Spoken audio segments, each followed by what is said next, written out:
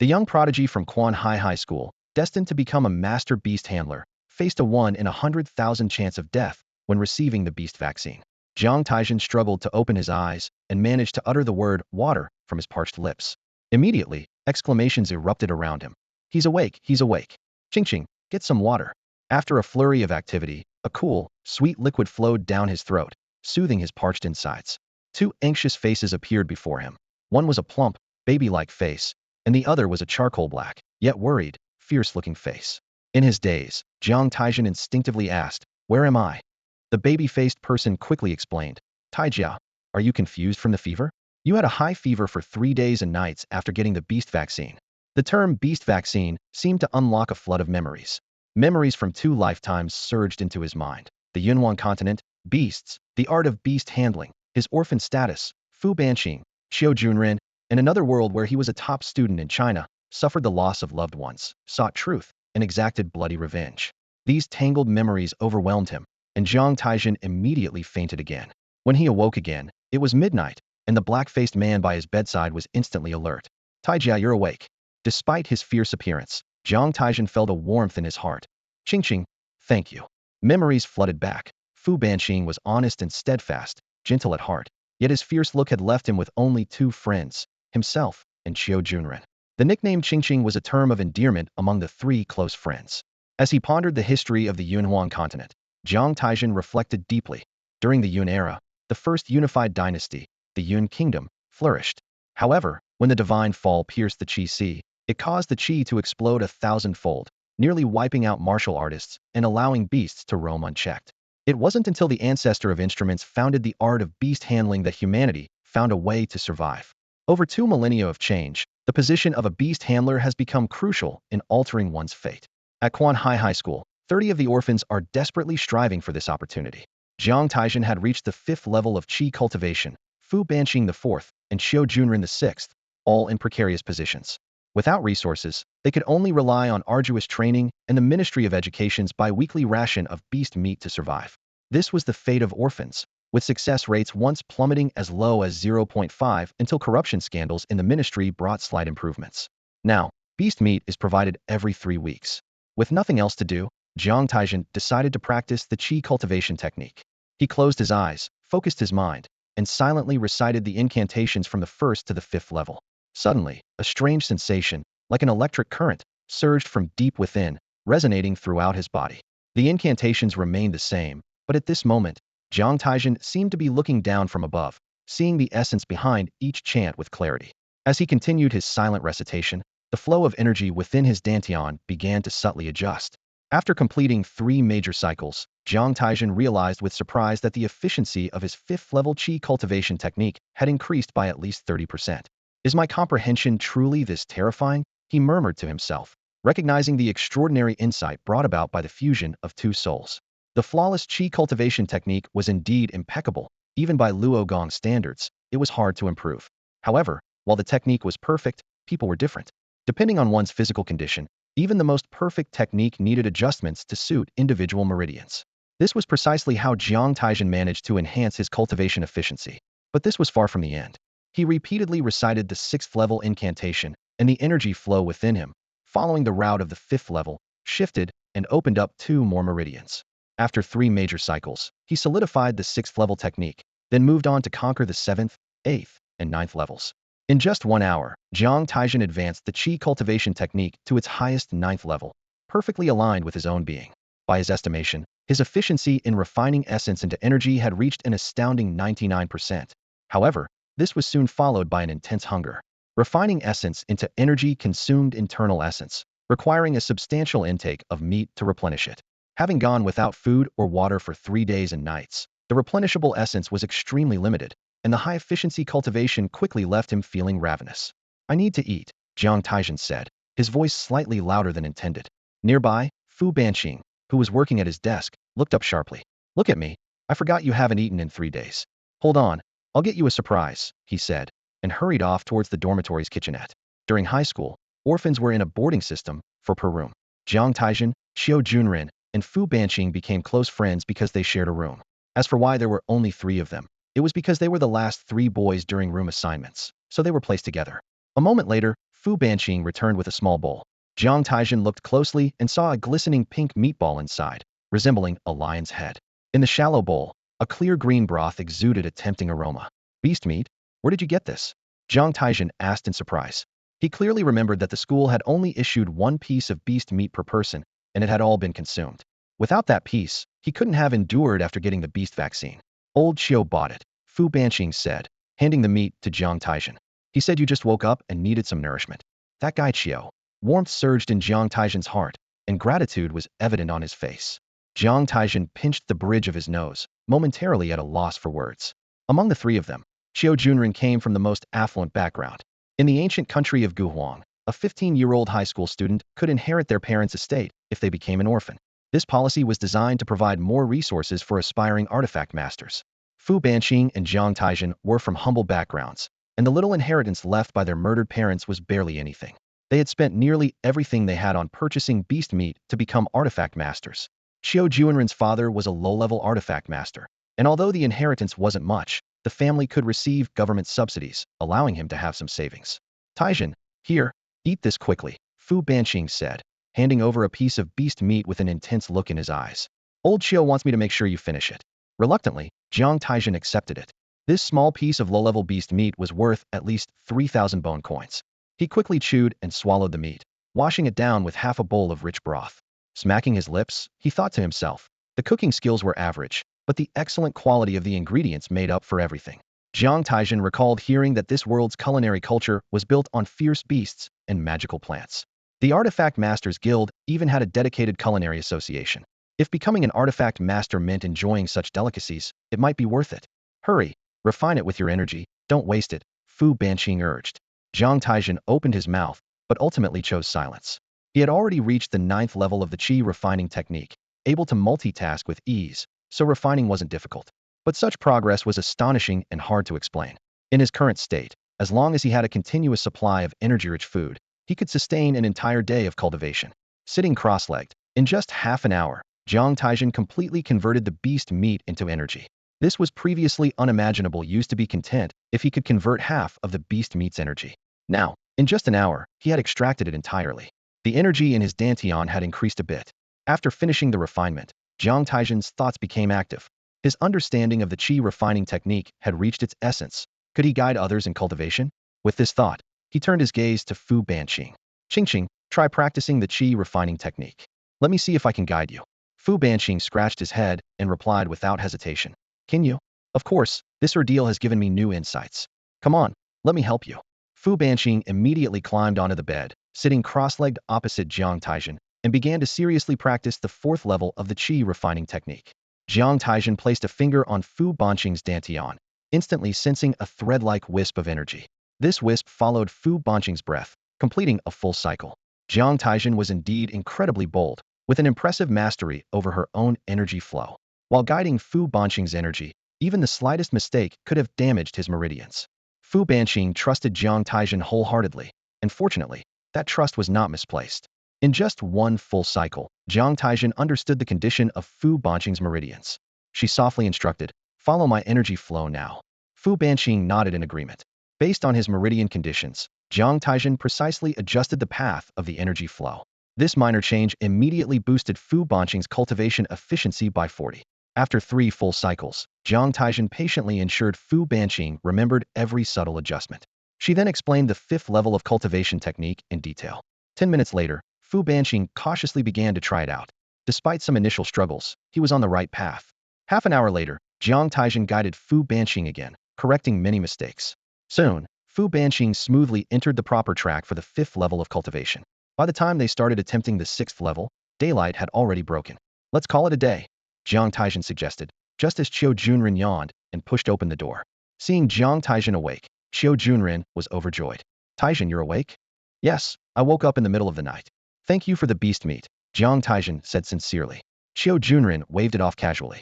No need to thank me. By the way, do you have class today? Old Wu is going to teach the 10th level of energy cultivation technique. Jiang Taizhen sat up straight and explained, of course, I'm going. The 10th level is different from the previous 9. It's the technique for refining the sea of devices. It's usually not taught until the second half of senior year. To prevent students from being overly ambitious and recklessly refining the sea of devices, which could ruin their future. It's forbidden for students before senior year. Qiu Junren suddenly noticed something different between the two, his gaze darting back and forth. Hey, you two, seem a bit different. Fu Banqing excitedly said. Old Qiu, Taizhen helped me cultivate to the 6th level of the energy technique. The 6th level? How is that possible? Qiu Junren was incredulous.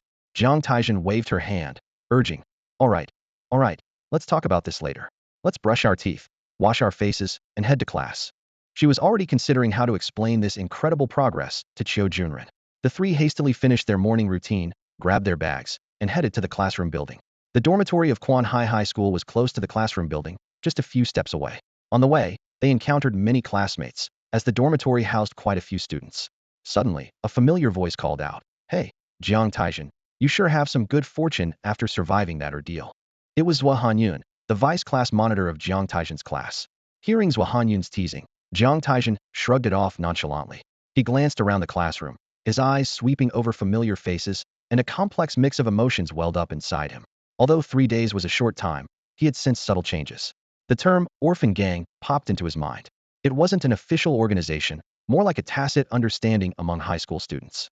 Those without family support naturally gravitated towards each other, forming a loose but effective alliance. They looked out for one another, standing together against the wealthy kids with influential backgrounds. Jiang Taizhen sighed softly. Though their antics weren't significant, they at least provided a touch of warmth to the orphans in the same building. His thoughts were interrupted by Yu Shui's voice. Ha ha ha, Jiang Taijia, your nickname couldn't be more fitting. Yu Shui laughed. You're so fake. It's like you can't even be bothered to live properly. Impressive. Jiang Taizhen's lips curled into a slight smile. His nickname was quite renowned throughout the senior year. His unique, laid-back demeanor, coupled with consistently decent grades despite his laziness, made people think he was just putting on an act. Whenever someone asked, he would casually attribute it to hard work, further cementing the too fake reputation. Believe what you want, I don't care, Jiang Taizhen replied casually. Peng Bei chimed in. All right, enough about that. Taijia, Mr. Wu has been talking about you for days. He even postponed teaching the 10th level of the qi cultivation technique just for you. A hint of gratitude flashed in Jiang Taizhen's eyes. Wu Neng, that guy, he does make me feel a bit touched. Qiu Junren immediately countered. Don't listen to Peng Bei's nonsense. All Mr. Wu did was move our class to the last slot among the 6 classes. It's not as dramatic as he says. Jiang Taizhen rolled his eyes. Peng, I think my nickname should be yours instead. Peng Bei chuckled wryly. I'd love that, but your too fake is just too well known. If someone in our class shouted too fake, guess who they'd point at? Jiang Taizhen put on a serious expression and asked, stop joking around. In 6 months, you'll have to face the music. What level are you at in the qi cultivation technique? Peng Bei sighed. 4th level, same old. I don't have much hope. I'll probably end up in the liberal arts class. Qiu Junren bluntly pointed out Peng Bei's weaknesses. Oh please, the liberal arts class? What are your scores in inscription class, basic artifact class, spiritual artifact evolution class, or skills synergy class? Do you even know? Peng Bei's face fell. Qiu Junren's words hit him where it hurt. Without high scores in these courses, getting into a university was a pipe dream. Without university education, even becoming a basic artifact master through self-study would be tough. Zhua Hanyun stepped in to comfort him. All right, everyone, enough. Peng Bei, it's not just about what level you're at in the qi cultivation technique. What matters is whether you can refine the sea of artifacts after reaching the 10th level. Everything else is just noise, so don't listen to Qiu's ramblings. Peng Bei forced a smile. I know all that, but being stuck at the 4th level of the qi cultivation technique doesn't give me much confidence. Jiang Taizhen changed the subject. Let's not dwell on these downers. Where's Xiaohu? Why isn't he here? Peng Bei replied. Wang Xiaohu? He's so excited he went to the classroom ahead of us. As they spoke, the 6 of them reached the classroom door. Sure enough, they saw Wang Xiaohu sitting at his desk, waving at them. The 6 filed in, and Jiang Taizhen once again scanned the classroom, feeling a mix of unfamiliarity and familiarity. Quite a few students had already arrived. Look, who do we have here? Jiang Taizhen, the man who walked out of hell. At the sound of the voice, Jiang Taizhen turned his head, his gaze landing on that familiar, arrogant face. Yang Xian stood at the classroom door, a mocking smile playing at the corners of his mouth. Yang Xian, are you concerned about me? Jiang Taizhen asked lightly, a hint of teasing in his tone.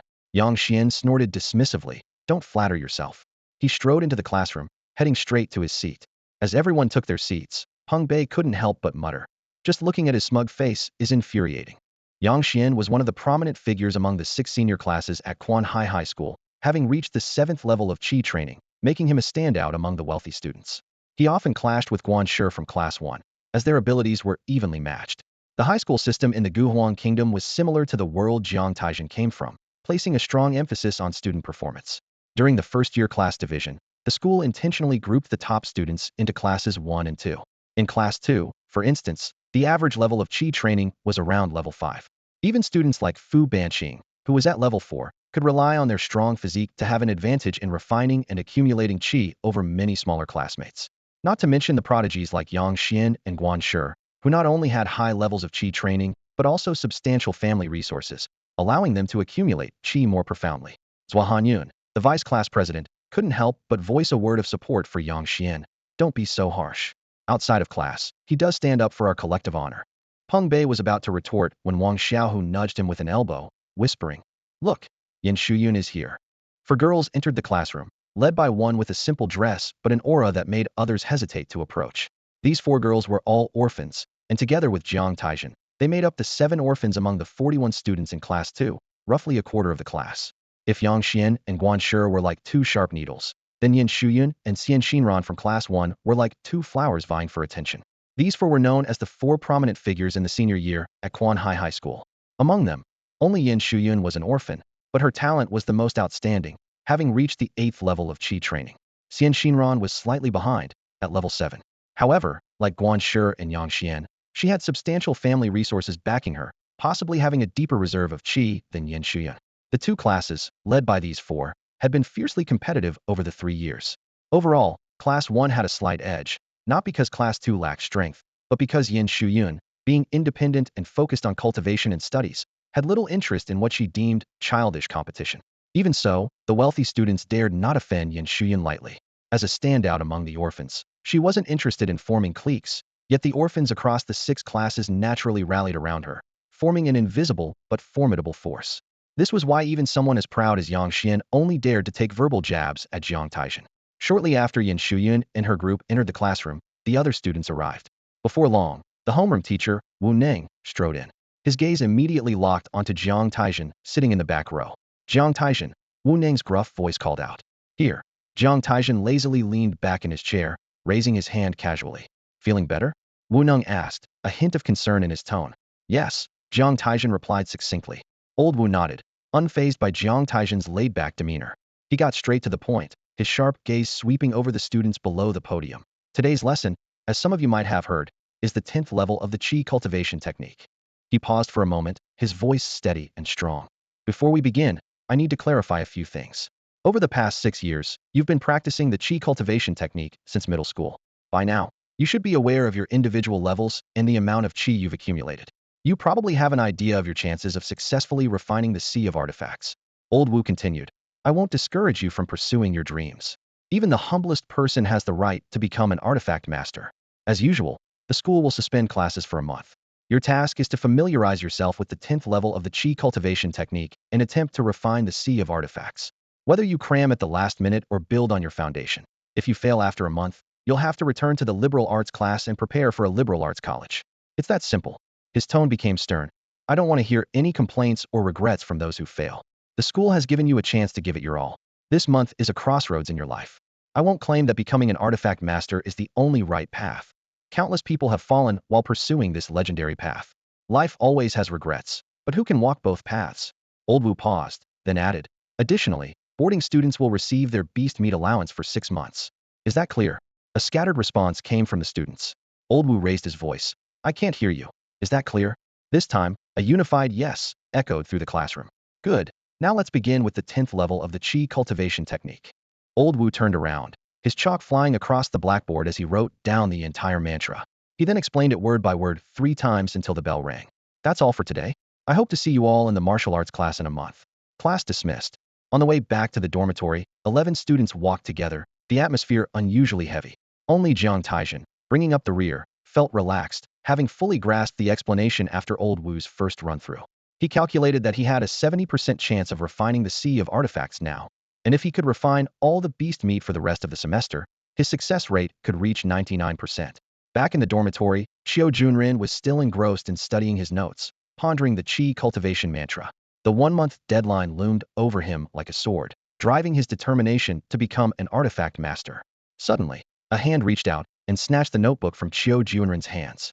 Qiu Junren looked up, just as Jiang Taizhen walked into the room. He furrowed his brow, noticing that Jiang Taizhen seemed a bit off today. Taizhen, what's up with you today? Don't you usually just crash on the bed when you get back? Qiu Junren asked, a hint of curiosity in his voice. Jiang Taizhen plopped down on the bed, looking somewhat exhausted. It's because of you too. Otherwise I wouldn't bother, he sighed. What do you mean? Qiu Junren asked, more puzzled than before. Turning to Fu Banqing, Jiang Taizhen instructed. Qingqing, go close the door and hang the do not disturb sign. Okay. Fu Banqing replied, promptly leaving to do as instructed. A moment later, the sound of the door closing echoed, and Fu Banqing returned to the room. Jiang Taizhen looked at Qiu Junren, speaking with an air of mystery. I know you won't believe it, but just watch this time. Watch what? Qiu Junren asked, completely at a loss. Jiang Taizhen gestured to Fu Banqing. Qingqing, let's continue from where we left off this morning. Fu Banqing understood, grinned, and nimbly climbed onto Jiang Taizhen's bed. Before starting, Jiang Taizhen reminded Qiu Junren. Just watch quietly, and don't make a sound, or interrupt us, got it? Instinctively, Qiu Junren adjusted his sleeves, a mix of curiosity and caution in his eyes. I'm curious to see what you two are up to. When Jiang Taizhen placed his fingers on Fu Banqing's dantian, Qiu Junren almost gasped. As a practitioner, he was well aware of the taboos of the qi refining technique, and Jiang Taizhen's actions were clearly violating one. However, trusting the two, he resisted the urge to speak, anxiously observing the entire process. An hour slipped by quietly, and sweat beaded on Qiu Junren's forehead. Suddenly, Fu Banqing's aura surged, escalating rapidly. This is the 7th level of qi refining. Qiu Junren's eyes widened in disbelief at the scene before him. He suddenly recalled Fu Banqing's words from the morning and hurriedly asked, Qingqing, were you serious about what you said earlier? Fu Banqing nodded, her innocent eyes blinking. Yeah, I told you. Taizhen helped me advance the qi refining technique to the 6th level. Qiu Junren turned to Jiang Taizhen, his voice trembling with excitement. How did you do it? This is impossible. Other countries, even the ancient Huang kingdom, have tried this and failed. How could you succeed? Jiang Taizhen scratched his head, puzzled. Other countries have tried it. Qiu Junren sighed helplessly.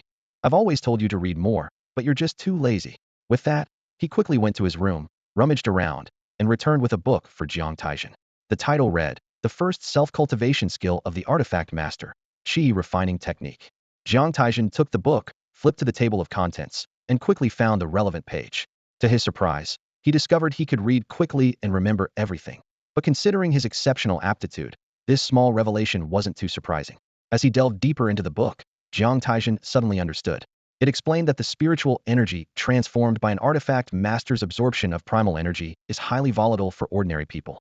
The book clearly stated that only spiritual energy refined by a super-level artifact master could safely guide an ordinary person's qi refining technique without damaging their meridians. However, this method was not widely applicable, as even in the ancient Huang kingdom, super-level artifact masters were exceedingly rare. Another feasible method mentioned was that an ordinary person who had not yet become an artifact master might succeed in guiding others if they persistently practiced the qi refining technique. Jiang Taizhen pondered, beginning to reflect on the reasons behind his success. Jiang Taizhen closed the book, his brows slightly furrowed. He had already anticipated the situation. Those who failed to become a master of artifact control might not excel in qi practice either, possibly not even breaking through the 4th level. How could such a person be qualified to guide others? He continued to ponder, a thought crossing his mind, persuading a genius to give up becoming an artifact master and focus solely on qi practice. While feasible, this approach had 2 significant issues. First, would these geniuses be willing to sacrifice their futures for others? Jiang Taizhen shook his head inwardly. He certainly wouldn't agree if he were in their place. Secondly, the sacrifice of just 1 or 2 individuals wouldn't suffice. A group would be needed to consistently contribute to the nation. Moreover, sacrificing one's own talented youth for the sake of the mediocrity, is this really appropriate? Jiang Taizhen already knew the answer. It's not. At that moment, Qiu Junren spoke up with a hint of disdain in his voice. 10,000 mediocre low-level artifact masters can't compare to one legendary genius. Everyone knows that the ancient Huang kingdom owes its current status to the 10 legendary elders of the 10 Elder Council, not to the tens of thousands of lower and mid-level artifact masters. No one dares to deny this. Jiang Taizhen leaned back lazily in his chair, a smile tugging at his lips. Seems these countries have got it right. He paused before continuing. There's a third point I haven't mentioned. Even a genius can't reach my level. It requires understanding the essence of qi practice and having a strong control over qi. Even a genius would need at least 10 or 20 years to achieve that, don't you think? Hearing this, Qiu Junren's eyes lit up, and he paced back and forth excitedly. Tai Jia, you can reach this level? No, wait.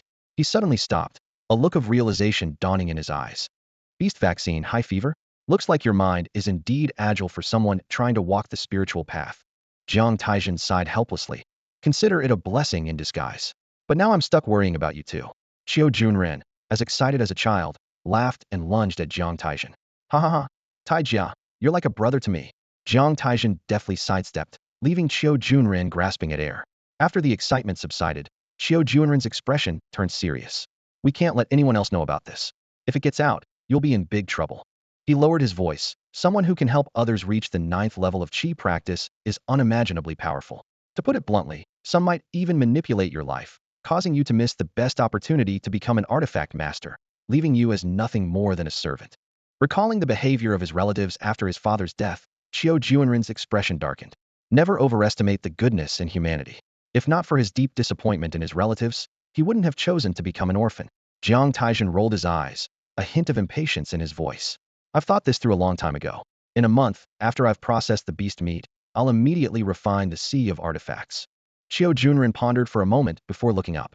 From now on, neither of you should leave the dorm room. Stay here in seclusion until the sea of artifacts is refined. I'll head to Old Wu's later to collect all the beast meat for you three. Fortunately, I haven't gone through Tai Jia's hands, so my qi practice remains unaffected. Jiang Taizhen seemed unconcerned. Aren't you being overly cautious? Qiu Junren shook his head firmly. Better safe than sorry. Qingqing's qi changes are the most pronounced, and there's a high chance she'll be noticed. As for you, Tai Jia, just because I can't see it doesn't mean an artifact master won't. It's better to be safe than sorry. Although Jiang Taizhen had confidence in his ability to conceal his qi, seeing Qiu Junren's earnestness, he decided to go along with it. After all, Qiu Junren's father was an artifact master, albeit a low-level one, but he might have more insight in certain areas. Even if Jiang Taizhen often suspected Qiu Junren used his father's name to bolster his own credibility. With the plan set, Qiu Junren left immediately. Half an hour later, he returned with 3 boxes filled with the beast meat they needed for their seclusion. The ferocious beast meat was finally brought back.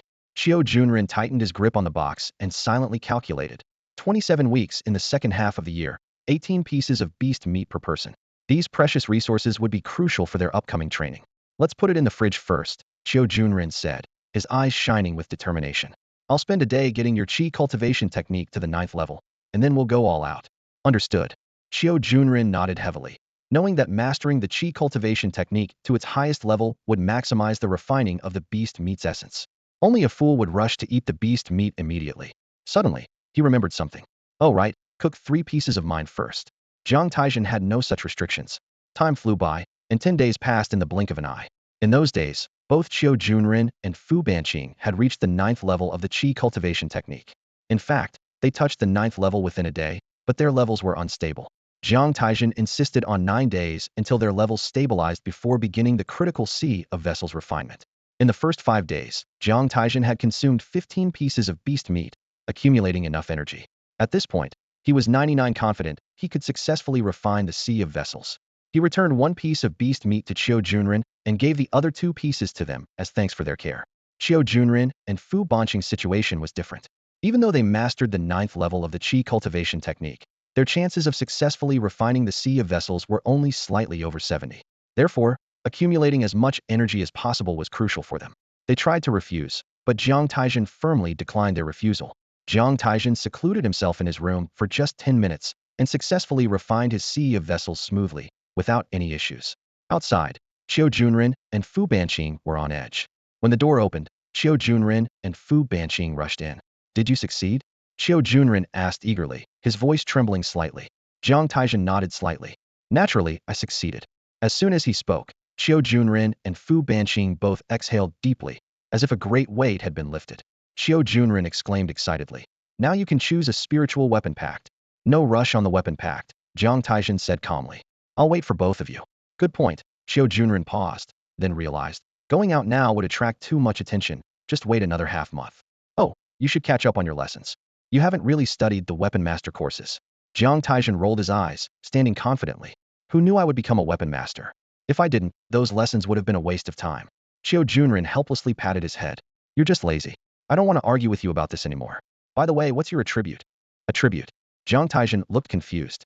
Qiu Junren habitually wanted to pat his head again, took a deep breath, and gently guided. Which acupoint did you choose to refine your sea of vessels? Lower Dantian, Middle Dantian, or Upper Dantian? Lower Dantian, isn't it obvious? Jiang Taizhen rolled his eyes at Xiao Junren. You chose heart flow, so naturally Upper Dantian. With Qingqing's physique, body flow is most suitable, so Middle Dantian. As for me, for you, since neither of us chose Qi flow, you reluctantly chose Qi flow, right? Xiao Junren teased. I thought you might change your mind at the last minute. Not at all, Jiang Taizhen said nonchalantly.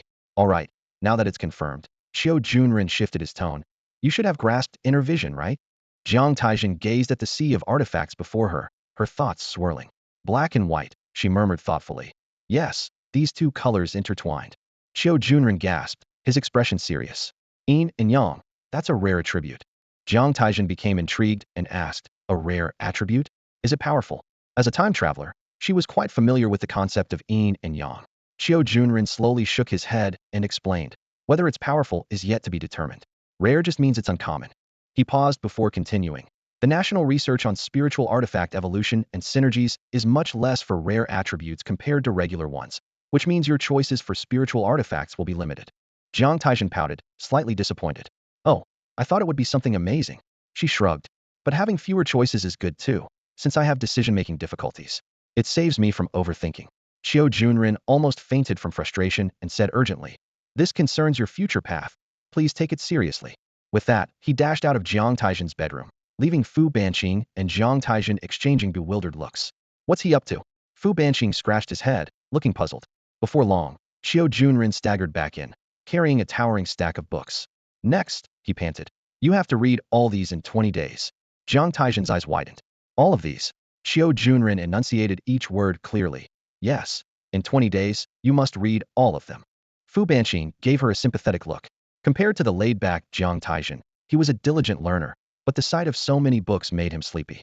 This was partly why he wanted to become a spiritual artifact master to avoid reading so many books. Jiang Taizhen picked up a book titled The Artificer's Exam Guide and complained, I can deal with the others, but these aren't necessary. You want to be an artificer? I don't have that ambition. Xiao Junren sighed and took back The Complete Guide to Artificer Professions, The Artificer's Exam Guide, The Apothecary's Exam Guide, The Botanist's Exam Guide, and The Inscriptionist's Exam Guide. The rest is enough to keep you busy, he said. I've already organized the reading order for you. As for Qingqing and me, don't worry about us. Refining the artifact C is something you have to do on your own.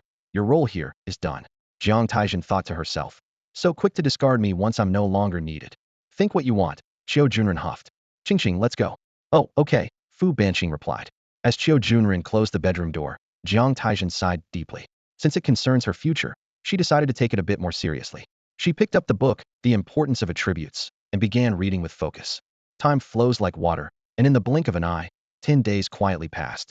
Jiang Taizhen had thoroughly studied all the books given to him by Xiao Junren, not just skimming through them. In fact, within just 3 days, he had memorized all the content. However, memorization is not the same as understanding. In the following 7 days, Jiang Taizhen delved into the material, replaying it in his mind until he had fully grasped every concept. Once he had completely absorbed the essence of these books, Jiang Taizhen suddenly realized the meaning behind Xiao Junren's enigmatic expression. Ultimately, regardless of the rarity of a user's attributes, their future potential is what truly matters. Jiang Taizhen's thoughts were immersed in the newly acquired knowledge. The term spiritual device refers to objects rich in inscription skills and possessing inscription mental methods. In contrast, a mundane device is defined as a spiritual device minus the inscription mental methods. The difference between the two is subtle yet vast. In the early days of spiritual device creation, craftsmen meticulously carved the bones of fierce beasts and magical plants to craft these wondrous objects. This process was far from arbitrary. Each spiritual device's creation required carving along the natural inscription patterns within the bone or plant. Any slight mistake that damaged these precious patterns would render the device embryo useless. Following this, a series of complex special treatments were needed. These were the original spiritual devices crafted by Yuan, the ancestor of devices, primitive and rough, yet brimming with immense power. Initially, these skilled artisans were known as carving masters, due to the original method of spiritual device creation. However, as time moved forward and technology advanced, the mysterious patterns hidden within bones and magical plants were organized and developed into the early inscription literature. The rise of inscription studies spurred technological innovation in spiritual device creation, evolving from mere carving to a more complex refining process. The earliest refined devices, lacking mental inscription methods, were considered spiritual devices without potential and thus were called mundane devices. These could be powered by external energy sources and were initially regarded as worthless. Surprisingly, it was these underestimated mundane devices that shaped a vibrant world. From cars and televisions to spiritual images and buildings, from toys to everyday items, everything Jiang Taizhen encountered bore the mark of mundane devices. The energy driving these mundane devices came from energy crystals made from the crystal cores of fierce beasts. Jiang Taizhen gradually understood the fundamental difference between spiritual and mundane devices. Mundane devices rely on external energy, while spiritual devices are powered by the spiritual energy within a user. The mental inscription methods in spiritual devices are the fundamental source of a user's spiritual energy. Of course, there are deeper differences between the two, but these introductory books only touched upon them briefly without delving deeply. As time went on, the creation of spiritual devices branched into two major schools, the traditionalists and the refiners. The traditionalists adhered to tradition, crafting users' devices from carved bones or magical plants. Meanwhile, the refiners forged a new path, using various materials and artificially adding inscriptions to refine weapons. The coexistence of these two schools injected new vitality into the development of spiritual devices. Jiang Taizhen stood in the device covenant room, gazing at the spiritual artifacts before him, his thoughts drifting to the debate between the primitive faction and the refinement faction. This age-old topic is elaborately discussed in the book, The Primitive and Refinement Factions. In short, the primitive faction excels in complexity, while the refinement faction triumphs in simplicity. What truly distinguishes complexity from simplicity? Jiang Taizhen knew that only by personally forming a covenant with a spiritual artifact could one truly grasp its mysteries.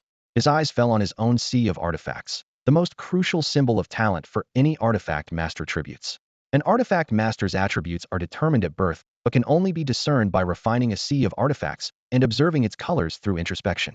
On Jiang Taizhen's sea of artifacts, a blend of black and white emerged, the hallmark of the Yin-Yang attribute. Attributes dictate the type of spiritual artifacts we must form a covenant with, Jiang Taizhen murmured to himself. He was well aware that mismatched attributes could lead to extreme disharmony between spiritual energy and the body during cultivation, with unpredictable consequences. As a result, the spiritual artifacts that artifact masters form covenants with are diverse and unique. This diversity, however, poses a challenge. While common attribute spiritual artifacts are well researched, those with rare attributes are relatively underexplored. Jiang Taizhen frowned, pondering this seemingly trivial difference, which could have a significant impact when it comes to the evolution and synergy of spiritual artifacts. His fingers gently brushed against the spiritual artifact beside him, feeling the power it contained. Just as the world is divided into different levels, so too are spiritual artifacts. Low, middle, high, super, and legendary grades correspond to the levels of artifact masters. Even forming a covenant with just one legendary spiritual artifact is enough to be ranked among legendary artifact masters, though perhaps the weakest among them. Jiang Taizhen closed his eyes, recalling the intricate process of spiritual artifact evolution. For a low-grade artifact master to advance to the middle grade, their spiritual artifact must evolve. This requires an abundance of materials, the cultivation of heart method inscriptions, accumulated spiritual energy, and other conditions, each evolution formula representing the hard work of predecessors. When it comes to synergy, Jiang Taizhen couldn't help but smile wryly. Synergy refers to the interactive effects between multiple spiritual artifacts. Researching a synergy formula involves mastering vast knowledge, including meridian studies, inscription studies, heart method studies, and skill studies. Spiritual artifact synergy is divided into heart method synergy and skill synergy, with the former holding a higher status. Additionally, there are positive and negative synergies, each with distinctly different effects. Jiang Taizhen opened his eyes again, reassessing the spiritual artifact before him. He understood that each covenant was a quest for balance within this complex system, a pursuit of breakthroughs. Whether primitive or refinement, the ultimate goal is to achieve perfect harmony between the artifact master and the spiritual artifact. The mysteries of the bond between spiritual artifacts are far more complex than they appear on the surface. Jiang Taizhen once read about a similar concept in martial arts novels before her journey, which reminded her of Zhang Sanfeng's Tai Chi philosophy. Imagine someone holding two low-level martial arts manuals, one representing Yin and the other Yang, confidently claiming that combining them would create a chemical reaction, fusing into a true Tai Chi philosophy. Any rational person would scoff at this idea. The bond between spiritual artifacts is similar. Merely placing two artifacts together does not automatically create a bond. First, there must be the potential for a bond between the two spiritual artifacts. Like the two low-level manuals, even if there is potential for fusion, simply practicing them won't achieve the goal. This involves complex processes of transformation, connection, and neutralization, much like the intricate flow of inner energy through meridians. Jiang Taizhen envisioned a vivid analogy: a man and a woman, 22 kilometers apart, each running towards each other for 11 kilometers. When they've each covered 10 kilometers, how do they cross the remaining 2 kilometers? How do you ensure these destined individuals finally unite? This is the challenge facing researchers of bonds, who study this final push, the bond formula, commonly known as matchmaking. As the number of spiritual artifacts increases, the complexity of bond research rises exponentially. 3 artifacts require 3 bond formulas, 4 require 6, and 5 need 10. More challenging is that with each added artifact, not only must new bond formulas be considered, but they must also perfectly align with existing ones. Jiang Taizhen imagined a delicate triangular model. The 3 vertices represent the spiritual artifacts, and the 3 sides are the bond formulas. This triangle must be a precise equilateral triangle, with no deviation, which is the subtlety of bond research. In comparison, the research curve for the evolution of spiritual artifacts is much gentler. The difficulty does not increase as steeply as in bond research. Understanding this, Jiang Taizhen finally grasped why Qiu Junren was so troubled. From a national perspective, research priorities naturally lean towards the evolution and bonding of conventional attribute spiritual artifacts, as this maximizes the overall strength of artifact masters. For those with rare attribute spiritual artifacts, however, the situation is less optimistic. Aside from historical formulas, they can only hope for breakthroughs from national or major power research. After all, researching evolutionary bonds by oneself is nearly an impossible task. Of course, if a genius were to independently develop groundbreaking results, the state would undoubtedly provide strong support.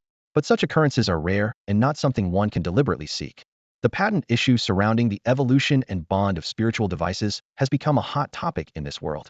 Jiang Taizhen stood in front of the Star Network terminal, carefully browsing the latest patent regulations.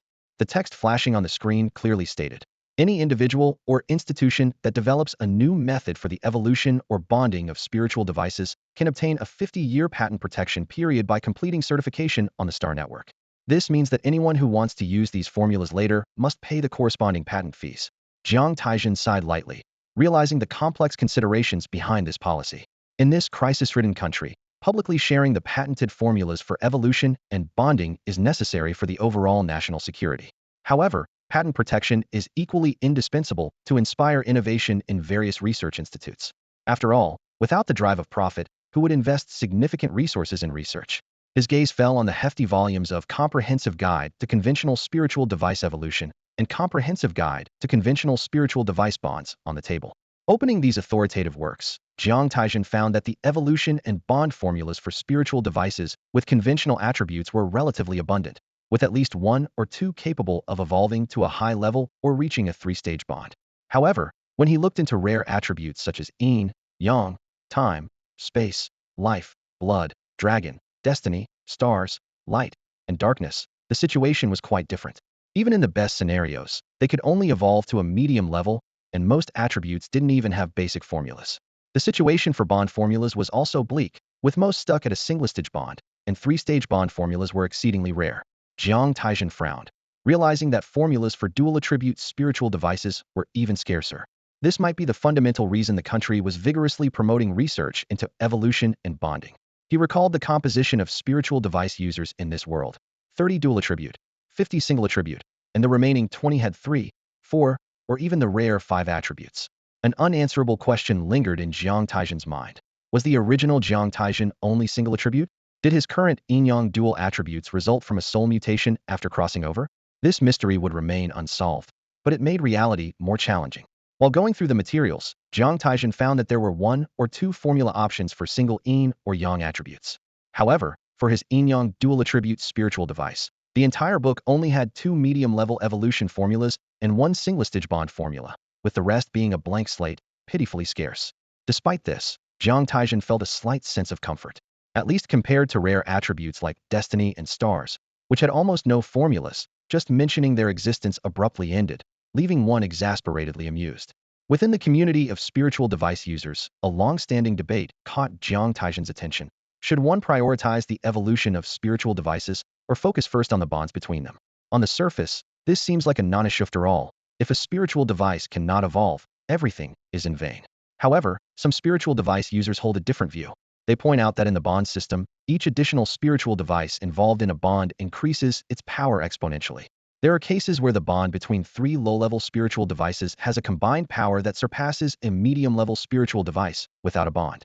Such examples are numerous. Giving Bond First advocates a significant share of support among spiritual device users.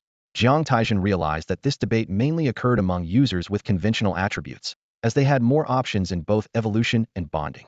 For someone like him, with rare dual attributes, the choices were exceedingly limited. He reassessed his situation and sighed deeply. As a Yin-Yang dual attribute spiritual device user, his path was destined to be challenging. The available evolution formulas were few, and bond formulas even scarcer, undoubtedly posing significant obstacles to his future development. However, Jiang Taizhen was not discouraged by this. He knew that in this world full of danger and opportunity, only through continuous exploration and innovation could he carve out his own path. Jiang Taizhen pushed the thought aside and focused on the present. For the next 10 days, he lay in bed, fully immersed in studying his spirit sea, without disturbing Qiu Junren and Fu Banqing's cultivation. Time flew by, and before he knew it, it was the third to last day. When Qiu Junren and Fu Banqing entered Jiang Taizhen's room with beaming faces, he immediately realized something. Did you succeed? Jiang Taizhen sat up, his eyes sparkling with anticipation. Yes, we did. Both Qingqing and I succeeded. Qiu Junren exclaimed excitedly, attempting to rush over, but Jiang Taizhen held him back with one hand. So what attributes do you have? Jiang Taizhen asked eagerly. I'm fire and wood, and Qingqing is lightning and earth. Qiu Junren replied, his face brimming with joy. Not bad. Those are common attributes. Jiang Taizhen nodded approvingly. And fire is one of the best attributes for an artificer. Congratulations, Lao Qiu, you're one step closer to your dream. Gold, wood, water, fire, earth, wind, and lightning 7 common attributes, and you too have 4 of them, Jiang Taizhen remarked. I should be thanking you. Taizhen, thank you. Thank you, Taizhen, Fu Banqing echoed sincerely. Jiang Taizhen waved his hand dismissively. We're family, no need for thanks. Since we've all refined our spirit seas, you should start considering which spiritual weapon to choose. No need to think. I've already decided, Qiu Junren said confidently. As for Qingqing, I've come up with several plans for him. Let's go claim our final benefits. I can hardly wait. You're in quite a hurry, Jiang Taizhen said as he struggled to get out of bed. Seeing the eagerness in Fu Banqing's eyes, he didn't dawdle any longer. Let's go find Lao Wu. Lao Wu, Wu Neng, looked at the trio in front of him, his surprise evident. I thought Qiu Junren was the most likely to become an artificer this time, but you two got lucky and successfully refined your spirit seas. That makes 16 successful third-year students. 16 that many? Qiu Junren asked in surprise. Not really, Lao Wu shook his head. There are over 240 students in the 3rd year. For a 30 success rate, there should be over 70. We're not even halfway there yet. But don't worry, the next 3 days are the peak period. Then, Comrade Lao Wu, could you issue us a certificate so we can go claim our benefits? Qiu Junren asked cheekily. Lao Wu quickly wrote out 3 certificates but pulled them back as Qiu Junren reached for them, emphasizing seriously. I didn't check you because I trust you. However, the Artificer Guild won't just take this certificate at face value. Once you're inside, they'll have someone check your status. So don't try any funny business, there will be consequences. Don't worry, Lao Wu. I wouldn't deceive you. Trust me, Qiu Junren assured, patting his chest. Lao Wu, can I ask who's already succeeded in our class? Jiang Taizhen inquired curiously. Yang Xian, Yin Shuyuan, and Zuohan Yun, Lao Wu replied, adding, oh, and Zuohan Yun was just ahead of you. If you're quick, you might catch up to him. So few. Jiang Taizhen muttered to himself, eyebrows furrowed, clearly surprised by the number. It's already quite a number, and with the 3 of you as unexpected surprises, your class might have more successful students than Class 1. There was a hint of satisfaction in Mr. Wu's voice as he glanced at the 3 students in front of him. By the way, have you all learned the Qi contract skills? He suddenly remembered and asked. Yes, we have, the 3 replied in unison. Have you all chosen the spiritual tools you like? Yes, we're pretty much ready, Qiu Junren answered, carefully avoiding the topic of Jiang Taizhen's attributes. Mr. Wu nodded in approval. Very good. Remember to contract your spiritual tools and come back for classes in 3 days. Got it, the 3 echoed. Mr. Wu took a piece of paper from his drawer and handed it to Qiu Junren. Here, take this. Qiu Junren accepted the proof with delight, finally feeling relieved. Thank you, Mr. Wu. I think you can go now, an afternoon should be enough time, Mr. Wu suggested, watching them leave. Outside the teacher's building, the 3 exchanged a glance. Qiu Junren took the lead, quickly heading towards the school gate. Jiang Taizhen followed, feeling a bit apprehensive. It was his first time stepping out of the school since he arrived in this world, and despite being an orphan, the school was the safest place for him. Let's hurry, I've already checked the bus routes to the Chi Master Guild. Let me check again, Qiu Junren said, pulling out a small, slightly worn-out phone to quickly confirm the route. Although this second-hand Chuanqing phone was worth 5,000 bone coins and considered cheap among low-level mundane tools, it was still a luxury for Jiang Taizhen and Fu Banqing. The three had to share this one phone, and the contact information they usually gave out was Qiu Junren's number. We need to transfer 4 buses, it's quite far. First, the 17 bus, Qiu Junren said as he led the two to the 17 bus stop about a mile away. After waiting for about 3 minutes, a long double-decker bus slowly pulled into the station. Jiang Taizhen curiously observed the bus and asked, "Is this a mid-level mundane tool?" Qiu Junren shook his head. "No, this is a large low-level mundane tool, and I heard each one costs 300,000 bone coins." Jiang Taizhen and Fu Banqing exchanged a surprised glance. Growing up in an orphanage, their understanding of mundane tools was still vague. Even in school, they could only learn a bit from books. In contrast, Qiu Junren, coming from a Qi master family, was knowledgeable and often shared his knowledge with them. "That's so much," Fu Banqing said, wide-eyed with amazement. "Not really," Qiu Junren explained. "Once we become Qi masters, we'll have to get used to these big numbers. I've heard that a mid-level mundane tool starts at least 1 million bone coins." 1 million bone coins. Jiang Taizhen gasped. "What about spiritual tools?" Qiu Junren held up 5 fingers. "Mid-level spiritual tools, this much. 5 million. Yes." Jiang Taizhen quietly closed his mouth, not daring to ask further. He was secretly amazed, thinking that just one more skill could be worth an additional 4 million bone coins. It seemed like daylight robbery. Throughout the journey, Jiang Taizhen observed the scenery outside the bus window. The bustling streets and throngs of people made Quanhai City, a second-tier city, seem just as lively as a first-tier city in another world. Suddenly, a frequently appearing advertisement caught his attention. "Hey Qiu, is this Crown Light Energy Crystal Column Generation 7 that amazing?" Jiang Taizhen pointed out the window and asked. "Its ads are everywhere, claiming to improve energy utilization by 1 over other energy crystal columns. The energy crystal pillars from the Mianguang series are quite famous, you know. You've heard of the Chengguang Energy Group, right? I've mentioned it to you before," Qiu Junren said, tapping his temple as if trying to jog Jiang Taizhen's memory. Jiang Taizhen frowned slightly, then suddenly remembered. "Oh, Chengguang, one of the 5 major artifact technology groups. I know, there's Zui Xing, Chengguang Energy, Zhu Jing, Tianchun, and Jingmu." Her voice carried a hint of pride, as if she had finally grasped a familiar concept. Qiu Junren shook his head with a hint of exasperation. "Seems like you forgot everything I told you. Even Qingqing knows more than you," he teased. Fu Banqing, standing nearby, scratched his head with a sheepish grin. "I know, the famous spiritual artifact crafting group." His eyes sparkled with curiosity. "All right," Qiu Junren sighed, spreading his hands with a touch of resignation. "Let me explain again." He took a deep breath, as if preparing to launch into a mini-lecture. Chengguang Energy, among the 5 major artifact technology groups, is known for its research on beasts.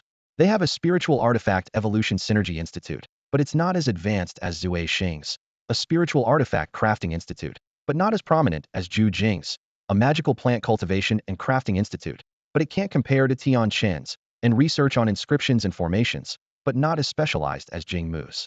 "Got it." Jiang Taizhen's eyes lit up with understanding. "Got it. So, Zui Xing's strength is spiritual artifact evolution synergy research. Zhu Jing's is crafting spiritual and mundane artifacts. Tianquan's is cultivating and crafting magical plant potions. And Jingmu's expertise is in inscriptions and formations, right? Now you're getting it." Qiu Junren nodded approvingly, a slight smile on his lips. Fu Banqing's eyes darted around as if he was a bit dizzy from Jiang Taizhen's explanation, his face full of confusion. Jiang Taizhen pondered for a moment and asked, "But I have another question. How does Chengguang's research on beasts relate to energy?" Qiu Junren rolled his eyes at her, his voice tinged with a hint of frustration. "Beast cores," he emphasized. "You have to understand, every part of a beast is valuable. Bones can be carved into spiritual artifacts or used as materials. Tendons and fibers can also be used in spiritual artifacts, and I won't even start on the meat. There's the brain, skin, fur, horns, and finally, the beast core, which is a natural energy source." He paused, then continued. "However, natural beast core energy is highly irregular and not standardized, and the spiritual energy inside the cores is extremely volatile, making them unstable for use in formations. That's why energy crystal pillars were developed."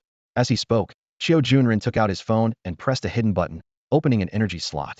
A round crystal chip, about 2 centimeters in diameter and 1 millimeter thick, appeared in front of Jiang Taizhen and Fu Banqing.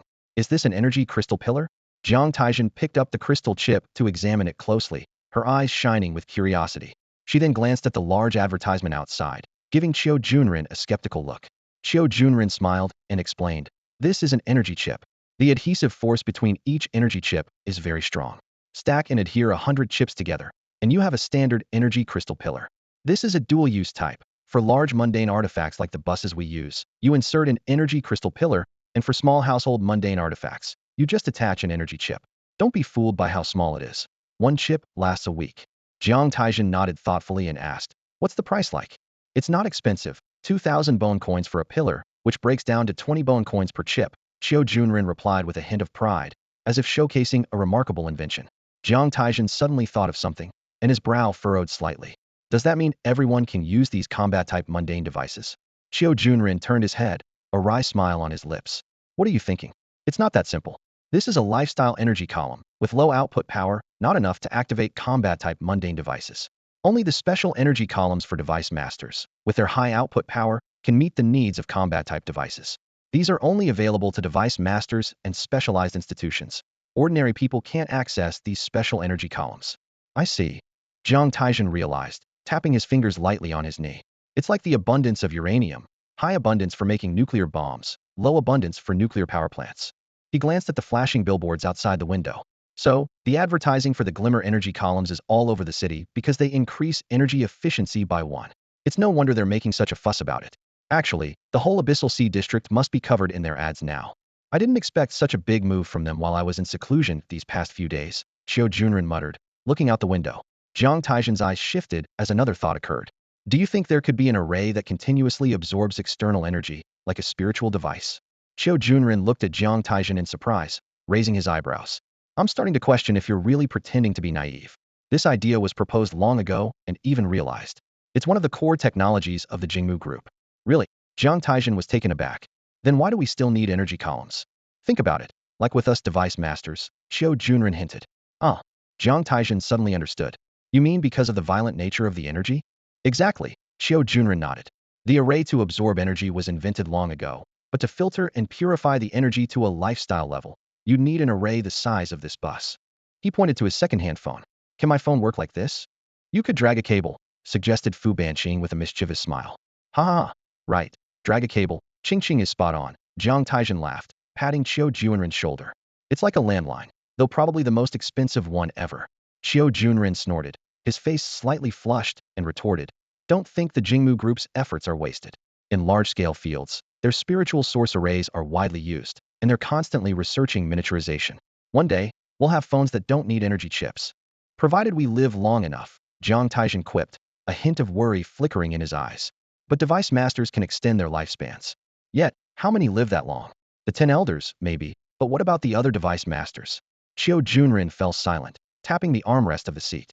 "Statistics show that the average lifespan of device masters is generally lower than that of ordinary people because they face immense challenges in this era, with monstrous beasts being just one of the major threats."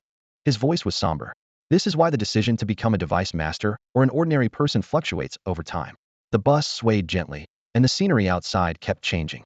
"But for orphans, there aren't many options. Becoming a device master is one of the best paths. At least they have some control over their fate," Qiu Junren continued. "Perhaps that's why, in this era where device masters are in high demand, the education department keeps a close watch on the welfare of orphans. Otherwise, the embezzlement scandal involving beast meat and the legendary Elder Lay's wrath wouldn't have happened years ago." After seeing energy column ads everywhere and switching buses 4 times, taking nearly 2 hours, the three finally arrived at the entrance of the Device Masters Guild. As the busiest part of Quanhai City, the flow of people entering the guild was endless. The 60-plus floors of the Pansy building were entirely occupied by the guild, serving as its branch office in Quanhai, covering dozens of nearby third-tier cities. The first 3 floors of the Pansy building were all registration offices. After taking a number, the 3 settled in to wait for their turn. Fu Banqing's eyes sparkled as he nudged Qiu Junren's elbow. "Old Qiu, are all these people device masters? They seem so impressive." Fu Banqing was unexpectedly excited after arriving at the guild. The people coming and going exuded an aura that was both intimidating and awe-inspiring. Qiu Junren pondered for a moment before explaining. "Not all of them. Some are just regular support staff. Those with a strong presence are likely just new device masters who haven't learned to control their aura. Those above mid-level usually don't come here often, and we can't really tell them apart." "Oh, I see," Fu Banqing said with a hint of disappointment, his shoulders slightly drooping. "Number 38, Please go to counter 7. The announcement system suddenly blared. Ching ching, they're calling you. Xiao Junren immediately reminded Fu Banqing upon hearing the number. Jiang Taizhen took the Chuanqing phone handed to him by the staff, and the palm-sized device made him realize why Qiu Juan had mentioned that mid-level or higher instrument masters rarely came here in person. Over the past 10 minutes, Jiang Taizhen had undergone a series of physical examinations on an advanced mortal device, including a comprehensive evaluation of his vessel C. The precision of these high-tech devices amazed Jiang Taizhen, making him feel as if he were in a futuristic world. Next came a series of complicated procedures. After 10 busy minutes, Jiang Taizhen finally received the Chuanqing phone. The staff patiently explained, "The final benefit collection is on the 16th floor. Just show the identity code on the phone." Jiang Taizhen looked down and found a unique guild registration code for instrument masters on the dedicated phone, which would serve as his pass throughout the ancient Huang kingdom. "All right, thank you." Jiang Taizhen thanked politely, then left the testing room. Qiu Junren and Fu Banqing had been waiting outside for a long time. "Let's go, the 16th floor," Qiu Junren suggested. The three of them quickly reached the 16th floor by elevator. At the front desk, they each scanned their identity codes. The receptionist promptly retrieved their information and smiled. "Hello, the three of you. As the final government benefit for orphans, you may freely choose a low-grade spiritual instrument and a low-grade mortal instrument. Please sign here to confirm." The three of them solemnly signed their names. Then, the staff led them into a spacious room.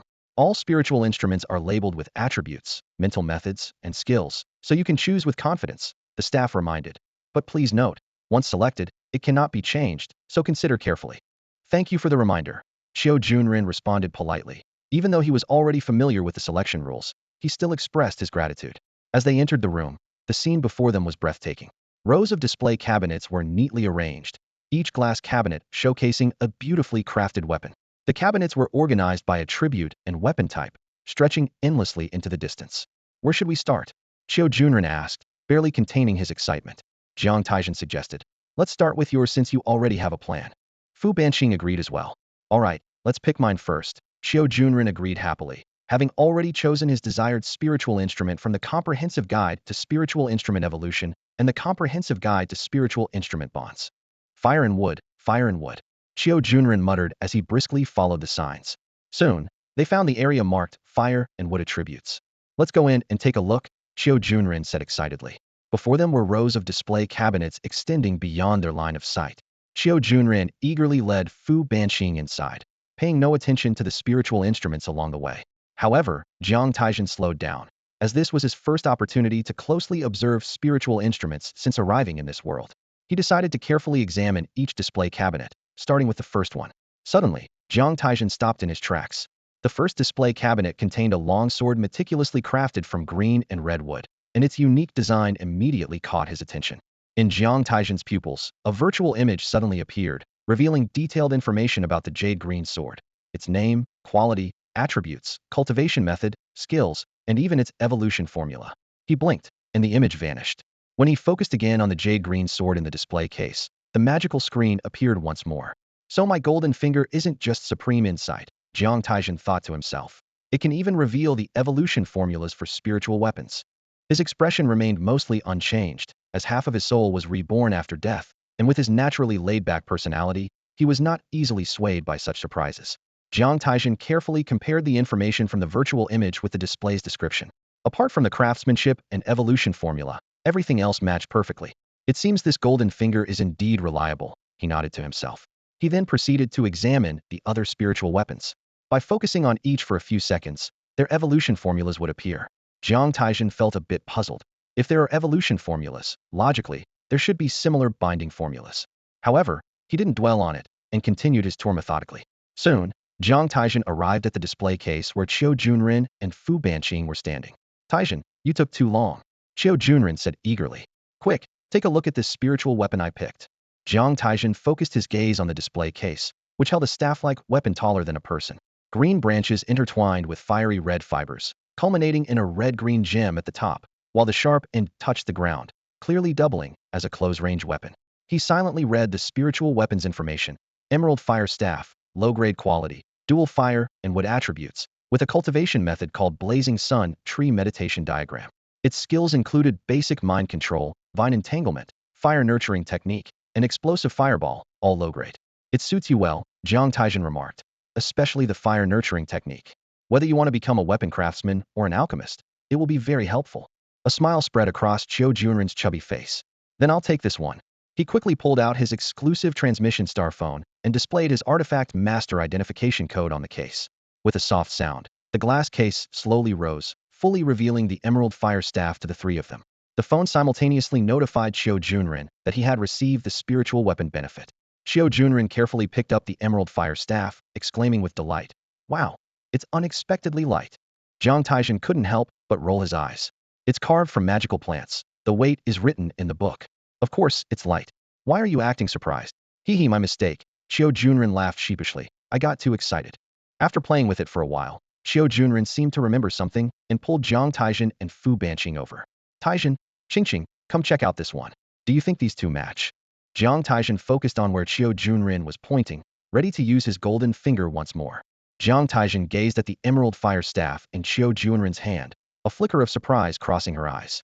The previously hidden bond formula suddenly appeared, unfolding like a mysterious scroll. She realized that the bond's name was indeed fitting. Only by placing the spiritual artifacts side by side could one glimpse the underlying connections between them. "This is the second bond artifact you've chosen, isn't it?" Jiang Taizhen said with a smile, her eyes glinting with approval. "Haha, not bad at all.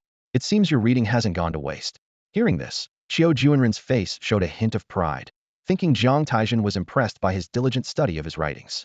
Little did he know, Jiang Taizhen had uncovered the truth behind the bond artifacts thanks to her mysterious golden finger. "A good choice," Jiang Taizhen continued, her tone tinged with admiration. "It actually has two bond skills."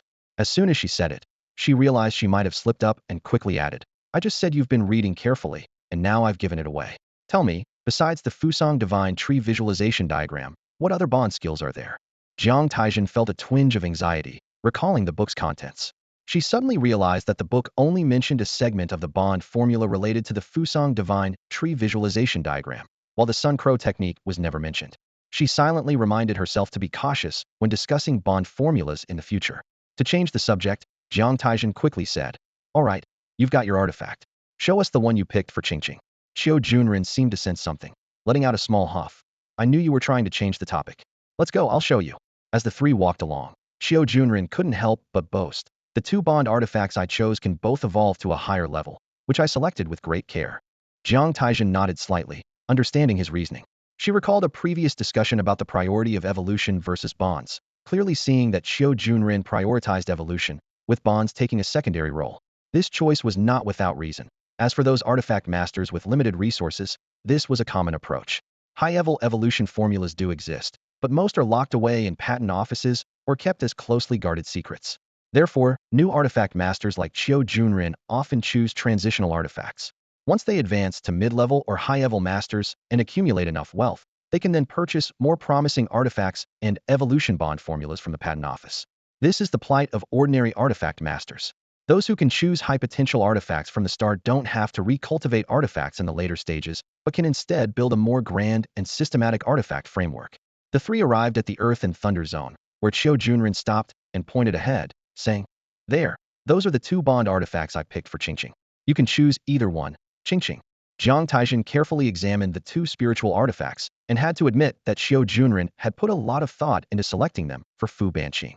The Wuji Thunder Hammer was a long-handled heavy hammer with a yellow base and purple patterns, and its iron handle clearly showed the craftsmanship of an artifact smith, rather than the rough work of the primitive faction. The Wuji Refined Thunder Armor was a full-body heavy armor set with a fully covered helmet, boasting the strongest defense among spiritual artifacts of the same level. Such armor was rare in the primitive faction's craftsmanship and was undoubtedly a masterpiece of the refining faction.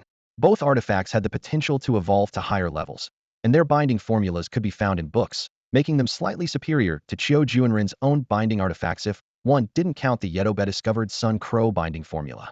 Not bad, not bad. They're both physical cultivation methods, very suitable for Qingqing. Jiang Taizhen nodded approvingly.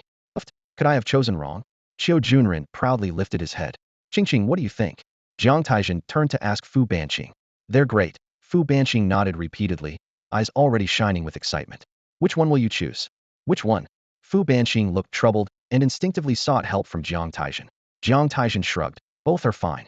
If you like offense, go for the Wuji Thunder Hammer. If you prefer defense, choose the Wuji Refined Thunder Armor." "Then I'll choose the Wuji Refined Thunder Armor," Fu Banqing said without hesitation. Are you sure? Yes. I promise to protect both Tai Jia and Old Xiao, Fu Banqing said solemnly. Jiang Taizhen and Xiao Junren exchanged glances, and the latter's nose twitched as he pretended to be indifferent. Qing, you're being too sentimental. Did I say something wrong? Fu Banqing looked at Xiao Junren in confusion, not understanding his reaction. Xiao Junren laughed it off and changed the subject. Fu Banqing then scanned the identity code and claimed the artifact. All right, finally my turn. Jiang Taizhen stretched lazily. Let's go to the Yin-Yang attribute section and see if there's anything good. I hope for a surprise. Ever since unexpectedly awakening his special abilities, he had become less concerned with the Yin-Yang attribute artifacts recorded in books. Let's go, Xiao Junren urged. Fu Banqing followed, carrying the heavy Wuji refined thunder armor, moving a bit slowly. As the three headed to the Yin-Yang section, Xiao Junren suddenly stopped. Look, it's Zhua Hanyun. Following Xiao Junren's gaze, they saw Zhua Hanyun holding an ice blue spear, walking out of the 16th floor with a service staff. Should we call him? Fu Banqing asked.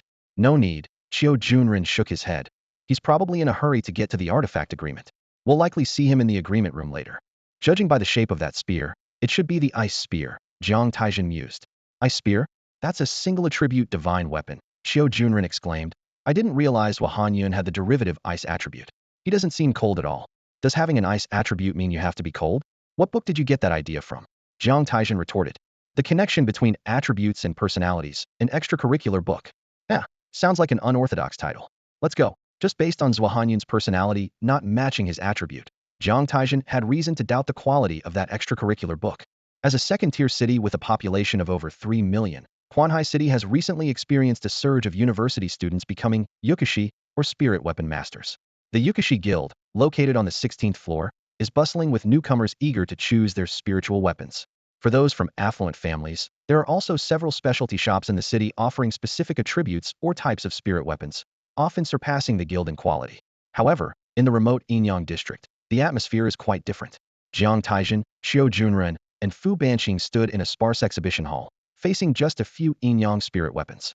Only 7 Yin-Yang spirit weapons. Xiao Junren exclaimed in disappointment, his gaze sweeping over the sparse display stands. Compared to the hundreds of spirit weapons he and Fu Banqing could choose from, this seemed pitifully few. Jiang Taizhen, however, appeared unfazed, casually waving his hand. It's normal, really. After all, I estimate I'm the only one in Quanhai City with both Yin and Yang attributes in the past 50 years. Jiang Taizhen then carefully examined the 7 rare Yin-Yang spirit weapons. The options included the Yin-Yang reincarnation spear and Yin-Yang dual blades for the chi flow method, the Yin-Yang dual wield gauntlets, Yin-Yang heart protector mirror, and Yin-Yang bright armor for the body flow method, and the Yin-Yang life and death pestle and Yin-Yang double fish pendant for the mind flow method. The most striking among them was the Yin-Yang dual wield gauntlets, a unique weapon that could serve as both a gauntlet and a shield.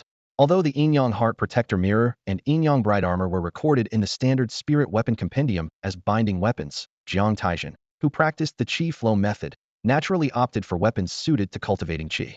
After ruling out the weapons that didn't align with his method, only the Yin-Yang reincarnation spear and Yin-Yang dual blades remained as options. Xiao Junren, knowing that Jiang Taizhen first refined his Qi in the lower Dantian and followed the Qi flow path, recognized that both weapons had mid-level evolution formulas, making them solid choices. Jiang Taizhen said with slight disappointment, I'll go with the Yin-Yang dual blades then. I can't handle something too long. His disappointment wasn't with the Yin-Yang dual blades themselves, but with the lack of surprises from the Yukishi Guild. However, the Yin-Yang dual wield gauntlets had caught his eye, but unfortunately, they didn't match his method. The Yin-Yang dual blades consisted of a pair of long and short swords, with precise dimensions. The long sword, or Yang blade, was 3 feet 2 inches long, matching the length of the embroidered spring sword, but with a slightly thicker blade. The short sword, or Yin blade, was 2 feet 3 inches long, designed similarly to the Yang blade. In the principles of Yi, odd numbers represent Yang, and even numbers represent Yin. The length of the long sword signifies Yang within Yin, while the short sword signifies Yin within Yang. The two blades were made of different materials. The Yang blade had a red base with white patterns, exuding a rugged elegance. The Yin blade had a black base with silver patterns, emanating a dangerous allure. Both were meticulously carved from the bones of unknown fierce beasts. Jiang Taizhen quickly scanned his identity code to acquire detailed information about the Yin-Yang dual blades. Name: Yin-Yang dual blades. Quality: low level. Attributes: Yin-Yang. Method: Yin-Yang Qi circulation technique. Low-level skills: basic blade technique low level, dual wielding blade technique low level, Yuan Yang blade technique right hand blade Yang blade. Low level: Huayo blade technique left-hand blading blade. Low level. Yuan blade dual blade combination technique low level. Evolution. After obtaining their spirit weapons, the three immediately used their specialized star communication phones to book a session at the guild's weapon contract room. They understood that parading around with spirit weapons like Fu Banqings, Zhuahanyuns, and Xiao Juanrins in public wasn't appropriate. They knew that proceeding swiftly to contract their weapons was the wise choice. As soon as they stepped out of the elevator on the 16th floor, three young people were stopped by a staff member. Are you Jiang Taizhen, Xiao Juanrin, and Fu Banqing? The staff member politely inquired. Xiao Juanrin stepped forward and answered on behalf of the group. Yes, that's us. The equipment reservation rooms you've booked are ready. Please follow me. The staff member said, turning to lead the way, with the three following closely behind. The reservation rooms were on the 17th floor, and within a minute, they arrived at the doors of three adjacent rooms. A petite, cute female staff member stood before them, her expression serious as she asked, as per protocol, I need to explain the post-reservation cultivation taboos to you. Is that all right? Xiao Juanrin, a bit impatient, replied, that's not necessary. We are students from Quanhai High School, and we've already learned about this. However, the staff member insisted, shaking her head, it's not about whether you've learned it or not. According to incomplete statistics, every year 3 to 4 students die from rash cultivation after reserving their equipment. So regardless of your knowledge, I must go over it once more. Xiao Juanrin exchanged a meaningful glance with Jiang Taizhen, thinking that those people were really bold to start cultivating right after reserving, practically courting death. The staff member continued, the taboos are simple. After reserving your spiritual equipment, you must not cultivate mind techniques or skills. If any consequences arise from this, our Quanhai City Equipment Master Guild branch holds no responsibility. We have fulfilled our duty to remind you. Have you all understood? Our conversation has been recorded and will be kept for 3 months. We understand. The three of them replied in unison. Still, Xiao Juanrin couldn't help but remind Fu Banqing once more. Qingqing, you must remember not to cultivate mind techniques or skills. Absolutely not understand. Fu Banqing nodded firmly. Yes, I understand. Afterwards, the staff member opened the doors to the 3 reservation rooms, and they each entered their respective rooms. Inside, the reservation room was simply furnished, with a circular reservation inscription array in the center and a streamlined diagram of the reservation array in the energy channel. Jiang Taizhen thought to himself that it was said that long ago, the method of engraving reservation arrays was extremely complex, but with time, it had been simplified to its current state. Now, any low-level equipment master who had studied basic inscription could replicate it. However, as Jiang Taizhen was not yet a true low-level equipment master, he still needed assistance for his first reservation. Besides the reservation array, the room contained a table with 2 booklets and a sterilized long needle. Jiang Taizhen picked up the booklets and flipped through them. One was about the cultivation taboos mentioned earlier, and the other outlined the standard reservation process. He skimmed through them and found the content was consistent with what he had learned. The reservation process was straightforward. The first step was to use one's blood mixed with their qi to draw an inscription on the spiritual equipment. This inscription was usually the first one learned in high school inscription basics through equipment contract. Jiang Taizhen's twin spiritual tools were slightly more complex, requiring the inscription to be split into 2 parts and an additional transfer connection inscription. Fortunately, the booklet thoughtfully provided the complete inscription pattern. Jiang Taizhen took the long needle and gently pricked his finger. He extracted a wisp of qi from his Dantian sea of equipment, mixed it with the blood, and quickly drew 2 half-completed equipment inscriptions on his Yin-Yang dual blades. As he finished the inscriptions, he felt a unique connection forming between himself and the spiritual equipment, as if the two were gradually becoming one. Jiang Taizhen carefully placed the dual blades within the circular inscription at one end of the instrument formation diagram, while he stood at the opposite circular inscription. Taking a deep breath, he focused his mind and guided the energy from his lower dantian, the sea of instruments, to flow through his palm into the entire formation diagram. The diagram began to glow faintly, with energy coursing through it like tiny streams converging into a river. After more than 3 minutes, Jiang Taizhen felt the energy in his dantian being drained, fully absorbed by the formation diagram. At that moment, a strong resonance occurred between the inscriptions on the Yin-Yang dual blades and the energy circulating within the formation, emitting a deep humming sound. Suddenly, Jiang Taizhen sensed the energy from the diagram being channeled into the dual blades through the inscriptions. Under this power, the Yin-Yang dual blades slowly rose, hovering in midair. Under the dual influence of the inscriptions and the formation diagram, the dual blades began to disintegrate. The process was like melting snow, as the Yin-Yang dual blades gradually transformed into particles of energy. Within 10 seconds, the physical blades vanished completely, replaced by a cluster of softly glowing informational energy, merging with Jiang Taizhen's own energy. Immediately, this energy, carrying the information of the Yin-Yang dual blades, reversed direction, like the receding tide, flowing back into Jiang Taizhen's lower dantian, the sea of instruments. Jiang Taizhen looked inward to his sea of instruments, which had been empty, but was now gradually filling up with the returning energy. However, the sea was no longer clear. It presented a chaotic scene. Countless fragments of information spun within it, resembling a busy galaxy cluster in slow motion. Jiang Taizhen found these fragments complex and difficult to organize. Amidst this chaos, the only clear aspect was the center of the instrument sea galaxy. There, 6 inscriptions floated, forming a small galactic structure. At the core were 2 intertwined simple inscriptions, the Yin-Yang inscription, representing the core technique of the Yin-Yang dual blades, the Yin-Yang Qi technique. Surrounding the Yin-Yang inscription, 5 inscriptions were arranged in different orbits. The closest was the blade inscription, representing the fundamental blade technique. The outer layer symbolized dual wielding techniques with the dual blade inscription. Further out, on the same orbit, were the Yang blade inscription and Yin blade inscription, representing the Yuan Yang blade technique and the Huayu blade technique, respectively. The outermost layer was the combined blade inscription, representing the Yuan blade. This intricate inscription galaxy, though occupying only 1% of the entire sea of instruments, contained immense power. With the final trace of energy flowing back, the process of binding with the spiritual instrument was complete. Jiang Taizhen stood up, and with a thought, the cluster of informational energy in his sea of instruments coalesced around the inscription galaxy, forming 2 tangible blades in his hands. The transformation from void to substance left Jiang Taizhen in awe. He grasped the dual blades, feeling as if they were an extension of his arms. With a casual flourish, the blades responded as nimbly as his fingers. Jiang Taizhen couldn't help but marvel at the wonder of the spiritual instrument binding. In a martial arts novel, this would be akin to achieving a state of unity between man and blade from the outset, an unimaginable level of power. He tightened his grip on the dual blades, feeling this unprecedented strength, filled with anticipation for the future.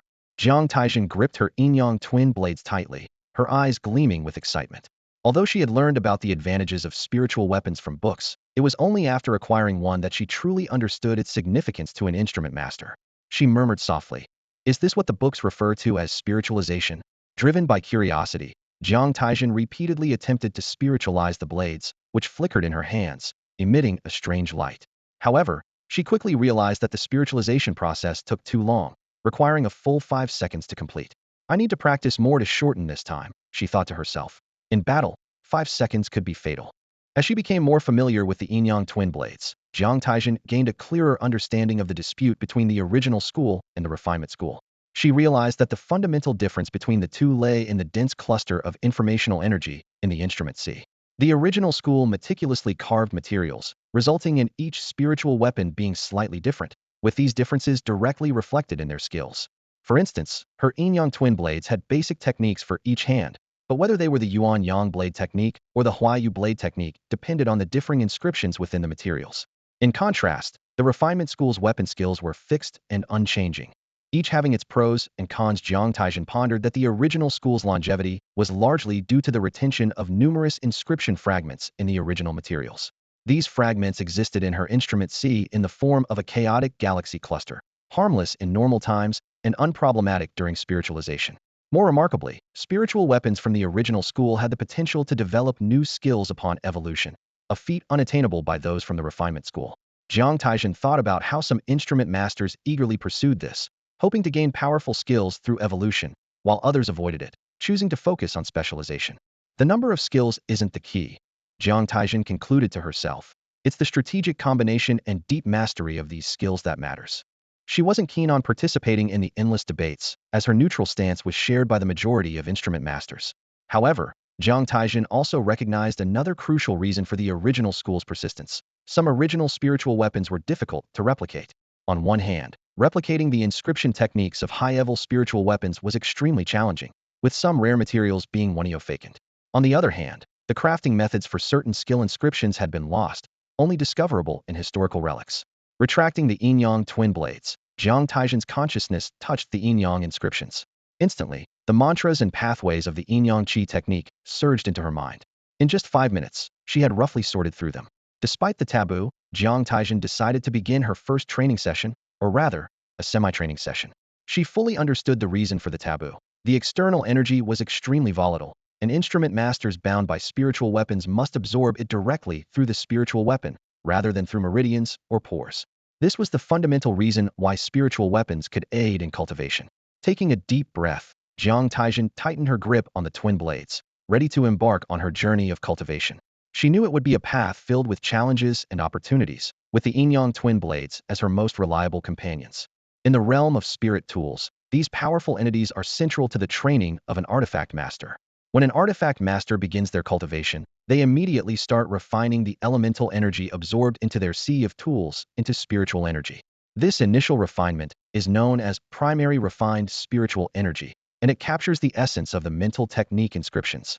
Although primary refined spiritual energy has had 90% of its volatile nature removed, it still retains significant destructive power. As it flows through the meridians, it can cause substantial harm to the body and may even result in the artifact master's sudden death. To mitigate this risk, the mental technique inscriptions perform a secondary refinement of this energy, transforming it into spiritual essence. As the name suggests, spiritual essence is the solidified form of spiritual energy, with a texture comparable to gemstones. Through the secondary refinement by mental technique inscriptions, spiritual essence becomes gentle as water, pure as crystal, and dense like lead and mercury, completely devoid of volatility. This high-quality spiritual essence can safely traverse the meridians, its purpose being to temper and expand them, enhancing their stability and capacity. Only when the meridians are thoroughly tempered can they withstand the flow of primary refined spiritual energy without strain. Thus, using primary refined spiritual energy in untempered meridians is a major taboo in cultivation, a prohibition the Artifact Masters Guild emphasizes repeatedly.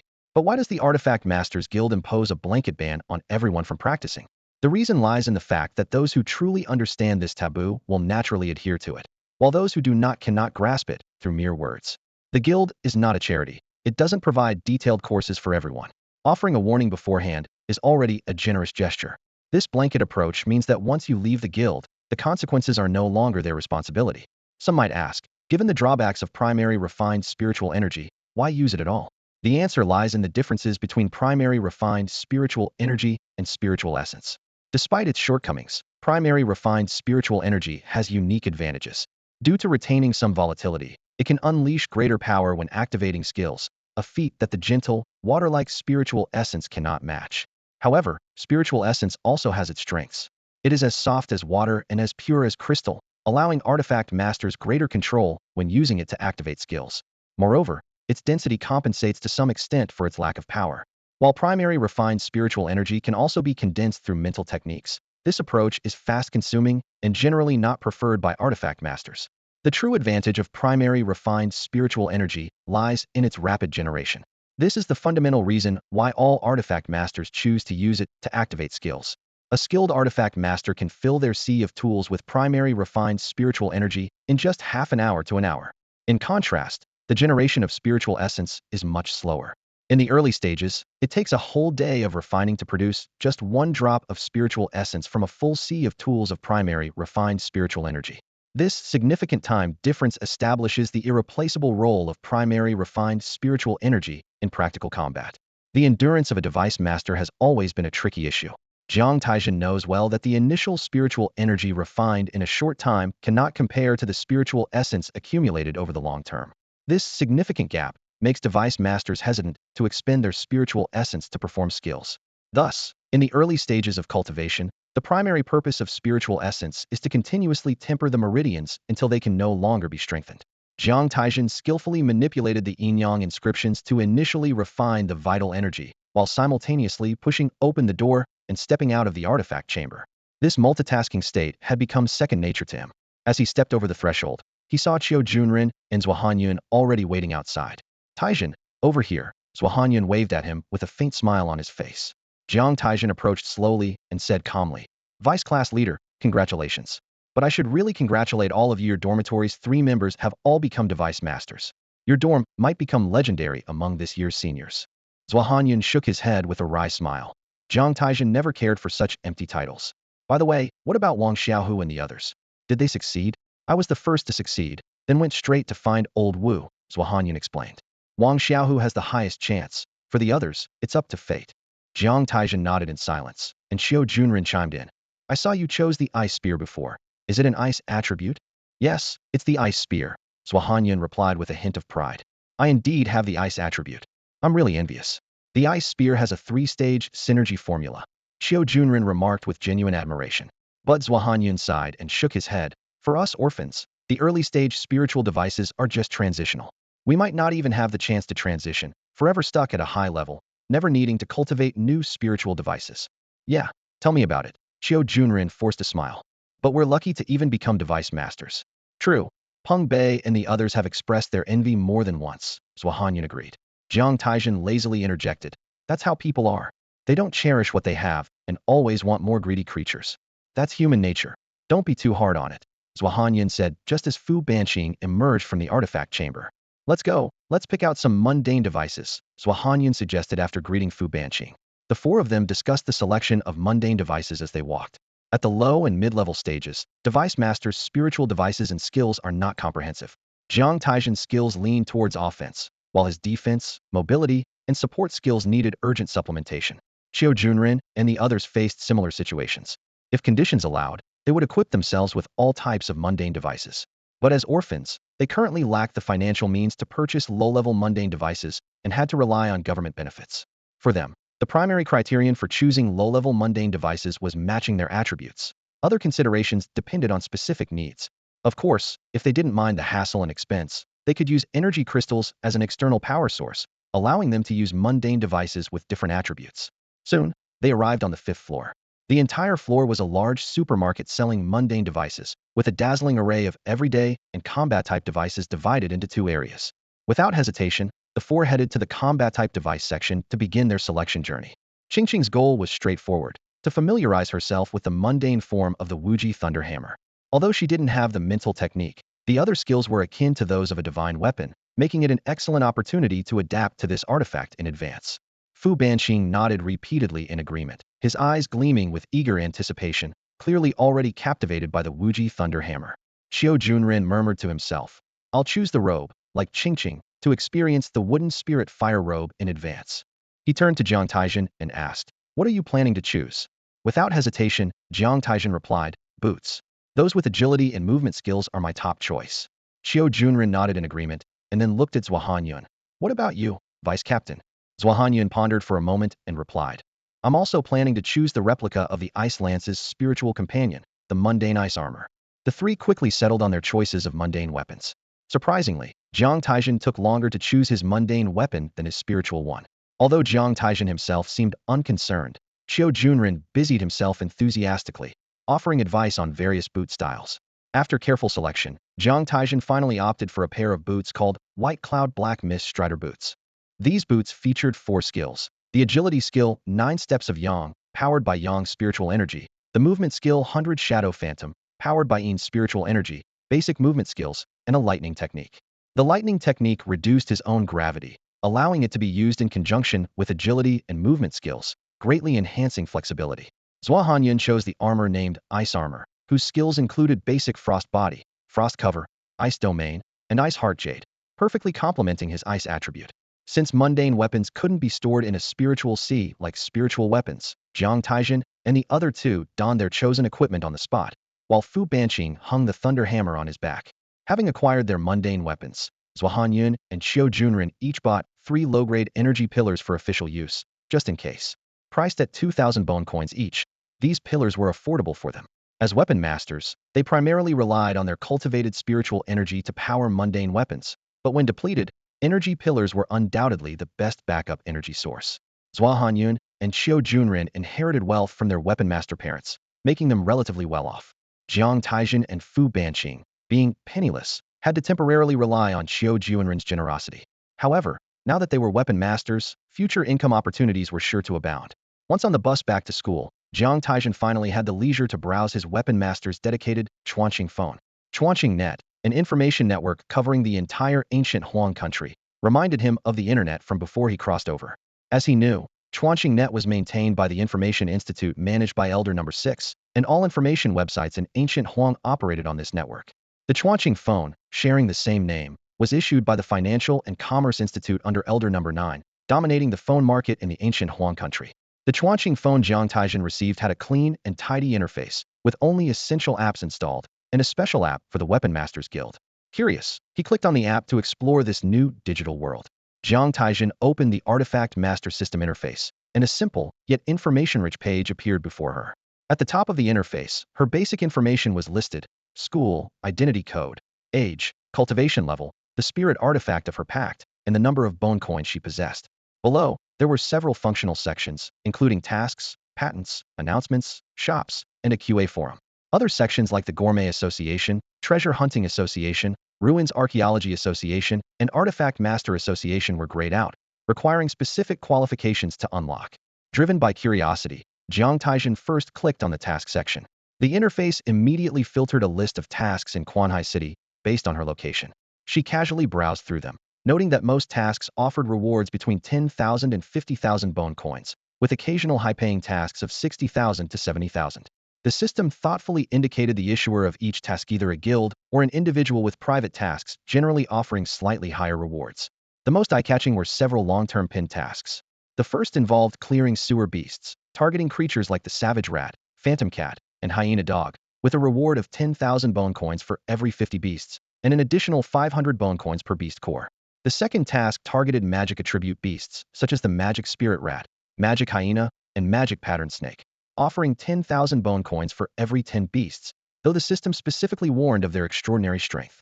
The third task involved ghost attribute beasts, like the ghost face spider, parasitic ghost grub, and ghost fog rat, with a high reward of 10,000 bone coins per beast, yet these creatures were described as extremely dangerous and cunning. Jiang Taizhen realized these tasks were common leveling areas for novice artifact masters. Even someone as detached from worldly affairs as she was had heard of the rampant beast problem in the sewers of various cities in the ancient Huang Kingdom. Besides these long-term tasks, cities regularly organized large-scale clearing operations. Switching to the task lists of other cities, Jiang Taizhen found similar situations, with some areas featuring unique beasts.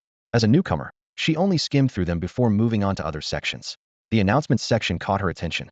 The most prominent spot was filled with numerous announcements about national artifact master policies, while below were local notifications for Quanhai City.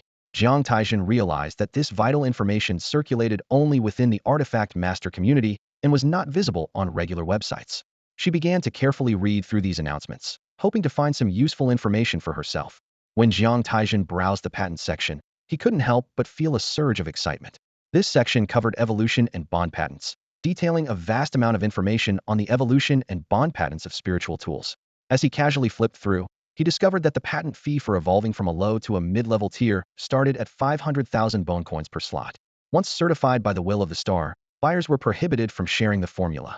This powerful certification served as the greatest safeguard against patent leaks. For the first time on the Star Network, Jiang Taizhen experienced the formidable power of the nation.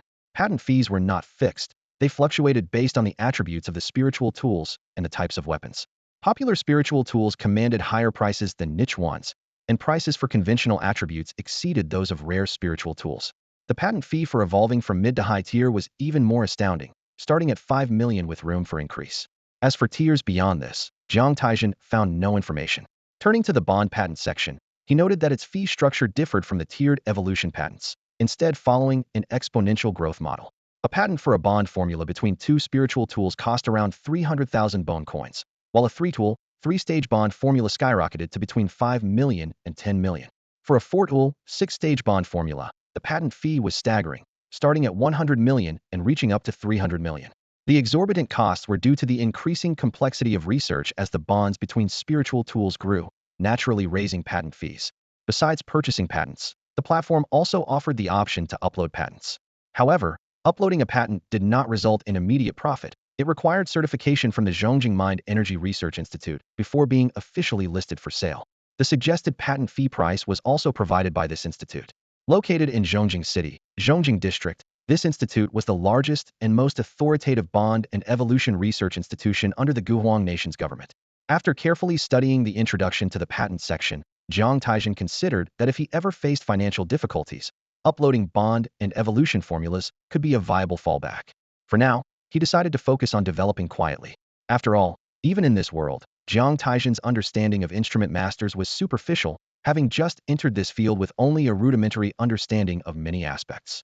Finally, Jiang Taizhen explored the shop section. This section reminded him of an online marketplace, but all the products were tailored for instrument masters. There were energy crystal pillars for instruments, combat-type mundane tools, spiritual tools, evolution materials, beast materials, and more, all clearly priced. Faced with the vast array of items, Jiang Taizhen felt overwhelmed by the sheer volume of unfamiliar products. The Knowledge QA forum was relatively simple. It was a straightforward forum, but all topics revolved around the experiences and cultivation of instrument masters.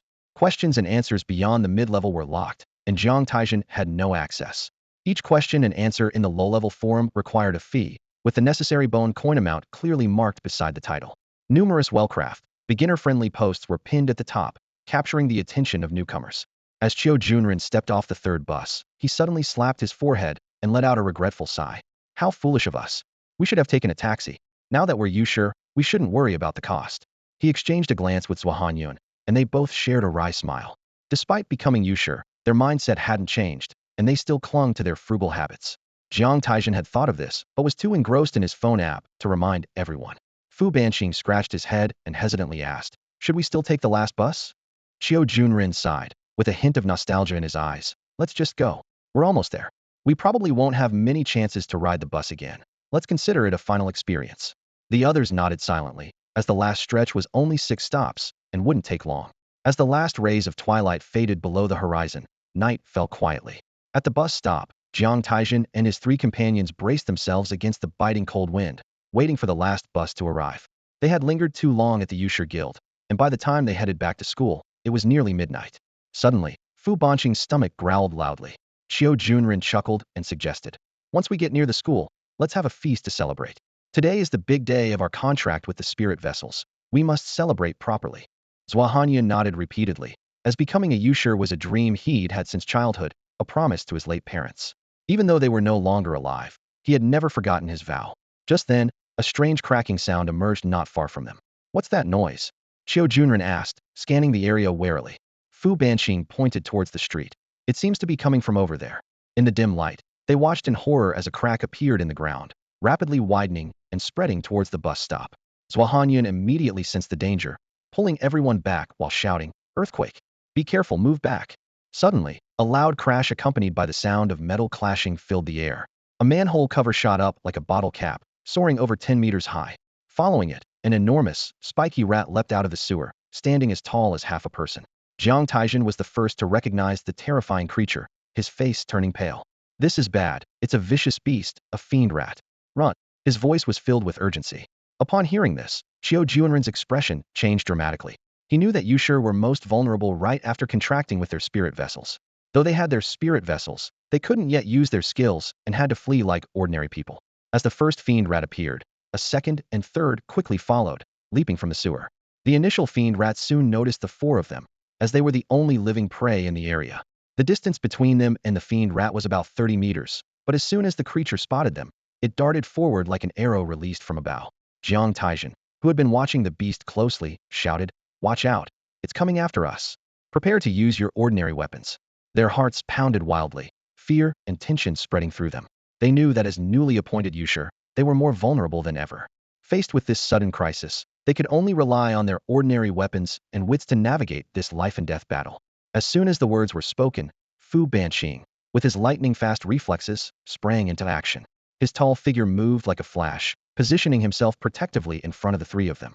The Wuji Thunder armor on him began to activate, glowing with purple patterns, while the Wuji Thunder hammer he wielded lit up, quickly powered by energy chips.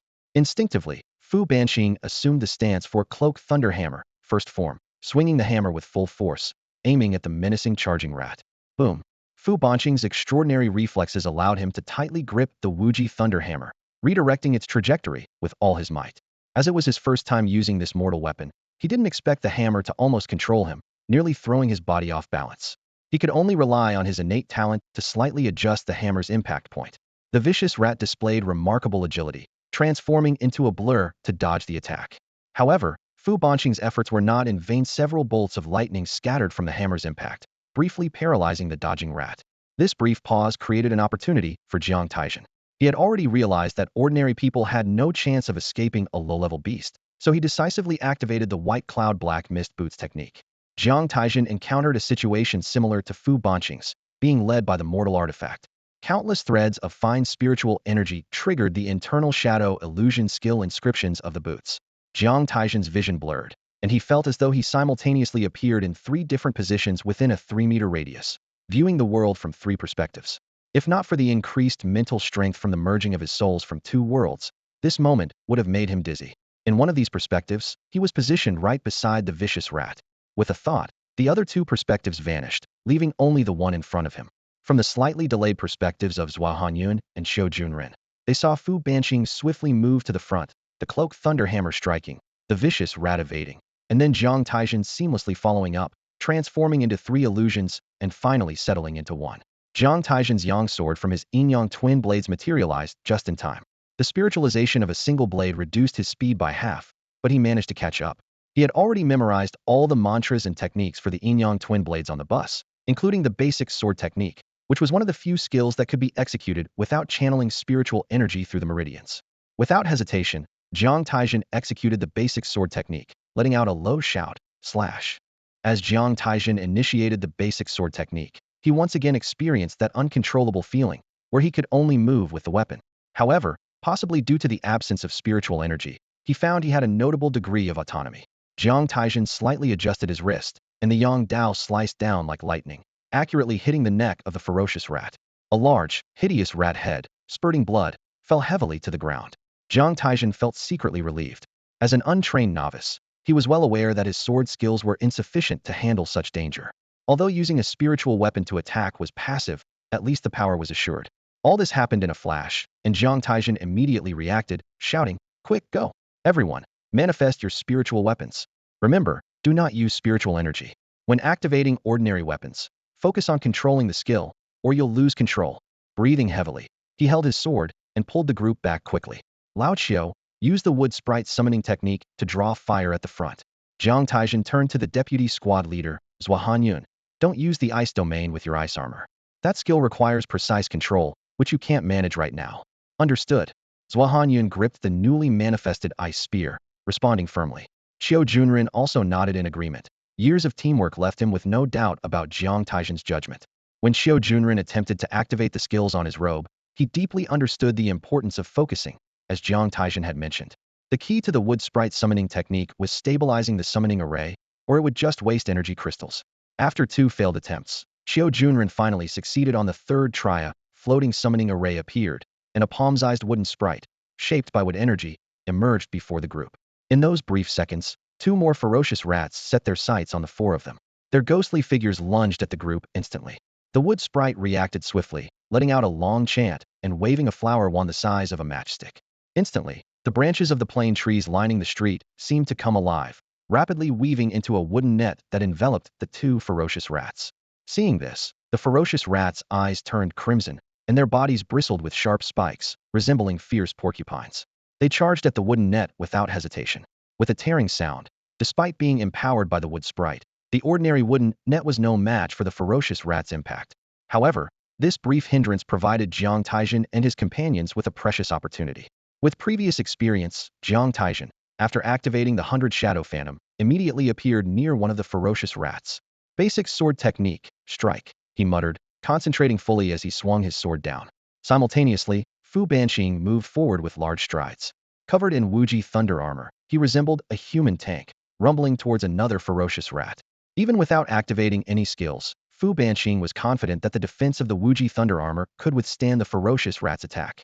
He charged without hesitation, simultaneously activating the cloak thunder hammer. This time, although the ferocious rat still dodged the direct attack, its speed was visibly reduced. It was hit by the electric current, causing its body to convulse. In this critical moment, an ice spear arrived as expected, targeting the ferocious rat's vital point. Even without activating his skills, Zhua Hanyun could still make use of the basic spear techniques with his ice spear. With a swift shake of his hand, the spear's tip shot out like a snake's tongue, precisely piercing through the head of a vicious rat. Blood splattered, and the rat dropped dead instantly. During this brief confrontation, Xiu Junren's sharp gaze, like that of a hawk, quickly scanned the surroundings. His mind raced, analyzing the perilous situation they were in. In the short time it took the 4 of them to dispatch 3 vicious rats, over 20 more had emerged from the sewers, making the situation increasingly dire. As the strategist of the team, Xiu Junren immediately made a decision. "Follow me. Let's head into the alley, or we'll be surrounded." He hadn't finished speaking before he was already using his wood spirit to erect barriers along their path, buying precious time for their escape. At the same time, he grabbed his emerald fire staff and sprinted towards the alley 20 meters away. By now, 5 vicious rats had bristled with sharp spines, charging through the wooden barriers like living bulldozers, in hot pursuit of the quartet. Although the barriers only delayed them for a second or two, it was enough time for the group to cover a distance of more than 10 meters. Seeing they were about to be caught, Xiao Junren shouted urgently, "Ching ching, earthquake wave." Upon hearing this, Fu Banqing unhesitatingly reversed his Wuji thunder hammer, slamming the head heavily into the ground. Instantly, a shockwave radiated out in a 75-degree fan shape from the hammer center. Within a 5-meter radius, the ground shook violently like a mini-earthquake, sending the approaching vicious rats tumbling and disoriented. Fu Banqing quickly picked up the thunder hammer and turned to run. In the brief delay, the four had already slipped into the alley in single file. As soon as they entered, their phones began to ring with urgent beeping, but they had no time to check them now. The alley was a dead end, about 10 meters long, ending in a 3-meter-high wall. However, the 5 vicious rats had already followed them into the alley, leaving the group no choice but to avoid the risk of climbing the wall to escape. As soon as he entered the alley, Xiao Junren activated the Fire Raven shield, prioritizing protection for Jiang Taizhen. Within a few seconds, the four had quickly settled into a coordinated strategy. Xiao Junren stayed in the back casting spells. Fu Banqing held the front line with his Wuji Thunder Armor's defense. Jiang Taizhen maneuvered to exploit his agility in the narrow space, and Zhua Hanyun protected Xiao Junren while looking for opportunities to launch surprise attacks. In the face of the crisis, Fu Banqing, with his carefree nature, showed little sign of tension. However, for the inexperienced Xiao Junren, nervousness affected his performance, causing him to attempt the Fire Raven shield 4 times before succeeding. "Stay calm," Zhua Hanyun encouraged from the front. The narrow alley allowed only 2 vicious rats to enter side by side, giving the group a chance to defeat them one by one. Fu Banqing blocked them heated, while Jiang Taizhen, wielding his shadow blade, moved skillfully in the gaps. Despite being unable to use his dual blade technique, his agility remained impressive. After Jiang Taizhen and Fu Banqing managed to slay 3 vicious rats together, Xiao Junren finally succeeded in casting the Fire Raven shield on both of them. However, the situation did not improve. Outside the alley, a dozen or so vicious rats were gathering. And worse, Xiao Junren thought he saw a strange shadow flicker across the wall in the light of the Fire Raven. "Watch out, there's something on the wall," Xiao Junren warned, raising his staff defensively. The group's situation was becoming increasingly dangerous, with an unknown threat looming closer. The Phantom Cat, a perfect blend of ferocity and darkness, is comparable in size to a cheetah, far surpassing the brutal rat that only possesses ferocity. It is the nightmare of novice artifact masters, leaving countless individuals forever in the dark sewers. The Phantom Cat's most powerful skill is shadow stealth, allowing it to move silently and almost invisibly in the dark. Suddenly, a shadow sliced through the night, swiftly approaching Xiao Junren. Fortunately, the 3 fire ravens circling him lit up just in time, revealing the Phantom Cat's form. The ravens immediately charged at the cat, but its agility was astonishing, akin to an assassin's. It deftly dodged, easily evading the raven's attacks. This was the downside of Xiao Junren's unfamiliarity with his skills, causing the raven's actions to be mechanical and rigid. Flash!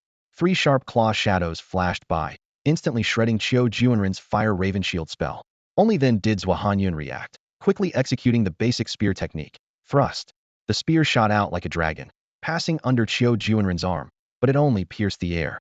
The Phantom Cat had already retreated into the darkness, lurking somewhere unknown. "Old Xiao, are you alright?" Zhua Hanyun's back was drenched in cold sweat, realizing he nearly failed to provide timely assistance. I'm fine. Thanks, leader." Xiao Junren's voice trembled. "Everyone be careful, it's the Phantom Cat." Although temporarily safe, he knew the danger was far from over. The Phantom Cat mastered the ways of an assassin, retreating several meters after a missed strike, patiently awaiting another opportunity. Jiang Taizhen, locked in a standoff with Fu Banqing at the alley entrance, noticed the crisis on Xiao Junren's side. A flash of inspiration struck him, and he immediately devised a plan. "Leader, when you see the chance, use the ice domain. You must freeze the Phantom Cat for just a moment," Jiang Taizhen decisively instructed. Zhua Hanyun gripped his ice spear, slick with sweat. With no other options, he had to trust Jiang Taizhen's judgment. It was a significant challenge for Zhua Hanyun. He had to successfully cast the ice domain before the Phantom Cat struck again, or Xiao Junren's life would hang by a thread. "Leader, stay calm and go for it. I'll buy you some time." Xiao Junren held his emerald fire staff across his chest, unable to activate any skills in time, relying solely on his last line of physical defense. In this life-and-death moment, he became unexpectedly calm. Just as the Phantom Cat retreated, a hyena with ferocity and steel attributes appeared atop the alley wall. It let out a low growl before leaping down, targeting the seemingly weakest Qiu Junren. The foul breath of the hyena assaulted him, and Qiu Junren shouted, "Huh!" possibly to bolster his courage, as he swung his emerald fire staff with all his might towards the leaping hyena. Zhao Hanyun held his breath, watching the hyena descend, but dared not act rashly. He knew the phantom cat was still lurking, waiting for the perfect moment to strike. In this critical situation, he could only gamble that the phantom cat would launch a fatal attack on Qiu Junren while the hyena attacked. Uncertain of the timing, he decided to trust his instincts. Zhao Hanyun silently counted down in his mind. 3, 2, 1. He focused intently on the darkness, ready to act at any moment. As he counted down to 1 in his mind, Zhao Hanyun decisively unleashed the ice domain. In an instant, a chill spread within a 3-meter radius centered on him. Qiu Junren, the jackal, and the ghostly cat that had just emerged from the shadows were all enveloped by the sudden cold. Their movements involuntarily stalled for a moment. Zhao Hanyun felt a surge of joy within. His gamble had paid off. He widened his eyes and held his breath, eager to see how Jiang Taizhen would turn the tide in this critical moment. If Jiang Taizhen couldn't respond in time, the 4 of them might meet their end at the jaws of the beasts. In a flash, a ghostly light shot forth from the shadows, cutting through the air. The ghostly cat, previously frozen, was instantly sliced in half. Why use stealth shadow technique? The blade hadn't yet rested when it swiftly turned again, executing the diagonal shadow technique. Zhao Hanyun saw only a flash of blade light in the hands of the figure before him, and the fierce jackal was already decapitated. Are you insane? Qiu Junren shouted in disbelief, his eyes brimming with tears of agitation. You actually used a skill. He rushed to Jiang Taizhen's side in a few quick steps, choking out. Let me use wood healing to treat your injuries. Jiang Taizhen gently pushed Qiu Junren aside, calmly stating, I'm fine. Besides, how could wood healing cure a ruptured meridian? Before he finished speaking, he vanished into the shadows once more. At this moment, Fu Banqing was struggling, his flame shield shattered and barely holding on. Suddenly, the stealth shadow technique reappeared. A vicious rat attempting to ambush Fu Banqing was instantly killed by the ghostly light rising from the shadows. The Huayu blade technique consists of 3 forms: stealth shadow, diagonal shadow, and ghostly shadow. The diagonal shadow is swift and unpredictable, striking from unexpected angles. The ghostly shadow is like a 1,000-handed shadow blade, making it hard to distinguish between blade and shadow. The stealth shadow excels at ambushes, especially powerful in darkness. Since mastering these skills from the inscriptions, Jiang Taizhen had gained a new understanding of the mind techniques. He initially thought that divine weapon-type spiritual skills were akin to martial arts in a wuxia world, but upon deeper exploration, he realized they were more fantastical. Compared to treasure-type spiritual skills, divine weapon-type skills were indeed unique. To Jiang Taizhen, treasure-type skills resembled spells and Taoist arts, while divine weapon-type skills encompassed both qi cultivation and body refining techniques. Of course, there are always exceptions in the world. Did he really just use a skill? Qiu Junren still couldn't believe it, turning to ask Zhao Hanyun. Zhao Hanyun nodded silently, pressing down on a new claw mark on Qiu Junren's robe, and said, Yes, but now's not the time to discuss this. You have a lot to do, right? Now's not the time to talk about this. Qiu Junren snapped back to reality, realizing the urgency of their situation. Qiu Junren immediately pulled himself together.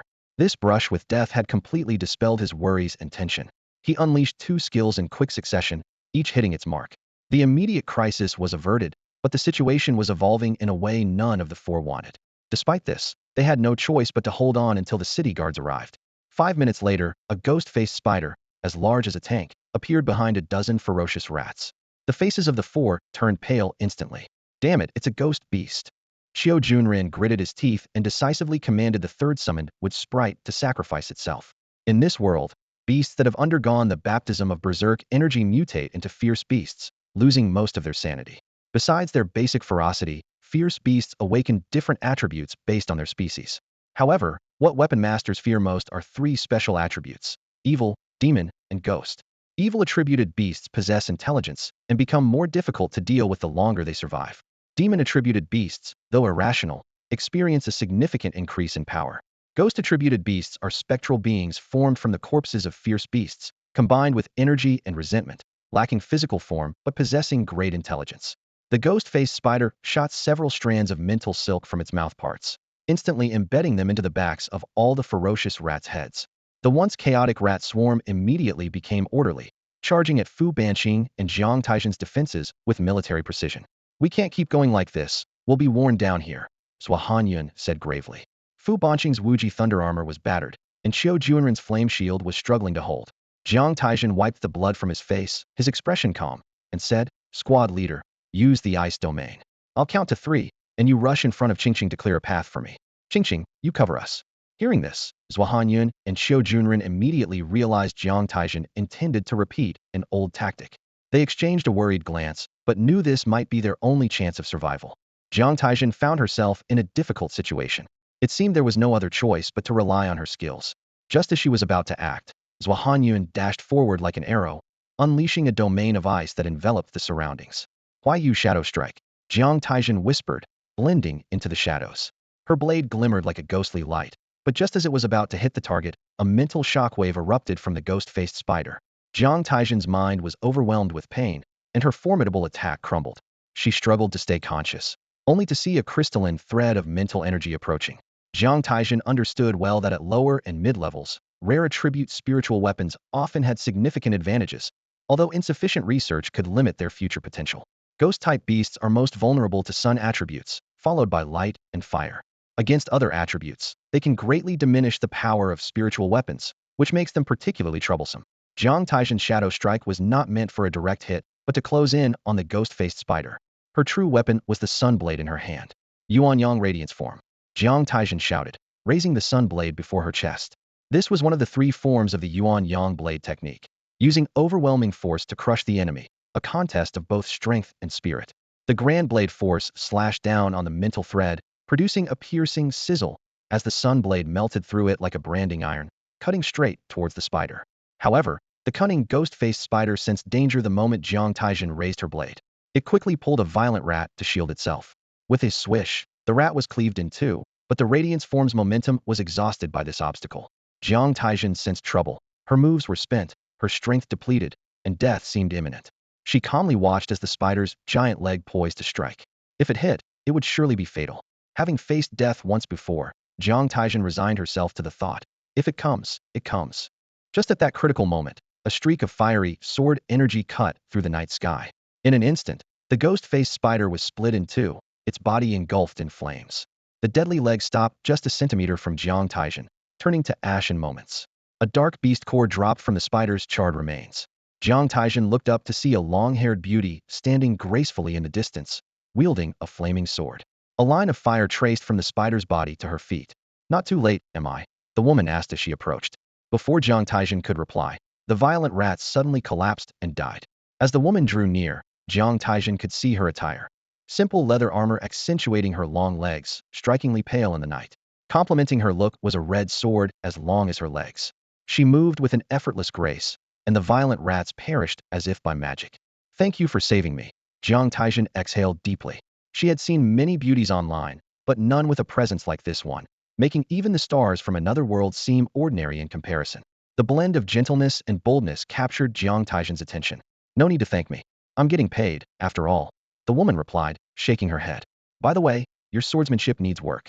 A low-level ghost beast should be taken down with a single strike." Jiang Taizhen gave an awkward smile, wondering if she should admit it was her first time using a spiritual weapon skill. "I'm Jiang Taizhen," he introduced himself simply. "Yuan, a gourmet and relic explorer," the woman replied. At that moment, 3 relieved figures approached quickly, asking with concern, "Taizhen, are you all right?" "I'm fine." Jiang Taizhen shook his head, then introduced them. "Let me introduce you. These are my classmates, Yuan, Xiao Junren, and Fu Banqing. This is Yuan, a gourmet and relic explorer. Students? So you're still in school." Yuan clapped her fair hands, suddenly realizing. Her gaze swept over the 4 young people in front of her, and something clicked. "Ah, right, these days are when high school students first refine their artifact Cs. It's been so many years, I almost forgot," she said with a hint of nostalgia in her voice. Those were the days.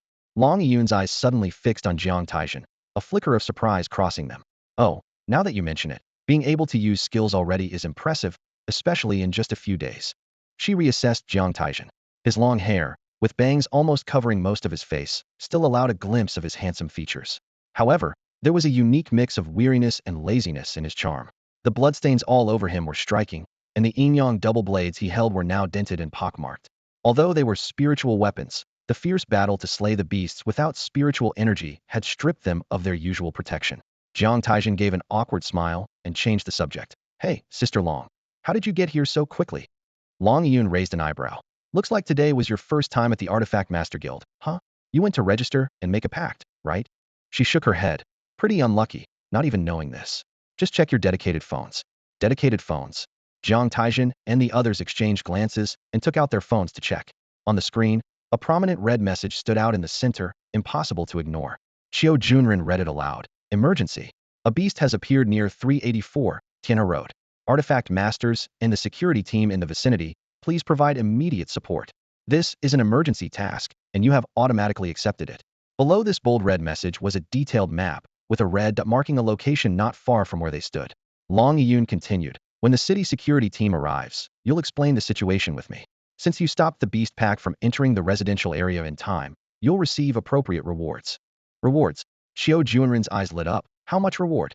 Then he dejectedly exclaimed, "Ah, it's all over. All that hard work, and the 50,000 yuan is gone. Don't worry. I'm here," Long Yun said mysteriously, pointing to her left shoulder. The group followed her gesture and noticed a barely visible camera there.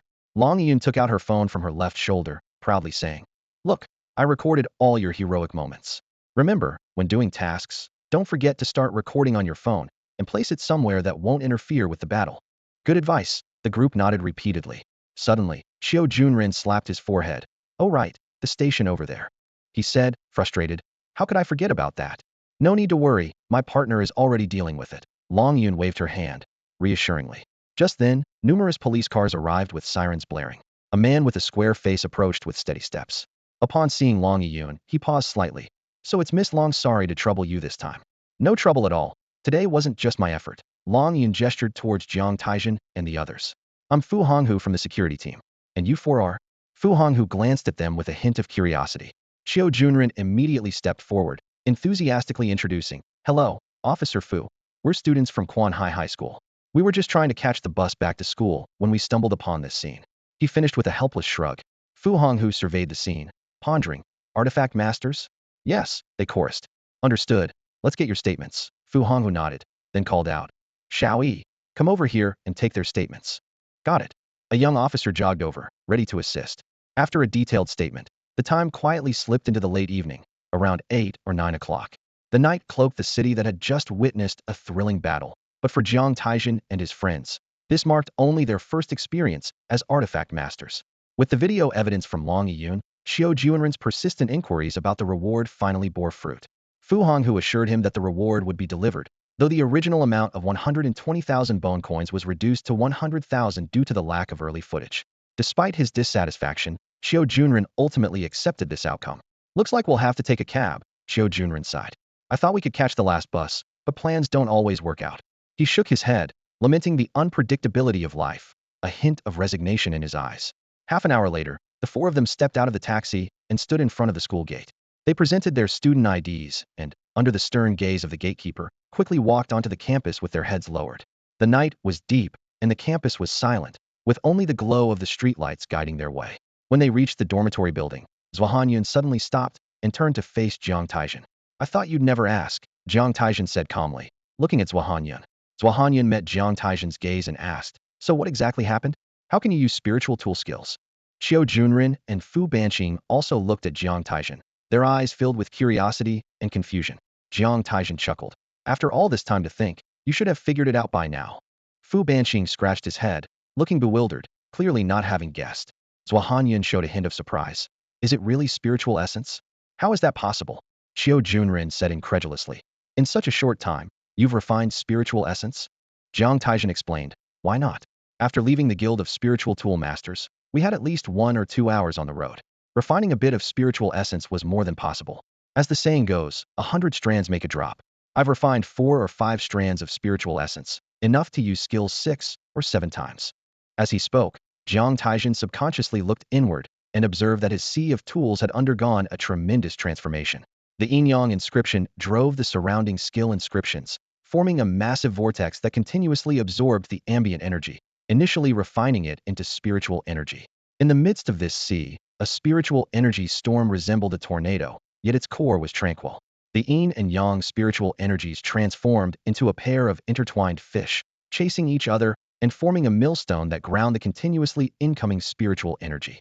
Over time, strands of Yin-Yang spiritual essence spiraled up from the millstone's center, becoming a fine stream that flowed from the tornado's core.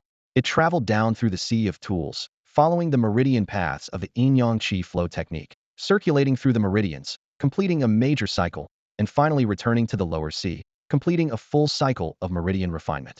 Jiang Taizhen mused that in all cultivation techniques, the foundational part involves activating the technique's inscriptions to absorb energy and refine it into spiritual energy and essence.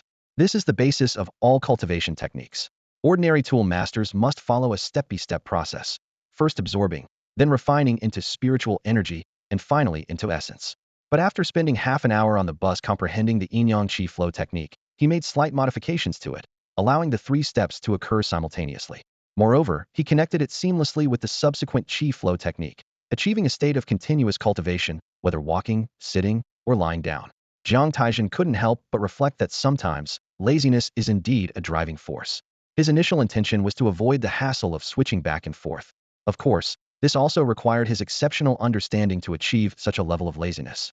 If he mastered it in the future, he wouldn't even need to multitask. The Yin-Yang Qi flow technique would continue operating perpetually through long-term habit and instinct. Jiang Taizhen felt a deep connection between the Huayo blade technique and the Yin-Yang spiritual essence. The essence was as gentle as flowing water, complementing the Yin attribute of the Huayo blade technique. Meanwhile, the additional fiery energy in the essence further enhanced the grandeur of the Yuan blade technique. Unfortunately, Jiang Taizhen couldn't afford the luxury of using spiritual essence to drive the Huayo blade technique for long periods. Zhou Hanyun sighed softly, his emotions mixed. He was both envious and grateful for Jiang Taizhen's talent and her presence that saved everyone. Well, at least we all survived tonight because of you. The 4 parted ways in the corridor, 3 going left and 1 going right. Back in the dormitory, Xiao Junren immediately collapsed onto the bed, his body aching all over. The day's events had been both thrilling and exhausting. He felt like he had lost at least 10 pounds. However, he quickly sat up, his gaze falling on Fu Banqing. Fu Banqing summoned the Wuji thunder armor and inspected it carefully. The armor was covered with dozens of intersecting claw marks on the front. If not for this thunder armor, Fu Banqing might have already met his end. Qing, don't worry, Xiao Junren comforted. Once we have the money, we'll buy materials to repair it, and it'll be good as new. Fu Banqing nodded firmly. Yeah. Let's check the usage of the common artifacts next. Xiao Junren removed his robe and examined it closely. My robe can hold up to 10 energy chips. After a battle, there's a bit of energy left in 1 chip, but the others are depleted. He counted on his fingers. 1 energy chip can release about 2 to 3 skills. It seems common artifacts can only serve as a backup in emergencies. The focus should be on spiritual artifacts. My boots hold even less. Only 6 chips at a time, Xiao Junren said. 5 chips, Fu Banqing added. They exchanged information. The number of energy chips a combat artifact can hold varies depending on its size. Robes and armors are the largest common artifacts, with a maximum capacity of 10 energy chips. And what about that uncontrollable state where the artifact takes over? What's that about? Xiao Junren asked curiously. Jiang Taizhen rolled her eyes. Haven't you read a lot of books? Didn't you find anything in them? Xiao Junren snorted. That's knowledge for when you become an artifact master. Haven't you attended classes? Have you seen any professor mention it? With this in mind, Jiang Taizhen couldn't help but introspectively examine her Yin-Yang Twin Blades. Name: Yin-Yang Twin Blades. Quality: low grade. Attributes: Yin-Yang. Mind technique: Yin-Yang Qi technique, low grade, novice level. Skills: basic blade technique, low grade, novice level. Dual blade technique, low grade, novice level. Yuan-Yang blade technique, right hand blade Yang blade, low grade, novice level. Huayo blade technique, left hand blade Yin blade, low grade, novice level. Yuan double blade combo, low grade, novice level. Evolution. Huh. The descriptions of the mind technique and skills have changed to novice level? Is that the skill level? Jiang Taizhen, quick-witted, immediately thought of a possibility. Do you think it's because we're not familiar enough with the skills, which caused that situation? That's possible. Xiao Junren agreed, finding Jiang Taizhen's reasoning sensible. Never mind. Old Wu's lecture in 3 days should cover some of this. Jiang Taizhen yawned. Today has been exhausting enough. Let's sleep and deal with these things later. The next morning, Xiao Junren struggled to get out of bed, with every part of his body aching. However, when he saw Fu Banqing and Jiang Taizhen moving around energetically as if nothing had happened, he was dumbfounded. I get that Qing is strong, but how are you acting like nothing happened too? Xiao Junren asked incredulously. Jiang Taizhen didn't even bother to lift his eyelids as he calmly replied. Did you forget that I'm practicing mental cultivation? This statement hit Xiao Junren like a hammer, and before he could process the information, Fu Banqing's exclamation interrupted his thoughts. Awesome. Look, our reward has arrived. Fu Banqing shouted excitedly. What? It's arrived? I need to check. At the mention of money, Xiao Junren immediately forgot about his discomfort and quickly grabbed his special phone to log into the app.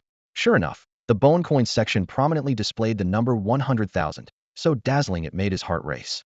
At the same time, a notification popped up, expressing gratitude for Xiao Junren's role in protecting public property during yesterday's battle, with a special reward granted. Jiang Taizhen glanced at it and said in a calm tone, "Since the bone coins have arrived, it's time to buy repair materials and fix the spiritual tools." Hearing, "Purchase repair materials," Xiao Junren let out a long sigh of relief. Since he had been at the back, his Zuihua staff was unscathed. Seeing Xiao Junren's miserly demeanor, Jiang Taizhen couldn't help but tease. "Old Xiao, considering how hard we worked to protect you yesterday, shouldn't you contribute a bit for the repair materials?" "What?" Xiao Junren was taken aback, instinctively clutching his phone tightly and eyeing Jiang Taizhen and Fu Banqing warily. "Ha ha ha, look at your face." Jiang Taizhen laughed, waving his hand dismissively. "Don't worry, the energy crystal pillars you bought us before make us even, no need for you to pay." Xiao Junren felt a pang in his heart. Each energy crystal pillar cost 2,000 bone coins, and just like that, it was considered even? But he could only accept it, since it was Jiang Taizhen who had persuaded him to buy the pillars in the first place, and now it seemed unlikely he could get the money back. Jiang Taizhen adeptly navigated the App Store and searched for bone powder materials. Soon, he completed an order for 1 pound of low-grade bone powder. Despite being made from beast bone scraps, it was quite expensive. In the expenses of a spiritual tool master, purchasing repair materials takes up a significant portion. Jiang Taizhen's Yin-Yang double blades are carved from beast bones, requiring a substantial amount of beast bone powder for repair. Notably, bone coins are also made from bone powder scraps, but they represent national credit and are different from bone powder. In emergencies, bone coins can also be used as repair materials. Fu Banqing's situation is somewhat different. His Wuxi Thunder armor is artificially crafted, made from refined steel and iron. Due to his equipment suffering the most damage, he immediately ordered 1 pound of refined steel and 1 pound of refined iron. As for Xiao Junren's Zuihua staff, it is a different case. Carved from magical plant wood, it requires magical plant wood shavings as repair materials. Why can spiritual tool masters repair their own tools without sending them to a specialized craftsman? This is thanks to the invention of the repair array. Once a spiritual tool master makes a pact with a spiritual tool, all the tool's information is imprinted in their tool C. Even if the tool is completely destroyed, as long as there is a supply of the same material, the master can recreate an identical tool based on the information in the tool C. The emergence of the repair array essentially extracts the missing information from the spiritual tool and then uses the material to repair the missing parts both informationally and physically, rather than simply patching it up. This breakthrough in technology has enabled spiritual tool masters to independently complete repairs, greatly enhancing efficiency and convenience. Xiao Junren patiently guided Fu Banqing through the preparation work for repairing the spiritual artifact. They stood in the shop of the Guild of Artisans, having just received the repair materials ordered half a day ago. "Take it slow," Xiao Junren said softly. "Start by drawing the array diagram." Fu Banqing carefully traced the complex runes on the table. Xiao Junren watched closely, nodding in encouragement from time to time. "Yes, keep your hand steady," Xiao Junren reminded. "Very good." After drawing, place the energy chips at the nodes of the diagram. 3 chips per node will suffice. Following the instructions, Fu Banqing carefully placed the translucent energy chips at the crucial points of the array. "Now, add the refined iron powder and steel powder to the diagram." Xiao Junren continued to guide. Fu Banqing evenly sprinkled the 2 metal powders in the center of the array, forming a perfect circle. "The preparation work is complete," Xiao Junren said with satisfaction. "Next comes the most challenging part." He took a deep breath and explained, "Spiritualization, or rather semi-spiritualization. Like Tai Jia did before, maintain the state where you have spiritualized the artifact, but not fully." Fu Banqing closed his eyes and concentrated. With his effort, a ball of light gradually formed in his hand. However, due to a slight mistake, the light ball instantly dissipated, transforming into the Wuji refined thunder armor on his body. Undeterred, Fu Banqing tried again. After 5 failures, he finally succeeded on the 6th attempt in stabilizing the spiritual artifact in its light form. "Excellent," Xiao Junren said excitedly. "Keep it stable, then slowly place the light ball in the center of the array. Control this state with your mind from a distance. It's crucial." Fu Banqing carefully moved the light ball, but just as he was about to succeed, he failed again. He took a deep breath and tried once more. On the 3rd attempt, he finally succeeded in stabilizing the light ball in the center of the array.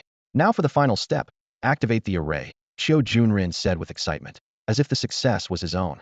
As the array activated, the light ball began to rotate slowly. The essence of the refined iron and steel powders was gradually absorbed by the light ball. After absorbing most of it, the light ball suddenly dispersed, returning to Fu Banqing's sea of artifacts. "Great, it worked!" Xiao Junren said joyfully. Now try spiritualizing it again. Fu Banqing spiritualized the Wuji refined thunder armor, and indeed, it looked completely renewed. The person who invented this repair array is truly remarkable, Fu Banqing said, admiring the newly restored Wuji refined thunder armor. Just then, Jiang Taizhen entered with a yawn. Since it's repaired, you should practice the revised mental technique I gave you. I need to study some skills myself.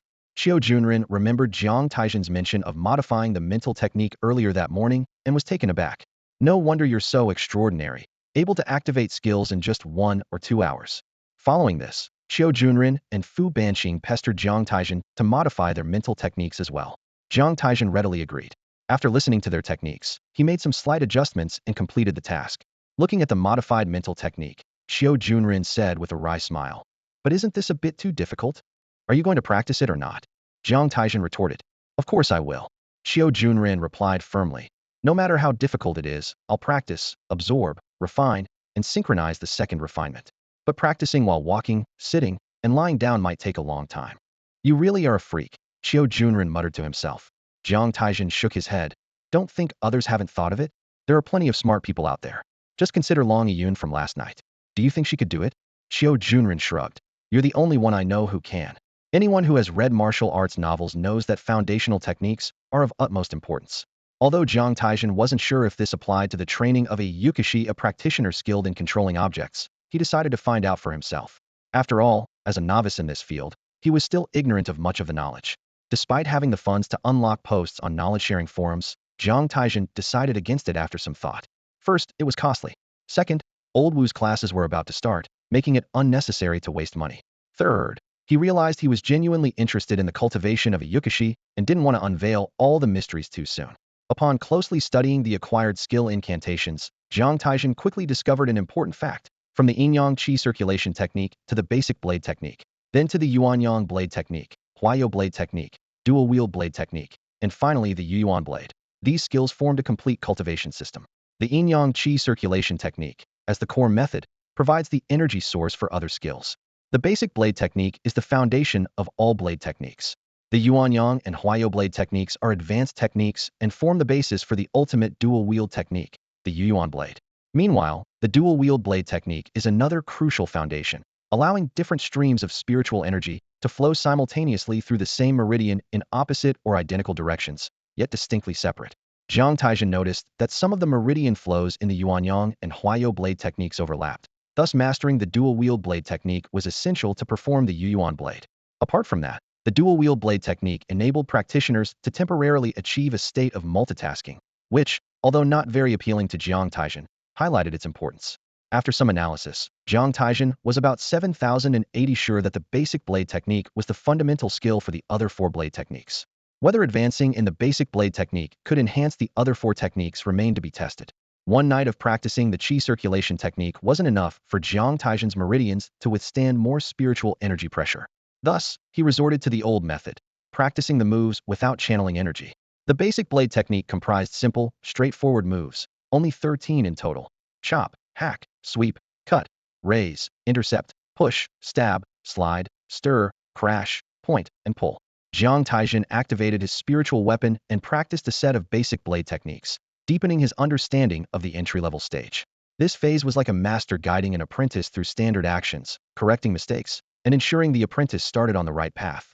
This explained why Jiang Taizhen seemed mechanical and rigid when executing skills, because beginners required such precision and discipline. Understanding this, Jiang Taizhen didn't grow impatient. Instead, he focused more intently on repeatedly practicing these 13 moves. He knew that to achieve proficiency, he first had to practice these 13 moves to the point of muscle memory. In the popular parlance of another world, he needed to ingrain these 13 moves into his instincts. From the morning, Jiang Taizhen immersed himself in intense training. He practiced tirelessly until nightfall. The Yin-Yang energy technique circulated within him, soothing his fatigued muscles and replenishing his spent energy. Throughout the day, he only took quick meals at noon and in the evening. Xiao Junren observed silently from the side, secretly amazed. He had never seen anyone maintain such focus on a monotonous task for an entire day. The next day, Jiang Taizhen continued in the same manner. After 2 days of relentless training, he noticed subtle changes in his body. Suddenly, there was a disturbance in his qi. The inscription representing the basic blade technique sprouted several light threads, forming a new inscription structure around the core. What's going on?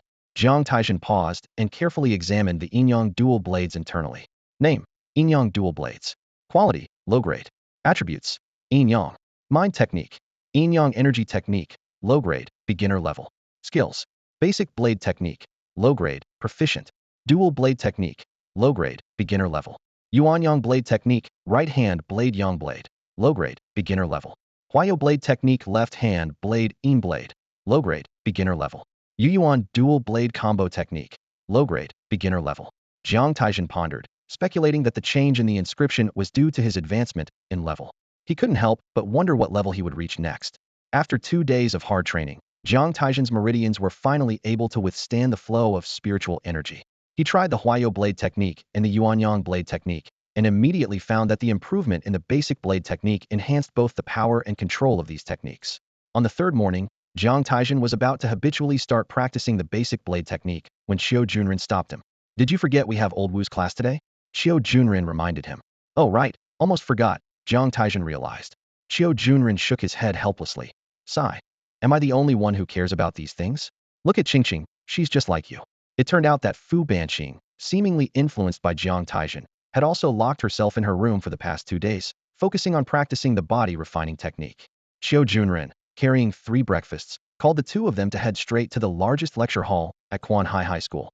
On the way, Jiang Taizhen ate breakfast while inquiring about recent events. "Any news these days? How's the rest of the dorm with the vice class monitor?" Xiao Junren sighed. "Sigh. Wang Xiaohu and the other 3 failed." Jiang Taizhen paused with his breakfast in hand, as expected. "But Wang Xiaohu wants to try a second time," Xiao Junren added. This statement caught even Fu Banqing's attention from her breakfast. Jiang Taizhen said in surprise, "The second time has an even lower success rate than the first. If he fails, it will waste a lot of time, and his future liberal arts grades will fall far behind others." "Wang Xiaohu is very stubborn," Xiao Junren explained. "Peng Bei and the others have given up and switched directly to the liberal arts class, but he insists on gambling his future to try again." Jiang Taizhen thought of the cheerful and active Wang Xiaohu and fell silent. He wondered how many orphans like Wang Xiaohu, hoping to take another chance, existed nationwide. Probably countless, but how many could actually succeed on their second try? When the 3 arrived at the lecture hall, it was already filled with many people. They found a spot in the middle back corner to sit. "Oh, by the way," Jiang Taizhen suddenly remembered, "how many succeeded this time?" The number 69 echoed in the lecture hall of Quanhai High School, representing nearly 30% of students who had successfully crossed the threshold to become Wuxia warriors. After finishing breakfast, 4 prominent figures gradually entered the classroom, their faces calm and composed. As class time approached, the room was filled to capacity, the chatter growing louder. Old Wu walked into the classroom with steady steps, his solemn demeanor instantly silencing the noise. He stood on the podium, his gaze sweeping over the 69 faces below, some excited, some calm, and some expressionless. "Do you think you've made it?" Old Wu's voice thundered. "Becoming a Wuxia warrior, getting a free pass to university, and then you can rest easy, huh?" His outburst plunged the classroom into dead silence. "Do you think being a Wuxia warrior is a stepping stone to promotion, a capital for boasting, or an infinitely bright future?" Old Wu's words hit like a heavy hammer, leaving the classroom in silence. He continued, "Do you know what awaits you after 3 years of university as a Wuxia warrior? It's battle, endless battle, life and death struggles, using every means possible to win. If you're not mentally prepared for this, I advise you to abandon your Qi Si now and switch to the arts class while you still can."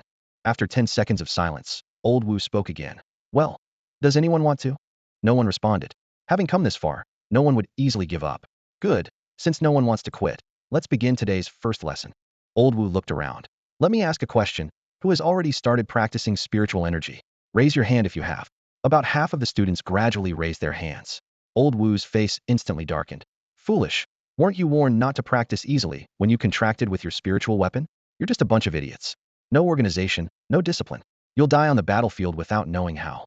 Below the podium, Xiao Junren looked down at Jiang Taizhen and praised. "You're something else, predicting Old Wu's words in advance and not raising your hand." Jiang Taizhen retorted unceremoniously, "You're overthinking it. He was just too lazy to raise his hand. Does this question even matter?" Old Wu's sharp gaze suddenly locked onto Jiang Taizhen. "Jiang Taizhen, tell us, why didn't you practice?" Jiang Taizhen slowly stood up, his tone calm. "Old Wu, I never said I didn't practice. I was just too lazy to raise my hand." "That's your reason for not raising your hand?" Old Wu squinted, his gaze like a knife. Jiang Taizhen shrugged helplessly. "Mainly because I feel that whether I raise it or not, it's the same. From what I know about you, if I don't raise my hand, You'll say we're worse than idiots. I don't want to be an idiot or worse than one. Humph, you do know me well. Old Wu motioned for Jiang Taizhen to sit down, then said slowly, indeed, those who didn't raise their hands are worse than idiots. These words exploded like a bomb in the classroom. Students protested. Why say that about us? Weren't we just following the advice not to practice? Why? The classroom descended into chaos again. Old Wu shouted sternly, quiet. The room fell into a dead silence. Old Wu's sharp gaze swept across the crowd, and every student instinctively tensed up. His voice boomed like thunder. As practitioners of the art, do you not have a shred of curiosity? Do you simply do as you're told? Are you puppets on strings? Old Wu's questioning hit the students like a sledgehammer to the heart. He continued his relentless probing. 3 years of study wasted? Have you forgotten why cultivating is important?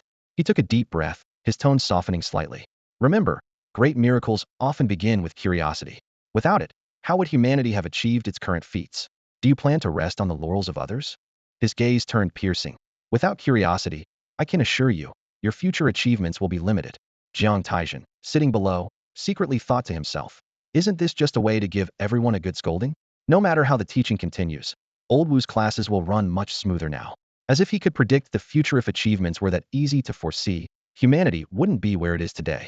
After the reprimand, Old Wu turned to the blackboard and elegantly wrote 4 large characters, Evolution of Artifacts. He faced the class, squinting as he surveyed them. Do you think it's too advanced to talk about the evolution of artifacts when you've barely begun your training? At this moment, a student timidly raised a hand, voice uncertain.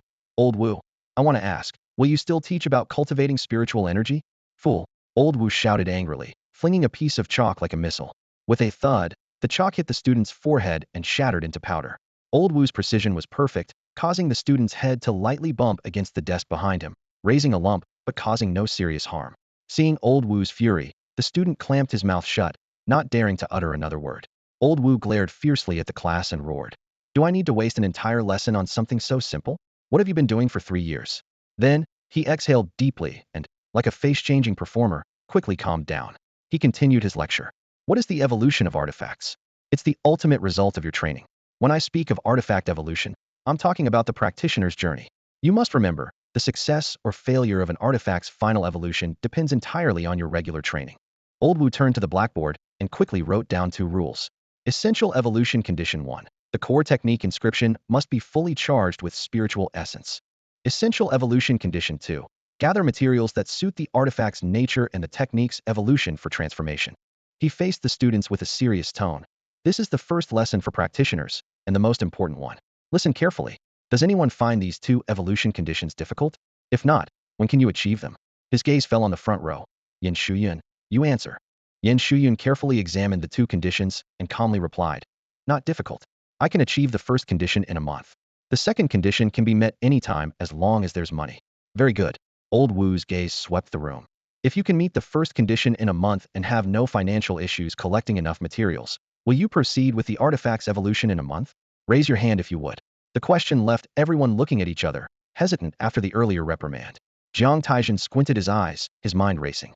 With his cultivation experience, he knew that a basic Yin-Yang inscription required half a month to fully gather spiritual energy. However, as the inscription level increased, this time doubled. He couldn't help but start calculating Yin Shuyun's situation. The result Yin Shuyun reached is obviously based on the premise that his mental technique inscription hasn't improved, Jiang Taizhen thought to himself. Eliminating other factors, it's clear that his mental technique is still at the basic level. This conclusion wasn't surprising. Even though Yin Shuyun started cultivating a few days before him, Jiang Taizhen had been tirelessly practicing the Yin-Yang Qi art day and night without advancing his level. How could Yin Shuyun possibly master it in just a few days? At that moment, Old Wu's voice interrupted Jiang Taizhen's thoughts. You have 10 seconds. 8, 7. Old Wu's face was stern as he began the countdown. By the time he reached 3, there were still 1 or 2 students hesitantly raising their hands. 0. Without hesitation, Old Wu launched his chalk bombardment. Fools, fools, fools, all of you are fools. After the fierce bombardment, the 2 students who raised their hands were left with bumps on their heads. Old Wu turned to Yang Xian. Yang Xian, tell us why you wouldn't choose to evolve. Yang Xian confidently replied, it's simple. If there are necessary conditions, there must be unnecessary ones. I think those unnecessary conditions are what you're about to explain. A bit clever. Old Wu gave Yang Xian a glance and continued. If anyone thinks that meeting those 2 conditions alone will lead to a successful evolution of a spiritual tool, they're a fool. The history of weapon masters spans over 20,000 years. It's not something that can be achieved with just those two necessary conditions. If it were that simple, the Yunhuang continent would have long been ruled by humans. Now, take out your pens and paper and take notes carefully. Old Wu's voice turned serious. Unnecessary condition 2. The situation is the same for skills and mental techniques. To evolve skills, besides filling the skill inscription with spiritual energy, you must cultivate them to perfection. But unlike mental techniques, evolving a spiritual tool only involves the mental technique inscription, not the skill inscription. As soon as he finished speaking, a student eagerly raised their hand. Old Wu, does that mean I can focus solely on cultivating my mental technique, and as long as its level meets the standard, I can quickly evolve? Jiang Taizhen closed his eyes, already imagining the scene to come. Sure enough, the shouts of fools, fools, fools filled the air, accompanied by the whistling sound of chalk. Jiang Taizhen pondered to himself, is unnecessary condition 2 truly unnecessary? I fear it's not that simple. At this point, Old Wu called on another student, Xian Xinran. What do you think about the necessity of cultivating skills? Without hesitation, Xian Xinran replied, it's necessary. If a mid-level spiritual tool has a mid-level mental technique, but all other skills are low-level, isn't that just bullying children? We're going to fight, not bully kids. So, the power of the mental technique ultimately manifests in the skills. Well answered. Old Wu looked at the class. Did you all get that? Understand it? Without skills, what kind of weapon master are you trying to be? Are you trying to get yourself killed? At this point, Yuan raised his hand and asked, what about the level distinctions for skills and mental techniques? How do we perceive them? Is there a clear standard? Old Wu looked at Yuan, his tone slightly softened. Finally, a question that's not foolish. Entering the realm of basic mastery and proficiency are both stages within the scope of mastering the art of controlling one's tools. Jiang Taizhen listened to Lao Wu's explanation, lost in thought. He recalled the sensations when he practiced his techniques and skills, noticing how his body and spiritual energy seemed to be guided by the spiritual tool in his hand.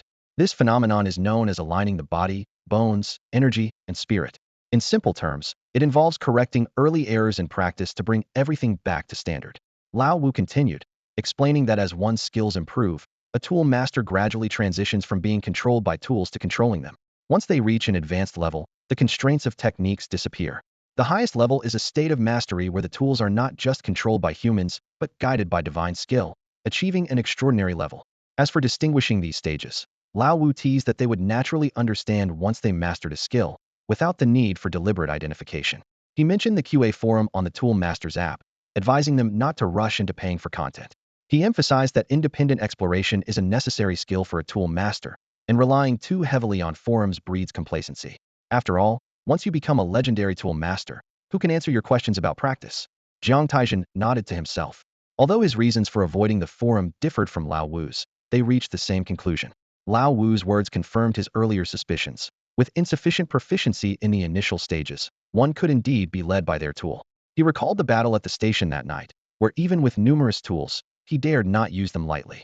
Just managing a single shadow clone required caution to avoid falling into a beast trap, hardly reassuring for casting techniques. What troubled Jiang Taizhen more was the bottomless pit of ordinary tools, with energy chips alone costing a fortune. Fu Bianqing and Xiu Junren were fortunate as their skills were aligned with future spiritual tool contracts, seamlessly integrating. However, Jiang Taizhen had to practice skills that might later be discarded, wasting time and money only to replace them eventually.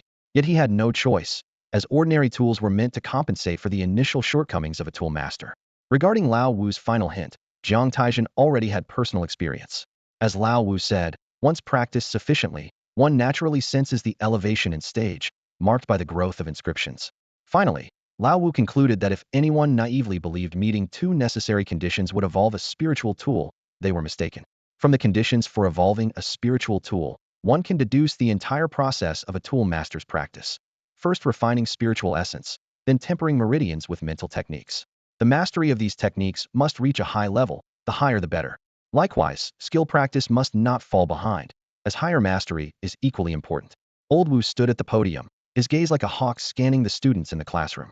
His voice was deep and powerful, each word carrying weight. Next, I need to emphasize a crucial point. The students instinctively sat up straight, fully focused on listening. Before evolving skills and mind techniques, you must fully charge their spiritual essence, Old Wu insisted with undeniable firmness.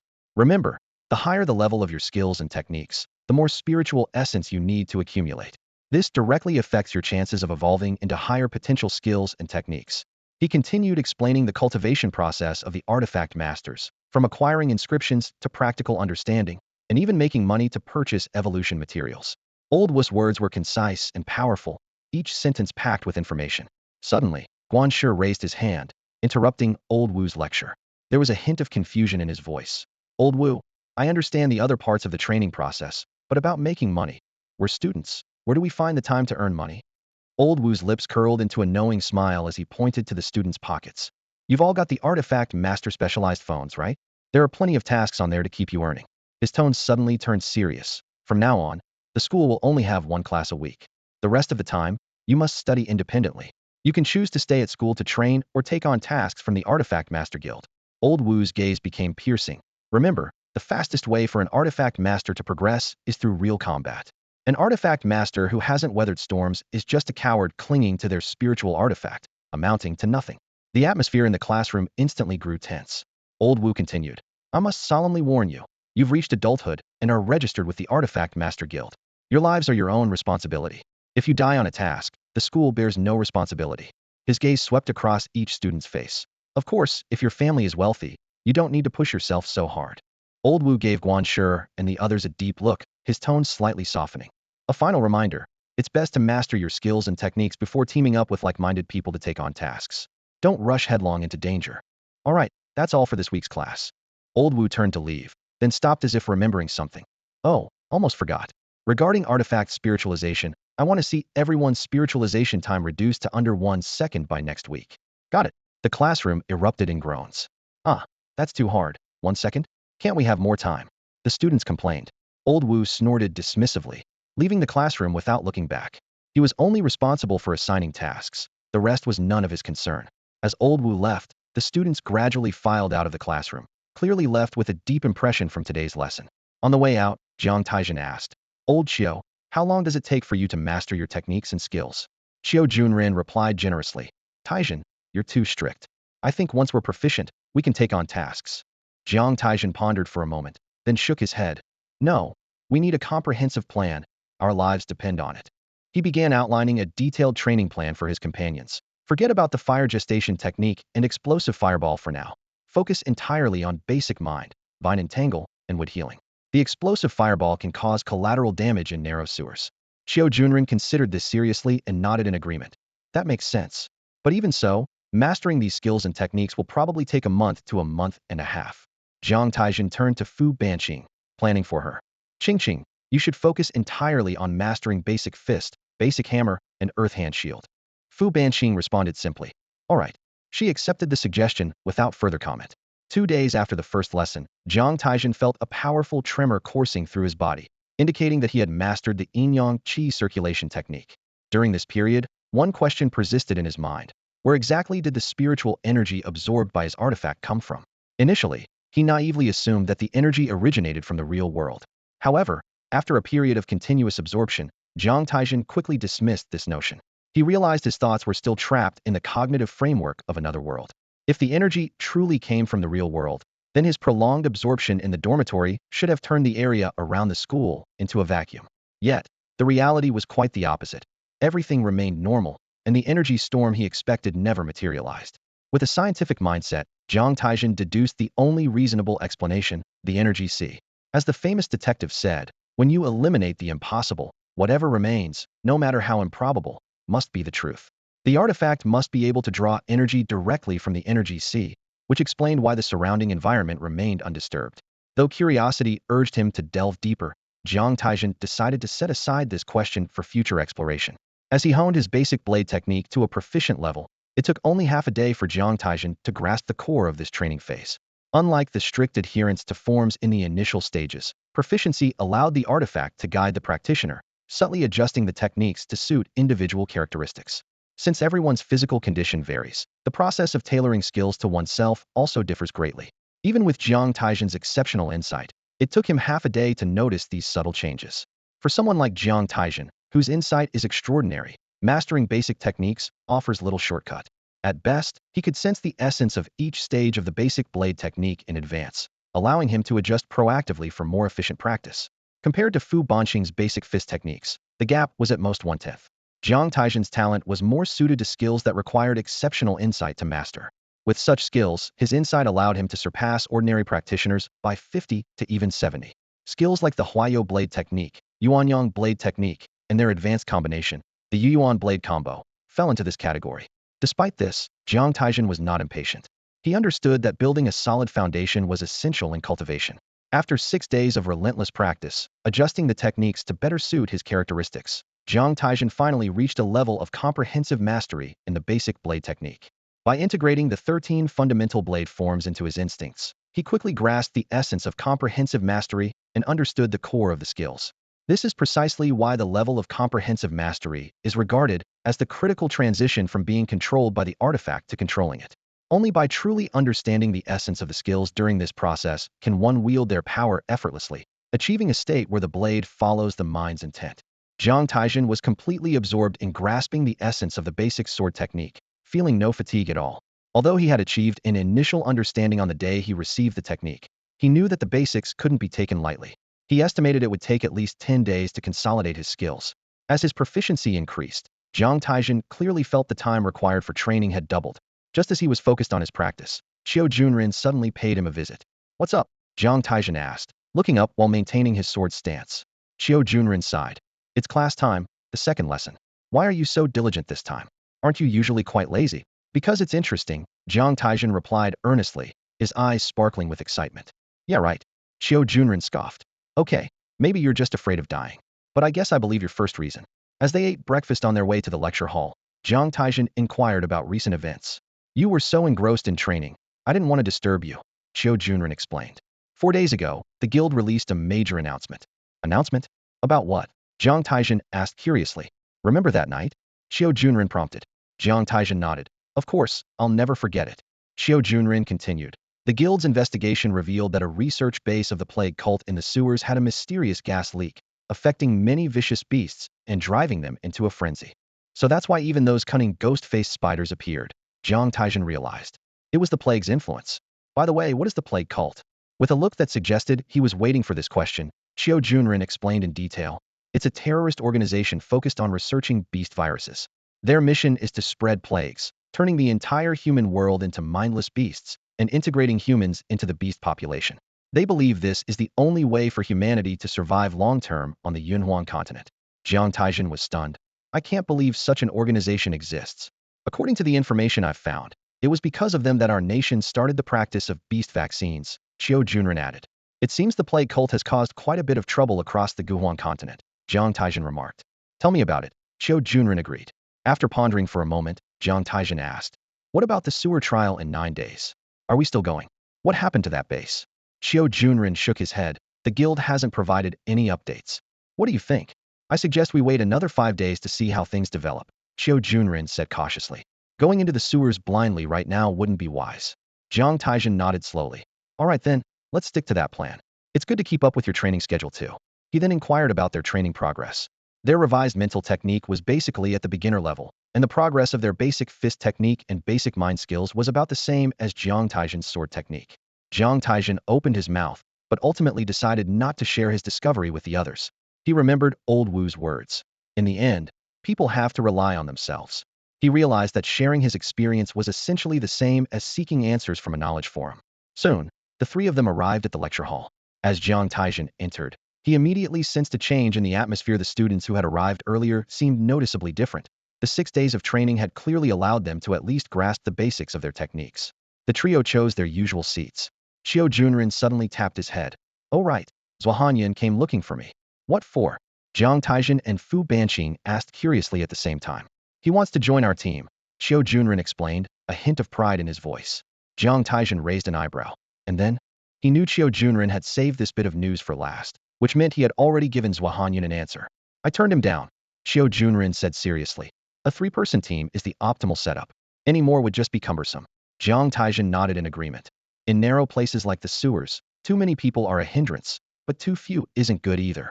3 is just right. Xiao Junren suddenly lowered his voice, a sly glint in his eyes. "Hey, do you know who he went to next?"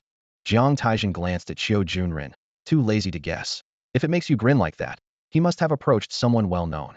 "Yin Shuyun," Fu Banqing interjected calmly. Xiao Junren looked at Fu Banqing in surprise. How did you know? I can understand Jiang Taizhen figuring it out, but you? Huh. Just look up and you'll see. Jiang Taizhen gestured towards the door. Xiao Junren glanced up and exclaimed, wow. Yin Shuyun, Yang Xian, and Zhua Hanyun. How did those three end up together? Indeed, Yin Shuyun walked in between the two, all three entering the classroom together. Jiang Taizhen leaned back in his chair, slowly analyzing. All three of Yin Shuyun's roommates failed to cultivate their sea of instruments and went to the liberal arts class. Zhua Hanyun approaching her was expected, but Yang Xian lowering his guard. That surprised me. This is quite the dream team. Xiao Junren marveled. The class president, vice president, and the academic committee member are class's strongest lineup. Jiang Taizhen's eyes glinted with interest. What about class 1? Seeing this lineup, Guanshi and Xian Xinran from class 1 won't just sit back, will they? Xiao Junren rolled his eyes. Do you think I have that much free time? I'm training too, you know. Do you think I'm your intelligence chief? Aren't you? Jiang Taizhen laughed. Never mind, we'll find out soon. Since class 2's strongest combination has appeared, no way those from class 1 will be content to lag behind. He shook his head, still stuck in a student mindset. Even as artifact masters, they're still caught up in these petty rivalries. Just then, another commotion arose at the classroom door. Xian Xinran made a grand entrance with two boys, drawing gasps of admiration from Xiao Junren. Today, Xian Xinran was clearly dressed to impress. Though her makeup was the same as usual, she seemed to glow, exuding a powerful aura. As she entered, she gave Yin Shuyun a meaningful glance before taking a seat not far from Yin Shuyun's group, accompanied by Guanshi and Wang Qiang, another well-known wealthy student from class 1. If Yin Shuyun's trio could be considered the orphan gang, then Xian Xinran's group was the bona fide rich kids club. For a moment, all eyes were on these two teams, and a subtle tension filled the room. After that, more trios trickled in, along with several students acting solo. The lecture hall quickly filled up, buzzing with anticipation and nerves. As the number of groups of 3 increased, those who were still alone began to feel anxious. The atmosphere in the classroom became tense, with students' eyes restlessly darting around. Jiang Taizhen keenly observed that some had already started to discreetly move their seats next to their preferred partners, quietly discussing team arrangements. Their urgency was palpable, fearing they might miss out on the best partners and be left with less desirable ones. However, there were some students who blatantly ignored Mr. Wu's warning, clearly setting themselves up for failure. Jiang Taizhen noticed that a few students from affluent backgrounds appeared particularly calm, holding their heads high and looking down on the commoners and old acquaintances. What they scorned the most, ironically, was the brightest group in the class. To them, it was disgraceful that someone from their own ranks would deign to mingle with what they considered commoners. Suddenly, the distinct thumping of Mr. Wu's footsteps echoed, and the classroom fell silent. The strong impression Mr. Wu had left during the first class made everyone too intimidated to act rashly. Mr. Wu walked to the center of the podium expressionlessly, silently observing the students below. The tense atmosphere seemed almost tangible in the air. At that moment, the chalk box on the podium suddenly leaped. With a light tap from Mr. Wu, the sound of chalk hitting the air resounded as 69 pieces shot out like projectiles towards each student. Jiang Taizhen's eyes gleamed, his mind instantly flashing through several evasive maneuvers. However, the chalk flying towards him seemed to have a mind of its own, constantly changing direction, determined to hit him. Impressive, is Mr. Wu really just a low-level artifact master? The gap is this wide. Jiang Taizhen thought to himself as he slowly raised his finger, a black blade appearing at its tip. With a snap, the chalk collided perfectly with the blade, turning into dust. Sitting in the middle rear row, Jiang Taizhen deflected the chalk, while closely observing the situation around him. In this sudden chalk rain, most were caught off guard, ending up with welts on their foreheads. The striking trio in the front row managed to fend off the chalk, and beside him, Fu Banqing and Xiao Junren also managed to manifest their spiritual tools just in time. Besides them, about a dozen others successfully countered Mr. Wu's surprise attack. 22 people, only 22 managed to spiritize in under a second. The rest of you, all failures, fools, every one of you. Mr. Wu harshly criticized. Guanshi, Yang Xian, Yin Shuyun, Xian Xinran, Zhua Hanyun, and Jiang Taizhen, you've reached the level of spirit attachment. Well done. Mr. Wu explained that spirit attachment, or semi-spiritization, essentially involves attaching a spiritual tool to the body, enabling it to function like the tool. This technique has broad applications in combat, such as using long weapons in confined spaces or temporarily enhancing defense in close combat. When Mr. Wu mentioned Jiang Taizhen, Wang Chong in the front row turned to glance at him, his eyes filled with jealousy.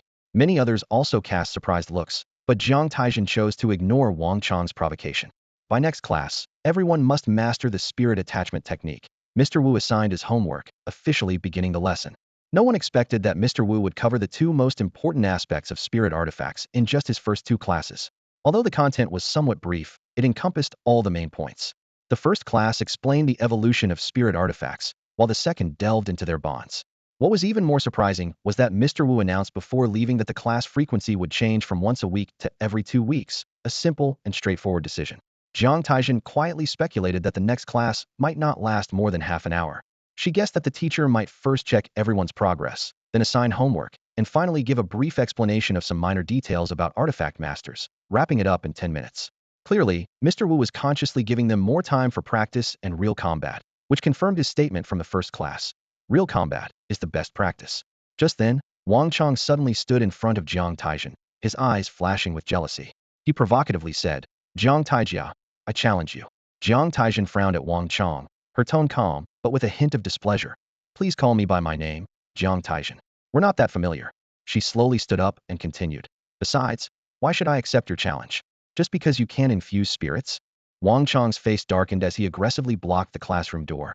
"Humph, if you don't accept the challenge today, don't think about leaving this classroom." Seeing this, Fu Banqing immediately stepped forward, his face fierce as he shielded Jiang Taizhen.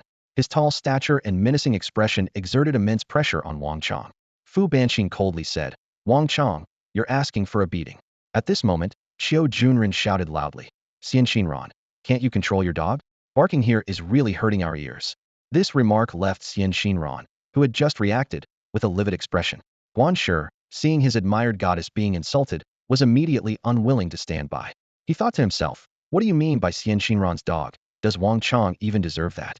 So, Guan Shi stepped forward and said in a deep voice to Qiu Junren, "Qiu Junren, watch your words."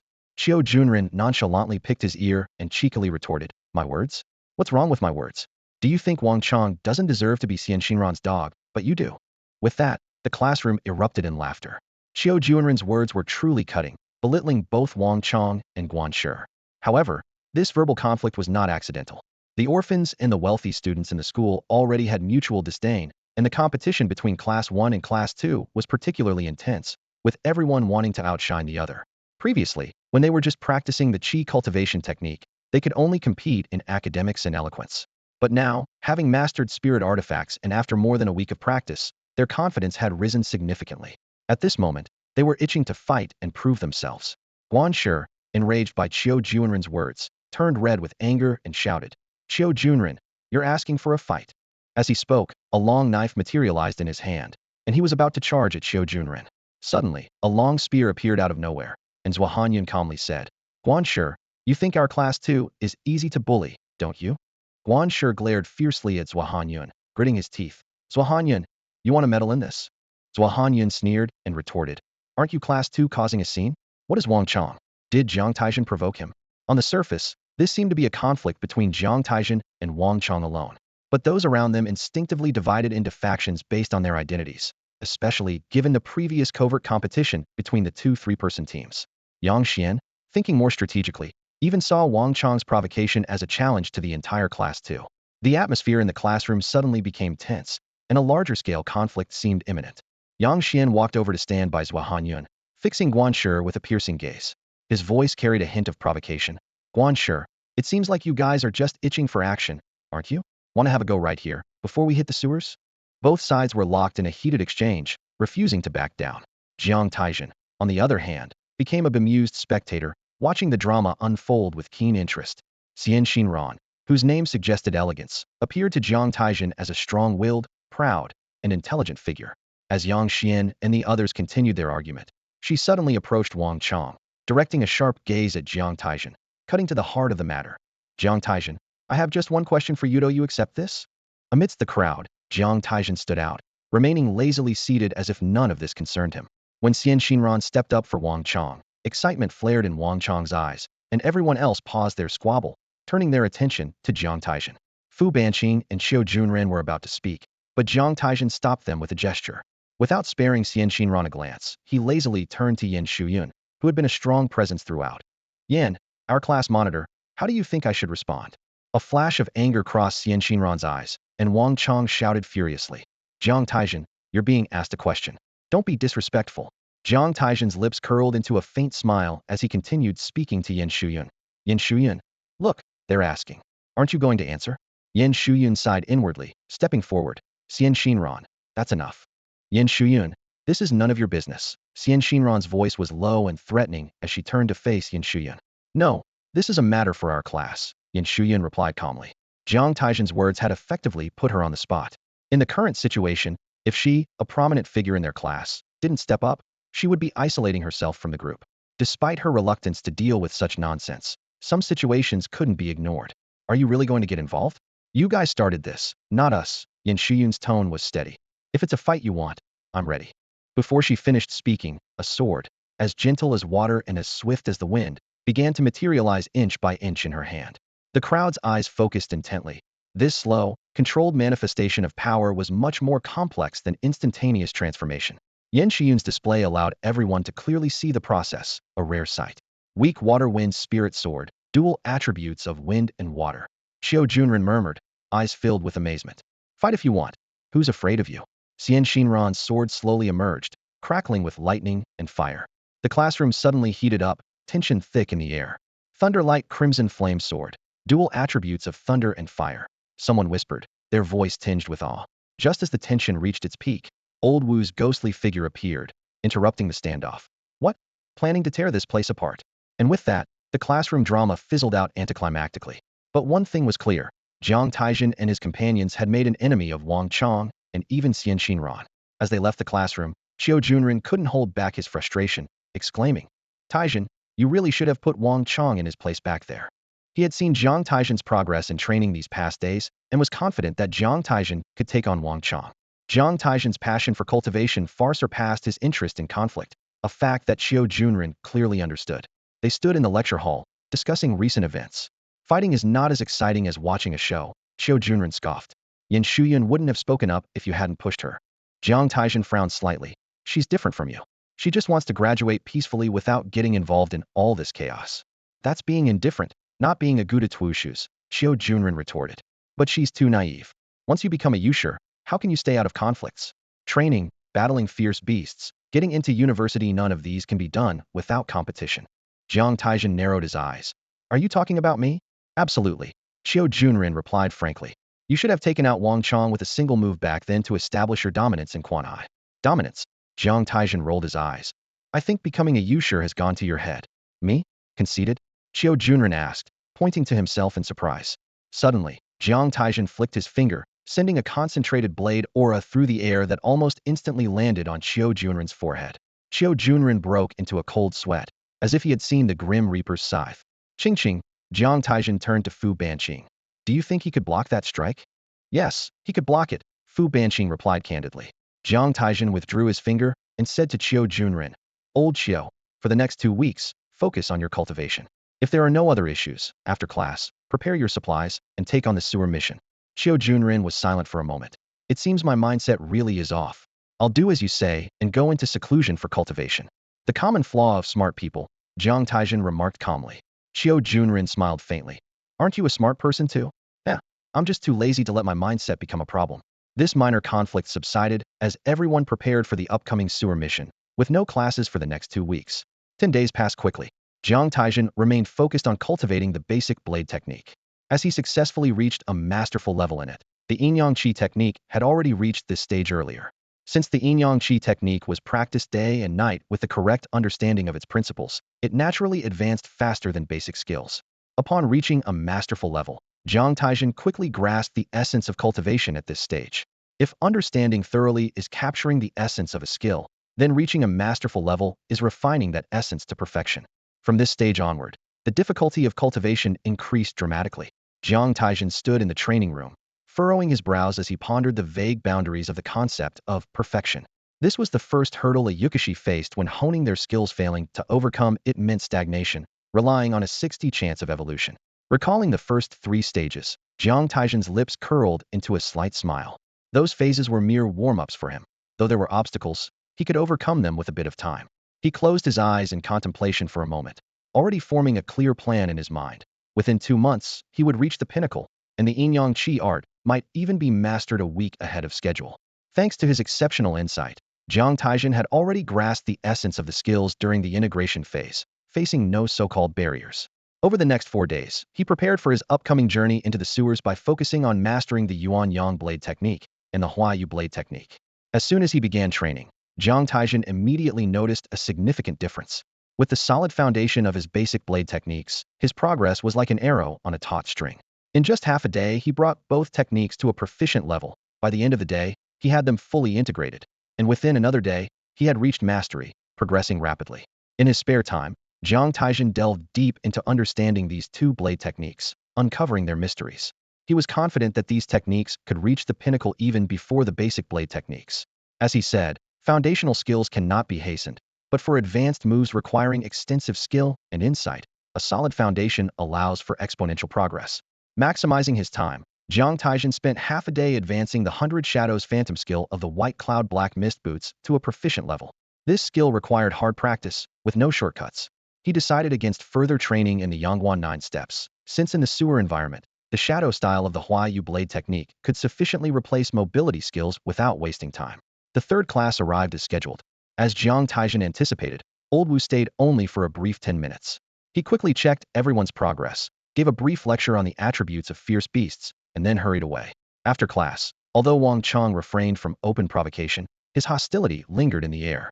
Back at the dormitory, as Jiang Taizhen considered his next steps, Qiu Junren arrived late. I just found out that many groups of 3 have decided to head into the sewers these days, Qiu Junren eagerly announced upon entering. Jiang Taizhen chuckled softly. As expected, without this, Wang Chong would probably have confronted us today. Next, we're heading to the Yukashi Guild. Qiu Junren, excited, said, these past 2 weeks of classes have been stifling. No rush, Jiang Taizhen replied, already moving his hands deftly. Let's practice a bit first and get a sense of each other's capabilities. He pointed a finger at Qiu Junren and another at Fu Banqing, simultaneously hooking the chairs they were sitting on closer. This series of actions demonstrated his impressive skill in confined spaces. Caught off guard by the sudden attack, Qiu Junren exclaimed, as the spirit at the tail of his emerald fire staff transformed into a sharp beak in his hand. Under the control of his basic mind, his defense was as quick as a phantom, barely resisting Jiang Taizhen's basic blade technique. On the other hand, Fu Banqing displayed a different scene. With spirit-infused gauntlets, his basic boxing style was grand yet subtle, with fists like a fortress, blocking Jiang Taizhen's intricate and cunning blade moves. The intense exchange lasted nearly 10 minutes. That's enough, Jiang Taizhen said, stopping his movements. Not bad.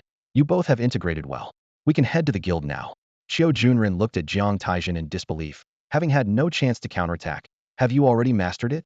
This time, the 3 of them opted for a taxi instead of a bus. Half an hour later, the car stopped in front of the Artifact Masters Guild. Their visit was to procure essential supplies for their sewer mission. On a knowledge-sharing forum, there's a long-standing pinned post dedicated to preparing for sewer tasks.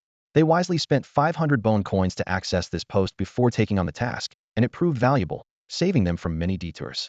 They purchased 3 sets of gas masks, the latest sewer maps, 3 large leather backpacks, 2 boxes of antidote injections per person, 3 boxes of healing injections, 3 boxes of disinfectant injections, 3 storage belts, a set of beast leather light armor, 2 pairs of thick-soled beast leather boots, a mobile recording pouch made of beast leather with a low-light illumination system, 3 sets of high-energy compressed beast meat strips, 3 large bags of purified water, a boning knife, a pair of beast gloves, a small air isolation device, and 30 low-level energy crystals, ending with 3 basic outerwear garments. Altogether, each person spent nearly 60,000 bone coins. Qiu Junren commented with a hint of reluctance. The gas masks and mobile recording pouches are essential items and will be used continuously in the future, so they must be purchased. If we're short on funds, we'd have to settle for ordinary ones and upgrade later. He glanced at Jiang Taizhen, who needed the beast leather armor. Initially, they considered buying an artifact grade 1, but due to time constraints, they decided against it. The other 2 already owned spiritual and artifact grade gear, so no additional purchases were necessary. The reason for buying the beast leather boots was similar. The compressed beast meat strips and water were for supplies, while the boning knife and beast gloves were for dissecting beast carcasses. The sewer mission was both a training and a money-making venture. Without funds, they couldn't proceed. The latest maps, both electronic and paper, were essential for marking beast locations. Many beasts were poisonous, making antidote injections a necessity, while healing and disinfectant injections were indispensable. The backpacks were for storing supplies and collecting their gains, and the storage belts allowed for easy access to antidote and healing injections when needed. The small air isolation device was for eating and resting. Lastly, the outerwear, made from beast membranes and fibers, could attach a transparent film to spiritual gear, originally intended to enhance durability and hardness. For a sewer journey like Jiang Taizhen's, where gear wear and tear is inevitable, outerwear that boosts durability and hardness is precious. This is why Jiang Taizhen chose to buy a boning knife despite already having tools, aiming to reduce wear on her spiritual gear. However, the purpose of outerwear has evolved. With technological advancements, it now offers camouflage and other uses. Before outerwear was invented, assassins and killers had to be extremely cautious, as the distinctive features of high-level spiritual gear could reveal their identity, even if the assassination succeeded. The advent of the outer gear has significantly boosted the assassin industry on the Yunnan continent. This is the function of the classic outer gear. Besides the basic features, its main selling point is its disguise capability. One could say that premium skins are also a good selling point. The luxury version goes a step further by enhancing the power of inscription skills, but this gear is customized for specific use, requiring corresponding enhanced gear for each inscription skill, making it quite expensive. Even wealthy individuals might hesitate at the cost. In short, this is what premium gear entails. However, even the best luxury gear can only enhance skill power to a limited extent, so most ordinary instrument masters don't consider luxury gear. The higher the level of the instrument master, the greater the demand for outer gear, as the materials needed for repairing spirit instruments become increasingly rare and valuable, broadening the gear's applications. In contrast, materials for repairing lower-level spirit instruments are more common, and the demand for outer gear mainly arises in situations where material supplies are unavailable for extended periods to maintain the instrument's efficiency. In the business of instrument masters, the demand for repair materials is essential, ranking at least in the top 3 for long-term benefits. Generally speaking, a newcomer's first experience is always troublesome and tedious. Once the 3 of them were fully equipped and prepared, they began studying the map's entrances and exits. To enter the sewers, one must go through specific entrances because the manhole covers are usually sealed.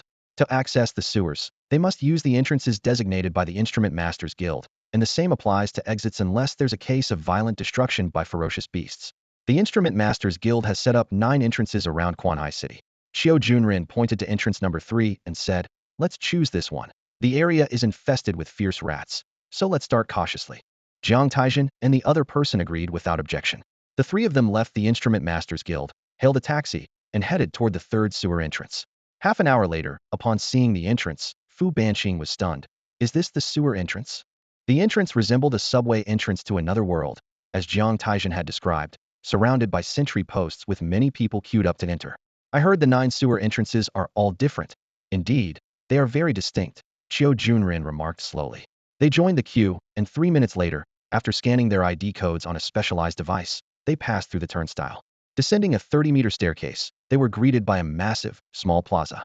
The plaza was bustling, mostly with instrument masters carrying backpacks. Some, like Jiang Taizhen and his companions, appeared fresh, while others were exiting, covered in mud, with blurred faces, and even some injured ones. Many were heavily bloodied, struggling out of the exit, only to be immediately placed on stretchers by waiting medical personnel. It was truly astonishing. The 3 of them waited at the entrance for a full 5 minutes, witnessing various artifact users emerge from the exit. One even collapsed and died shortly after stepping out. However, the people around them seemed accustomed to such sights and paid no attention. Jiang Taizhen pulled Xiao Junren towards the security check entrance, saying, "Stop looking, or you'll lose your nerve." "Do you know who I am?" Xiao Junren protested loudly. They intended to enter the sewers, and verifying their identity codes was just the first step. Next, they needed fingerprint, iris, and facial scans, all to filter out criminals. The discovery of a plague cult laboratory in the sewers served as a warning. After passing the 3 security checks, they faced 10 entrances. "All right, let's gear up," Xiao Junren said, following the instructions from a post. He started with the boots. "Boots are crucial. Are they equipped?" "Equipped."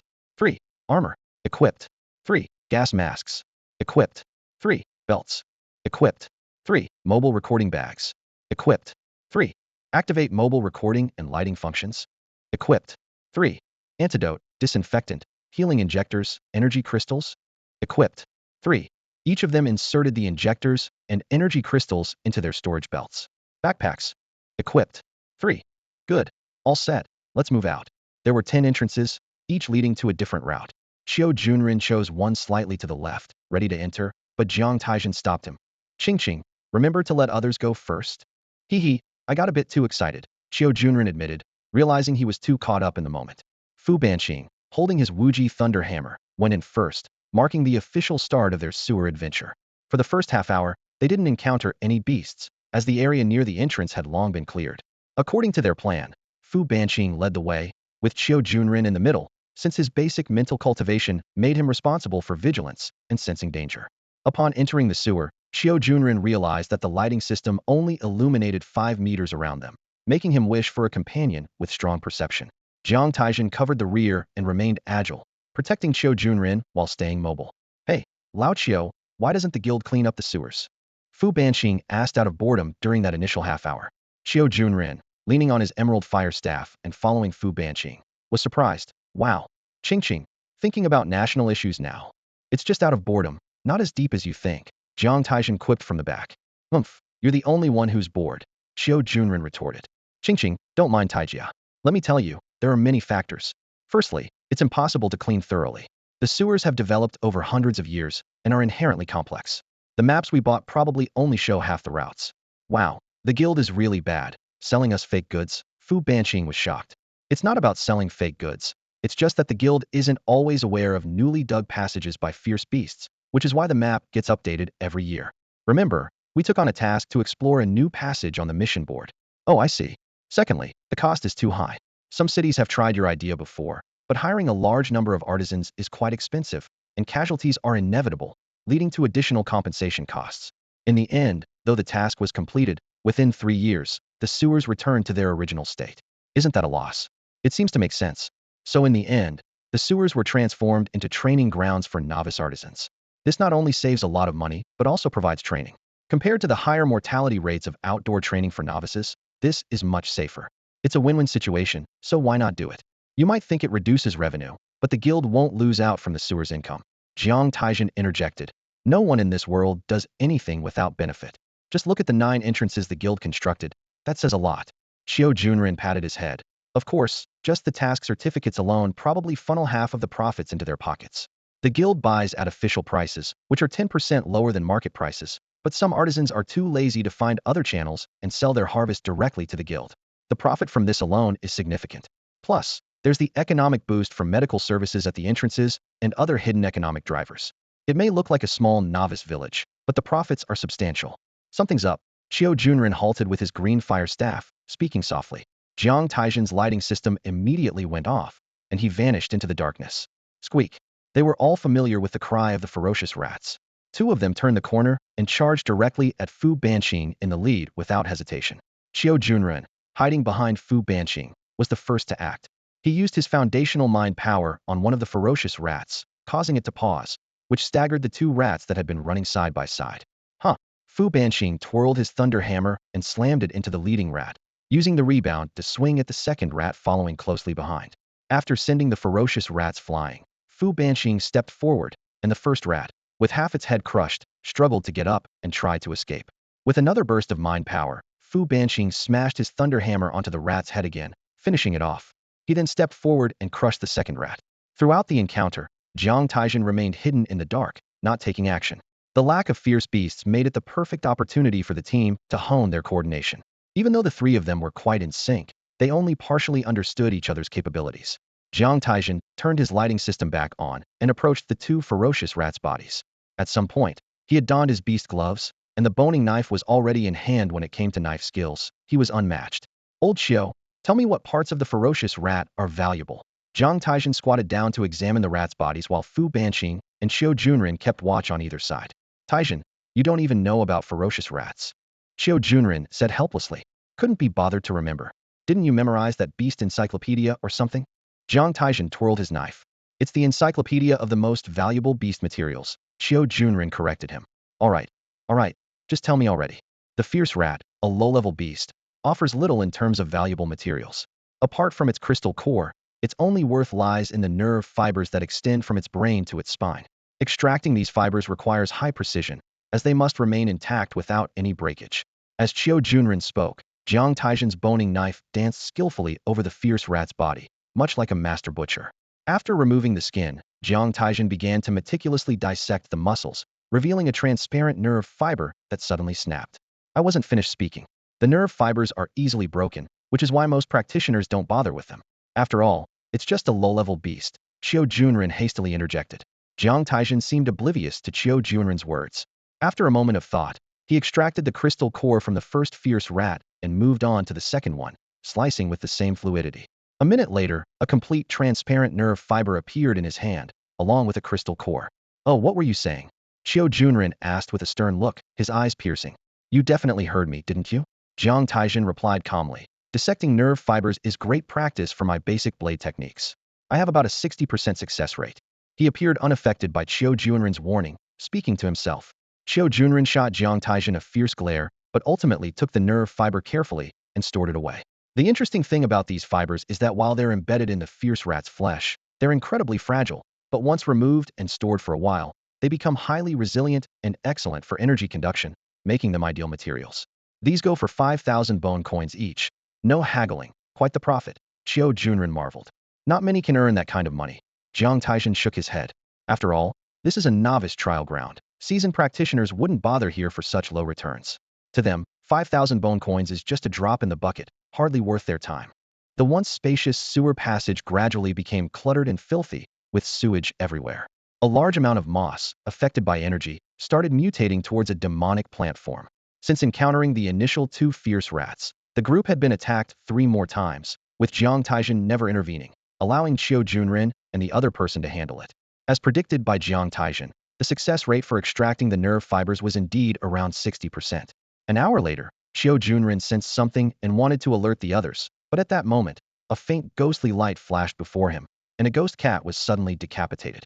Huayo blade technique, oblique shadow style, reappears. Time seemed to rewind to the moment before. When the ghost cat attempted to ambush Qiu Junren, a wisp of spiritual energy from Jiang Taizhen's sea of instruments was channeled out, circulating through the inscriptions representing the basic blade technique. The solid blade energy followed the meridian route of the oblique shadow style, activating it. This was a true blade technique. Compared to the battle at the station, Jiang Taizhen now wields the Huayo blade technique with ease, its power far surpassing its previous form. Back then, neither his Huayo blade technique nor the Yuan blade technique could unleash even 30% of their potential. Now, the phantom cat is hardly worth mentioning in his eyes.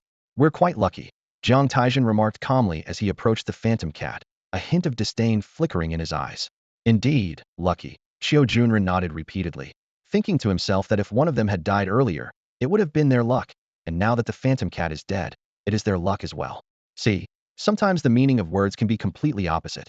"All right, it's your turn to perform, old Qiu," he said, turning to Qiu Junren, grateful for the life-saving favor just rendered.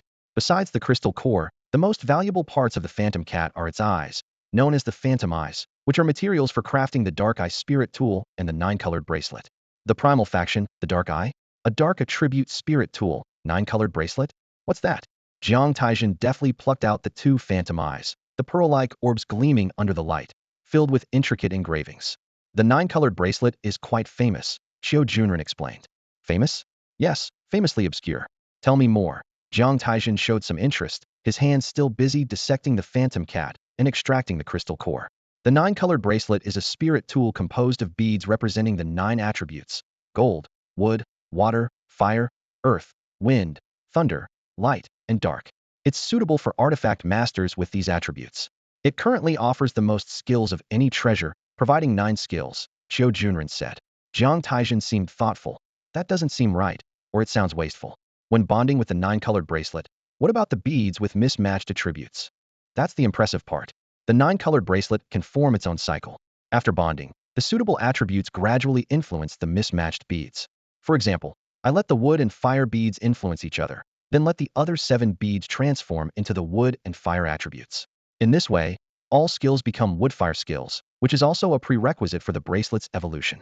9 skills should be quite powerful for the mind flow, right? Is there another reason? Jiang Taizhen asked. Of course, these 9 skills are interwoven and transformed into a system. Unfortunately, the 9-colored bracelet has a fatal flaw. There's been no discovery of a compatible spirit tool, Qiu Junren sighed. 9 beads, each containing at least 3 or 4 skills, and only 1 skill appears after carving. This means there are at least thousands of skill combinations. Researching the spirit tool's compatibility is like studying thousands of spirit tool combinations, making it not worth the effort. Moreover, the evolution conditions for this spirit tool are stringent, with only a formula for mid-level evolution currently known. I see, Jiang Taizhen realized. For an artifact master, choosing a spirit tool with evolution and compatibility is a priority. Without evolution and compatibility, no matter how strong it is now, it will become useless at higher levels. Therefore, despite its potential, the nine-colored bracelet remains niche due to the lack of a compatible spirit tool. But as for the dark eye, it's just too implausible. With your knife skills, you could try the primitive faction's carving route. Xiao Junren couldn't help but suggest. Jiang Taizhen chuckled, a hint of amusement in her eyes. You think I haven't looked into artifact makers? The primitive school indeed values exquisite carving skills, but every artisan must have a deep understanding of inscriptions. What use is skillful carving alone? She paused briefly and then asked, so, what's the price of a yutong? About 8,000 bone coins. Xiao Junren replied without hesitation. All right, if a novice artisan successfully carves a dark eye, how many yutongs would it consume? As Jiang Taizhen posed this question, Xiao Junren began to grasp her intent. 50 pieces, 30 for those with talent, he answered, pondering internally. It's in the details where the truth lies, Jiang Taizhen remarked, then asked, so, can you calculate the cost of a dark eye? About 50,000 bone coins, Xiao Junren replied, feeling a pang of bitterness. A 40,000 investment, losing 35,000. That's how it is for artisans. The early stages are just money pits. Xiao Junren chuckled bitterly, understanding well. Are you still planning to become an artisan? Of course, it's my dream, he responded without hesitation. A poor person dreaming of becoming an artisan, what do you think the chances of success are? And you encourage me to become an artifact maker? We can't afford to support two artisans. Xiao Junren shook his head, his tone filled with helplessness. Jiang Taizhen smiled slightly and continued to explain. An artisan, broadly speaking, is a profession that achieves various goals through artifacts. Artifact makers, medicine artifact makers, plant artifact makers, and so on, are all subcategories of artisans, similar to the concept of alchemists. Strictly speaking, a master of artifacts is also a type of artisan, but the most unique one. An artisan who can manipulate their own spiritual artifacts is what we commonly refer to as an artisan. With the flourishing of mundane artifacts, artisans using such means have gradually emerged, known as mundane artisans. However, mundane artisans ultimately use mundane artifacts as a medium, with an intermediary step. In the artisan field, those with achievements and fame among mundane artisans account for only about 10%. Most mundane artisans end up as assembly line workers under capital. To become a money-making artisan, without exception, requires a vast amount of money and resources in the early stages. Without these, it's impossible to cultivate a master artisan, she said with a tone of helplessness. So, high-level artisans are often controlled by major powers. Individuals? They exist, but given the unpredictability of life, there are many poor people with artisan talent, but those who succeed are rare, with both exceptional talent and luck. Hearing Jiang Taizhen's words, Xiao Junren's eyes lit up. So, you want to support me? In your dreams. Jiang Taizhen rolled her eyes. At most, it's an investment. In the future, when you make a profit, Qingqing and I will take the majority, each with a 40% share. Deal. Xiao Junren agreed almost without hesitation, thinking to himself that collecting materials on his own made becoming an artisan nearly impossible. Don't rush. Let me be clear. First, we need to at least become mid-level master artisans before we invest in you. Initially, focus on increasing your strength. Second, the future is uncertain. So, the investment is just a verbal agreement, and we may back out at any time, Jiang Taizhen said seriously. Xiao Junren understood clearly. After all, lacking everything in the early stages makes it impossible to skimp and save, delaying the improvement of strength. Being an artisan is a long-term endeavor, with uncertain returns. Who knows how things will develop in the future? He nodded, filled with anticipation. Jiang Taizhen patted his head, thinking to himself that Xiao Junren indeed had a good talent for being an artifact master. However, he knew the resources required for training an artifact master were substantial. So, he decided to give Xiao Junren some motivation by dangling the promise in front of him. After all, he had already set the expectations, and if things didn't work out, he could always backtrack given his thick skin. Seeing Xiao Junren full of enthusiasm, Jiang Taizhen felt a pang of guilt, but quickly dismissed it, convincing himself it was for the boy's own good. Yet, how could someone so clever become so muddled when facing his own weaknesses? 5 hours flew by, and the group encountered the ferocious rats most frequently, with a maximum of 16 attacking at once. The ghost cat had only appeared once at the beginning. Additionally, they encountered 3 packs of wild dogs, whose valuable materials were easier to extract, especially the 2 steel-attributed fangs in their mouths. After a 3-hour rest, they had been traveling for 5 hours. Following advice from the forum and their discussion, they decided to rest for 3 hours every 5 hours, with each person getting 6 hours of rest in a 24-hour period, taking turns to keep watch for an hour. This was sufficient for artifact masters. They found a relatively clean spot, and Fu Banqing took out a portable air isolation device from his backpack. After inserting 3 energy chips, he activated the device. With a hum, an area was isolated, and the once polluted air began to freshen. 3 minutes later, the green light on the device lit up, and the three of them removed their gas masks, greedily inhaling the fresh air. Damn, it was suffocating. Xiao Junren exaggeratedly flared his nostrils, thinking maybe the liberal arts class wasn't so bad after all. Jiang Taizhen realized his understanding of artifact masters was somewhat skewed and thought to himself, so, this is the kind of hardship they face. Too late now. Xiao Junren mocked, saying he always knew Jiang Taizhen wanted to take it easy, even avoiding action when possible in the sewers, under the guise of training them. Of course, it was effective, as Xiao Junren now felt confident he wouldn't be caught off guard by the ghost cat like the first time. Fu Banqing handed out high-energy compressed beast meat bars to each of them. These bars were rich in nutrients and could sustain a low-level artifact master for a day. The downside was they were a bit dry, being a basic version without any added features. After struggling to eat the bars, each person drank some water, quickly finishing their meal. Each of us will keep watch for 40 minutes. Ching Ching, you go first, then me, and lastly, old Xiao. After eating, they took the opportunity to rest. Although someone was on watch, in such a perilous place, those sleeping couldn't afford to sleep deeply and remained in a light sleep state. Interestingly, light and deep sleep was actually taught in high school. To become a competent artifact master, one had to master this skill. However, Jiang Taizhen, capable of multitasking, managed to achieve a peculiar state of deep and light sleep simultaneously. When Fu Banqing softly woke him after an hour, his energy and stamina were fully restored.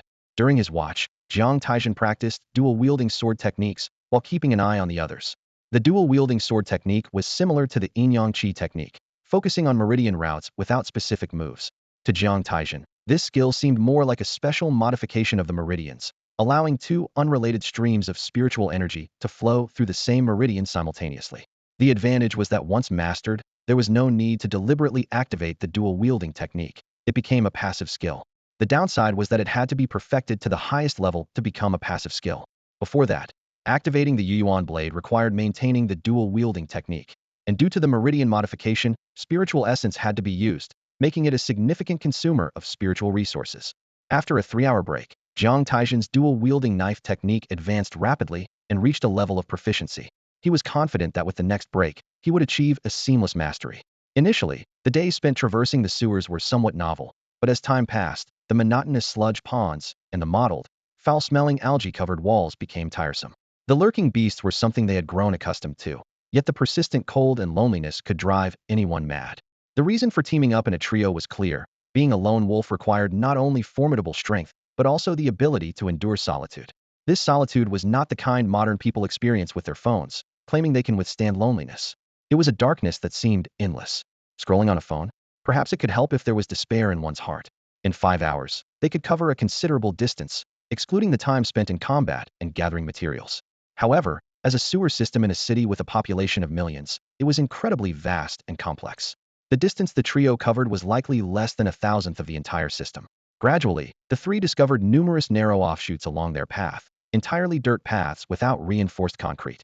Comparing to the map, some were marked, while others were not. Out of caution, they chose not to explore these newly discovered paths, as venturing into them could easily lead to getting lost, especially for a novice team like theirs where stability was crucial. After 6 days, their armor and robes were covered in dust, and their boots were unrecognizable, exuding a stench that blended with the sewer environment. Without gas masks, they might not have lasted 5 days. Over these 6 days, their energy and spirit transformed significantly. Real combat was the ultimate test and training ground, and Fu Banqing and Xiao Junren's mental techniques and 3 main skills progressed rapidly.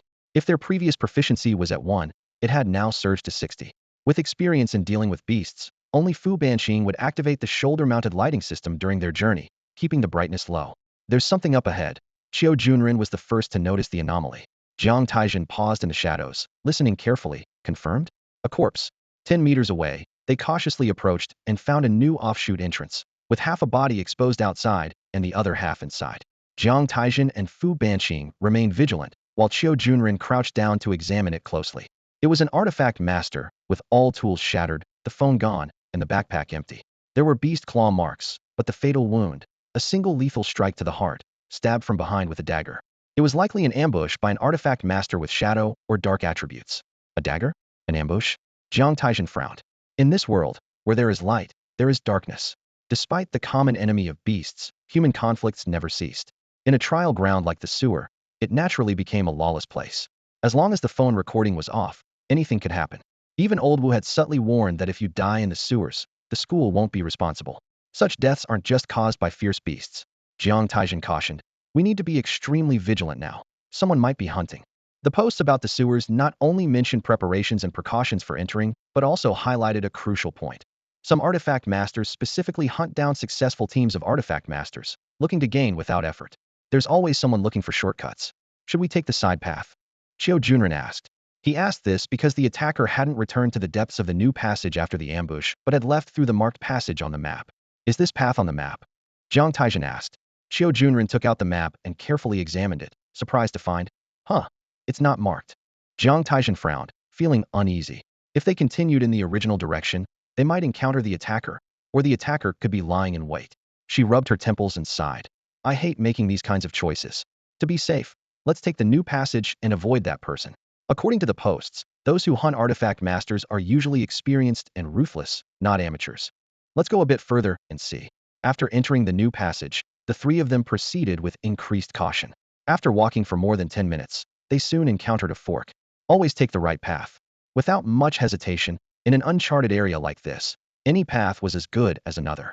After walking for a full half hour, they finally began encountering fierce beasts. In the darkness, a black shadow suddenly shot out like lightning. This time, even Qiao Junren didn't notice it immediately, only reacting when it was close. Under the control of his basic mental focus, his emerald flame staff quickly moved in front of him, barely managing to block the attack slightly. Ding! In the glow of the lighting system, they saw it was a long, dark red tongue. Qiao Junren's hasty defense bought him a fleeting moment. Huayo blade technique, oblique shadow style. The dark blade light flashed, and the front part of the attacking tongue retracted abruptly under extreme tension, flying into the air. Huayo blade technique, hidden shadow style. In the first moment of resolving Qiao Junren's crisis, Jiang Taizhen slipped into the shadows. From a shadow on the nearby wall, a blade light rose, and then a bisected corpse appeared alongside Jiang Taizhen. Phew! Qiao Junren exhaled deeply, calming his racing heart. That was close. Is this a lizard? Jiang Taizhen examined the corpse at her feet. A fierce beast that even Qiao Junren hadn't noticed must have extraordinary abilities. A 5-colored hidden lizard. Qiao Junren, having caught his breath, was surprised. Yes, as the name suggests, the 5-colored hidden lizard has strong concealment abilities, which you just experienced. Its skin is also one of the best materials for external camouflage, and it's quite valuable. But that's not the main point.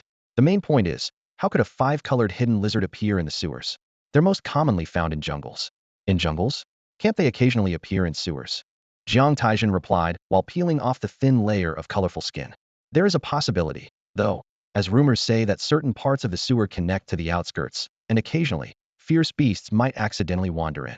Qiao Junren sighed, acknowledging that such incidents had indeed occurred quite a few times. Jiang Taizhen carefully peeled away a thin transparent layer, revealing the skin underneath that shimmered with iridescent colors. Qiao Junren internally praised it, thinking it was quite remarkable. In the future, when you encounter this kind of situation, try to cut open from underneath the belly. If you cut it in two, the value of the skin will be significantly reduced, he advised. Jiang Taizhen waved his hand dismissively. Battles are unpredictable. Who can worry about such details? There's no need to pursue perfection in everything. Qiao Junren snorted, recalling his recent predicament, and said no more. 5 minutes later, the three of them had slain another fire lizard and a water lizard, and Qiao Junren became more serious. Something was off. Water lizards and fire lizards are jungle creatures, and it's rare for fire-attributed beasts to survive in the sewers. It doesn't match their living habits. Qiao Junren explained. Jiang Taizhen did not argue, acknowledging that 3 lizards were indeed unusual. There's one more thing. Haven't you noticed? Qiao Junren was puzzled. Could there be something he missed? The slope of this passage. The slope? What's wrong with it? Qiao Junren was confused. Qingqing, can you see it? Jiang Taizhen looked at Fu Banqing. It seems a bit slanted. Jiang Taizhen shrugged at Qiao Junren. See, you're not the only smart one. Qingqing is attentive to details and noticed it. Qiao Junren's expression turned a bit sour as he crouched at the corner, carefully comparing. After a while, he stood up, glanced at Jiang Taizhen, then at Fu Banqing. You two are monsters. You can notice such a subtle slope. Jiang Taizhen rolled his eyes. It shows your spatial awareness is lacking. With this slope, from the entrance of the new passage to here, it descends at least 2 to 3 meters. Qiao Junren calculated silently, realizing this new passage was not simple. Should we go back? Qiao Junren was considering retreating. They were here to earn money and gain experience, not to take unnecessary risks. Shoo, silence. There's a sound. Jiang Taizhen suddenly said. It sounds like a faint scream. Qiu Junren whispered, his face grim. Turn off the lighting system. Jiang Taizhen instructed quietly. Remember, if necessary, don't hesitate to kill. The lighting systems on Fu Banqing and Qiu Junren's shoulders immediately went out. The three of them stood silently against the wall, quietly waiting. At this point, there was no room for hesitation. The scream reminded them of the previously killed artifact master. The footsteps were so light they were almost inaudible, but Jiang Taizhen could hear them because they were steps taken in the shadows. Without his mastery of the shadow blade technique, he wouldn't have heard the sound. Suddenly, the footsteps paused, followed by a soft hum, as a snake-like dagger swiftly appeared at Fu Banqing's throat. Huh! Fu Banqing shouted, unable to block in time with his thunder hammer, but his left hand had already formed an earth shield, barely scraping the dagger's edge. Sparks flew as it grazed the iron collar of his armor. Ding! As the clash resounded, Jiang Taizhen's figure vanished from his original spot, instantly activating the Huayo blade technique, Shadow Step. Meanwhile, Qiu Junren adjusted the lighting system on his shoulder to its maximum, illuminating the passage as if it were daylight. He closed his eyes, sensing with his mind, and swung his emerald fire staff, activating the vine twining skill. In an instant, green energy plants sprouted from the space around them, transforming into clawing green vines. Under the light, the shadowy figure attacking Fu Banqing appeared modeled, yet still, its exact form remained obscured. The dagger in its hand was as agile as a serpent's tongue, swiftly slicing through a large portion of Qiu Junren's energy vines, and as it moved, it slipped into the last remaining shadow beneath Fu Banqing's feet. Suddenly, a dark blade of shadow rose from that shadow, attacking like a nightmare, seemingly intent on slicing its target in two. The dagger shifted, deflecting the shadow blade with a slight twist, and the assassin continued moving, running up the wall as if it were flat ground, evading Jiang Taizhen's ambush. The birdbeak mask flashed briefly in the darkness. At this moment, Fu Banqing's Wuji thunder spun like the wind, striking at the flashing birdbeak mask. However, the deflected blade light blocked the path of the thunder hammer, and with a thud, Fu Banqing staggered back 3 steps. Qiu Junren's basic mind sense activated, halting the assassin's evasive momentum. Instantly, Jiang Taizhen's left hand moved like a shadow, layers of blade shadows enveloping the assassin. Clang, clang, clang. The assassin continued to climb along the wall, their dagger like a venomous snake darting through the blade shadows, blocking all of Jiang Taizhen's attacks. Jiang Taizhen's eyes flashed slightly, and his right hand suddenly pointed forward, as Yin and Yang energies flowed in opposite directions within the same meridian from his Dantian Sea. This was the mysterious Yuan blade technique. Jiang Taizhen's right hand, charged with spiritual energy, unleashed the Puzhao style, a formidable combination of force and spiritual impact. The assassin, caught off guard by this unexpected move, hesitated under the mental assault, barely managing to fend off the Puzhao style of the Yang blade with his dagger. Seizing this opportunity, Jiang Taizhen's left hand shifted from shadow style to oblique shadow style, a swift, uncanny strike slicing across the assassin's throat. This was the essence of strategic balance, with the Yang blade attacking and the Yin blade ambushing. Though perilous, this all transpired within a single second, where any misstep could have meant doom for all three. With a thud, the assassin fell to the ground, the eerie birdbeak mask turning to face Jiang Taizhen, and the dagger in their hand slipped away powerlessly. Then, the dagger transformed into a stream of light, returning to the assassin's body, followed by an identical dagger slowly emerging from their lower dantian. Taizhen, are you alright? Qiu Junren asked with concern. I'm fine, just killed someone. Jiang Taizhen replied, shaking his head. Killing, in another world, was not unfamiliar to him, so his reaction wasn't too intense. This is the first time I've seen an artifact extracted from a person. Seeing that Jiang Taizhen was unharmed, Qiu Junren and the others relaxed, while the dagger completed its extraction. It's not our first time. Jiang Taizhen rolled his eyes, carefully picking up the dagger and sensing its aura. The shadow dagger, with dual attributes of darkness and Yin, was perfectly suited for mastering the ghostly heart-mind technique. Its skills, such as instant shadow, shadow serpent style, shadow stealth, and basic dagger technique, were all at a masterful level.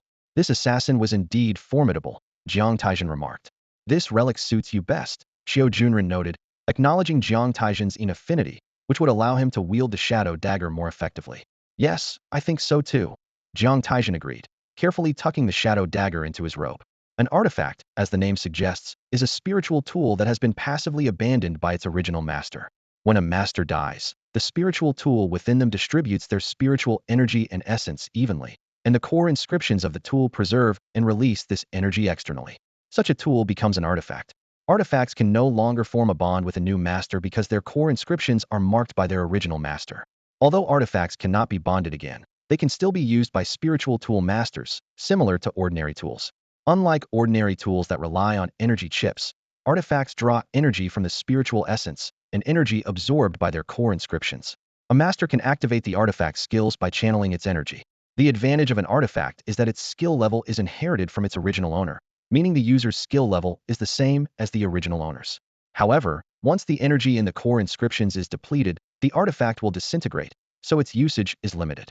Before the invention of external tools, assassins often used artifacts to cover their tracks. If an artifact's attributes align with the user, its skill power can be significantly enhanced. After all, mastery at different levels of control can vary in power. Generally, reputable establishments like the Spiritual Tool Masters Guild do not sell artifacts, as their existence is rather unsavory. Artifacts typically appear in small shops or on the black market. When discussing artifacts, it's natural to mention spiritual tools that have not been bonded. Why don't masters use these tools? The reason still lies in the core inscriptions. When spiritual energy is injected into unbonded tools, the core inscriptions interfere, affecting the activation of other skills. This interference cannot be resolved with strong control.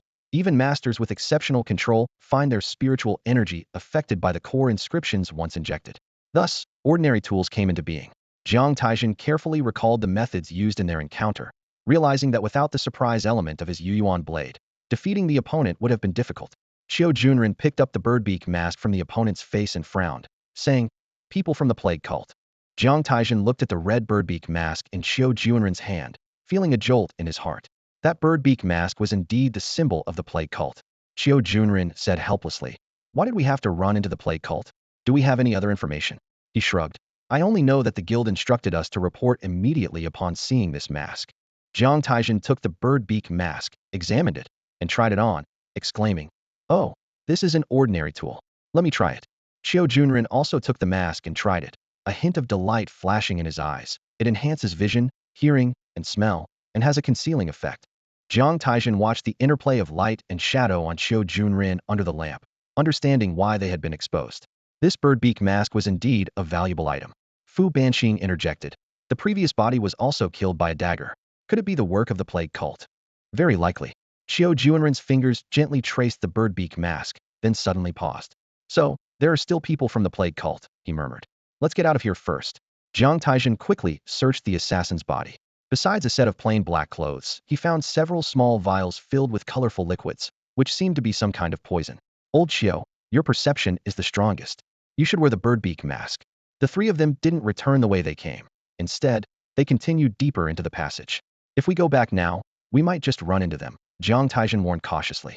On the way, Xiao Junren attempted to upload the video to the guild's app, but found that the signal to the star network had disappeared. As expected, Jiang Taizhen said without surprise, "If the network wasn't down, that dead artifact master would have reported it already. The guild members would be here by now, and we wouldn't be the ones fleeing." Meanwhile, in a ruined base, a person wearing a red birdbeak mask stood calmly in front of a shattered screen. "Captain, we've searched everywhere and found no data." A shadowy figure emerged from the darkness, speaking in a cold tone. "Are you sure you've searched everywhere?" Did Gray Birdbeak confirm? Red Birdbeak pressed. "Yes, confirmed that the Defense Bureau hasn't taken the data. It's still in the sewers." "The sewers?" Red Birdbeak sounded puzzled. "Wasn't the first report about it being inside the base?" "Well," the subordinate hesitated. During the second confirmation, Gray Birdbeak seemed uncertain. He said that after the spy brought the data here, they were ambushed by the Defense Bureau. The data was indeed in the base at the time, but Gray Birdbeak also mentioned that some members might have escaped the Defense Bureau's pursuit. Gray Birdbeak. Red Birdbeak was clearly dissatisfied with Gray Birdbeak's performance. "Send a message, and have Gray Birdbeak find the escaped personnel immediately. The large number of dead artifact masters nearby will soon draw the Defense Bureau's attention. Let's pack up." With that, Red Birdbeak suddenly pulled out a bone token from his waist. The white token was adorned with 8 red dots, one of which had dimmed. "Number 6 is dead," Red Birdbeak said calmly. "Number 2, go check the situation. If it's the Defense Bureau, retreat immediately. If not, eliminate them." "Yes." The person referred to as Number 2 received the order and quickly vanished into the shadows. Shortly after, Red Birdbeak also disappeared into the ruins. Back in the underground passage, Xiao Junren suddenly felt a sense of unease. "I have a bad feeling," he said with a hint of anxiety.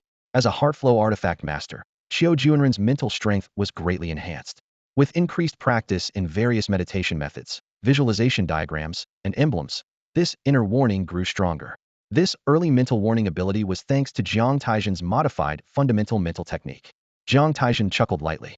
You don't need to remind me. With one plague cult member dead, things are bound to get tough for us. Qiu Junren had no response.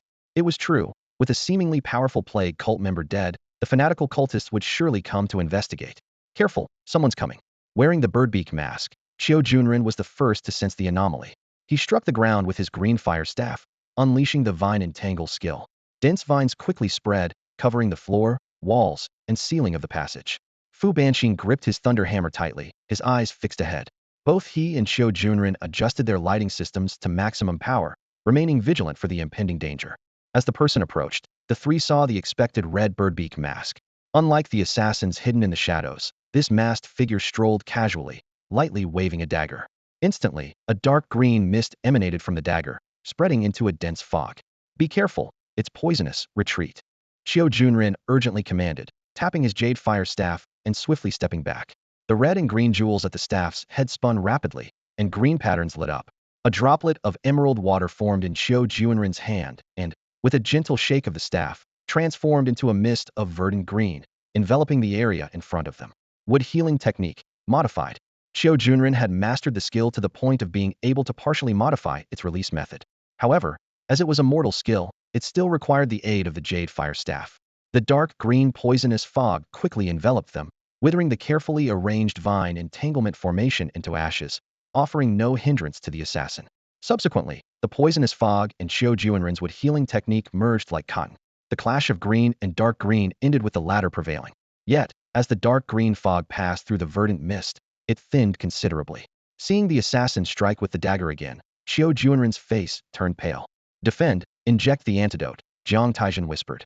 Upon hearing the word defend, Qiu Junren understood Jiang Taizhen's intention. Wood healing technique, modified. The verdant mist rose again, this time surrounding the three of them. If Qiu Junren could master the technique to perfection, he could transform it into a green barrier to better resist the poisonous fog. But for now, this was the best they could do. The three didn't believe their gas masks could completely filter out the poison, recognizing the inherent limitations of mortal versus spiritual artifacts. With the verdant mist enveloping them, Jiang Taizhen and the others injected themselves with antidotes. With the combined efforts of the wood healing technique, gas masks, and antidotes, they managed to ease their concerns about the poison. However, the longer the situation dragged on, the worse it could become. Once again, the green and dark green mist intertwined, forcing Qiu Junren to continuously release the wood healing technique to dilute the poison. At that moment, a figure suddenly appeared behind him, the dark green dagger poised like a venomous snake targeting his back. Quick, precise, and lethal, this strike could be fatal if it landed. No one expected the assassin to appear so abruptly. However, Jiang Taizhen had anticipated it. Not the sudden appearance, but that Qiu Junren would be the first target. If Qiu Junren fell, the other two would be vulnerable, and the poison alone could finish them off. Shadow stealth. Instant shadow. Shadow snake form. Jiang Taizhen executed three skills seamlessly, merging into Qiu Junren's shadow. The instant shadow combined with the shadow snake form, transforming into shadowy serpents that blocked the assassin's path. Clang. The daggers clashed in midair, emitting dozens of crisp collision sounds in an instant. Suddenly, the assassin vanished, reappearing at Qiu Junren's side. Without hesitation, Qiu Junren positioned himself between Jiang Taizhen and the assassin. The shadow venom soul. The originally green dagger turned dark green, launching a cross-spinning blade wheel so fast that Qiu Junren barely had time to react. Just at that critical moment, a hand with an earth-colored shield extended, blocking the dagger wheel. Clang. Although the dagger wheel was extremely sinister and venomous, it was as light as a feather, and Fu Banqing's earth shield deflected it effortlessly. Meanwhile, Jiang Taizhen used shadow stealth to swiftly move behind the assassin, launching the shadow flash and serpent strike once more. The assassin, unfazed, turned and transformed his dagger into a net, blocking Jiang Taizhen's strikes. Jiang Taizhen's eyes flashed with realization. The opponent's basic dagger skills had reached a level of mastery, far beyond mere proficiency, as if he were a master capable of utilizing skills to their fullest potential. If a weapon master is compared to a driver and skills to a car, then from beginner to proficient, these levels are about the driver becoming familiar with the car. At the level of mastery, the driver knows the car's performance data by heart and has the foundation of a racer. Mastery seems to leave no room for improvement, but actually, the essence of the skill is confined within its framework. The weapon master's attributes, habits, character, and mindset do not perfectly align with the skill, so this level of mastery is only the skill's ultimate potential within its framework, not its essence. At this point, the weapon master needs to alter the skill, like a driver transforming a regular car into a race car. While keeping major components unchanged, the shape, structure, and systems are modified to benefit the driver. This is the manifestation of maximizing the car's performance data and is the process of reaching the pinnacle of skill. This pinnacle is essentially a transformation or reshaping of the skill to unleash its ultimate power. However, this step blocks 80 of weapon masters. Many strive for the pinnacle but cannot achieve it, settling for a 60 chance of skill evolution. Do not underestimate the 2% chance difference between mastery and pinnacle. Sometimes, it's the difference between heaven and earth. Imagine if a skill's evolution to the intermediate level fails. The intermediate spiritual tool and low-level skill render the tool's cultivation a failure. When Jiang Taizhen realized that the opponent possessed dagger skills at the pinnacle level, his first thought was that the plague cult already knew about the dead, and the purpose of this person's arrival was obvious. However, in the blink of an eye, Jiang Taizhen had no time to think further as Fu Banqing's deflected Shadow Venom Soul Blade will spun towards him from behind. The mastery-level Shadow Venom Soul was not something that could be easily dismissed by mere deflection. In the midst of flickering shadows, Jiang Taizhen seemed to dart back and forth within the darkness. The Shadow Poison Soul attacked from behind, slicing through Jiang Taizhen's silhouette as if cutting through thin air. The spinning blade then turned towards Qiu Junren, but Fu Banqing was already in front of him, skillfully maneuvering his Wuji Thunderhammer to block the dagger and blade. He remained alert, knowing that this was no ordinary weapon. The assassin vanished and reappeared almost pressed against Qiu Junren, dagger poised to strike. At the last possible moment, a deadly threat emerged from the ground. The assassin flipped into the air, using the dagger to deflect the ethereal blade light rising from the shadows. The Huayo blade technique shifted from the hidden shadow style to the ghost shadow style, layering the assassin in a cage of blade light. Simultaneously, Qiu Junren shouted, pushing his foundational mind thought to its limits, as if breaking through a barrier. Under the threat of life and death, his foundational mind thought reached a state of perfection. Stab! A mental attack pierced the assassin's consciousness, momentarily halting his attempt to vanish. Slicing. The blade light cut only through dark clothing, as the assassin used his skill to escape. Just as the ghost shadow style blade light touched the clothing, it softened and transformed into the hidden shadow style. Hidden shadow style. Follow like a shadow. In the shadows, a stream of light transferred into Qiu Junren's hand. Almost instantly, as the assassin appeared behind Jiang Taizhen vanished from the assassin's front and reappeared behind him. Yuan blade. Qi style. Main hand in the universal illumination style. Auxiliary hand in the oblique shadow style. The assassin, unhurried, used his masterful foundational dagger technique to twist his arm behind him, blocking Jiang Taizhen's universal illumination style. At the critical moment, the Shadow Poison Soul's dagger and blade wield blocked Jiang Taizhen's oblique shadow style, fulfilling its final destiny as it dissolved into green ink. However, this time, the assassin miscalculated. A shadow serpent pierced his back, catching him completely off guard. How is this possible? The assassin stared intently at Jiang Taizhen, seeking an answer.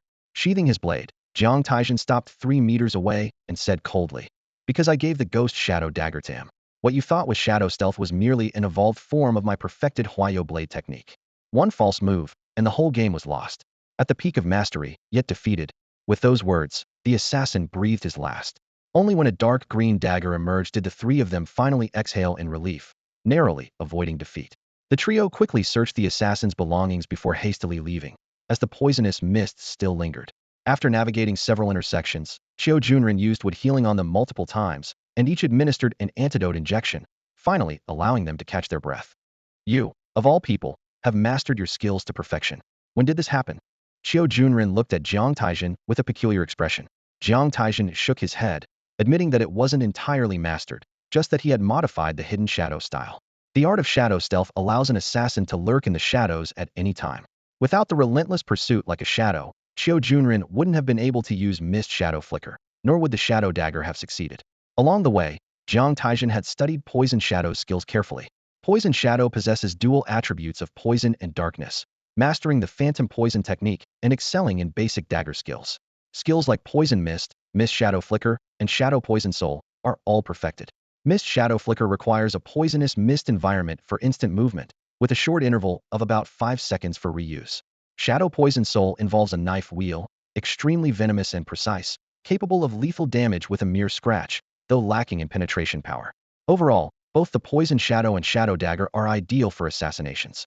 Next are 2 ordinary Nightwalker clothing items. These are low-grade with attributes including dark skills, basic agility, night walking technique, cloak discard, and night concealment. Cloak discard is a life-saving skill but requires mastery to use effectively in fast-paced combat. The first assassin couldn't use it, likely for this reason. Night concealment is a passive skill that effectively hides one's presence in the dark. Night walking significantly boosts speed at night, complementing basic agility and night concealment. The Nightwalker clothes are of no use to Qiu Junren and Jiang Taizhen, so Jiang Taizhen accepted them with a smile. However, being somewhat of a clean freak, he decided to wash them before wearing, as they were taken from a dead person. The Shadow Dagger was of no further use to Jiang Taizhen. Having used it throughout, he found that while the Huayo Blade technique and Shadow Dagger each had their merits, the Huayo Blade was superior once mastered. Thus, he handed it to Qiu Junren for self-defense, as it could only be used once more. Qiu Junren toyed with the Shadow Dagger, reluctant to part with it after trying it, as close combat for a novice tool master was indeed challenging. Jiang Taizhen played with Poison Shadow for a while before tossing it to Qiu Junren. You're not using it? Jiang Taizhen shook his head, saying, among the dagger skills, only Shadow Poison Soul is somewhat useful to me. The rest are not. Better you take it. You, the future great tool master, need to live a long life. Qiu Junren looked at Fu Banqing and saw him shake his head, understanding Jiang Taizhen's reasoning. Deduct this from my earnings. He was secretly pleased to hear this. What now? After killing 2 plague cult members, can we become mid-level tool masters? Qiu Junren asked worriedly. Jiang Taizhen rolled his eyes. We're just nobodies. How could we become mid-level tool masters? You're overthinking it. Do you think mid-level tool masters are everywhere? Fu Banqing raised his phone. I've already uploaded the recording and reported to the guild.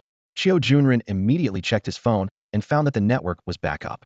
He received a response from the guild in his inbox, instructing them to turn on their location and wait for assistance. It seemed the plague cult had retreated. Jiang Taizhen stroked his chin thoughtfully and said, yes, they must have withdrawn, otherwise the network wouldn't be working. Qiu Junren fiddled with his phone, nodding in agreement. Then his eyes lit up. How about we take a walk around? I don't mind. Jiang Taizhen shrugged. Staying here or walking around, the chances of running into the retreating plague cult are the same. As it turned out, the trio was quite lucky. At least for the next hour, they encountered no incidents. However, there was a small incident. Fu Banqing's thunder hammer crushed the head of an earth lizard, and then he carefully cradled a small black and white kitten, no bigger than his fist, in his palm. Jiang Taizhen could even see the gentle smile almost spilling out from under Fu Banqing's gas mask. Strange, how could there be a cat in the sewers? Qiu Junren mused, noting that his mental sense detected nothing unusual about the kitten, except that it wore a collar with a low-grade bone-carved tag. Meow meow, that's your name? Fu Banqing read from the tag. Qing, you don't intend to keep it, do you? Qiu Junren suddenly had a bad feeling. Yes, I want to keep it, Fu Banqing replied, his eyes wide as he looked at Qiu Junren for approval. Is that okay? Qiu Junren wished he could slap himself. Wasn't he just asking for trouble? He looked to Jiang Taizhen, who shrugged. I don't mind. Great. Thanks, Lao Qiu. Fu Banqing hugged Qiu Junren tightly. Qiu Junren sighed. All right, you can keep it, but you're responsible for all its food. Of course, Fu Banqing assured, patting his chest. Jiang Taizhen, meanwhile, paid no more attention to them and took out a boning knife to deal with the earth lizard. The most valuable part of the lizard was its spine, which could be carved into a 9-section whip. Normally, carrying such a large item wasn't worth it, but since they were likely heading back to the surface, they might as well take it. Qiu Junren's predictions soon came true. 2 hours later, personnel from the Special Defense Bureau arrived near them via their location signal. In the realm of defense in the Guhuang Nation, there are 3 main enforcement agencies: the Police Department, the City Guard, and the Special Defense Bureau. The police handle ordinary citizens, while the City Guard is responsible for overall urban safety, with 20% composed of low-level artifact masters. Common sewer beasts fall under their jurisdiction. Last time, it was the City Guard that Jiang Taizhen and his companions encountered. The Special Defense Bureau, on the other hand, is entirely composed of artifact masters, organized into teams, and handles crimes involving artifact masters. The Special Defense Bureau has its headquarters in Zhongjing, with branches in the first-tier cities of Yuanhai, Longjiang, Guangyuan, and Qingchuan, as well as in second-tier cities. The Special Defense Bureau of the division is responsible for dealing with low to mid-level artifact wielder crimes within the city and its subordinate cities, while the district division and headquarters handle high-level crimes, including cults, espionage, and major beast attacks. The latter 2 departments recruit a large number of artifact wielders during the graduation season of artifact wielder universities each year. Therefore, Jiang Taizhen and his companions encountered personnel from the Quanhai City Special Defense Bureau. Hello, Jiang Taizhen, Qiu Junren, and Fu Banqing, right? I'm Shimu, the captain of the first squad of the Quanhai Special Defense Bureau. Shimu was a burly man over 2 meters tall, wearing the Bureau's standard gear, resembling a human tank. Hello, Captain Shi, We've been waiting for you, Xiao Junren said enthusiastically. I've watched your video footage. Let's head back to the surface. We need you to give a detailed statement. Leave the rest to us. Sure, sure. Xiao Junren nodded eagerly, secretly relieved to return to the surface. Song Yun, take these three back to the surface, Shimu instructed his subordinate. Got it, boss. Half an hour later, the three followed Mu Song-yun out of the sewer through exit 1. 15 minutes later, Xiao Junren recounted their encounter with the two plague cult assassins in detail. All right, the situation matches the video footage. Mu Song-yun nodded in satisfaction, putting away his notebook. Can you hand over the two redbird beak masks? These items are special and need to be confiscated. What? We went through a lot to get these. Xiao Junren hesitated. Don't worry, we'll buy the two bird beak masks at their original price, totaling 150,000 bone coins, Mu Song-yun explained. 150,000? That's quite a bit higher than regular gear. Xiao Junren remarked in surprise. That's due to the bird beak mask's uniqueness. Similar items on the market are generally less powerful, hence the higher price. I see. This plague cult seems to have some resources, Xiao Junren realized. Also, since you took down two elite low-level redbird beaks, once verified, you'll receive a total bounty of 600,000 bone coins. 600,000 bone coins, really? Xiao Junren was overjoyed. Of course, you should know that training an elite redbird beak costs at least 5 million in resources, so I even think the 300,000 bounty is low, Mu Song-yun commented. Then add a bit more, Xiao Junren suggested flatteringly. This is set by the guild. If you want more, talk to them. Officer Mu, what's the significance of the red mask? Jiang Taizhen asked. Mu Song-yun paused before answering. No harm in telling you. The plague cult has 5 colored bird beaks. The red bird beak mask represents assassins. There's also the gray bird beak for infiltrators, who focus on espionage and intelligence work, the white bird beak for researchers, who develop all the plague viruses and spiritual tool bindings, the green bird beak for spreaders, responsible for spreading plagues, and the black bird beak, who manipulate minds and recruit followers, providing manpower for the cult. This sounds like a large organization. Xiao Junren was astonished. Such clear divisions? In fact, the plague cult is indeed a large organization, with infiltrators in the 5 major regions. Be careful. Having killed 2 redbird beak assassins, they will seek revenge. I knew this wasn't over, Xiao Junren said with a headache. Artifact wielders always face danger.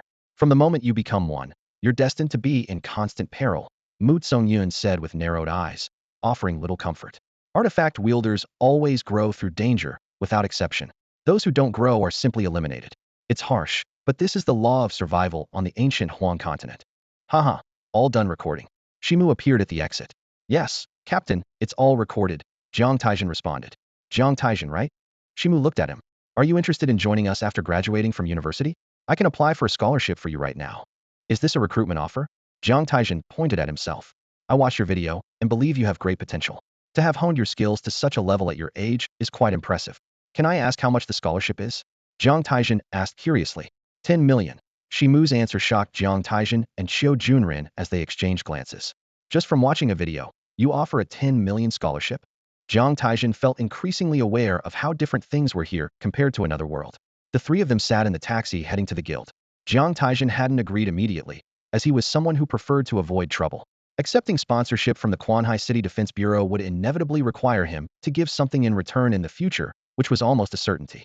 Therefore, Jiang Taizhen merely said he would consider it and did not give a definitive answer.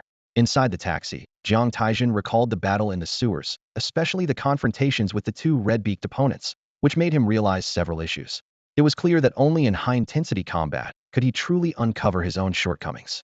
The most obvious one was his minimal use of common tools. More precisely, in high-level battles, skills with low proficiency in common tools were almost ineffective. In the 2 battles, only the second redbeak used the stealth suit skill once. And since the power of common tool skills was significantly lower than that of spiritual tool skills, the use of common tools in combat leaned more towards specialization and passive usage. For example, although the bird beak mask did not directly impact the battle, its auxiliary effects were excellent, allowing the 2 red beaks to firmly hold the initiative. Besides common tools, Jiang Taizhen also realized the power of skills at the peak level. With just basic dagger techniques, the second red beak could fend off all his adept skills. This led him to speculate how much stronger a skill at the masterful level could be. At that moment, Jiang Taizhen decided that upon returning, he would first elevate his basic blade technique to the peak level. In fact, he had already modified one form of the Huayo blade technique, but he ultimately decided to postpone further modifications. Once the basic blade technique reached the peak level, he would be able to completely reshape the Huayo blade technique and the Yuan blade technique, not merely modify them. but rebuild them to perfectly suit his own situation. Training to reach the peak level involves two directions: modification and reshaping. Modification is relatively simple, requiring adjustments within the existing skill framework, while reshaping is entirely different. Aside from the essence of the skill, everything else must be rebuilt. Although it draws from the original skill framework, the difficulty increases exponentially. Most people cannot afford to waste so much time. Those with ambition aim for mastery, while those without ambition need to train other skills.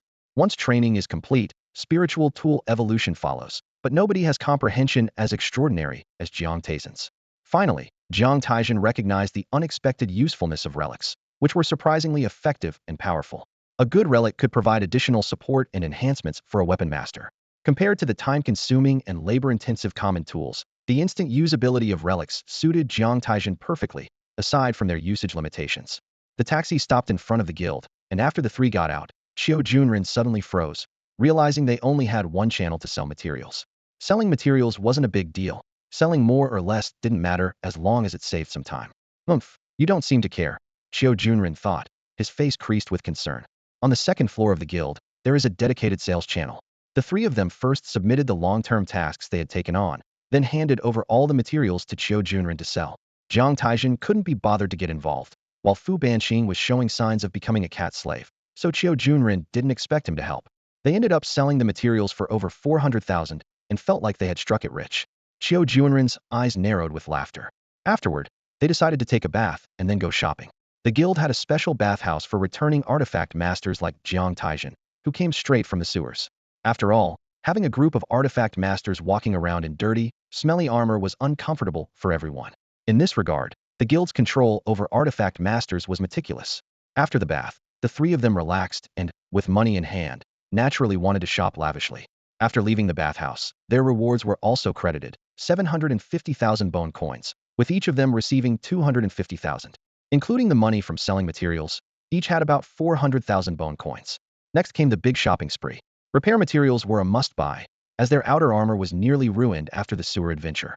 The high-intensity battles meant the outer armor had a very high wear rate, so they needed to purchase more. Then, they needed to replenish essential items like energy crystals and antidote syringes. For their next sewer expedition, they decided to head straight to the sewer entrance to avoid wasting time. With money in hand, they naturally wanted to buy items to aid their cultivation. As mentioned before, auxiliary artifacts have a higher cost-effectiveness ratio than combat artifacts. The Qingxin Jade Pendant is an artifact with a single purpose: to clear the mind and calm the spirit of the wearer, making it most effective when worn during cultivation. Qiu Junren had already chosen this as the most cost-effective auxiliary artifact. It worked well, so all three bought one. The only downside was its high energy chip consumption, as there was no time to divert attention to infuse spiritual energy during cultivation, relying solely on energy chips instead. Finally, there was fierce beast meat, a necessity for cultivation. To quickly restore physical strength and energy, fierce beast meat is a must-buy. During skill training, in addition to consuming spiritual energy, a lot of physical strength and energy are depleted. Without supplements, one can only rely on the body's natural recovery. This was one reason Jiang Taizhen and the others were eager to earn money in the sewers. While others could train for 10 hours a day, without fierce beast meat, they could only rely on natural recovery and train for 4 or 5 hours. This gap would gradually widen over time. Moreover, body-cultivating artifact masters are also major consumers of fierce beast meat. The essence contained in the meat can significantly enhance the progress of their heart techniques. In fact, every artifact master's heart technique requires essence, but the demand is particularly high for body-cultivating techniques. Fu Banqing spent the remaining funds on fierce beast meat, while Jiang Taizhen and Qiu Junren each kept a reserve of 30,000 and spent the rest on fierce beast meat. Additionally, Fu Banqing set aside a little money to buy cat food and litter for his cat, which was negligible. With 3 bulging bags, they caught a taxi back to school. The planned 2-week sewer training was cut short halfway, and the 3 of them devoted the remaining time to more intensive practice. After surviving an assassination attempt by 2 red bird beak killers, Qiu Junren and Fu Banqing realized their own shortcomings. Without Jiang Taizhen, they might not have made it out of the sewers. The sense of superiority that Qiu Junren once felt as a clever person had completely vanished after experiencing a crushing defeat. He willingly turned off his phone and began to focus on his cultivation and seclusion. Time flew by, and 7 days passed quickly. It was time for another of Old Wu's artifact control classes. As Jiang Taizhen and the others entered the classroom, they immediately sensed a heavy atmosphere. Fu Banqing and another classmate sat in their usual spots, but Qiu Junren only returned to their side 10 minutes later. What's going on? He wondered, feeling uneasy. The room buzzed with somber news. 8 people had died, all having met their end in the sewers. One of the teams, a trio, was completely wiped out, and 2 of them were orphans. Xiao Junren felt a pang of sorrow, a shared sense of vulnerability, realizing why the mood was so gloomy. Jiang Taizhen said gravely, "The first time is always tough, but it should get better after this." Students trickled in, but this time, due to the deaths, even the once boastful star team sat quietly, their arrogance subdued. Many entered still exuding a fierce aura, clearly fresh from the sewers and unable to fully mask their energy. Wang Chong, who had previously been hostile toward Jiang Taizhen, now showed more determination and less jealousy. The sewer experience had evidently been a significant training ground for him. Surviving until the end of the term through continuous practice was no easy feat by then. One or both of them might not make it, so competing now seemed pointless. However, a few seemed to take pleasure in others' misfortunes. These were mostly the wealthy, who looked down on sewer training and preferred to cultivate at home, enjoying the conveniences their wealth afforded. This attitude created an invisible barrier between them and the others. At that moment, Zhuhangyun approached, his aura mostly steady but with a hint of hostility. "Are you guys okay? I heard you ran into the plague cult," he asked with concern. "Is news spreading that fast?" Xiao Junren was a bit surprised. Yang Xian heard it from his dad, who's high up in the police department, Zhuhangyun explained. "We're okay. Almost didn't make it back though," Xiao Junren said without going into detail. Mu Zongyun had warned them not to speak freely about their encounter with the plague cult after recording the incident. "How about you? Did you gain a lot?" Zhuhangyun forced a smile. "After a trip to the sewers, I realized how foolish I was before. If it weren't for Yin Shuyun, I might not have made it back." "Haha, I know the feeling. Don't worry, you'll get used to it after a few more trips," Xiao Junren replied, not pressing for details, understanding that Zhuhangyun had made peace with his past embarrassment. "And there's some unexpected news," Zhuhangyun said with a cheerful smile. "Oh, news I haven't heard about yet?" Xiao Junren asked, surprised. "Wang Xiaohu, he succeeded, just yesterday." "What? He succeeded?" Xiao Junren and Fu Banqing were both delighted. "That guy, he's so lucky. Where is he?" "He went to the Artificer Guild." "Yes, the crafting of spiritual tools is crucial," and Xiao Junren nodded repeatedly, recalling his own excitement from before, as if he had returned to that moment. Jiang Taizhen asked, "What does he plan to do next?" "There's a team that just happens to be short of people, and I've already made some initial inquiries. We're waiting for Wang Xiaohu to join," Xiao Junren replied. "That's good. Tell him to be careful and not to rush. He can make up for it later," Jiang Taizhen advised. "I know. I talked to him about a lot of precautions yesterday." They exchanged a few pleasantries before Lao Wu came in. As soon as Lao Wu entered, he got straight to the point. 8 people haven't returned. You all should have received the news." He didn't say much more and continued. "The path of an artificer is like licking blood off a blade. I know the transition from student to warrior is painful, but it's a necessary journey. I hope you all remember to cherish life and respect life. Don't lose yourself in the face of great power, and don't doubt yourself. Just do your best. All right, today we will discuss the interplay of bonds and their mutual influence." Lao Wu began the lesson. The 10-minute class ended quickly, and time flew by. In the following days, Jiang Taizhen and his 2 companions frequently traveled between the sewers, school, and guild. Since the first incident, there had been no occurrences of the Red Bird Beak Assassin in the past 5 months. This period left a deep impression on the senior students at Quanhai High School. According to posts on the QA forum, it takes an average of 3 years to train a qualified low-level artificer. This coincides with the graduation period of the Artificer University, which is 1 year less than the 4 years of a liberal arts college. So, what is the standard for qualification? At the very least, one must master 3 skills from the spiritual tool, including the mental methods, to an exceptional level. The time required to go from beginner to proficient in each skill is not long, typically 3 to 4 months, or 1 to 2 months for shorter ones. However, it takes an average of 1 year to progress from 1 proficiency to 100 mastery and then break through to the pinnacle. For 3 skills, this requires at least 3 years, not counting the potential bottlenecks encountered when breaking through to the pinnacle. Some ambitious artificers aim to refine their skills to an extraordinary level or wish to learn 1 or 2 additional skills. Many, like Jiang Taizhen, possess 5 skills. Therefore, the time required to break through to a mid-level artificer is even longer. No wonder those in the crafting faction look down on the primitive faction, as it's challenging to train many skills. With an ample supply of beast meat, Jiang Taizhen's spiritual tool skills progressed rapidly, and all mental methods and skills reached the pinnacle. Typically, an artificer would prepare for the evolution of their spiritual tool at this point. However, Jiang Taizhen naturally wouldn't rush into evolution. If even one skill failed to evolve due to the 20 chance, he wouldn't have anywhere to cry. Not perfecting all skills and mental methods to an extraordinary level would waste his exceptional talent. Furthermore, evolving too early would draw too much attention, as many students remain at the low level even after graduating from Artificer University, with only a few reaching the mid-level. He still has plenty of time to prepare. Jiang Taizhen had gained a lot, and Xiao Junren and Fu Banqing also made significant progress. Just 1 month before the liberal arts class's college entrance exams, the Artificer class, which had been on break for a month, received another summons from Lao Wu. The high school artifact master competition in Yuanhai district? When Mr. Wu announced this news, the sparse students in the lecture hall couldn't help but feel relieved. Finally, it was happening. Since the first trial, 8 artifact masters had tragically died, and over the past 5 months, 7 more had followed. Including the sudden addition of Wang Xiaohu, only 55 artifact master students remained in the 3rd year, a significant decrease in numbers. The annual high school artifact master competition aims to select outstanding talent to attend top universities for further study. Those who perform poorly often end up in ordinary schools. Many videos of the competition are available online, showcasing the intense level of competition. Mr. Wu glanced at the students below the podium. The 3 top universities in Yuanhai district are all located in Yuanhai City. Yuanhai Comprehensive Artifact Master University, Yuanhai Mingxin Artifact Master University, and Yuanhai Sanli University. Performing well in the competition could earn students invitations from these universities. The annual high school artifact master competition in Yuanhai district is held at the Ocean Artifact Hall in Yuanhai City and will be broadcast live. In 3 days, the preliminary selections will take place in 16 second-tier cities within the district. Except for students from Yuanhai City who will compete locally, other 3rd-year artifact masters will gather in these cities for a 3-day preliminary round. Each city will select the top 50 students, who will then converge in Yuanhai City to compete with the 50 local students. Mr. Wu, will the preliminary rounds be broadcast live? Someone asked. The local TV stations will cover the live broadcast, Mr. Wu replied. All right, now it's up to the results of your 5 months of training. As they walked out of the classroom, Xiao Junren was excited, thinking to himself, Artifact Master University, I must go there. Jiang Taizhen sneered. You should focus on passing the preliminaries first. Humph, it's just the preliminaries, not worth mentioning. Xiao Junren said confidently. Turning to Qingqing, where do you want to go? Me? Fu Banqing scratched his head. I'm open to anything.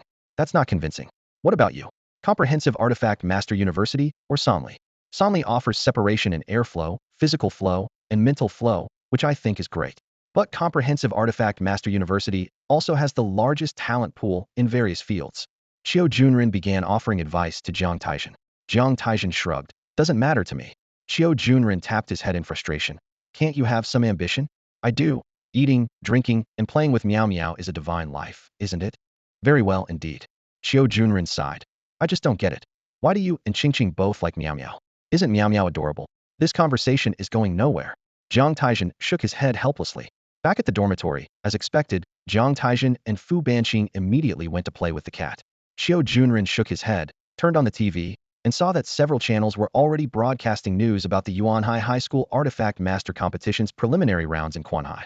The news reviewed past Quanhai City preliminaries, highlighting the achievements of various local schools, and explained the rules of the preliminaries, a ring match format, unknown duels, with random pairings on site, and the principle of stopping at the point of contact.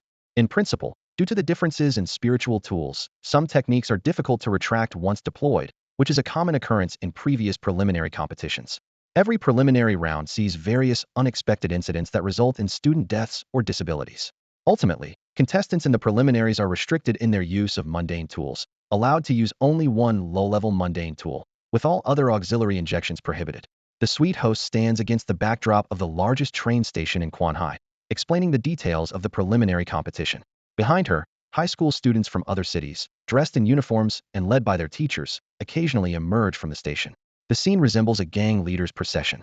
Over the next 3 days, high school students from satellite cities around Quanhai and numerous 3rd-tier cities will gather here to participate in this preliminary event. Making it into the top 50 is like 1,000 troops crossing a single log bridge. Lao Qiao, are you confident? At some point, Jiang Taizhen, petting a cat, sits behind Xiao Junren. Xiao Junren snorts. I've been focusing on vine entanglement recently. Give me some more time, and I'll definitely reach the pinnacle. Jiang Taizhen counters. Don't speak so absolutely. The bottleneck period is tough. You gave up explosive fireballs to specialize in vine entanglement. Don't end up with nothing. Life is a gamble, isn't it? If I don't train to the peak, standing out in a crowd is extremely difficult. With so many people, quite a few must have mastered their spiritual tool skills to perfection. Jiang Taizhen quips while still petting the cat. True. Xiao Junren raises his head high. Don't accuse me of being stingy. Which eye of yours saw that?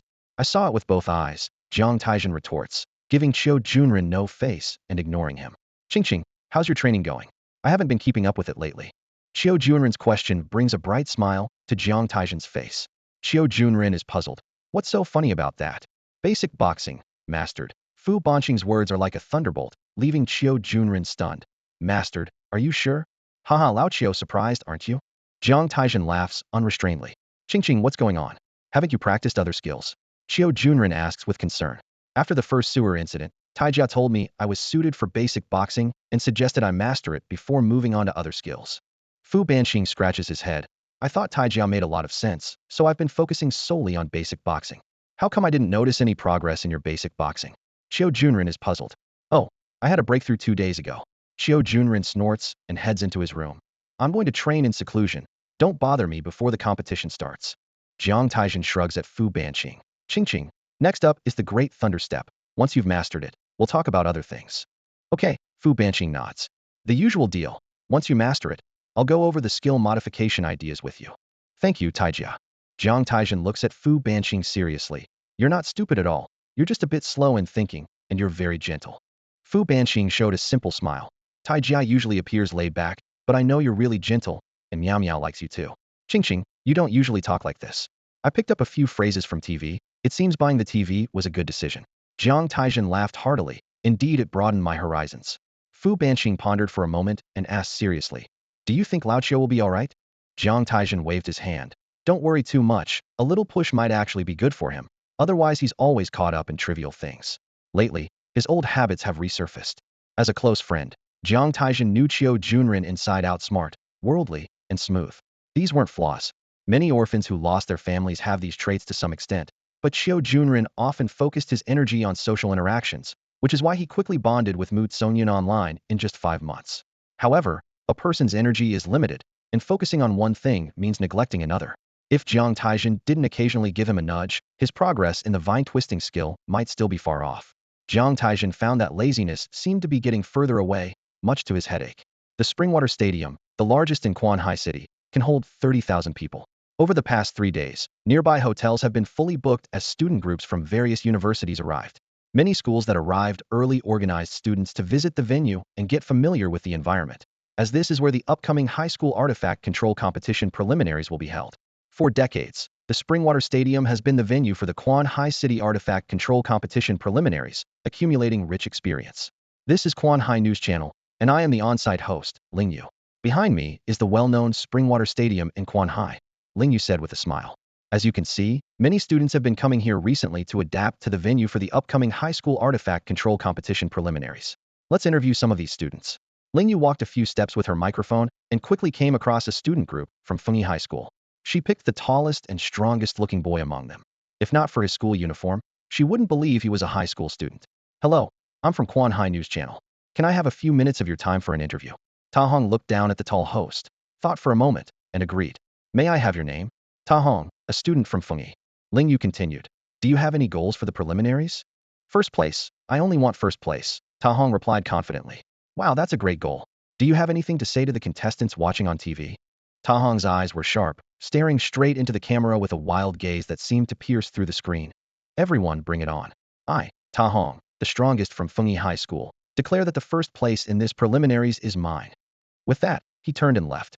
As the saying goes, shallow waters can't nurture dragons, but on the Guhuang continent, this isn't entirely true. The Yuanxi Sea is the deepest and widest ocean, and the spiritual tools that can connect to it and continuously draw energy are the greatest assets of a Yushur. Perhaps in second and third-tier cities, high school Yushur might receive fewer ferocious beast meat resources compared to first-tier cities. However, in the early stages, a genius's aptitude and intelligence can bridge this gap, allowing talented individuals from ordinary backgrounds and orphans to shine brightly. If students in first-tier cities exude pride and a sense of superiority, then high school students in second and third-tier cities, or even county towns, display a wild nature and a determination to break the rules. They are unwilling to remain silent and are eager to unleash their true selves. Ta Hong, a fine prey indeed. In the hotel, Luo Su's black pupils suddenly turned white as he stared at Ta Hong on the TV with excitement and greed. This big guy was indeed impressive. Luo Su thought to himself. The organization's intelligence was indeed accurate. Suddenly, he heard a voice and turned sharply, seeing a figure wearing a gray birdbeak mask. Bird beak mask. You're from the plague cult, Luo Su said warily. Heh, it seems our plague cult is quite famous, the other sneered, continuing. 5 months ago, the incident in Quanhai City, the guild has already issued a notice. Luo Su was slightly taken aback, feeling apprehensive. Today, I'm here to propose a business deal. What kind of deal? Luo Su asked. Murder, the other said bluntly. Who? Luo Su frowned, feeling alert. Jiang Taizhen, Xiao Junren, and Fu Banqing from Quanhai High School. The voice was cold and merciless. Those 3 high school students who killed 2 of your members? Luo Su was surprised. Yes. The other's gaze was as sharp as a knife. Why should I help you kill them? Luo Su countered. Because you are an evil ghost, and I can offer you a satisfactory reward. The tone carried a hint of threat. Evil ghost? Luo Su's pupils turned white again, and the room seemed to suddenly drop in temperature. How does your plague cult know? We have our sources, the other replied with a cold laugh. Killing? Not bad. But without a satisfactory reward, I won't act. A low-grade Qi-Hai pill, Luo Su suggested tentatively. Ah, it seems your plague cult is willing to spend. A Qi-Hai pill? I'll take the deal, but I want the payment first. A sly glint flashed in Luo Su's eyes. That's not how it works. You want the reward without killing anyone. The gray birdbeak shook its head. Luo Su's pupils spun quickly. In the preliminaries, after I kill the first of the 3 I encounter, you must give me the Qi-Hai pill. The gray birdbeak was silent for a moment before agreeing. Deal. As soon as the words were spoken, the gray birdbeak suddenly turned into a shadow and disappeared. Luo Su chuckled to himself, thinking, not the real body, a clone, a shadow, or... He scratched his head, seemingly puzzled as to why he had been staring at the wall, but the feeling of having his thoughts influenced quickly faded, and he continued watching the news on TV. Meanwhile, in a nearby hotel conference room, the teachers and students of Winda High School gathered for a meeting. What? The top 3 prizes in this year's competition include a Qi-Hai pill. The students at the conference table were instantly in an uproar. The leading teacher, Lu Xiaowei, stood up, scanning the students below with a serious expression. Yes, it's a Qi-Hai pill. The school has received confirmed information that this year's competition has temporarily added the Qi-Hai pill as a reward. The aspiration of a Yuchi master to forge additional Qi Cs is both simple and complex. When advancing in rank, a Yuchi master can create a Qi C at the moment of a spiritual artifact's evolution. However, to forge more Qi Cs, one must accumulate spiritual essence and then proceed with the forging process. The challenge lies in the lengthy and arduous nature of accumulating spiritual essence. For Yuchi masters at each rank, creating the first Qi C takes 5 years. After success, the spiritual essence required for the second attempt increases to 30 years. This process is a straightforward time investment, with no shortcuts available. This is consistent across all ranks. In short, after a Yuchi master advances in rank, they must spend 5 years accumulating spiritual essence to forge a Qi C. In theory, by the time they reach a high rank, they could possess 6 spiritual artifacts. However, this method's flaw is that without the 15-segment binding formula for 6 spiritual artifacts, even with an abundance of Qi Cs, the lack of spiritual artifact bonds can leave them vulnerable. It might be more efficient to evolve the spiritual artifacts directly once they meet the evolution criteria, rather than delay another 5 years for an additional Qi C. Moreover, the early stages of a Yuchi master's journey are marked by rapid growth. Delaying progress by 5 years for just one more Qi C seems inefficient. Only Yuchi masters with mediocre aptitude, stuck at a particular rank, would consider forging a second Qi C. Out of the need for an additional Qi C and more possibilities, the Qi C pill was created. Each pill provides a Yuchi master with 5 years' worth of active spiritual essence, enabling them to forge a second Qi C directly. Of course, as with any medicinal pill, the Qi C pill has diminishing returns. Relying on 6 Qi C pills to forge a third Qi C is nearly impossible, as the pill's effectiveness is negligible by the third use. There is a well-known theory in the artifact master community, the theory of spiritual energy activity. Generally, only the spiritual energy refined from the primal energy absorbed by spiritual artifacts retains most of its activity. This principle is the foundation of a medicinal artifact master's and a craft artifact master's work. In contrast, the spiritual energy processed from the spirit beast crystal nuclei on production lines is considered secondary energy, having lost most of its activity. The artifact master community does not recognize this as spiritual energy, but merely as energy. Energy crystal columns compressed from this energy can power mundane artifacts, but for a Yuchi master to absorb this energy is akin to drinking the purest water devoid of nutrients ineffectual for cultivation and a waste of time. Hence, high-quality medicinal pills can only be crafted by medicinal artifact masters, and the Qi C pill is a benchmark for determining whether a medicinal artifact master is a master among their peers. The rarity of materials and the low success rate make the Qi C pill a highly sought-after resource. The average price of a low-grade spiritual artifact is around 50,000 bone coins, while the market price for a Chi-Hai pill skyrockets to 5 million, nearly equivalent to the price of a mid-grade spiritual artifact. However, it is often unavailable despite its high demand.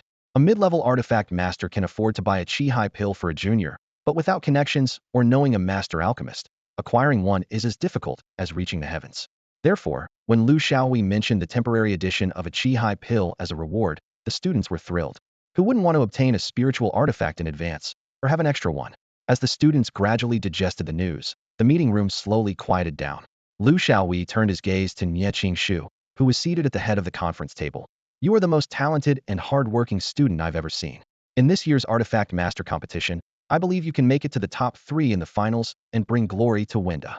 Mr. Lu, I will do my best. Nie Qingshu stood up, her originally serene face now showing a sharp determination. Good, I believe in you. Sit down. Lu Xiaohui gestured for her to sit and continued. Next, I have some intel on the top competitors. He turned on a projector-like device and began introducing them one by one. First, we have Quanhai High School and Quanhai Second High School. These are long-established schools in Quanhai, with no fewer than 6 students entering the main competition through the preliminary rounds in each past tournament. Quanhai High School's key competitors are Yang Xian, Shi Guan, Yin Shuyan, Xian Xinran, and Zhuahanyan. Secondary focus should be on Xiao Junren, Fu Banqing, Jiang Taizhen, and Wang Chang. It's worth noting that Xiao Junren, Fu Banqing, and Jiang Taizhen once teamed up to kill 2 assassins from the plague cult. Although they're not on the main focus list, their teamwork is impressive, perhaps due to luck. Next is their spiritual artifact information. Lu Xiaohui continued with details about Quanhai High School, and then moved on to Quanhai Second High School. This year, Quanhai Second High School has a formidable opponent, Qingshu. You should pay special attention to Yuchun. His spiritual artifact is the treasured fire dragon bracelet, and it's rumored that he has perfected his mental techniques and skills, making him your strongest rival this time. However, since this is the preliminary round, you can conserve your energy. Others to watch out for include Sun Miao, Xiao Jinglong, Qin Shui, and Fang Chou. Their spiritual artifacts are. Lu Xiaohui continued to introduce top competitors from other cities, mentioning Ta Hong from Fengyi, Feng Yining from Jinlin, Dai Shuyao from Fengming, and Luo Su from Guiyuo. When mentioning Luo Su, Lu Xiaohui's expression became serious. Everyone should be particularly cautious of Luo Su. He seems to have mental issues and is known for signing life and death contracts in many artifact master competitions in Guiyuo, showing no regard for his or his opponent's lives. Many artifact masters have died at his hands, and local news in Guiyuo has reported on this multiple times. Therefore, if you encounter Luo Su forcing you into a life and death contract, my advice is to forfeit, except for Qingshu. The room buzzed with discussion. Lu Xiaohui asked sternly, "Did you all understand?" "Yes, we understood." The students responded in unison. The response from the audience was sparse, with some people appearing unconvinced. After all, Gu Luo, the genius from Quanhai No. 2 High School, who comes from the same third-tier city as them, had achieved such outstanding performance, which was truly remarkable. The annual Quanhai Artificer Preliminaries not only boosted the local economy, but also officially kicked off amidst the excitement at the Quanshui Stadium. Early on, students from various colleges flooded into the stadium. As per tradition, one side of the stadium stands was designated for the participating students, with each school having a specific area. Quanhai High School and Quanhai No. 2 High School were at the center of this area, where the majority of their future opponents could be seen by simply turning their heads. On the other side were the swarming citizens of Quanhai. In Guhuang country, there are artificer competitions at various levels every year, attracting many artificer enthusiasts.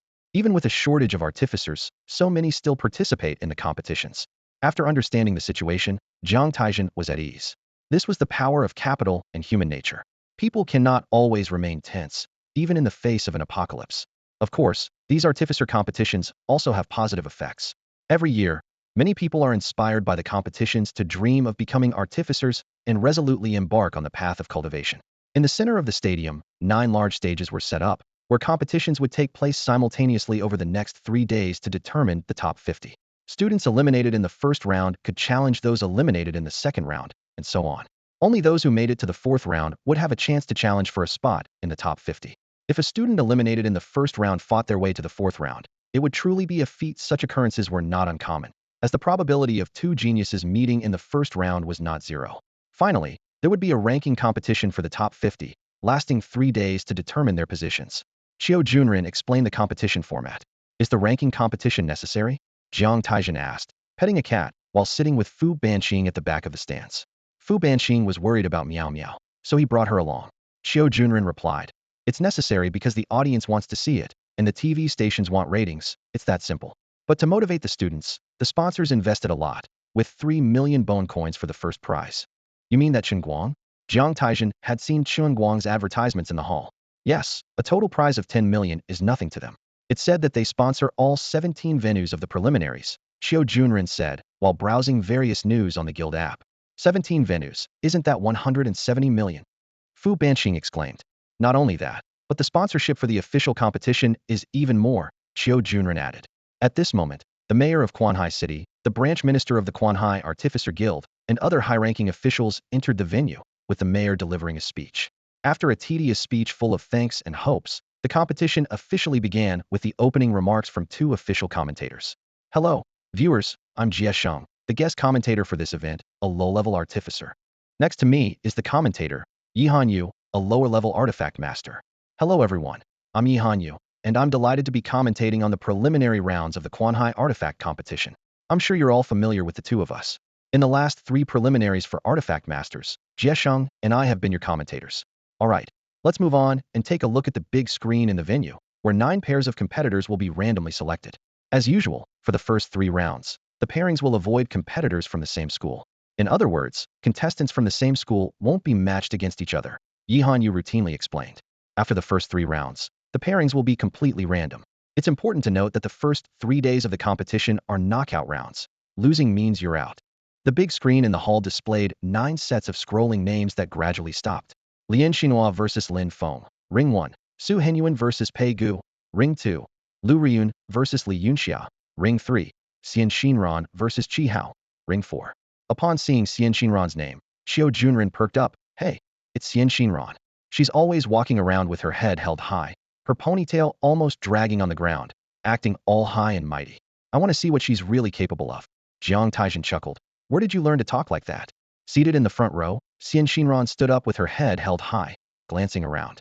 Her meticulously braided long ponytail indeed reached down to her waist.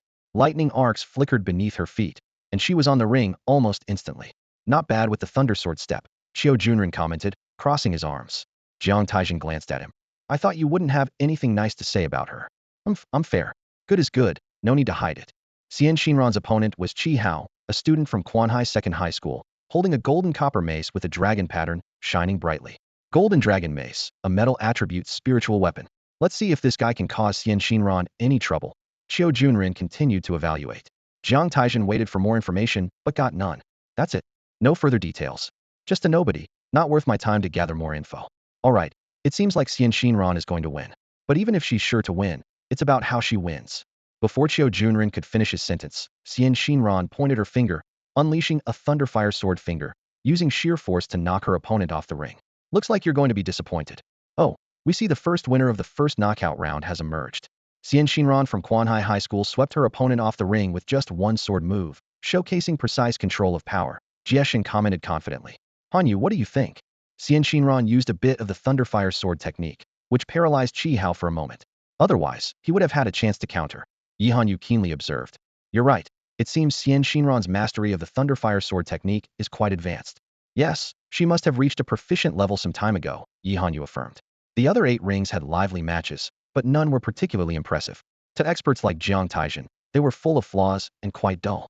Better off petting a cat, Jiang Taizhen thought, closing his eyes, his mind filled with thoughts of reaching a higher level of mastery, as he absent-mindedly petted Meow Meow.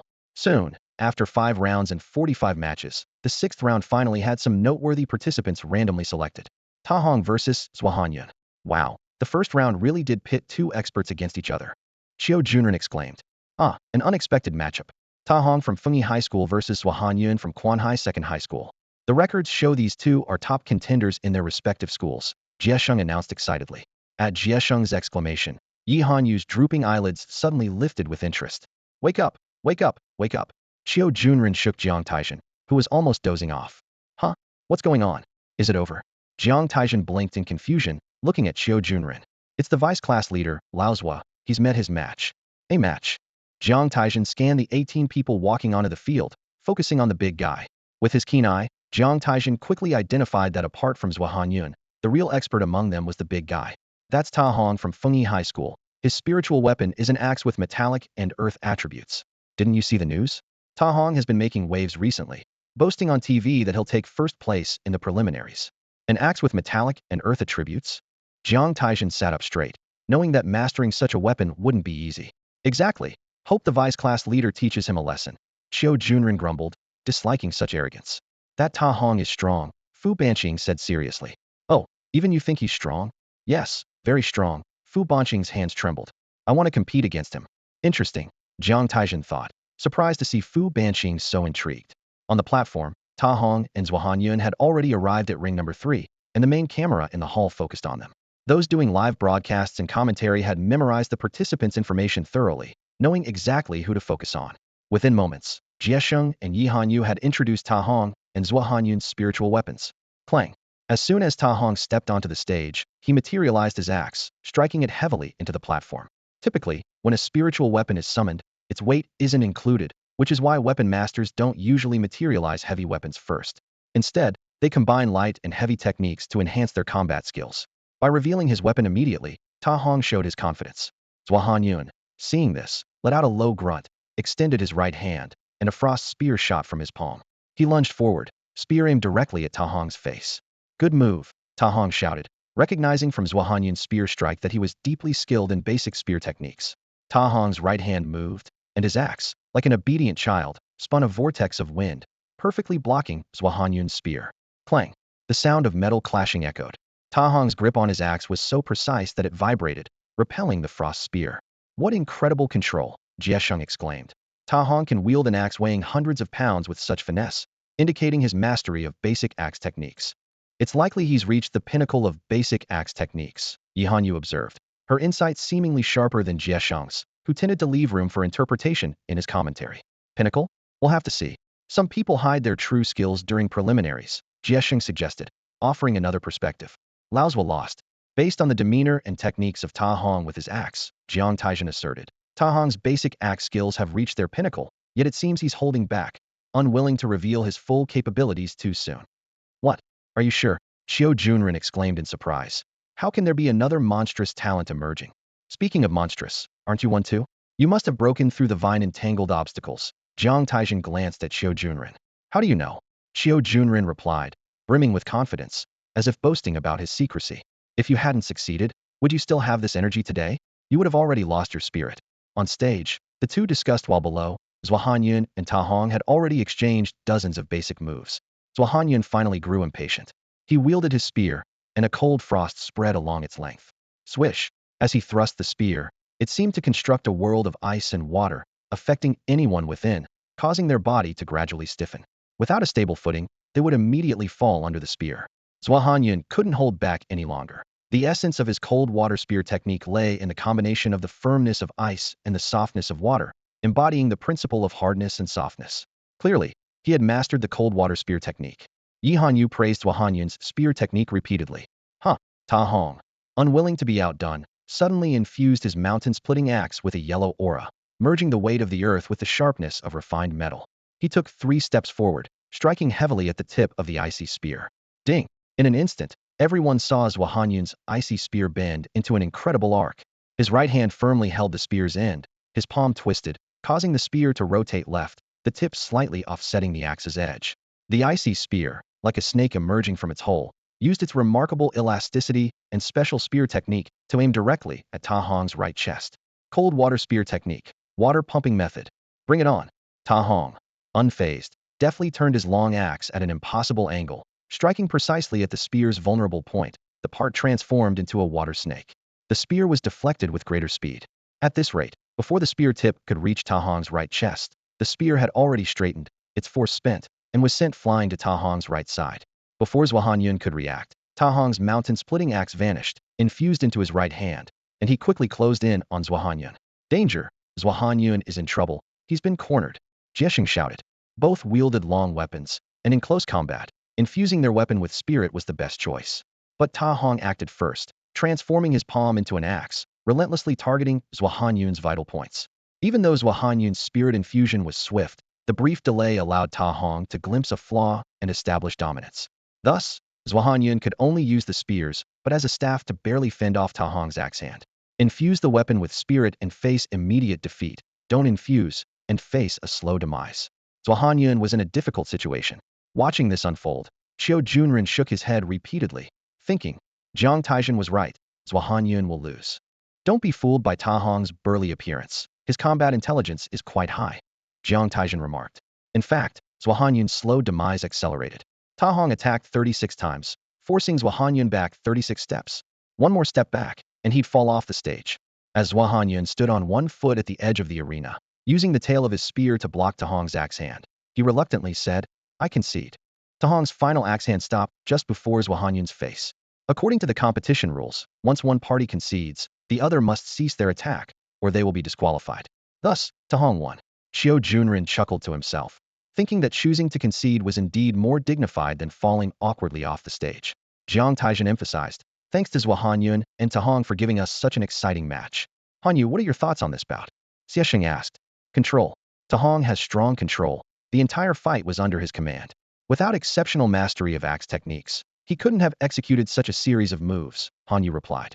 It's indeed strong control, proving that Ta Hong's bold claims on TV are backed by real skill. Anyone who draws Ta Hong next should be cautious. The draw continued, and no more high-profile matches emerged. Jiang Taizhen, Fu Banqing, Qiu Junren, and other students from Quanhai High School took their turns, with mixed results. However, an unexpected incident occurred in the latter half of the first round. Someone died. Qiu Junren angrily remarked, what on earth did Luo Su say to that person to make them sign a life-and-death contract? In fact, almost everyone in the hall was furious. A student from Jinlin, an artifact master, was cruelly killed by Luo Su after being clawed 13 times. Meanwhile, in a secluded corner of the hall, Shimu and Mu Songyun watched Luo Su's every move intently. Given the current situation, it's increasingly likely that Luo Su is a demon, Shimu said gravely. Then we should arrest him immediately. The data from Guluo City indicates he's already killed 26 people, Mu Songyun suggested, leaning towards direct capture. Shimu shook his head. The people he's killed all signed life and death contracts in official matches. Moreover, the blood attribute spirit artifact, Bloodthirsty Claw, has a history of driving its owners to bloodlust. Luo Su could easily use that as a defense against arrest. Mu Songyun cursed under his breath. The guild should never have classified blood attribute spirit artifacts as normal. Shimu asked, then what about the artifact masters with blood attributes? Ban the Bloodthirsty Claw, this kind of cruel artifact. Most blood attribute spirit artifacts have various issues. The best solution is to tackle it with fierce beasts. History has seen notable figures mastering blood attribute spirit artifacts. Banning them entirely isn't feasible. Besides, killing with normal spirit artifacts versus blood attribute ones, what's the difference?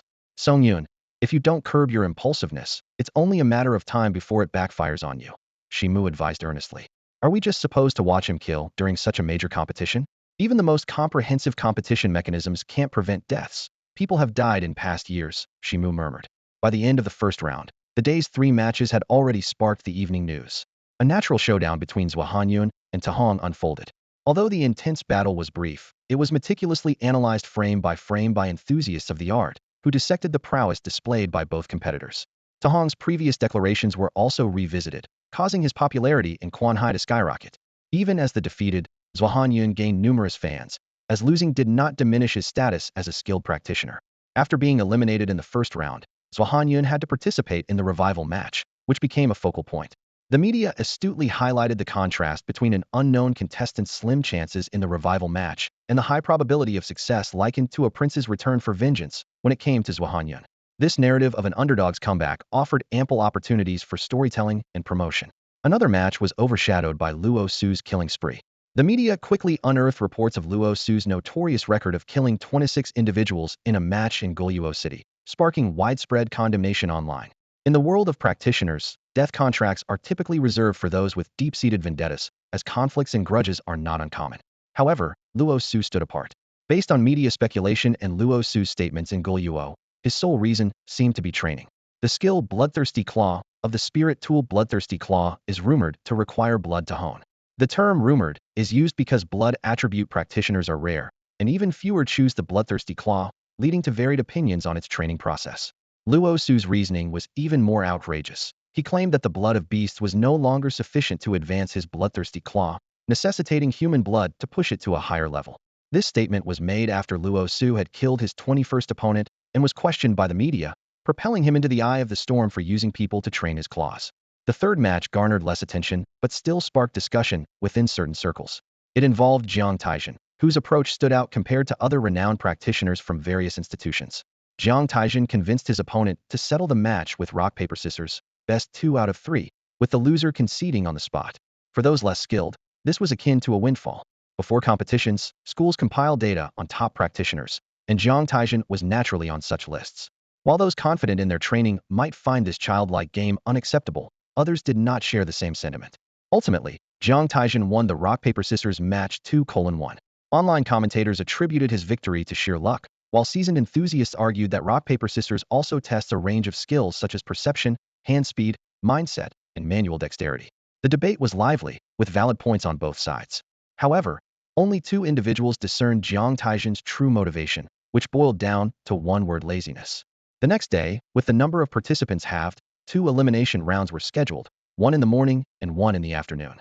The initial draw of 9 groups sparked heated discussions both inside and outside the venue, especially with the inclusion of Jiang Taizhen's name. After going viral online the previous night, Jiang Taizhen unexpectedly gained a lot of attention, with netizens joking that he had created a 5th style for the artisan's rock-paper-scissors style. Since Jiang Taizhen's opponent was an obscure artisan, Jiesheng immediately commented, "I bet Jiang Taizhen will use his self-created rock-paper-scissors style to win the match. What do you think, Hanyu?" Yi Hanyu, too, became curious about Jiang Taizhen, as competing with rock-paper-scissors instead of fighting indeed introduced a new form of competition. As the conversation unfolded, everyone eagerly anticipated what would happen next, especially whether the opponent would agree. On platform number 8, Jiang Taizhen waved and smiled, saying, "Hello, I'm Jiang Taizhen, and you're Yu Qianli, right? How about a peaceful game of rock-paper-scissors? We're all classmates here, no need for hostility." The referee standing by couldn't help but twitch his lips, thinking, classmates? Their schools aren't even remotely related. Yu Qianli appeared frail, but she was pondering internally. Just yesterday, she had been discussing with her classmates whether to agree to Jiang Taizhen's rock-paper-scissors challenge if they encountered him, and now it was happening. She hesitated for a moment before finally saying, "I think we should just have a normal match."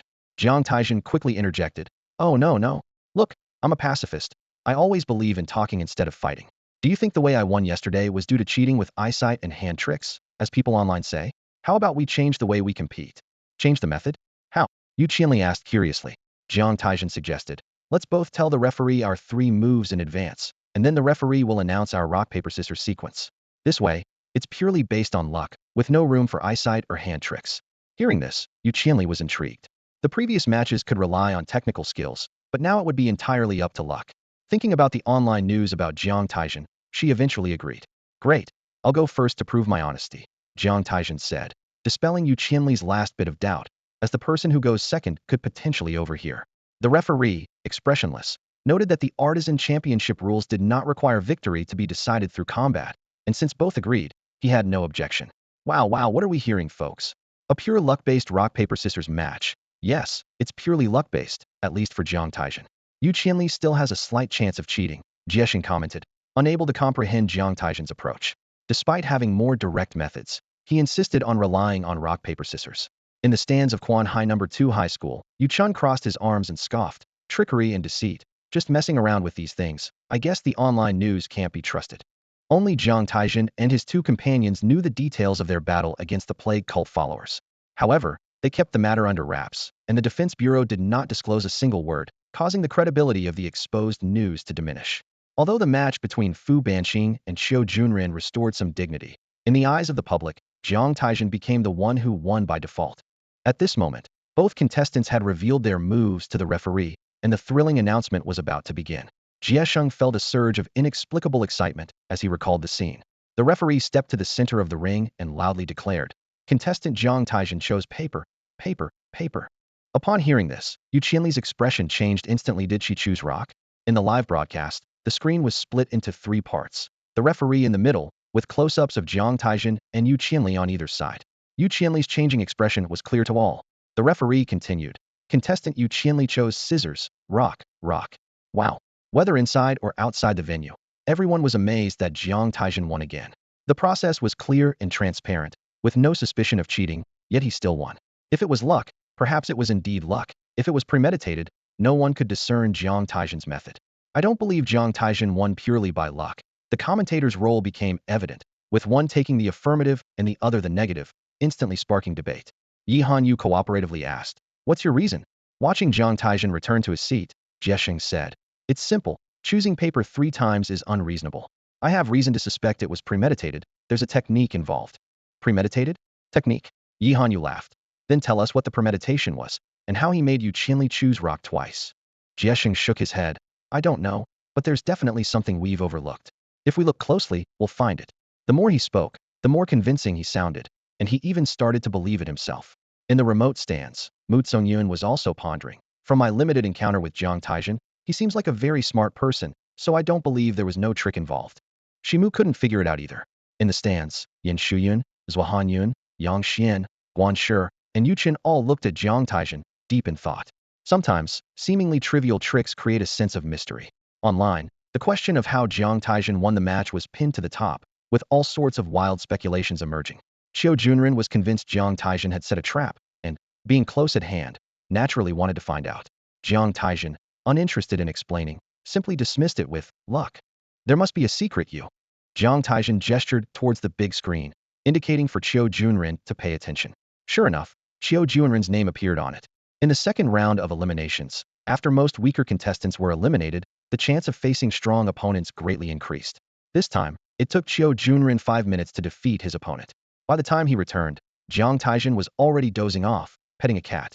As Qiu Junren was about to speak, Fu Banqing stopped him. Qiu glared at Fu with frustration, but eventually sat down to watch the competition intently. In the second round of eliminations that morning, aside from Jiang Taizhen, who won his match, other renowned competitors from various schools advanced without facing each other, all moving on to the third round.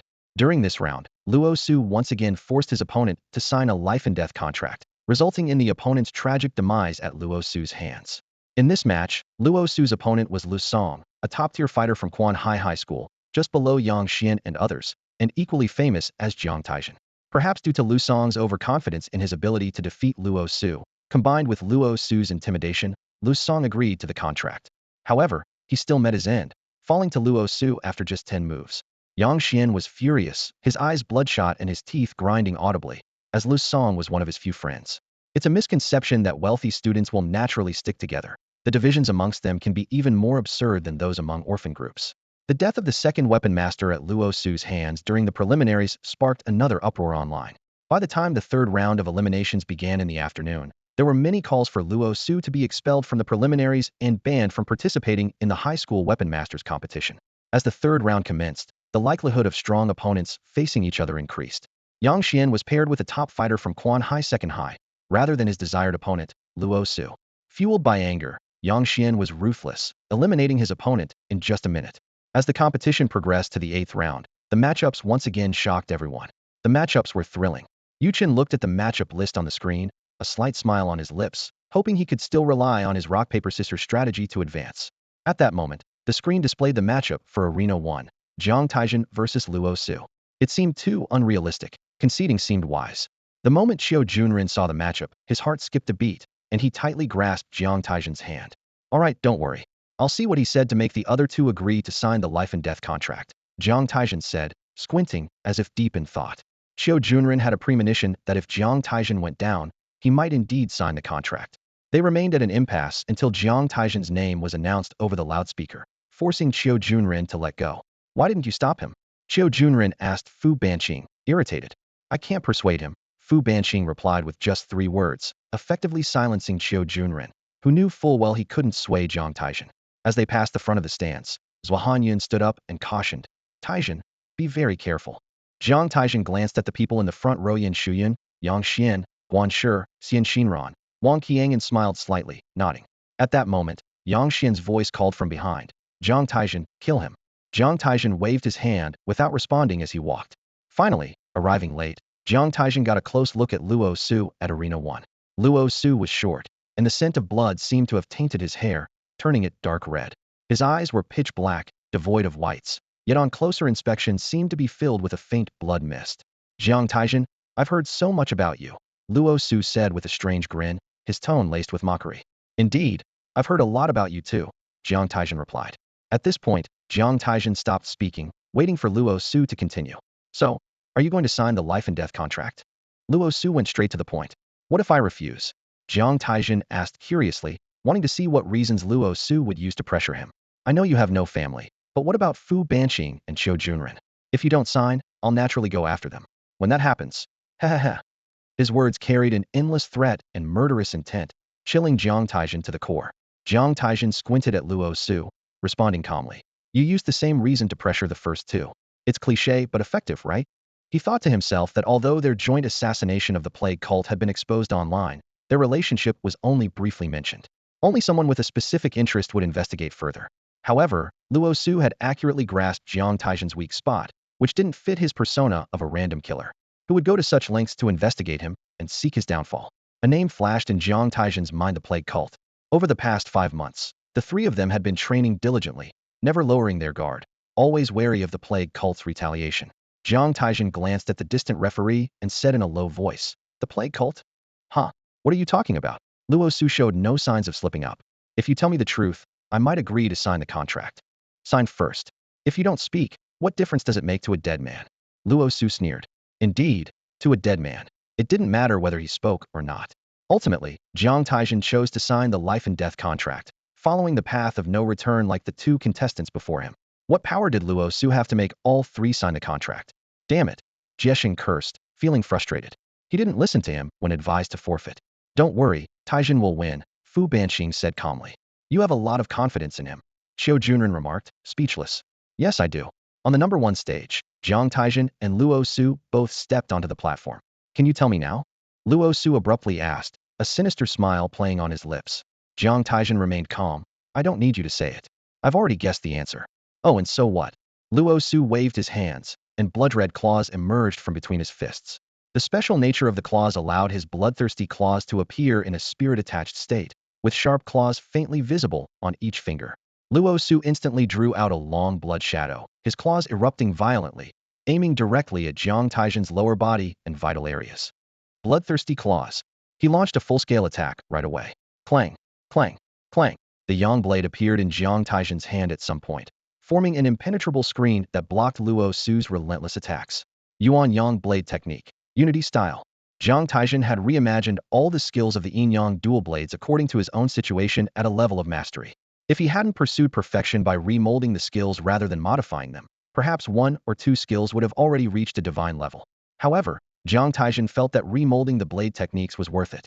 Each move and style of the Yuan Yang blade technique perfectly fit his body.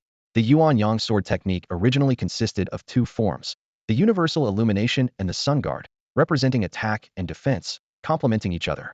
However, Jiang Taizhen found these forms too complex upon deeper study and fused their essence to create the unified form. This form aims to replace defense with offense and vice versa, merging attack and defense into one. When attacking, it is as unstoppable as the sun's rays. When defending, it shines so brightly that it is intimidating and grand. Jiang Taizhen observed Luo Su's moves and found his bloodthirsty claws unpredictable, with movements that were hard to track. Despite this, seeing and experiencing firsthand were different, so he initially used the unified form to guard his position, trying to decipher the mystery of Luo Su's claws. On the stage, to the audience, the bloody claw shadows seemed to dance around the glowing sun-like sword, with the sound of clashes echoing continuously, making both Jiang Taizhen and Luo Su difficult to follow. Suddenly, Luo Su's figure stopped at a distance, while Jiang Taizhen stood with his sword at an angle. Who would have thought that Jiang Taizhen, who won his previous matches with a rock-paper-scissors strategy, could hold his ground against Luo Su's claws for so long? Jiexing finally breathed a sigh of relief as the two paused their attacks and defenses. Next, Jiang Taizhen would force Luo Su to reveal more of his tricks to see if he could pass the next challenge. Yi Hanyu keenly sensed that Luo Su was getting serious. Jiang Taizhen's skills were indeed impressive, as he had managed to kill 2 cult assassins. Luo Su licked the blood on his hand with a cold smile. Assassins, huh? Seems you know quite a bit. Before the words were finished, Luo Su suddenly vanished, and a claw shadow abruptly appeared behind Jiang Taizhen. Clang! The vanishing strike was suddenly blocked by the sun sword that appeared out of nowhere. Jiexing shouted, masterful, truly masterful claw technique. No, you missed something. There's also the masterful sword technique, Yi Hanyu added. At this moment, Luo Su's figure seemed to teleport. Aside from the brief moment when his bloodthirsty claw was blocked, he seemed to disappear. Yet, surprisingly, Jiang Taizhen's slow yet steady sword technique perfectly intercepted the path of the bloodthirsty claw, as if they were meant to be there. At this point, Yu Chun, Yin Shuyun, Yang Xian, and others stood up with serious expressions. Mastering such skills was something few among them could achieve. Shi Mu and Mu Tsongyun also stood, surprised at how deeply Jiang Taizhen had hidden his talents. Who are you referring to? Mu Songyun asked, intently watching below. Both. The more Luo Su uses the masterful bloodthirsty claws, the more likely it seems. Hey, Jiang Taizhen also used the masterful sword technique, so why isn't that possibility considered? His Yin-Yang dual swords were crafted in the guild, and the spiritual weapons were chosen there too, with videos as proof. Don't tell me you didn't consider it. It just shows Jiang Taizhen is a genius. Luo Su, on the other hand, has a somewhat unclear origin for his bloodthirsty claw spiritual weapon. Who do you think will win? Mu Songyun murmured, his eyes filled with doubt. If Luo Su really is a malevolent spirit, then Jiang Taizhen won't stand a chance. Is reaching the pinnacle truly possible? Shimu remained silent, gripping the mysterious artifact tightly in his hand. He knew that without conclusive evidence, it would be unwise to interrupt the duel. Even with the artifact in hand, the risk of intervening late was high. A moment's hesitation could mean failing to rescue in time. On the stage, Jiang Taizhen's expression was calm as he stared directly at Luo Su. What's wrong? Where's your bold ambition? He asked evenly. I can sense you're suppressing yourself, your character, your strength, everything. Luo Su's bloodthirsty claws were indeed extraordinary, with fierce and ruthless moves. Yet, Jiang Taizhen sensed a mix of dissatisfaction, madness, suppression, and bloodlust in Luo Su's claw techniques. These emotions seemed to stem from another entity hidden beneath his exterior, coldly observing the world. Stranger still, Luo Su had never used the other two skills of the bloodthirsty claws, blood soul strike and blood fury technique. Perhaps his level wasn't high enough for them to be effective. After all, mastering the bloodthirsty claws to such an extent was already impressive. After another minute of relentless assault, Luo Su still couldn't defeat Jiang Taizhen. The long-suppressed madness finally erupted. A crimson tide surged, dyeing Luo Su's hair red. He suddenly closed his eyes, his pupils rolling back. Die! Luo Su roared. At that moment, his claws seemed to come alive. They clashed together, transforming into blood spikes, unleashing a storm of blood and wind. Jiang Taizhen's eyes lit up, as if he saw a world of blood and storm. Overwhelming malice, evil, and blood transformed into blood spikes, piercing forward. Huh! Jiang Taizhen shouted, his yang blade suddenly glowing like the sun in the sky. The blinding light forced everyone to close their eyes. Boom! As the light faded, Jiang Taizhen staggered back 6 steps, blood flowing from his mouth. The pinnacle. So this is what it means to reach the pinnacle. I understand now, I understand, he murmured, his eyes shining with newfound insight. A bottleneck within him had suddenly been broken through. Die! Luo Su, eyes still closed, realized Jiang Taizhen hadn't fallen and was surprised. Since one strike hadn't killed him, he would strike again. The blood spikes of wind and storm gathered once more. As Luo Su unleashed the first wave of blood and wind, Shimu's face turned pale with shock. The pinnacle. He was about to use the artifact in his hand, but Jiang Taizhen's reaction interrupted him. The moment had already passed. Captain Shi, stay calm, someone reminded him. Jiang Taizhen isn't defeated yet. He's still holding on. Shimu tightened his grip on the small knife, keeping his eyes fixed on the stage. He can't hold on much longer, he muttered. Not against claw techniques at the pinnacle. Even with a purely defensive sword technique, 5 strikes is the limit. In the stands, the crowd's expressions varied. Some looked grim, others serious. Even someone as proud as Yuan was intently watching the unfolding events. Who would have thought that a high school student from a remote third-tier city could master a claw technique to such an extraordinary level? Jiang Taizhen is formidable, but ultimately, he will lose, and lose badly. Yuan couldn't help but admire Jiang Taizhen's defense with the yang blade, as 4 attacks were successfully blocked, preventing Luo Su's blood spike from finding its mark. At this point, Luo Su was clearly in a frenzy. After failing to kill Jiang Taizhen with his 4th strike, he immediately launched a 5th. By now, Jiang Taizhen was showing signs of faltering. What should we do, Shi-Dui? Mu Songyun's palms were sweating. Shimu's expression shifted, torn with indecision, as he still couldn't confirm if Luo Su was truly an evil spirit. If he intervened, and was wrong, he could face serious consequences. Thus, after Jiang Taizhen blocked the first blood spike, Shimu hesitated. Finally, gritting his teeth, Shimu resolved to act, gripping his throwing knife tightly, ready to strike Luo Su's shoulder when his momentum waned, determined not to let Jiang Taizhen perish. Just as Luo Su was transitioning into his 5th strike, a soft chant suddenly resonated throughout the venue. Everyone then witnessed a full moon rising, cold and clear, proud and beautiful.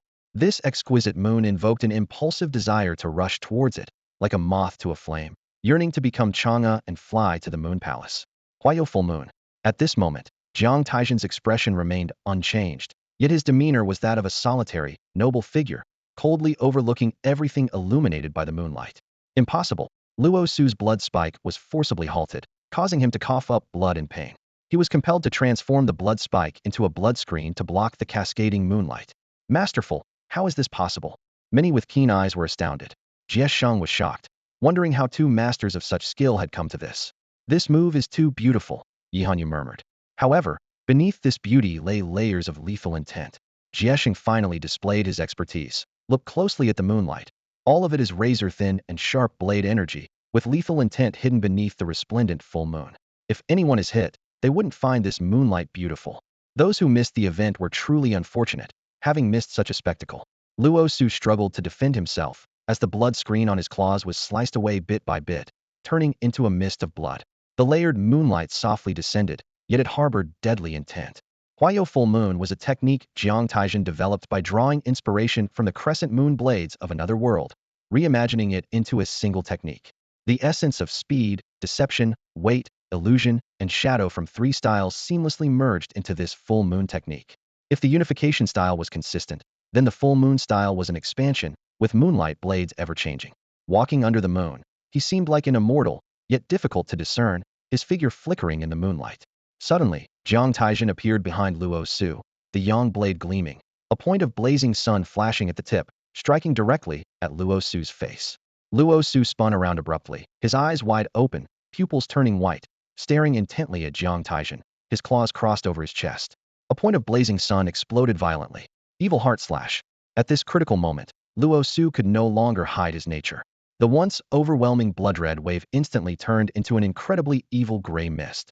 The once blood-red bloodthirsty claw suddenly turned gray as it collided with Jiang Taizhen's blazing sun. Boom. The full moon shattered, and the cold atmosphere dissipated without a trace. Jiang Taizhen staggered back several steps. Before anyone could react, a flash of cold light shot from the stands and disappeared in an instant. When people looked again, a small knife was embedded in Luo Su's forehead, leaving him unmistakably dead. The scene instantly descended into chaos. Hanyu, did you see it clearly? Jiang Taizhen asked urgently. Yes, it should be an evil spirit. Let the director play it in slow motion, Yi Hanyu requested. At Yi Hanyu's request, the large screen in the hall and the TV broadcast replayed the moment when Luo Su unleashed the evil heart slash. It was indeed an evil spirit. From the slow-motion replay, it was clear that Luo Su's second personality was nearly consuming his first. What was initially thought to be some kind of sensing method turned out to be a cover for his evil eyes. Watching Mu and Mu Tsongyun clean up the aftermath in the hall, Yi Hanyu said, "It seems the Defense Bureau had suspicions all along. That flying knife must be a mid-tier relic. It hit Luo Su with precision." Jieshengdao. It seems so, Mu nodded. Look at the relic extracted from Luo Su. It's indeed an evil artifact. In the arena, Mu and Mu Tsongyun examined Luo Su's body, from which a pair of blood claws emerged. After a brief pause, the claws transformed into a bone mask filled with malevolent energy. Just looking at it was enough to make one's heart race. An evil spirit. No wonder it was so powerful, Jiang Taizhen remarked, examining the bone mask closely. It was his first time seeing an evil artifact, which was not something one encountered every day. The plague cult's intelligence work was impressive, hiring someone like this. You think Luo Su was hired by the plague cult? Jiang Taizhen turned to see familiar faces, Mu and Mu Tsongyun approaching hurriedly. Captain Mu, Deputy Captain Mu, so it was you too. We owe you thanks. If you hadn't forced Luo Su to reveal his trump card, we would have been in trouble, Mu laughed heartily. You've been keeping things well hidden, Jiang Taizhen joked. Jiang Taizhen, you just said Luo Su was hired by the plague cult? Mu Tsongyun interjected. I tested him before the match, and am quite certain the plague cult had contact with him. Jiang Taizhen replied confidently, knowing that Luo Su's identity as an evil spirit was irrefutable. Mu took a brass vessel from his pocket and carefully placed the bone mask evil artifact inside, wearing gloves. I'll file a report when we return. There's quite a reward for helping to slay an evil spirit. Jiang Taizhen scratched his head, looking at Mu Tsongyun, who was retrieving the relic from Luo Su's forehead. I didn't really help much. It was all your work. No, without you, Luo Su might still be at large. Forcing him out was your biggest contribution, so expect a reward. Mu shook his head. It seems I was presumptuous before. A 10 million scholarship fund is nothing. Jiang Taizhen opened his mouth, but said nothing. Just one low-tier Chi Hai Dan cost 5 million bone coins, so a 10 million scholarship fund was indeed not much, especially considering the strength Jiang Taizhen had demonstrated. As the showdown between Jiang Taizhen and Luo Su concluded, the latter stages of the elimination rounds drew little attention. During the brief interlude when the Defense Bureau handled the bodies, two commentators seized the opportunity to replay the footage of Jiang Taizhen and Luo Su's match frame by frame, providing a detailed analysis of this spectacular duel. Some might wonder why they didn't wait until the live broadcast ended to explain. If they had, the buzz would have faded by then. Today, the online discussion about this match is already in full swing, with viewers eagerly dissecting every frame. Jiang Taizhen's unparalleled claw technique provoked Luo Su's equally masterful blade skills, only for the tide to turn again, as the claw technique reached a new height, leading to a flawless display of blade mastery. Many believe Jiang Taizhen made a breakthrough during the fight. However, Luo Su's demonic transformation and his final flying dagger strike decisively ended the ever-changing duel. In no time, the hashtag Jiang Taizhen vs. Luo Su shot to the top of the Yuanhai district's trending list, with debates about whether Jiang Taizhen truly made a breakthrough during the match continuing unabated. Some netizens even analyzed the lip movements of Jiang Taizhen and Luo Su during their duel. The most popular aspect, however, was Jiang Taizhen's full moon move, with its breathtakingly beautiful and ethereal quality, reminiscent of a celestial being from the Moon Palace, capturing the hearts of countless netizens and rapidly expanding his fan base overnight. Additionally, discussions about demonic spirits and demonic artifacts began to surface on various forums. Demonic spirits and artifacts are indeed knowledge that can only be learned after becoming a spirit weapon master. To briefly introduce, the malevolent attributes of beasts can mutate into 3 special attributes under certain conditions, known as variant attributes: demonic, ghostly, and magical. These beasts may drop materials with these attributes under specific circumstances, with demonic materials being usable as spirit artifacts without any refinement or carving, which is what makes them demonic artifacts. In the early stages, spirit weapon masters bound to demonic artifacts have their minds twisted by the artifacts. In the mid-stage, they develop an evil secondary personality, completely controlled by the demonic artifact. As this evil personality grows stronger, it eventually consumes the original personality, turning the spirit weapon master into a puppet of the demonic artifact. When the evil personality controls the spirit weapon master, all skills are elevated to an extraordinary level, as it is essentially the demonic artifact utilizing the skills, hence the skill level maxes out, as seen with Luo Su. Moreover, the more the evil personality uses the skills, the faster the original personality's skill training progresses. Luo Su's attainment of the pinnacle bloodthirsty claw level is precisely due to this reason. Additionally, during the binding process, demonic artifacts disguise themselves as a specific spirit artifact, with the disguise determined by the spirit weapon master's attributes. For instance, if Luo Su's original attribute were bloodfire, the demonic artifact might randomly twist one of those attributes into a demonic attribute, while the remaining attributes would take the form of a blood attribute spirit artifact to conceal itself. This is the demonic aspect of demonic spirits, making them extremely difficult to detect. Before the original personality is completely consumed, there is only one sign. When controlled by the evil personality, the eyes will display a demonic white eye. If the evil in the demonic spirits is hard to detect, then the ghost in them is even more elusive. There is a small chance that ghost beasts might drop a semi-real, semi-illusory ghost seed. Once bonded with a vessel, the ghost seed takes root in the vessel's sea of consciousness. The vessel master must constantly battle the ghost seed, honing their spirit and nurturing it until it hatches. At this point, 2 outcomes are possible. Either the vessel master's spirit consumes the ghost seed, or the ghost seed devours the vessel master's spirit, completely replacing their existence. The terrifying aspect is that once the ghost seed consumes the vessel master's spirit, it inherits everything about them, including memories, emotions, thoughts, and logic, appearing outwardly unchanged. However, its fundamental thought processes are altered. Compared to the evil, the ghost poses a deeper threat, as its logic completely departs from the human realm. Once the ghost seed matures and hatches, it transforms into a spiritual instrument that perfectly aligns with the vessel master's attributes, indistinguishable in appearance. The vessel master's spiritual power significantly increases, which is an irresistible temptation for vessel masters practicing the heart flow. Throughout history, there have been numerous cases where heart flow vessel masters secretly planted ghost seeds, ultimately being consumed by them, resulting in disasters far beyond mere mischief. Due to the dangers posed by both the evil and the ghost, the continent of Guhuang has banned the use of both evil and ghost instruments, strictly prohibiting anyone from bonding with them. Any violation results in immediate execution. It is crucial to note that, since the outcome of a ghost instrument's formation cannot be determined, no one knows if the individual remains human after the ghost seed matures. Therefore, regardless of whether a vessel master successfully bonds with a ghost instrument, the law allows no exceptions, and execution is mandatory. The risk is so great that both are collectively referred to as demonic spirits. In comparison, the harm caused by demonic attribute instruments is much less. After bonding, the vessel master's negative emotions are amplified by the demonic instrument, making them irritable, easily angered, and bloodthirsty. In return, the demonic instrument's power far exceeds that of spiritual instruments of the same level.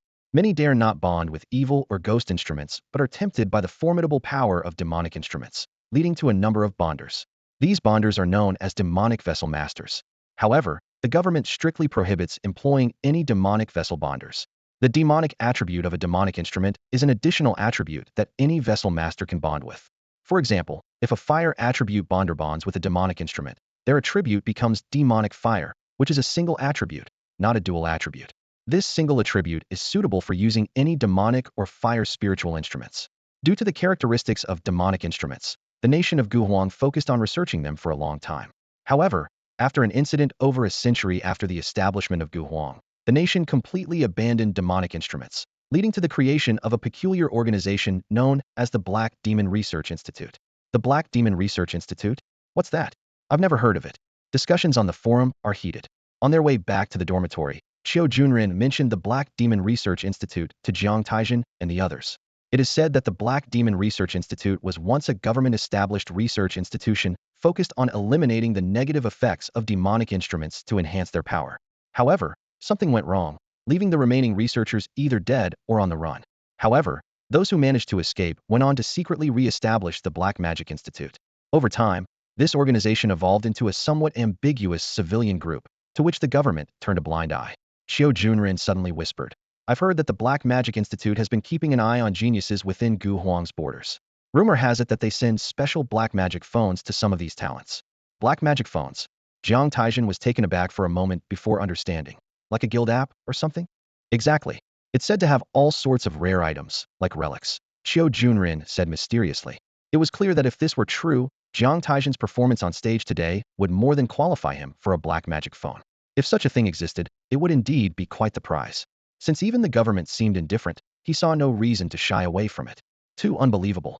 What exactly is the realm of transcendence? Back at the dormitory, Qiu Junren couldn't wait to ask. It had been inconvenient to inquire earlier, but now that they were alone, he finally posed the question. Transcendence, you say? All right, let's talk about it. Jiang Taizhen thought for a moment. If Qiu Junren was going to aim for transcendence in the future, it wouldn't do to withhold a few pointers. Even if he didn't aim for it, gaining more insight would be beneficial. The so-called transcendence is divided into two parts, transcend and integration. To transcend is to elevate a skill to a spiritual level, making it seem alive. In simpler terms, it's like bringing a skill to life. For example, when you see Luo Su's blood spike or my full moon, do you feel as if you're really experiencing it? I see. And integration? Qiu Junren asked. Integration is about incorporating a skill into oneself, making it a part of you, so that every move is a technique. This requires reaching a high level of mastery. The better you adapt a skill, the easier the integration, the worse, the harder. Jiang Taizhen explained further. If we use a race car driver and a car as a metaphor, transcendence is when the driver and the car become one. The driver is the soul of the car, and the car becomes an extension of the driver. They are two yet one, essentially the same. Jiang Taizhen broke down the concept of transcendence because he had a deeper understanding of it. Others, even if they reached this realm, might still find it vague and confusing. His insights were like a valuable lesson condensed into a single sentence. A person who achieves transcendence, having spirit, becomes even more extraordinary, Jiang Taizhen advised. Listen to this, but don't go spreading it around. Understood. Qiu Junren nodded repeatedly, and Fu Banqing, who was already a man of few words, needed no further reminder. Back at the dorm, Jiang Taizhen couldn't rest just yet. He first ate some ferocious beast meat and took some healing medicine. The battle with Luo Su had left him quite injured. After that, he had to repair his Yin-Yang Twin Blades, especially the Yang Blade. To defend against Luo Su's blood spike, the Yang Blade had become quite damaged. Since external equipment was prohibited in the rules, Luo Su's highly corrosive blood spike had caused significant harm to the Yang Blade. Just repairing the twin blades exhausted all of Jiang Taizhen's bone powder reserves. The next day, as the three of them were heading to Quanshui Stadium, Jiang Taizhen was stopped as they passed the gatehouse. A package? Jiang Taizhen was puzzled. He hadn't bought anything from the guild recently.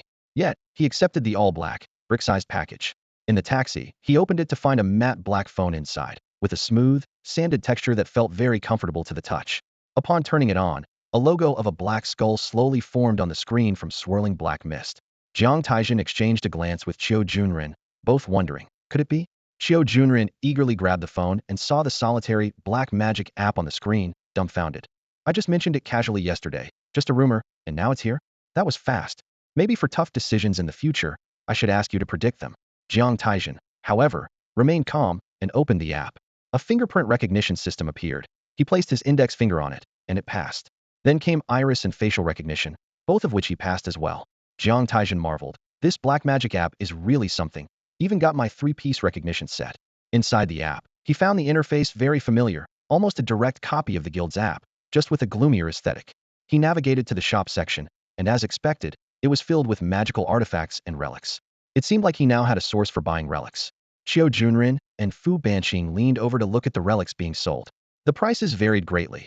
A relic with a top-tier skill was priced at more than double, while relics and spirit artifacts of the same tier were priced similarly, with those possessing more than one skill costing slightly more. The utility of the skill also affected the price, with high-value skills priced higher. Overall, there was no fixed pricing for relics, and they even saw some relics priced many times higher than spirit artifacts of the same tier. After looking at the relics, they turned to the magical artifacts, which dazzled them with their powerful skills. Qiu Junrin was tempted, but Jiang Taizhen and Fu Banqing remained indifferent, content with just seeing them, as buying magical artifacts was out of the question. Besides relics and magical artifacts, spirit artifacts of other attributes were also available. Jiang Taizhen directly navigated to the Yin-Yang category and found that there were more Yin-Yang spirit artifacts than in the local guild branch. Upon reflection, it made sense, as the Black Magic Phone's collection included resources from all of Black Magic. While the guild app also had a decent selection of Yin-Yang spirit artifacts, Jiang Taizhen noticed a few on the Black Magic Phone that weren't available on the guild app. In the patent section, it was indeed filled with evolution formulas and synergy formulas for magical artifacts. There were no miscellaneous spirit artifact evolution formulas this time, making it much simpler. Not interested in looking further, Jiang Taizhen swiped over to the task section, where the top pin tasks were all about acquiring components of demonized beast organs. These organs were the main materials for creating magical artifacts and couldn't just come from any ordinary beast. The chance of finding a demonized organ was about 1 in 100 beasts, making them 10 times more expensive than regular beast materials. Consequently, finished magical artifacts were priced much higher than spirit artifacts. The forum section appeared even more specialized. Jiang Taizhen skimmed through the post titles and could tell that those who received the Black Magic Phone weren't ordinary artifact masters. Basic artifact master knowledge was absent here. It was filled with professional skill QAs, evolution formula QAs, and synergy formula QAs, with posts demanding high fees. Jiang Taizhen even spotted a post about himself. When they arrived at the Quan Shui Gymnasium, Jiang Taizhen and his companions were browsing the content on the Black Magic app. Compared to the Guild app, the Black Magic app offered a richer variety of information, including all sorts of rumors and intelligence available for a price. Upon entering the hall, Jiang Taizhen put away his Black Magic Phone, feeling it was inappropriate to reveal it in public, especially as he was gaining more attention. As soon as they stepped through the entrance, a towering figure blocked their path, with a mountain-splitting axe resting on the ground, clearly indicating the person's identity. Fu Banqing quickly moved in front of Jiang Taizhen, asking cautiously, "What do you want?" "Step aside. I need to speak with Jiang Taizhen," Ta Hong replied coldly. Jiang Taizhen patted Fu Banqing on the shoulder, turning his gaze to Ta Hong. "What do you want to say?" "In the upcoming match, I hope to experience your crescent moon blade," Ta Hong said, his eyes burning with intensity. "Oh, you want to experience my crescent moon blade? All right." Jiang Taizhen smiled slightly and pushed Fu Banqing forward. "But first, you have to defeat him." Fu Banqing nodded. "I will defeat him." Ta Hong gave Fu Banqing a deep look, and the mountain-splitting axe in his hand vanished instantly as he turned and left. Fu Banqing scratched his head, thinking to himself that Ta Hong was a worthy opponent. Jiang Taizhen watched Ta Hong's departing figure, encouraging, "He's a good match for you. Give it your best shot." A few steps later, another tall figure stopped them. "Jiang Taizhen, I'll be waiting for you in the ring." With that, the person left without giving the three a chance to respond. Qiu Junren joked, "What's going on today? I hope no one else shows up next." Sure enough, Yang Xian and Guan Shi soon blocked Jiang Taizhen as well, expressing their desire to test his Huayo blade. Not far from the entrance, Nie Qingshu and Lu Xiaohui stood side by side, witnessing the scene. Lu Xiaohui remarked, "Qingshu, it looks like you'll only be competing with Yu Chun for second place." He knew well that someone who had mastered a skill to perfection in just half a year was extraordinary, and it was likely that this person had brought other skills to an equally exceptional level. In Lu Xiaohui's imagination, Jiang Taizhen must have an exceptional foundation in sword techniques, reaching a pinnacle of mastery. His performance with the Yuan sword in the arena was equally impressive. Mastering these 3 skills alone could take an ordinary weapon master 3 years or more. However, Jiang Taizhen seemed to have abandoned the other 2 skills. Otherwise, it wouldn't make sense. If not for the guild witnessing his selection of spiritual weapons, Lu Xiaowei might even suspect this guy to be another kind of demon. Meeting him, Lu Xiaowei would go all out to experience his crescent moonblade. Nie Qingshu's eyes burned with fierce determination. Until yesterday, none of the contestants considered themselves inferior, but since Jiang Taizhen appeared, he had become their proud target, and everyone was chasing after him. These prodigies would not bow down. They would only ignite their ambitions and chase relentlessly. Lu Xiaowei laughed heartily, believing that having a clear target to pursue could inspire stronger motivation to advance, which was beneficial for all the contestants from Quanhai. As they entered the venue, the main camera gave Jiang Taizhen a 3-second close-up, which was his current treatment. Last night, everyone reached a consensus that the first place in the Quanhai preliminaries was already reserved for Jiang Taizhen. Meanwhile, Quanhai High School, where Jiang Taizhen was from, also gained great fame. Old Wu, who trained Jiang Taizhen, received the most attention, and the principal couldn't stop smiling, as if a huge fortune had dropped from the sky.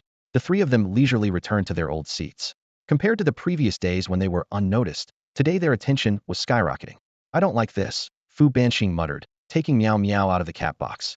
Bear with it, the hype will die down in a few days. People are forgetful, Xiao Junren comforted. The third day's elimination rounds consisted of 2 rounds, with the top 50 initially determined after the 5th round. After 2 days of acclimatization, contestants from various schools had adapted to the process, and the eliminations proceeded smoothly. As they entered the final 2 rounds, the probability of clashes between experts increased, making the matches more exciting. Tahong versus Fu Banqing, Xiao Junren exclaimed, "Wow, you really called it." Tahong's combat strength was evident from his ability to eliminate Zhuhanyan. Jiang Taizhen wasn't too worried about it, as even if Fu Banqing lost, it would be a great learning experience. "Qingqing, do your best," he encouraged.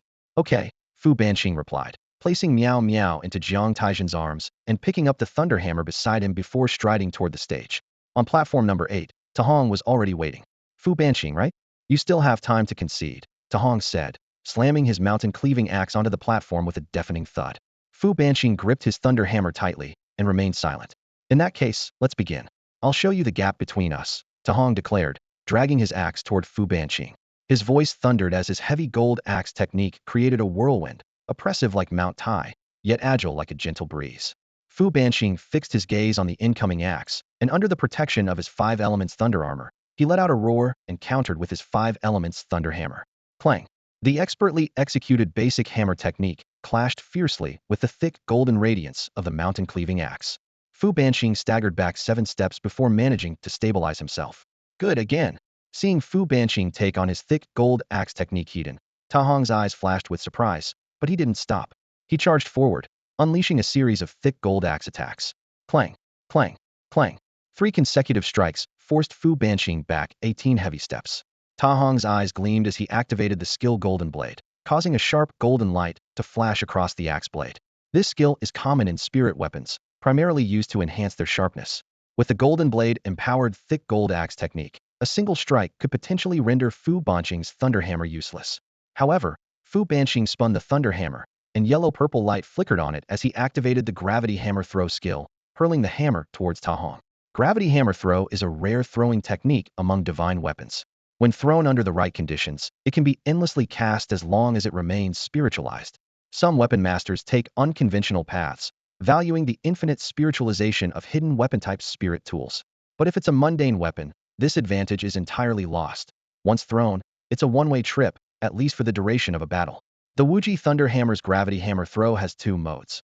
One is a throw, suitable for distances of 50 to 300 meters, using a parabolic trajectory combined with gravitational acceleration to unleash a powerful area lightning force upon impact, stunning and shocking enemies with tremendous power. The other is a toss, akin to an electromagnetic cannon, propelled by strong electromagnetic force, similar to a weakened version of Thor's hammer throw, effective within 10 meters.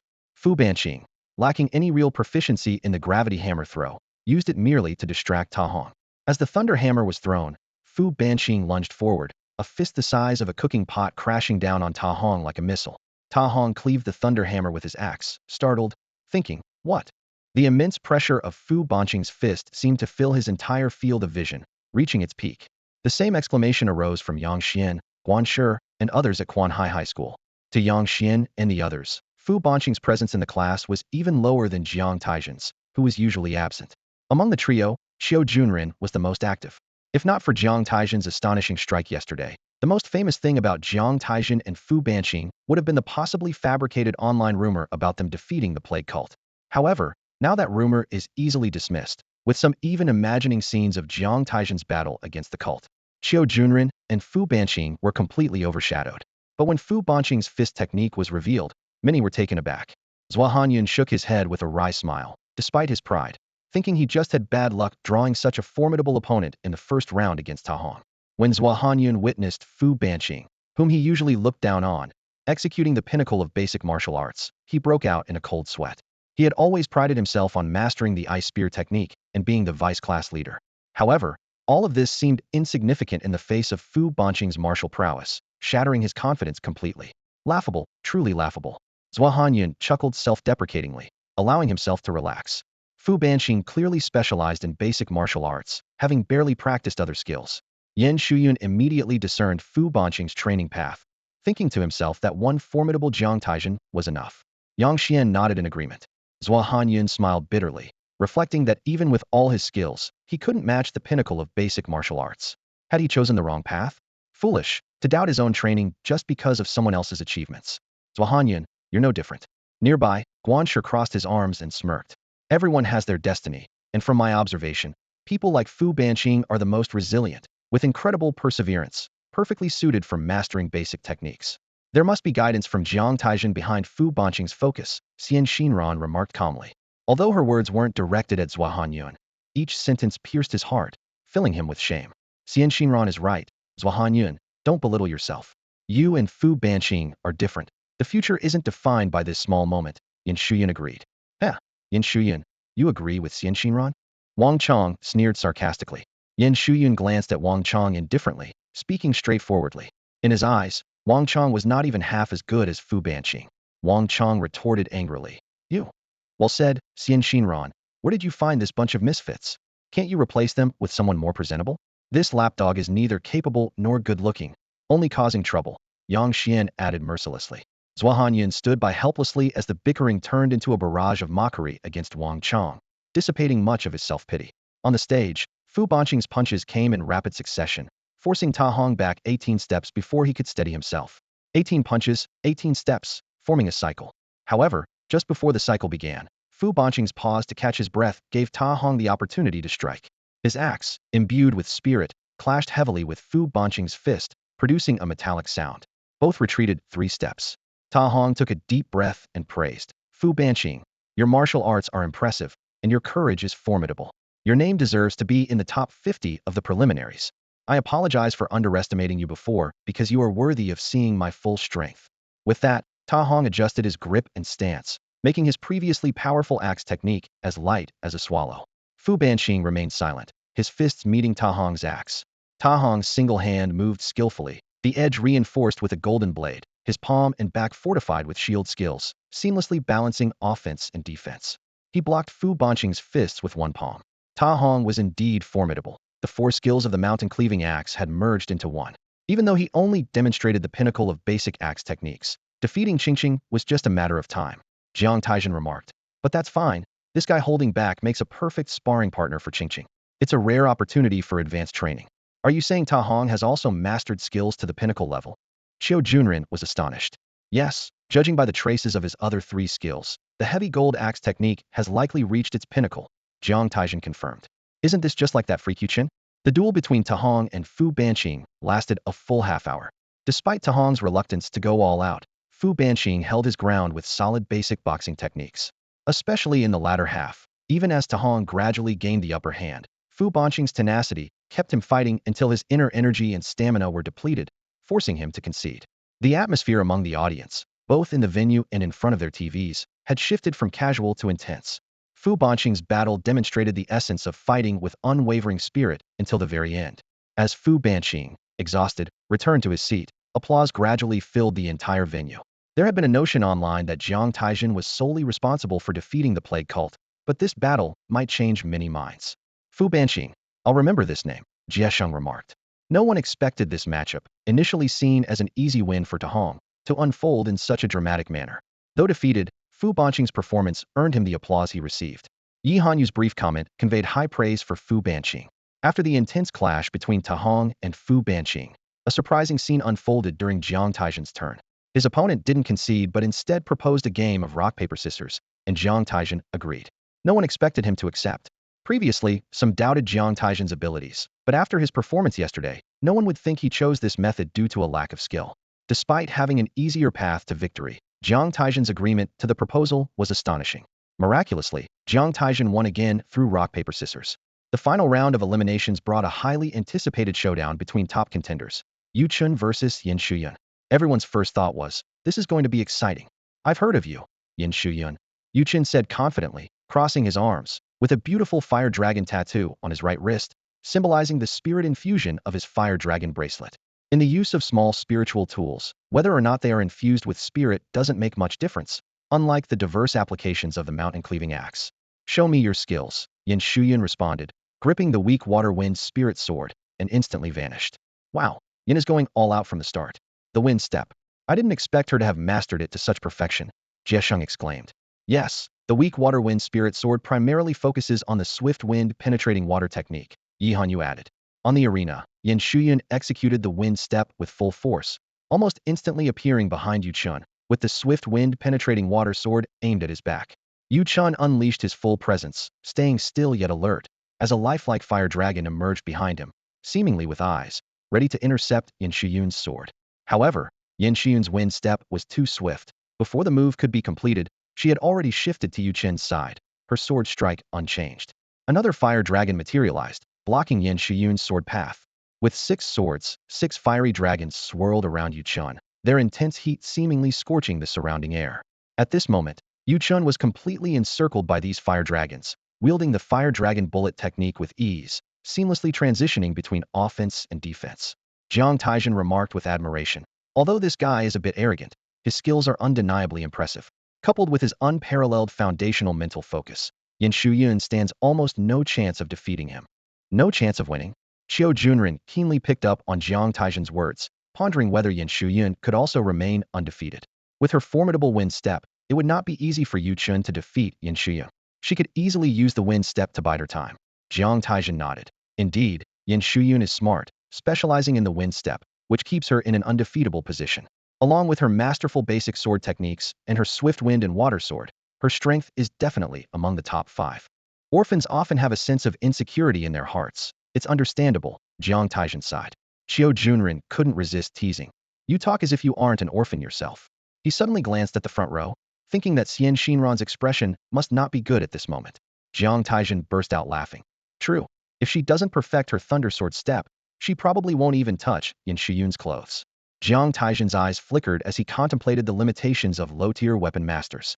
Due to the scarcity of spiritual weapons, weapon masters inevitably have weaknesses, making it difficult to determine the winner when both sides are equally matched. It's not just about who has mastered more high-level skills. That doesn't guarantee victory. As weapon masters advance in rank, these weaknesses are gradually compensated for, and their skills become more diverse, eventually eliminating this issue.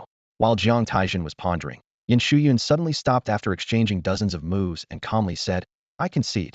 Yuan felt a bit frustrated. He had just been about to unleash his new powerful move, but his opponent chose to concede. However, since Yin Shuyan conceded, he couldn't continue. It seemed she didn't want to drag things out any longer and decisively admitted defeat, which was a pity since Yuan had hoped to showcase his skills. With Yin Shuyan's strength, conceding isn't a big deal, Yihanyu explained. After one round of challenge matches, she can easily return to the top 50. Rather than exhausting herself against Yuan, the challenge matches will be easier for her. Indeed, for those ranked higher in strength, the challenge matches aren't particularly difficult. Soon after, the final elimination round concluded with the showdown between Yin Shuyan and Yuan. Starting tomorrow, a 3-day challenge tournament will begin. Contestants eliminated in the first round will challenge those eliminated in the second round, with the winners advancing and the losers stepping down, continuing this way until 50 contestants remain. Each person only has one challenge opportunity, so challengers must select opponents they are confident about defeating. Meanwhile, those who are challenged also have one chance to challenge, creating a cycle until the final 50 contestants are determined. Of course, if an eliminated contestant successfully enters the top 50 and is challenged again, they lose their chance to challenge, which is the disadvantage of being eliminated. Even if they succeed, they must defend their position. The first day of the challenge tournament was largely uneventful, except for Zhua Hanyun, who advanced effortlessly, winning the first 2 rounds with ease. Jiang Taizhen and his companions didn't even attend the matches in person. The second day's challenge featured third-round eliminated contestants facing off against fourth-round eliminated contestants, as well as adjustments between fourth and fifth-round contestants. Since Fu Banqing was defeated in the fourth round, Jiang Taizhen and Qiu Junren accompanied him to the venue. After 4 rounds of challenges, it was no surprise that Zhua Hanyun and Fu Banqing appeared on the list of fifth-round challengers. The following third day would be the most crucial for determining the finalists. During these 2 days, experts online had compiled a list of untouchable contestants and a power ranking. Although not entirely accurate, it served as a useful reference. Jiang Taizhen was ranked first in power, followed closely by Yu Chun, Ta Hong, Yang Xian, and Xian Xinran. Anyone with common sense would avoid challenging these individuals. As the only contestant who made a comeback from the first-round eliminations, Zhua Hanyun naturally garnered significant attention. Indeed, as Jiang Taizhen won 2 consecutive rock-paper-scissors matches, his popularity gradually waned. However, many still hoped someone would challenge Jiang Taizhen, eager to see him unleash his Huayo full moon, recreating the dreamlike moon palace scene. For Yin Shuyun, Fu Banqing, and Zhua Hanyun, the challenges ended without further involvement. Given the evident strength, challengers who valued their opportunity wouldn't waste their sole chance on a slim victory. For most spectators, the uneventful 3 days finally ended, leading to the exciting ranking matches of the top 50 elite contestants. Since only the top 50 needed to be selected to participate in the official competition in Yuanhai City, the ranking matches were relatively relaxed in format. First, the referees discussed and preliminarily arranged a list from 1 to 50. Then, a challenge match began, starting with the 50th contestant challenging upwards. Each contestant had 3 chances to fail, and they could not challenge someone more than 10 ranks above them. In other words, to challenge the first rank, a contestant must be at least ranked 10th. This format made the competition more entertaining, promising many high-level confrontations. As a result, tickets for the third day's ranking matches became the most coveted, with many ambitious individuals eager to challenge Jiang Taizhen on the final day of the top 10 challenges. Unsurprisingly, Jiang Taizhen was ranked first by the referees, followed by Yu Chun in second, Ta Hong in third, Yin Shuyun in fourth, Fu Banqing in fifth, Guan Shi in sixth, Yang Xian in seventh, Qin Shuai in eighth, Xian Xinran in ninth, Nie Qingshu in 10th, Sun Miao in 11th, and Qiu Junren in 15th. Seeing this ranking, Xian Xinran was nearly furious. Of course, this was partly due to many contestants concealing their true strength. The top 5 had all demonstrated exceptional skills, while the latter contestants, despite exciting battles, had hidden much of their true abilities. Ultimately, strength was judged by performance, which explained Fu Banqing's placement at 5th. As the 50th place in the preliminary round, Wang Miao's fate was filled with drama. Fortunately, she earned a ticket to the Yuanhai main competition. Unfortunately, despite challenging 3 competitors she deemed the weakest, she lost by a narrow margin each time. When the judges ranked the 50 participants, the positions at the start and end were clear, but those in the middle were difficult to decide. In the following challenges, Wang Miao faced the 49th place competitor, yet again losing 3 times.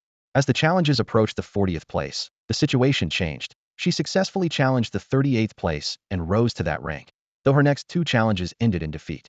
In one day, from 50th to 35th place, the number of successful challenges surged after the 40th rank, with many competitors frequently moving up and down between the 40th and 30th places, offering thrilling matches for the audience both inside and outside the venue. The first day of the ranking competition ended in this atmosphere, and the second day continued with challenges focused between the 35th and 15th places, featuring even fiercer competition, with almost every match resulting in alternating victories and defeats, increasing in intensity several times compared to the first day.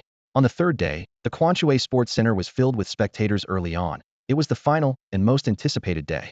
The top 15 ranks were Jiang Taizhen, Yu Chun, Ta Hong, Yin Shuyun, Fu Banqing, Guan Shi, Yang Xian, Qin Shuai, Xian Xinran, Nie Qingshu, Sun Miao, Xiao Jinglong, Feng Yining, Dai Shuiyao, and Qiu Junren.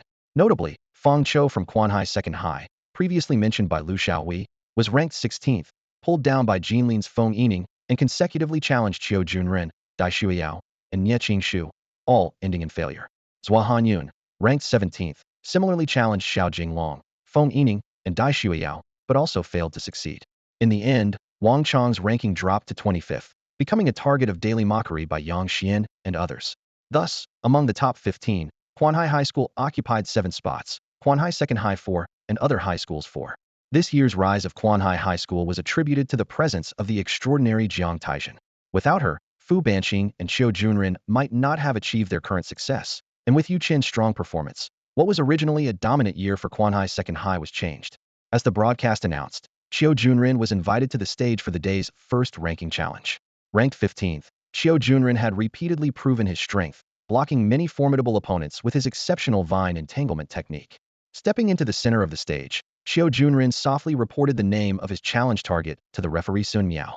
Yesterday, Jiang Taizhen had analyzed the list of potential challenge targets for Xiao Junren, and regrettably, only Sun Miao remained. After numerous challenges, nearly every competitor's trump cards had been revealed, except for Jiang Taizhen and Yu Chun, who both possessed a masterful skill, differing only in proficiency and mutual counteraction. Facing Sun Miao, Xiao Junren lacked a countermeasure, but with Sun Miao being a rare phantom attribute instrument master of the flowing mind school, and Xiao Junren's similarly flowing mind-oriented view, the possibility of victory still existed. As Sun Miao gracefully descended from the stands, the audience inside and outside the venue focused their gaze on this ethereal and almost unreal figure. The illusion attribute, like the Yin-Yang attribute of Jiang Taizhen, is a rare attribute. However, the development of illusion attribute spiritual weapons far surpasses that of Yin-Yang dual attribute weapons. Besides the advantage of being a single attribute, illusion attribute weapons excel in assassination, stealth, disguise, enchantment, and illusions. These advantages are crucial for any major power, and almost every intelligence organization ranks illusion attribute practitioners among their top talents. In terms of appearance, Sun Miao is slightly less striking than Xian Xinran, Qin Shuai, and Nie Qing, but her demeanor adds significant charm, leading many online to dub these four women the four beauties of Quanhai. Dai Shuiyao and Yin Shuyun stand out for their talent and aura, though their looks are only above average. Facing Sun Miao, Xiao Junren uncharacteristically appears a bit shy. From the moment Sun Miao first appeared, Xiao Junren realized she was exactly his type. He never mentioned this to anyone, partly out of bashfulness and partly because, considering his own appearance and physique, winning her favor seemed daunting. With the emerald fire staff in hand, Xiao Junren recalls information about Sun Miao's spiritual weapon, named the Mist Illusion Ring. It is of low-grade quality, with attributes of the illusion mind technique, low-grade mist meditation, unknown skills, basic low-grade mind thought, proficient low-grade mist hall, unknown low-grade mental illusion technique, and advanced low-grade illusion charm. From the mental illusion skills Sun Miao displayed, Xiao Junren discerned several details. Among them, the illusion charm skill is a lasting and highly covert ability, contributing to the ethereal aura surrounding Sun Miao, as noted by many online. It's important to note that the illusion charm skill doesn't only create an ethereal effect. Depending on the practitioner, the chosen illusion charm effect varies. Regardless of the type, when cultivated to a high level, it can make opponents lose the will to fight, and even beasts with lower intelligence might fall under the practitioner's control. Of course, at lower levels, this mental influence is limited. Strong-willed individuals can even be immune to the effects of illusion charm. The real threat to Xiao Junren is the mental illusion technique. Its most significant feature is the internal mental climax, an invisible, intangible mental battle. When Xiao Junren steps onto the arena, staring blankly at Sun Miao, Jiang Taizhen covers his forehead, thinking, he lost. His divination skills were for nothing. He never expected Xiao Junren to have feelings for Sun Miao, which became the very flaw the mental illusion technique exploited. By now, Xiao Junren is already lost in an illusion where he shares joy, romance, marriage, and a lifetime with Sun Miao, causing her to blush. The guidance of mental illusion is the easiest, as it magnifies the flaw in the target's heart, leading them to unknowingly indulge in it. Imposing a scenario on the target can make them feel out of place, creating significant flaws, yet this high-level application is beyond what Sun Miao can currently control. When Xiao Junren woke up, he found himself beneath the arena. He felt no regret. Having experienced a connection with Sun Miao in his mind, even if it was an illusion, he was content. He accepted that he might never have the chance to be with Sun Miao again. When the referee asked him about his next opponent, Xiao Junren chose to forfeit without hesitation. He had no confidence against the other challengers and decided not to waste any more time. After Xiao Junren's challenge, it was Dai Shuiyao from Fengming High School's turn. As the only Yusher master from Fengming to enter the top 15, Dai Shuiyao was extremely popular, even more so than Sun Miao and her companions. Dai Shuiyao, whose name matched her snowy attributes, wielded the spiritual weapon, Thousand Piles of Snow, alongside a treasure staff.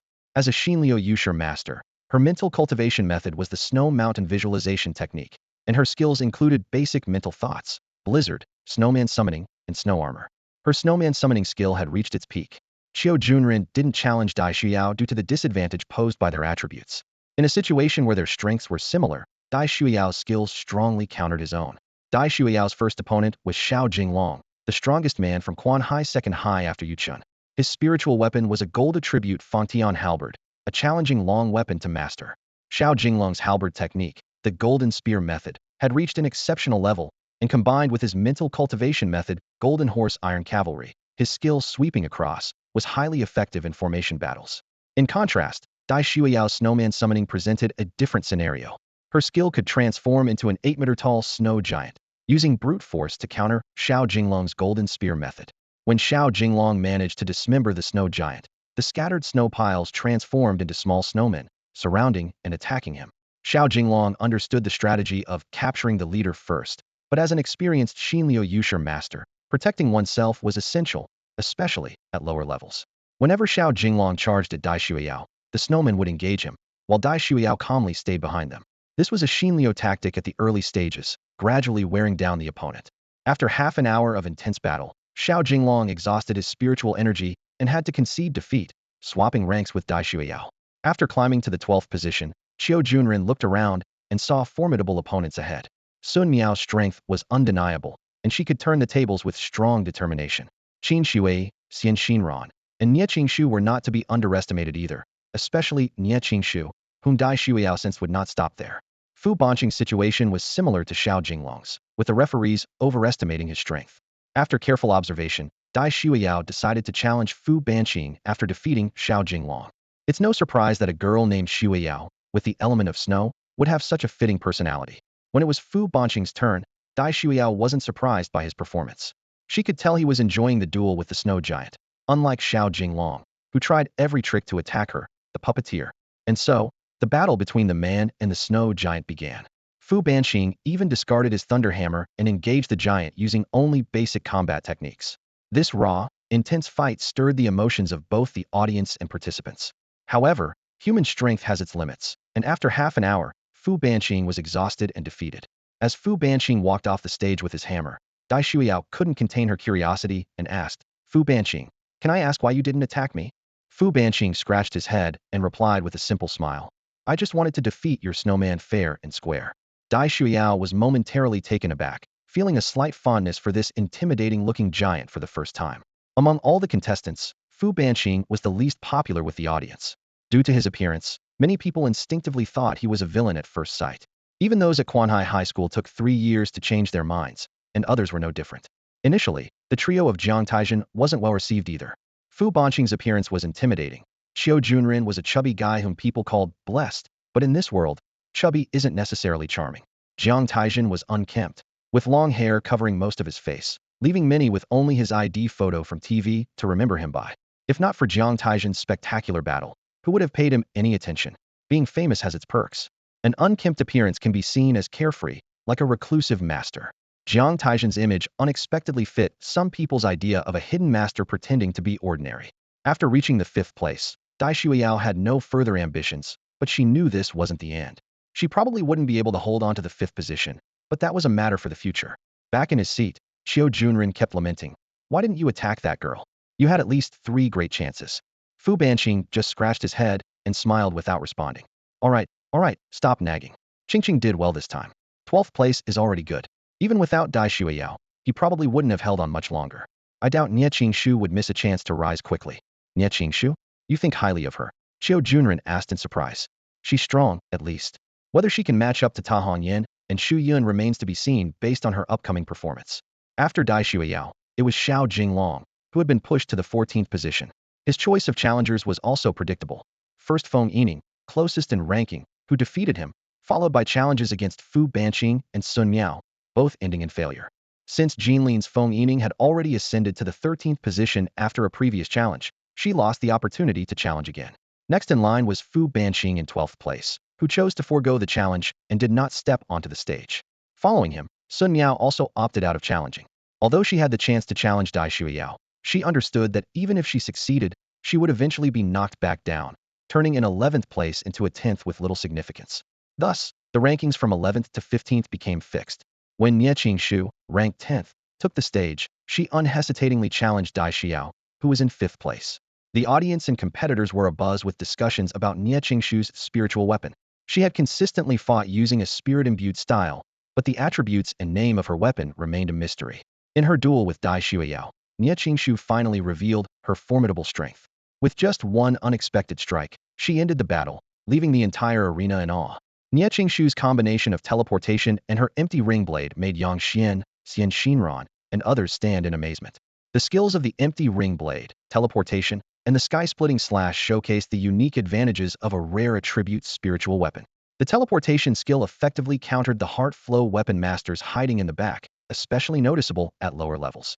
The rarity of these attributes lies in their functionality, as the skills of illusion attribute spiritual weapons often surpass the ordinary, with the powerful Mirage Illusion Ring instilling immense confidence. After defeating Dai Xueyao, Nie Qingshu took a brief rest before directly challenging Yu Chun, rather than the safer options of Ta Hong or Yin Shuyan. Facing Nie Qingshu's teleporting blade, Yu Chun truly experienced its troublesome nature. Her blade technique seemed to traverse through space, and Yu Chun attempted to envelop himself in his pinnacle heart thoughts, trying to stagnate the surrounding space to hinder Nie Qingshu's empty ring blade. Yu Chun even multitasked, using fire dragon bombs to spread around him, hoping to corner the teleporting Nie Qingshu. However, in this duel, Yu Chun was completely at a disadvantage. The powerful Nie Qingshu forced Yu Chun to unleash his full potential, and when Yu Chun's 6 fire dragons covered the entire stage, the audience was astounded. If a single fire dragon struck Dai Xueyao's snow giant, it would cause devastating damage. Yet, Nie Qingshu deftly maneuvered through the gaps with her teleportation, narrowly and skillfully avoiding the attacks. In the end, Yu Chun resorted to his final and most powerful move, the self-detonation of the Fire Dragon Bomb, as the Fire Dragon Bomb was inherently designed for explosion. When the sound of the explosion echoed through the arena, Yu Chun never expected Nie Qingshu to appear above him in midair. As the empty ring blade cut through the Fire Dragon shield and brushed past his ear, Yu Chun realized he had lost. With his pride, Yu Chun couldn't pretend he hadn't seen it all and assumed Nie Qingshu had deviated from the planned trajectory, so he conceded without hesitation. A new formidable figure, Nie Qingshu, quietly emerged, and everyone understood that Yu Chun could only rank third at best. When Nie Qingshu announced her challenge to Jiang Taizhen, the entire venue erupted in excitement. No one expected the first to challenge Jiang Taizhen to be Nie Qingshu, who was originally ranked 10th. Hello, you're Nie Qingshu, right? Let's make a deal. I'm a pacifist, so how about we settle this with a game of rock, paper, scissors? Jiang Taizhen said with a smile. Nie Qingshu gave him a deep look, understanding that this man had never lost at rock, paper, scissors, and no one online had figured out his secret to winning. However, she knew that compared to rock, paper, scissors, her chances in a fight were even slimmer. No, I'm not after the top spot. I just want to witness your full moon blade in person. As a fellow blade user, please let me see it once more. Nie Qingshu's eyes showed utmost seriousness. Jiang Taizhen scratched his head, understanding the thrill of meeting a worthy opponent, having experienced the joy of training himself. All right then, but let me make it clear, I will only strike once. One strike is enough. Do you need a break? No, I can't wait any longer. Nie Qingshu replied resolutely. All right, then pay attention. I'm about to strike. As soon as he finished speaking, Jiang Taizhen's demeanor changed instantly, transforming from a lazy stance to that of a lofty celestial being. Inside and outside the venue, everyone held their breath, their eyes fixed on Jiang Taizhen. Sing! The blade's light suddenly appeared, like a bright full moon rising, spreading its moonlight across the entire arena. If Nie Qingshu's instant air blade was swift and omnipresent, then Jiang Taizhen's full moon blade was truly omnipresent. The moonlight was the blade's light. Ding ding ding. Nie Qingshu's blade seemed to transform into a 1,000-armed goddess, the sound of clashing metal echoing, making everyone's hair stand on end because it was so fast. Nie Qingshu's blade was so quick that she could even fend off the omnipresent moonlight. The interplay of light and shadow continued, and after 30 seconds, Nie Qingshu paused slightly, and suddenly, dozens of blade cuts appeared on her ordinary clothes, as if they had always been there. The full moon faded, and the empty ring blade disappeared with it. Nie Qingshu sighed. I lost. Along with her, the audience inside and outside the venue sighed as well. The beautiful full moon had appeared, all too briefly. You blocked 536 strikes. It was your body that held you back, Jiang Taizhen said, his lofty demeanor dissipating as he returned to his relaxed state. Perhaps you should consider. Never mind, that's too deep for acquaintances. I know my physical strength doesn't allow me to keep using skills at high intensity, but that's part of my power too. Nie Qingshu shook her head and remarked, but thanks to your strike, I think I've started to grasp the essence of reaching a transcendent level. Jiang Taizhen laughed. Ha ha ha, as long as it helps. She looked at Nie Qingshu, thinking to herself that these geniuses, like Yu Chun and Ta Hong, were truly extraordinary. Although the challenge was brief, it thrilled both the participants and the audience. As the two left the stage, the television was already replaying the scene of Nie Qingshu deflecting the crescent blade's light, blocking 536 strikes in 30 seconds. averaging about 17 or 18 strikes per second. Due to frequent competitions, this world has specialized high-speed camera equipment. High-level cameras can reach up to 10,000 frames per second, specifically designed for high-level weapon wielders, while lower-level cameras capture between 100 and 500 frames per second. Watching Nie Qingshu deflect the moonlight frame by frame reveals her blade technique, as if it were leaping, sometimes forward, sometimes back, showcasing the brilliance of the instant blade.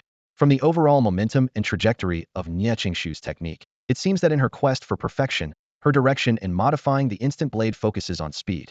Her unparalleled instantaneous movement speed allowed her to achieve the miracle of deflecting 536 strikes of moonlight. Yi Hanyu analyzed. Indeed, as Jiang Taizhen mentioned, Nie Qingshu's physical condition holds her back. The instant blade is a spiritual weapon for cultivating the mind, with limited enhancement in physical strength. But I believe that even if she solves the physical issue, the instant blade will face another challenge, Jiexing said. Yes, perception. Without strong perception, it's too difficult for the instant blade to accurately deflect Jiang Taizhen's omnipresent moonlight. For an ordinary weapon wielder, deflecting 15 or 16 strikes is already commendable, Yi Hanyu added. What do you think about Jiang Taizhen's unfinished words? Jiexing asked. How could I guess the thoughts of such an unconventional genius? Yi Hanyu did not answer directly. In the commentary room, they were analyzing Nie Qingshu's performance, while the competition continued. After Nie Qingshu left the stage, Xian Xinran slowly stepped onto the platform, challenging Yin Shuyun, who ranked fourth. Challenging Yin Shuyun, Xian Xinran still felt unsettled. These rivals finally faced off. Xiao Junren commented from the stands. These two have been at it for 3 years, knowing each other's temperaments and habits inside out. The most likely outcome of this match is a draw. Jiang Taizhen, petting a cat, laughed, not embarrassed at all. Now some people are going to laugh at Quanhai High School. What's there to be embarrassed about? It's just a normal match.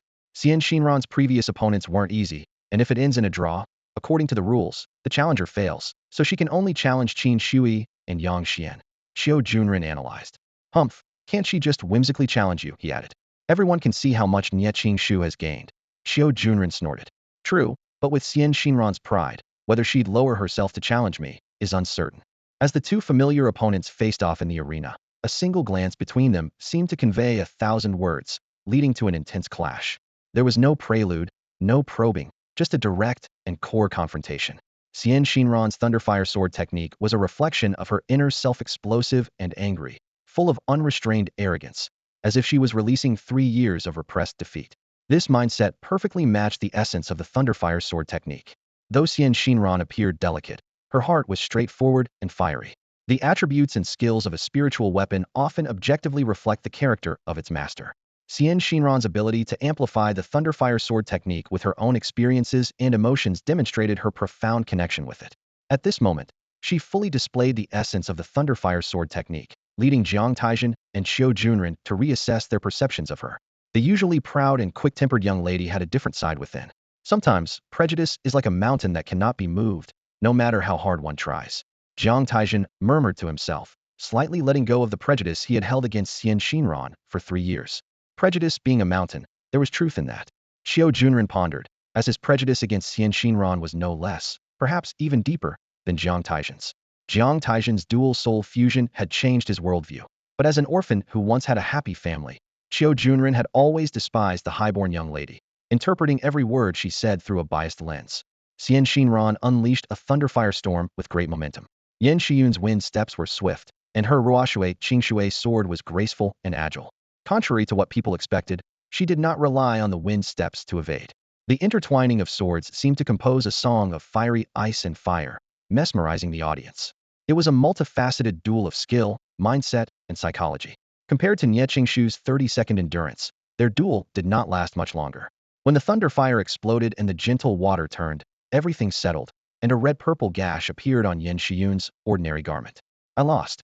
Yin Shuyun calmly sheathed her Ruoshui Fengling sword and said softly, Oomph, Yin Shuyun, I don't need you to go easy on me. Next time, I will defeat you fair and square. Referee, I concede. Xian Xinran glared at Yin Shuyun, then turned and walked off the stage with resentment. Did Yin Shuyun let Xian Xinran win? Xiao Junren was puzzled. It seemed like she did, but also didn't. Yin Shuyun had faced Xian Xinran heat-in with her Ruoshui Fengling sword, abandoning the advantage of her wind steps. Was it letting her win or not? Perhaps Yin Shuyun wanted to settle things with Xian Xinran once and for all, but clearly, Xian Xinran did not see it that way. These two women, why do I feel like they're becoming a pair? Jiang Taizhen shook his head repeatedly. Next, Xian Xinran indeed chose to challenge Yang Xian. Yang Xian, with a single attribute of thunder, wielded the spirit weapon, the Tyrant Blade. The battle was a true clash of thunder against thunder. Yang Xian's Thunder Overlord Blade was powerful and unmatched, mirroring the style of Xian Xinran's Thunder Fire Sword technique, creating an intense rivalry. It was a collision of blade against sword, thunder against thunder, and man against woman. Yang Xian's mastery of the Thunder Overlord Blade was both skillful and seemingly effortless, reaching the pinnacle of perfection. It was clear he had put in great effort to hone his skills. Jiesheng remarked. Xian Xinran's Thunder Fire Sword technique was equally impressive, combining the might of thunder with the ferocity of fire. Surprisingly, this seemingly delicate young woman possessed immense strength. Yihan couldn't help but admire Xian Xinran, asking, "Who says women are not as capable as men?" Although gender equality has long been established in society, certain attitudes are slow to change. In the Council of 10 Elders, only 3 women hold senior positions, which perpetuates some of these attitudes. Jiesheng suddenly said, "If I'm not mistaken, Xian Xinran's final challenge will be Jiang Taizhen." "Oh, what makes you say that?" Yihan inquired. "Didn't you just mention it? Who says women are not as capable as men?" Before Xinran challenged Yang Xian, I would have guessed her third opponent to be Qin Shuai, but now, with her straightforward and bold demeanor, there's no reason she wouldn't challenge Jiang Taizhen. Yihan smiled slightly. "For the first time, I agree with you." Ultimately, Xian Xinran was defeated by Yang Xian in the 613th move. As Jiesheng predicted, she didn't challenge Qin Shuai, and, without even taking a break, directly challenged Jiang Taizhen. "Xian Xinran, you've impressed me," Jiang Taizhen said earnestly. I don't need that. I, Xian Xinran, do things my own way, regardless of what others think." "Enough talk. Draw your blade." Xian Xinran's ponytail had come loose, her long hair flowing over her shoulders, embodying the demeanor of a strong woman. Understanding her intent, Jiang Taizhen replied, "Very well, as you wish." His eyes focused, and his aloof demeanor intensified. Shing. The blade gleamed as a full moon hung high in the sky. Xian Xinran's eyes widened with concentration, not allowing a moment's distraction. As the moonlight gently cascaded down, she truly felt the elegant beauty of the full moon, as if she were in a moon palace, with not a hint of threat, captivating and enchanting her. Yet, this was the true danger. Xian Xinran grasped the essence of the Thunder Fire Sword technique, revitalizing herself, and soon a ring of Thunder Fire swords rose around her. Strangely, the ring seemed to melt away under the moonlight, quietly dissipating. Thus, Xian Xinran had to repeatedly raise the Thunder Fire Sword rings to fend off the unending moonlight. The sword rings rose and fell, extinguished and rose again, 9 times in total. Jiang Taizhen made no further moves, maintaining the moonlight from the full moon. When the 10th ring rose, he realized Xian Xinran could not withstand it. Swish, swish, swish. Several beams of moonlight brushed past Xian Xinran, silently disappearing without causing her any harm. Xian Xinran gave Jiang Taizhen a deep look and calmly said, "I lost." With that, she turned and walked off the stage. Despite losing all 3 battles, no one considered her weak. Instead, through her performances, she gained admiration for her outward pride and inner straightforwardness and strength, winning over a group of fans. Qin Shuai, a female student from Quan Hai Second High School, is the strongest contender, surpassing even Xiao Jinglong in strength. She is a Xinliu instrumentalist with a Yin attribute spiritual artifact, the Xianyu Jade Pendant. Among all the contestants, Qin Shuai is most eager to challenge Jiang Taizhen. Jiesheng began introducing Qin Shuai's profile, noting that her attributes and skills are closely linked to Huayo Full Moon. Her mental technique, the Toad Moon Swallowing Yin visualization method, is impeccable, and among her 4 skills, besides the basic mental thought, Moonlight, Moonlight Slash, and Moon Veil share similarities with the full moon style. Yihan was about to continue the introduction when she noticed that Qin Shuai had impatiently chosen to challenge Jiang Taizhen, clearly wanting to face his full moon style in her best condition. On the way to the arena, Jiang Taizhen realized he had become the busiest person today, with one challenger after another coming for him, and he couldn't help but shake his head with a wry smile. "Please teach me." Qin Shuai cupped her fists in salute, her tone resolute. "All right, it seems you're quite eager," Jiang Taizhen replied, thinking to himself. When the full moon rose for the 3rd time over the arena, the audience did not feel bored but rather more expectant. Soft moon veil gathered on Qin Shuai, transforming into a light veil draped over her. To everyone's surprise, Qin Shuai spread her arms, embracing the moonlight. The moonlight gently collided with the moon veil, creating faint ripples. Jiang Taizhen couldn't help but conclude, she's crazy. To experience his full moon style, she chose defense to buy herself time for insight, clearly trusting he wouldn't harm her. However, Qin Shuai's choice posed a challenge for Jiang Taizhen, as he wasn't inclined to kill, having only felt such intent once before with Luo Su. Since that was the case, he decided to indulge her. No one noticed that Jiang Taizhen's full moonlight had become gentle and enduring, its power diminished, while the essence of the full moon style unfolded completely in their clash, without reservation. Even the gentlest moonlight can cut through the moon veil eventually. After 3 minutes of confrontation, the moon veil finally broke. Jiang Taizhen sheathed his blade, and everyone watched as Qin Shui lingered for another 3 minutes, then reluctantly lowered her head and walked off the stage, ignoring the referee who wanted to approach, returning to the stands. Jie Shang, observing Qin Shui sitting on the stands with closed eyes and deep in thought, joked, who would have thought that after all these years, Quan Hai produced another martial maniac? Focused on her own path, Qin Shui made a name for herself as the strongest under Yu Chun in the fiercely competitive Quan Hai Second High. Yi Hanyu, for the second time today, showed a look of appreciation. Both of them were experienced and had seen many instrumentalists, and there were quite a few martial maniacs in the ancient country of Huang.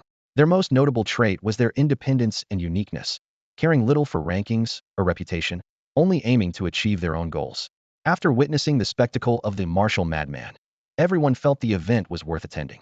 Next, the showdown between Yang Xian and Guan Shi was about to unfold, similar to the earlier clash between Xian Xinran and Yin Shuyun. The two old rivals from Quanhai High School were finally taking the stage. As the 6th and 7th contenders, Yang Xian and Guan Shi had limited options.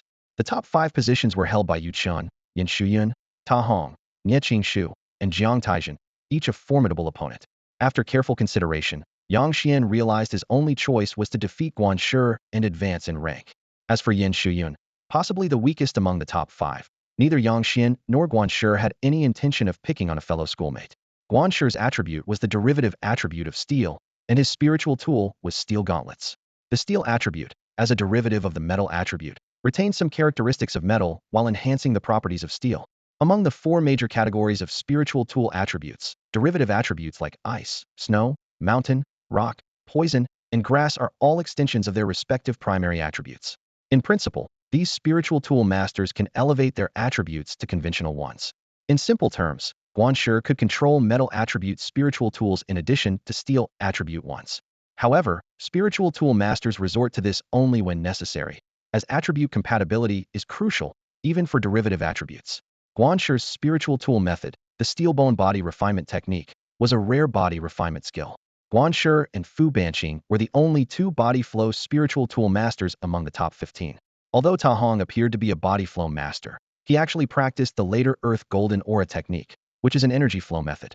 As a body flow expert, Guan Shi had perfected his dominant body skill, and combined with the steel bone body refinement technique, his defense was unmatched among the competitors.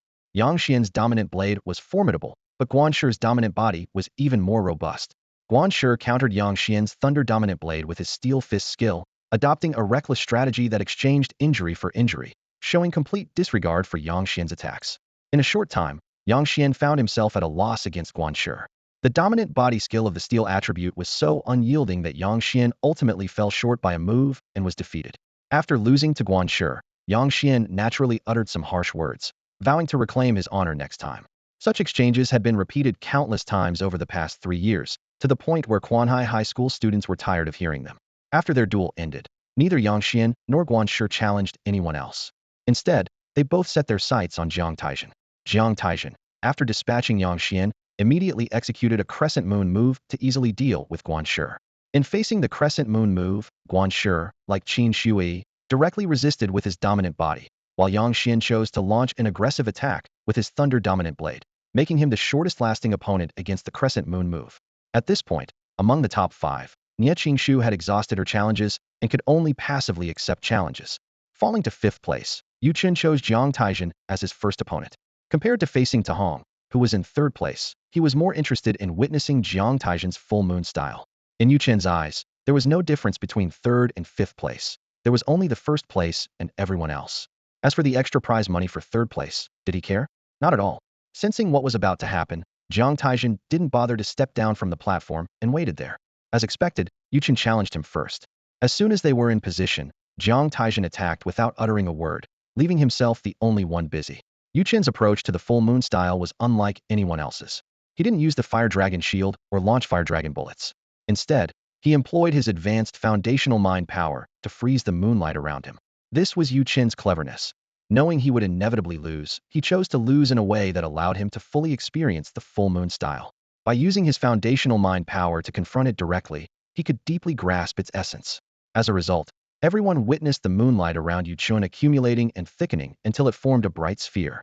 Then, with a thunderous crash, the sphere collapsed, and the accumulated moonlight, driven by inertia, surged toward Yuan. If this hit landed, Yuan would be doomed, but to everyone's amazement, Jiang Taizhen's control over the moonlight made it seem as if it were merely moonlight, causing no harm to Yuan. Jiang Taizhen's mastery of the move was astonishingly powerful. Jiesheng initially thought Yuan was done for, but it turned out that Jiang Taizhen's control over the full moon style exceeded everyone's expectations. After Yuan stepped down, it was Yin Shuyun's turn. Yuan wasn't interested in challenging anyone else, and Yin Shuyun, if not eager to personally experience the full moon style, wouldn't have challenged anyone either. Compared to others, Yin Shuyun used her swift wind sword and wind step to defend against the full moon style, holding out for a proper 15 seconds before being defeated. After Yin Shuyun's defeat, the last challenger of the day, Tahong, took his turn. Having dispatched Yin Shuyun, Tahong, who had been waiting below, stomped up, saying, "Let's start with you. It doesn't matter who I fight first. It's a pity Yuan chickened out. I wanted to fight him. Are you interested in facing Nie Qingshu?" Jiang Taizhen asked curiously. Of course, fighting all the strong contenders is why I joined the competition. Without Yuan, Nie Qingshu will do. Tahong grinned. A battle enthusiast indeed. Let's begin. Bring it on. This time, Tahong didn't manifest his mountain-splitting axe, but infused it into his hand. Facing the full moon style required speed and defense. His thick gold axe technique combined with axe shields seemed to be a test of who could withstand more, him or Nie Qingshu. Layer upon layer of axe shields formed an imposing steel fortress around Tahong, with the dense rain of moonlight striking the axes like a torrential downpour. Inside Jiang Taizhen, a vast amount of spiritual energy was drawn out and transformed into the crescent moon technique following the flow of the Huayo blade technique. It wasn't until a third of his spiritual energy was consumed that Tahong's hand axe fortress suddenly collapsed. After 761 strikes, Tahong laughed heartily, as if he had won. His physical strength was clearly superior to Nie Qingshu's. Jiang Taizhen didn't directly claim Tahong was stronger than Nie Qingshu, as every artifact master has their own strengths. Different cultivation methods are significant variables. Although cultivation methods are categorized into qi refining, body refining, and mind refining, it doesn't mean that qi refining doesn't involve body or mind refining. Cultivation is never isolated. It's a chain reaction affecting the whole system. So these aspects occupy a smaller proportion in qi refining methods, just as with body and mind refining. The earthly gold mine method, though a qi refining technique, has a noticeably higher proportion of body refining content compared to mind refining. Nie Qingshu's spatial teleportation doesn't have such body refining advantages. Therefore, Jiang Taizhen believed Tahong's physical strength surpassed Nie Qingshu, although Tahong's inherent physical advantages also played a significant role. This victory didn't leave Jiang Taizhen on the stage. Instead, it was Tahong who remained, awaiting Nie Qingshu's challenge. Thus, the final battle of the Yuanhai High School Artifact Master Tournament preliminaries began. "Tahong, please teach me," Nie Qingshu said. This time, facing her, Tahong didn't delay in using his spirit to activate the giant axe. Instead, he quickly infused spiritual energy into his palms. At Nie Qingshu's command, she teleported before Tahong, striking down with her blade. Good timing. Having dealt with the crescent moon technique before, Tahong found facing Nie Qingshu's instantaneous blade somewhat easier. Their duel seemed to replay the battle between Tahong and Jiang Taizhen, but this time, Tahong didn't intend to refrain from attacking. Against Jiang Taizhen, he had no chance to counterattack, but against Nie Qingshu, Tahong had some ideas. Swoosh! His hand axe swung through the air, hitting nothing, as Nie Qingshu wasn't there. Yet, Tahong did it anyway. This guy was predicting Nie Qingshu's teleportation location. Jiang Taizhen squinted, realizing that while ordinary people couldn't see what Tahong was doing, the battle-hungry Tahong was almost putting himself in greater danger. Jiang Taizhen immediately grasped Tahong's intention. Predicting positions? Is he crazy? Qiu Junren exclaimed in shock. He's not crazy. He just wants to win. Fu Banqing, who had been silent, said solemnly. Qingqing is right. He wants to win. Jiang Taizhen added softly. Tahong's desire to win was so strong that, despite repeatedly predicting and falling into crises, he unwaveringly pursued this idea. Gradually, many spectators understood Tahong's intention, and Tahong accumulated several wounds, knife cuts.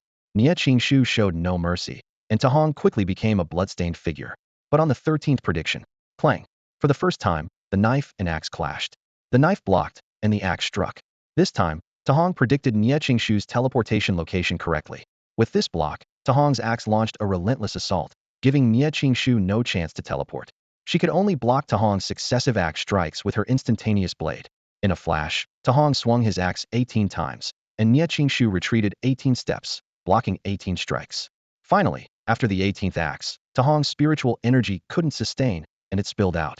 Taking this chance, Nie Qingshu seized the opportunity, teleported, and her instantaneous blade aimed at the back of Tahong's neck. The blade stopped before his neck as Nie Qingshu slowly withdrew it. I lost. Ha ha, that was exhilarating, Tahong said without a hint of frustration, giving a thumbs up. Nie Qingshu, you're something else. Yu Chun, that coward, can't compare to you. In the stands, Yu Chun. The preliminary round of the Yugi tournament for high school students in Quanhai City concluded successfully. After a series of awards, Jiang Taizhen proudly secured first place, earning a prize of 3 million bone coins. Even more thrilling, he received an additional 1 million bone coins for assisting in the slaying of a malevolent spirit. Holding the first substantial sum of his life, Jiang Taizhen was filled with excitement. However, as soon as he got the money, he eagerly pulled out his black magic phone, ready to spend the 4 million bone coins. A mid-level artifact, are you crazy? Xiao Junrin exclaimed in disbelief as he watched Jiang Taizhen swipe through the artifact shop on his black magic phone. Jiang Taizhen glanced at him and said firmly, better safe than sorry. The plague cult hired a malevolent spirit this time. Next time, they might send a mid-level Yugi master. True enough, Xiao Junrin sighed. Ordinary low-level Yugi masters can't do much to you now. That's the downside of fame. Everything is scrutinized under a magnifying glass. He paused, then added, by the way, take my 500,000 too. The plague cult is targeting the three of us. You shouldn't bear the cost alone. Mine as well. Fu Banqing quickly pulled out his phone and transferred his 500,000 prize to Jiang Taizhen. Jiang Taizhen didn't refuse their goodwill, as the price of a mid-level artifact was indeed daunting.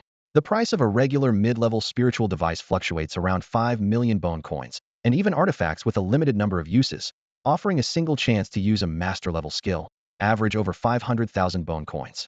Some particularly practical skills can cost up to 1 million per use, and if it's a peak-level skill, the starting price for a single use is an outrageous 5 million. Artifacts with extraordinary skills are even rarer. If someone acquires one, they tend to keep it rather than sell it. To facilitate understanding, the Yugi Masters Guild divides each stage into 6 levels, from level 1, the beginner, to level 6, the extraordinary. However, even on the black magic phone, there are few mid-level 4 artifacts for sale, and level 5 ones are snapped up immediately. If someone like Nie Qingshu reached mid-level peak with her instant void blade, it would go straight to auction, never even hitting the store shelves. While spiritual devices are in their initial state and require long-term practice to reach their potential, artifacts, despite their limited uses, save the user a lot of time. In short, due to factors like attributes, skill level, skill practicality, and usage limits, artifact prices are highly elastic, with many hidden traps. Even in the black magic phone store, there are sellers ready to deceive buyers. This is detailed in the forum's complete guide to buying artifacts. Even Jiang Taizhen, before reading the post, considered 2 issues. One is proficiency. There's a world of difference between 1 and 99 mastery of a master-level skill, yet buyers can't discern this at the point of sale. Only sellers can roughly estimate it, and some sellers only have a vague understanding. As for pricing, the listed price naturally favors the seller, being the highest within the same standard. Level 5 artifacts possess skills refined to perfection.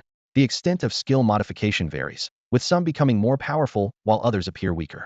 The distinction between modification and reshaping is also quite evident, adding depth to the narrative. Although the chance for the latter is extremely rare, Jiang Taizhen, being a possessor of reshaping skills, couldn't help but ponder more on it. The Dark Mage is not one to be underestimated, and even the developers behind it find it challenging to avoid losses entirely. For Jiang Taizhen, the Dark Mage is currently the only channel to purchase artifacts, making it impossible to give up easily.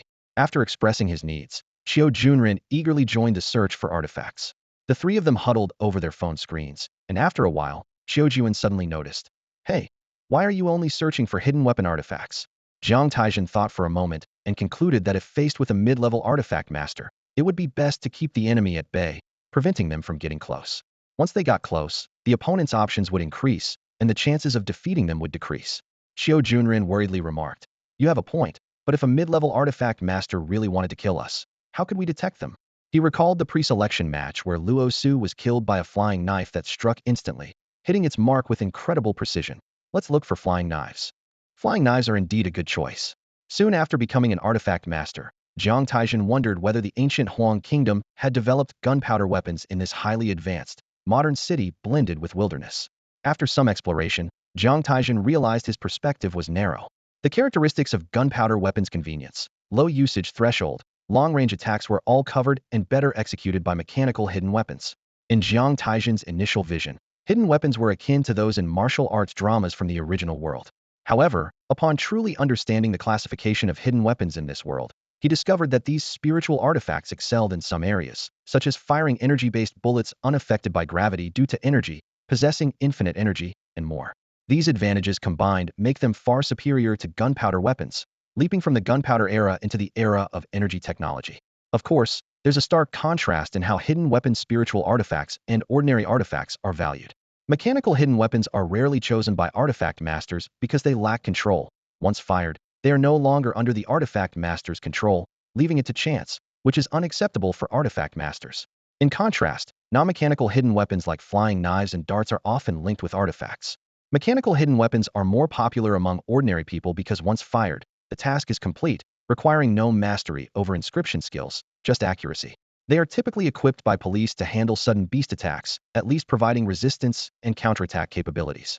After extensive searching, the three ultimately purchased 3 mid-level flying knives, flying locust knives, and other hidden weapon artifacts, each with a single-use limit. After all, without an artifact link, hidden weapon artifacts are gone once thrown, and you certainly wouldn't want to leave one for the enemy to use. Among the 3 flying locust blades, 2 are equipped with the masterful skill flying locust wandering, priced at 400,000 bone coins each. The other one, also of exquisite craftsmanship, is the locust shadow blade, slightly more expensive at 500,000. Then, Jiang Taizhen purchased a violent rain pear blossom needle relic, a close-range mechanical hidden weapon that can fire 999 masterfully crafted air-breaking needles within 10 meters, with 2 uses, priced at 800,000 bone coins. Additionally, he bought a bitter shadow blade relic, featuring the masterful skill bitter cold blade, for 600,000 bone coins. Lastly, Jiang Taizhen acquired 3 mid-level heart protection mirror relics, each featuring a single-use heart shield skill, priced at 700,000 bone coins each. Altogether, these purchases amounted to 4.8 million bone coins, nearly depleting the combined 5 million bone coins the 3 of them had. Each received a flying locust blade and a heart protection mirror, while Jiang Taizhen kept the violent rain pear blossom needle and the bitter shadow blade. Besides these, Jiang Taizhen also bought 3 low-level mortal items, risk anticipation badges, from the guild app. These badges continuously operate to provide users with a faint sense of impending danger and, along with some energy crystal supplements, cost a total of 100,000 bone coins. Among low-level mortal items, the risk anticipation badge is relatively pricey. With these preparations complete, all that was left was to wait. In 3 days, the top 50 contestants from the preliminary rounds would gather again to take the train to Yuan High for the official competition of the Artifact Master Tournament. This announcement was made during the award ceremony on the final day of the preliminaries. Accompanying them would be 2 teachers from Quan Hai High School and the second high school, Wu Neng, whom Jiang Taizhen knew, and Yuan from the second high school. A day later, Jiang Taizhen received the relics and mortal items he ordered from the Black Magic app and the Guild app. Then it was just a matter of waiting for the gathering. However, this period wasn't without other events. The preliminaries in the 16 secondary cities of Yuanhai District and the primary city of Yuanhai had concluded, and the internet was flooded with news from the 17 preliminary zones.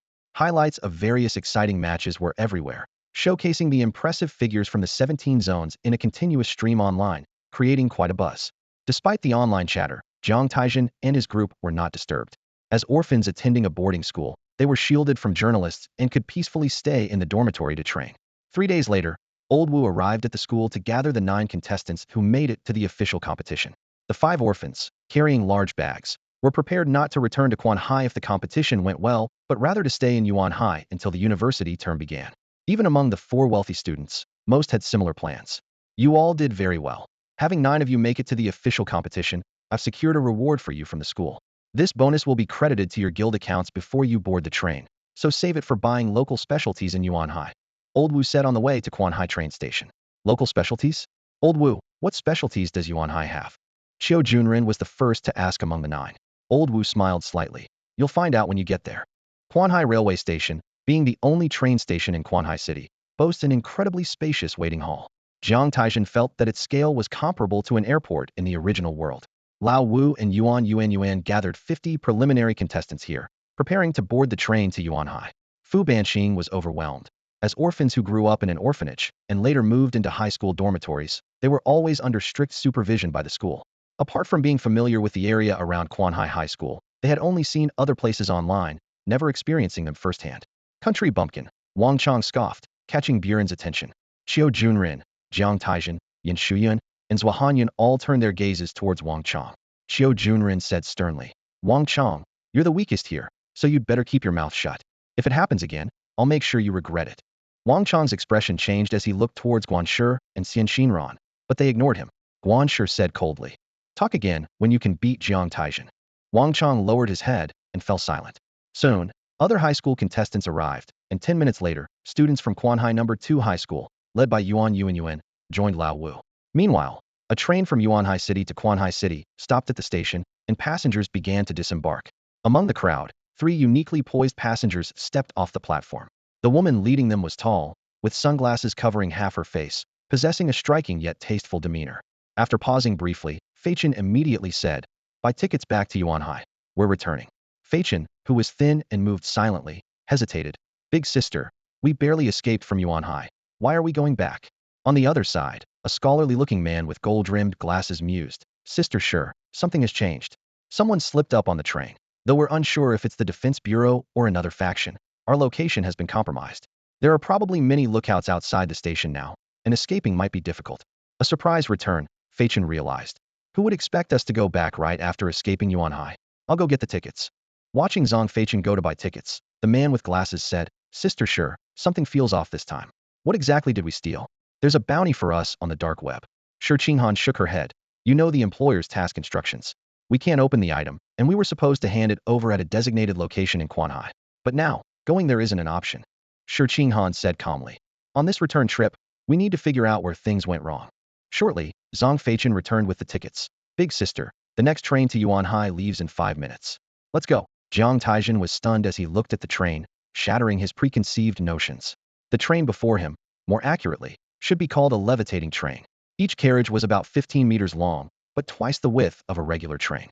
Although it wasn't a maglev train as the original world conceived, the train, enhanced with inscriptions, was indeed floating. This 10-carriage behemoth quickly filled with people.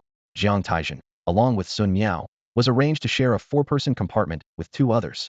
This opportunity was secured by Qiu Junren.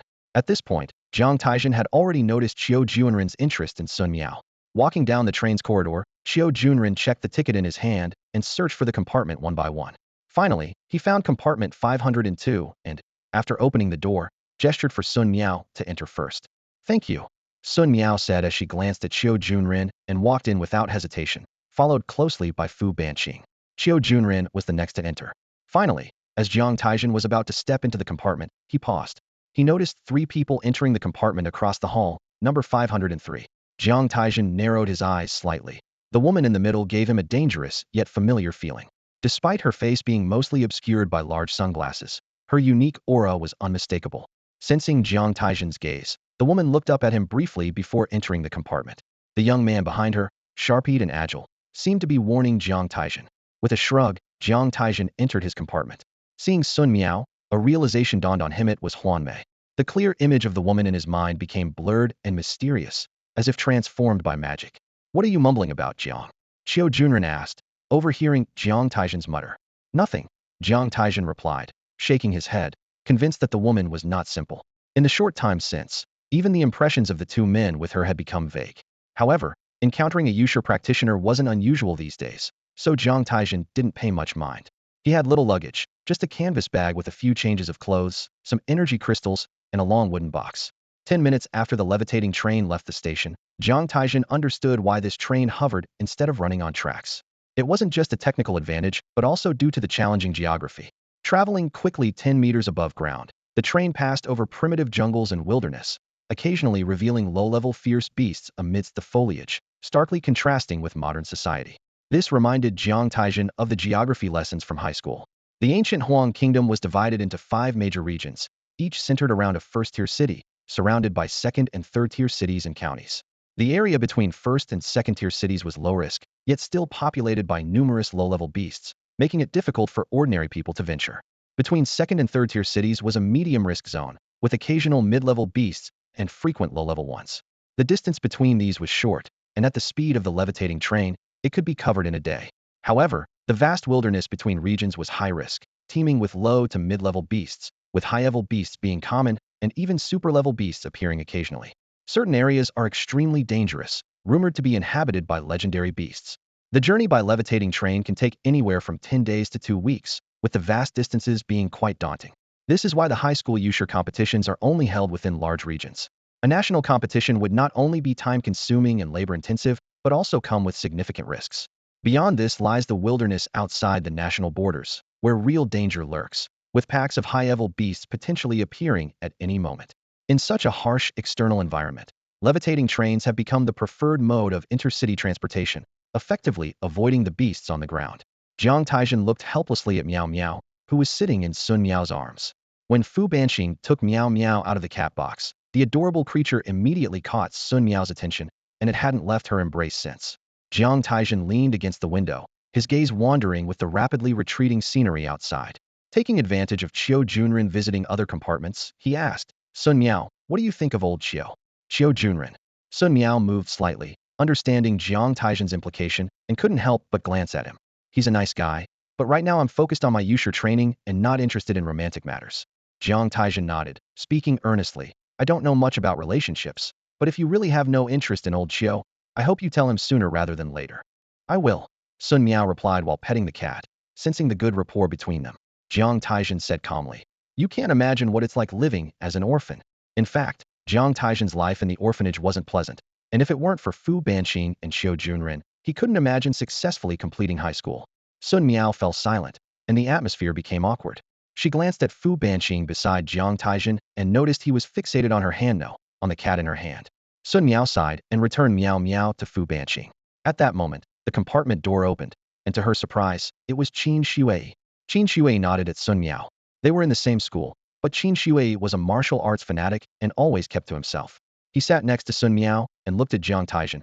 I want to spar with you. Jiang Taizhen lazily glanced at Qin Shui and replied, no time. Sun Miao watched with interest, well aware of Qin Shui's reputation. In high school, he challenged the top fighters from another school, and since then, Yu Chen had been constantly harassed by him, always being asked to spar, which was quite annoying for Yu Chen. Those who were defeated by Qin Shui were actually relieved because once beaten, he would forget about them and lose interest. Qin Shui brandished a moonlight slash at Jiang Taizhen's neck, but Fu Banqing intercepted it with his hand. What are you doing? I said I have no time. What do you want? Fu Banqing said angrily. Fighting you first works too. Qin Shui replied, redirecting the moonlight slash towards Fu Banqing. Fu Banqing countered with his martial arts moves, and soon the two were sparring in the small compartment. Once, Jiang Taizhen was curious whether the energy flow paths of skills obtained from the inscriptions on spiritual weapons could still be used smoothly after separating from the weapon. The most representative example was the Baiyun Black Mist boots he bought initially. He memorized the energy paths for the 100 Shadow Illusion and Yanghuan 9 steps by the first day he owned the ordinary weapon. Surprisingly, after removing the Baiyun Black Mist boots, he managed to activate the skills. However, the success came with a drawback. Without the skill inscriptions, the power of his 100 Shadow Illusion diminished significantly. It was fine against ordinary people, but in front of a skilled weapon master, it was child's play. Later, through Lao Wu's lessons, he learned that such skills without inscriptions were called techniques. They were suitable for friendly sparring between two people. While the skill remained the same, its power was greatly reduced. Jiang Taizhen felt as if he had fallen from a high level of martial arts to a lower one, with inscriptions being the core of the skill, akin to an engine and amplifier, enhancing the skill's power. At this moment, the sparring between Fu Banqing and Qin Shui was a contest of techniques. Besides the reduced power, everything else was authentically reproduced. Qin Shui, known as the martial maniac who fought across Quanhai's second high, wielded the moonlight slash with basic mind techniques, creating unpredictable and ever-changing moves with high adaptability. Fu Banqing countered with basic martial arts, his fists flying swiftly, blocking and deflecting, showcasing his unrefined yet effective abilities. Your basic martial arts are good. You should continue to practice them more deeply, but it seems you haven't been doing so lately, Qin Shui commented while evaluating. Fu Banqing pursed his lips, seemingly ignoring Qin Shui's words. On the 17th move, a moonlight slash traced an arc, lightly grazing Fu Banqing's ear. You lost. Fu Banqing retracted his fists, reflecting on the sparring as Qin Shui lost interest in him and directed the moonlight slash toward Jiang Taizhen. Qin, earlier I engaged with you due to the competition rules, not for any other reason. So now, I have no obligation to play your sparring game. If this continues, I'll have to speak to your teacher, Jiang Taizhen stated calmly, unperturbed by the hovering moonlight slash nearby. Can't we spar? No. What would it take? Nothing would change that. I'll make you engage eventually. Qin Shui retracted the moonlight slash, stood up, and gave Jiang Taizhen one last look. Jiang Taizhen sighed. Is your classmate Qin always like this? Sun Miao smiled. This is mild.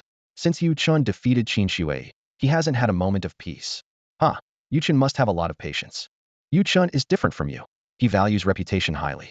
No matter how tiring, he'll always accept Qin Shui's challenges. That sounds exhausting. Indeed, just watching it is tiring.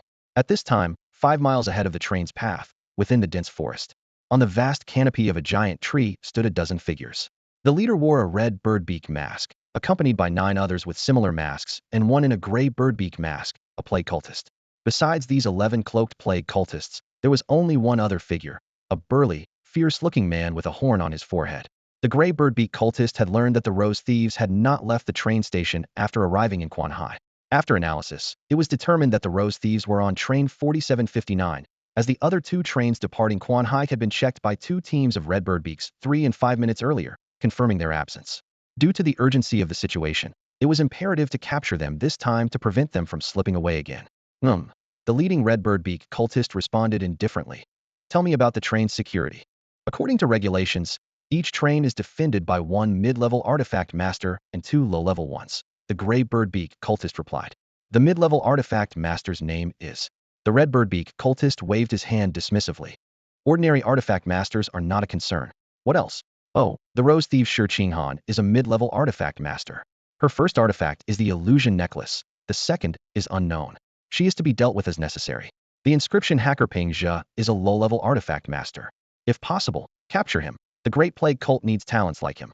The adept thief Zhang Feichen, a thief and assassin, is a low-level artifact master and is expendable.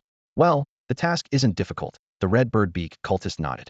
The gray birdbeak cultist added. However, there's an unexpected situation. Previously in Quanhai, there were 3 assassination targets who were coincidentally on this train as well. The red birdbeak cultist frowned. Mid-level. Low-level. They've just graduated high school and are heading to Yuan High for a student competition. The gray birdbeak cultist replied. Insignificant. The red birdbeak cultist scoffed. But it was indeed like this. However, we just deciphered a hidden code from Grade 12, pointing to previously missing information, the gray birdbeak cultist said. The content of the code, the red birdbeak cultist inquired. Cat. The gray birdbeak cultist answered. Cat. The red birdbeak cultist repeated. Yes, a cat. Interestingly, during the Quanhai preliminaries, a cat suddenly appeared with the target, the gray birdbeak cultist explained. Do you think it's that cat? The red birdbeak cultist asked. In the ruins of Quanhai's underground base 3, the Defense Bureau's raid team overlooked the cat. Later, the red birdbeak team 6 hunted down all artifact masters around the base, except for those 3 targets, who later had a cat with them, the gray birdbeak cultist said. Understood. The red birdbeak cultist nodded. In summary, the primary mission is to kill the Rose Cult and seize what they have. The second mission is to acquire that cat. To be safe, the cat must be alive. The third mission is to kill those 3 targets. Note that although the 50 high school students are all low-level artifact masters, they still represent a considerable force.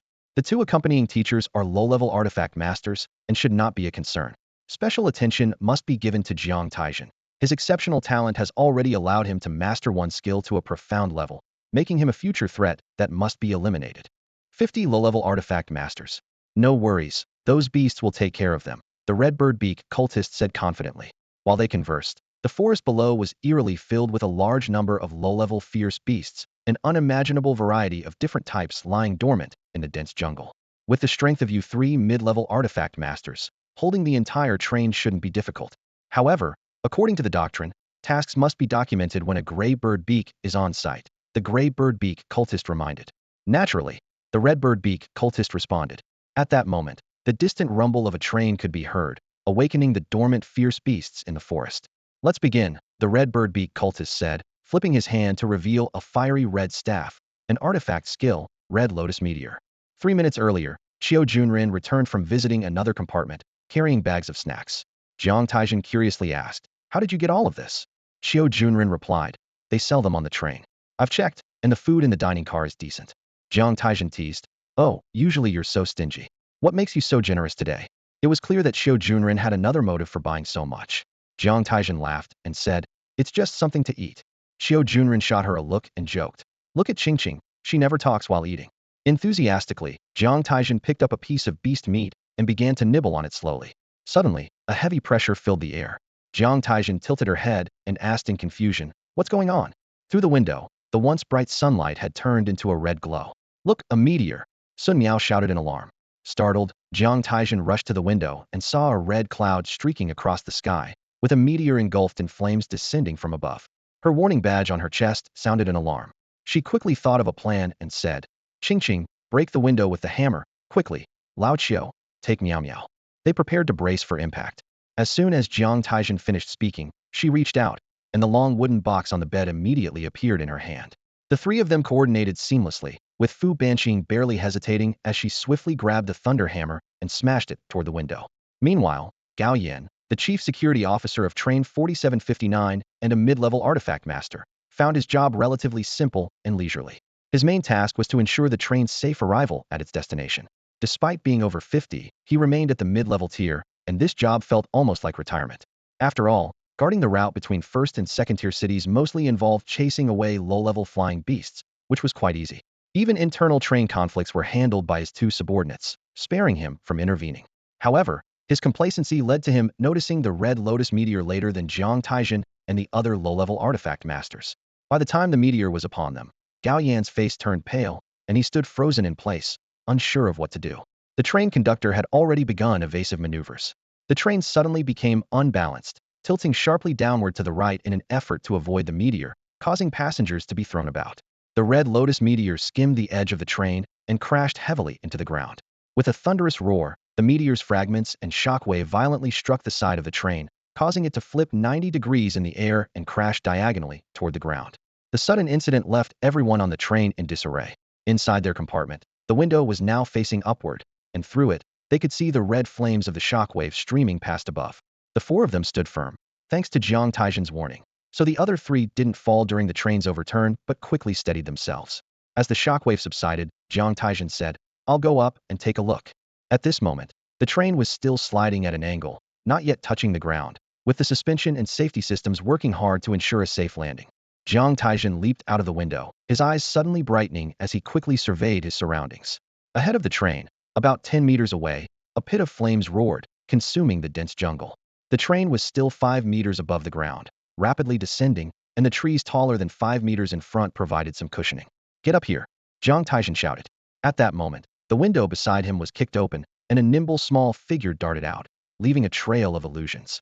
Jiang Taizhen squinted, recognizing the trio he had seen earlier. Soon after, the man with the gold-rimmed glasses and the woman still wearing the oversized sunglasses appeared as well. The small man asked the woman something, but she only shook her head slightly. Qiu Junren then jumped out of the window too. The sound of the train colliding with the trees was incessant. Jiang Taizhen turned to see many familiar faces jumping out of the window, all prepared for the impact. As soon as he finished speaking, thud, the train crashed fiercely into the ground, rebounding slightly before the suspended train charged into the jungle like a wild beast, only stopping after about half a minute. "Check your gear, energy crystals, and food. We might be heading into a battle," Jiang Taizhen said with a serious expression. Being able to stop a train personally, Jiang Taizhen thought he wasn't significant enough for the plague cult to go to such lengths, but the fact remained that they were involved, and the risk of being silenced afterward was obvious. "Students of Quanhai, gather around me." Old Wu's voice came from a distance. "Take all necessary combat items. Discard anything useless. I'll say it again. Let's move, we need to." Jiang Taizhen's words were cut off as a grass python suddenly lunged from beneath the train. Slash! A streak of moonlight flashed, slicing the python's head. "Watch out for beast attacks."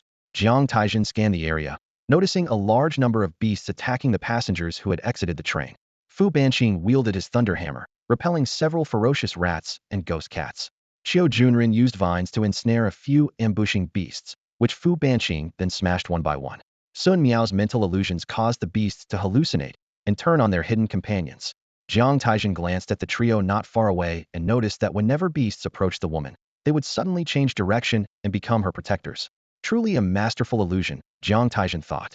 At that moment, a long howl echoed from afar, shaking the entire jungle. Instantly, a large number of beasts emerged from the shadows, attacking everyone. Old Wu's compartment was in another carriage, not far away, and upon hearing the howl, Yuan's expression changed. "That's the call of a roaring horned beast." "A roaring horned beast?" Hearing Yuan's words, Old Wu's face turned pale. Although he didn't know how Yuan found out, he was well aware of the beast's terror.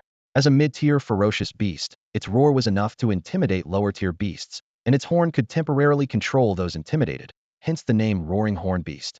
Jiang Taizhen had just slain several beasts that leapt towards him when he suddenly frowned, feeling the warning from his danger-sensing emblem. He glanced to the side and saw several figures suddenly appear in front of a nearby trio. The dangerous aura and the familiar masks revealed them to be members of the plague sect, known as Redbird Beaks. Jiang Taizhen's expression turned grim.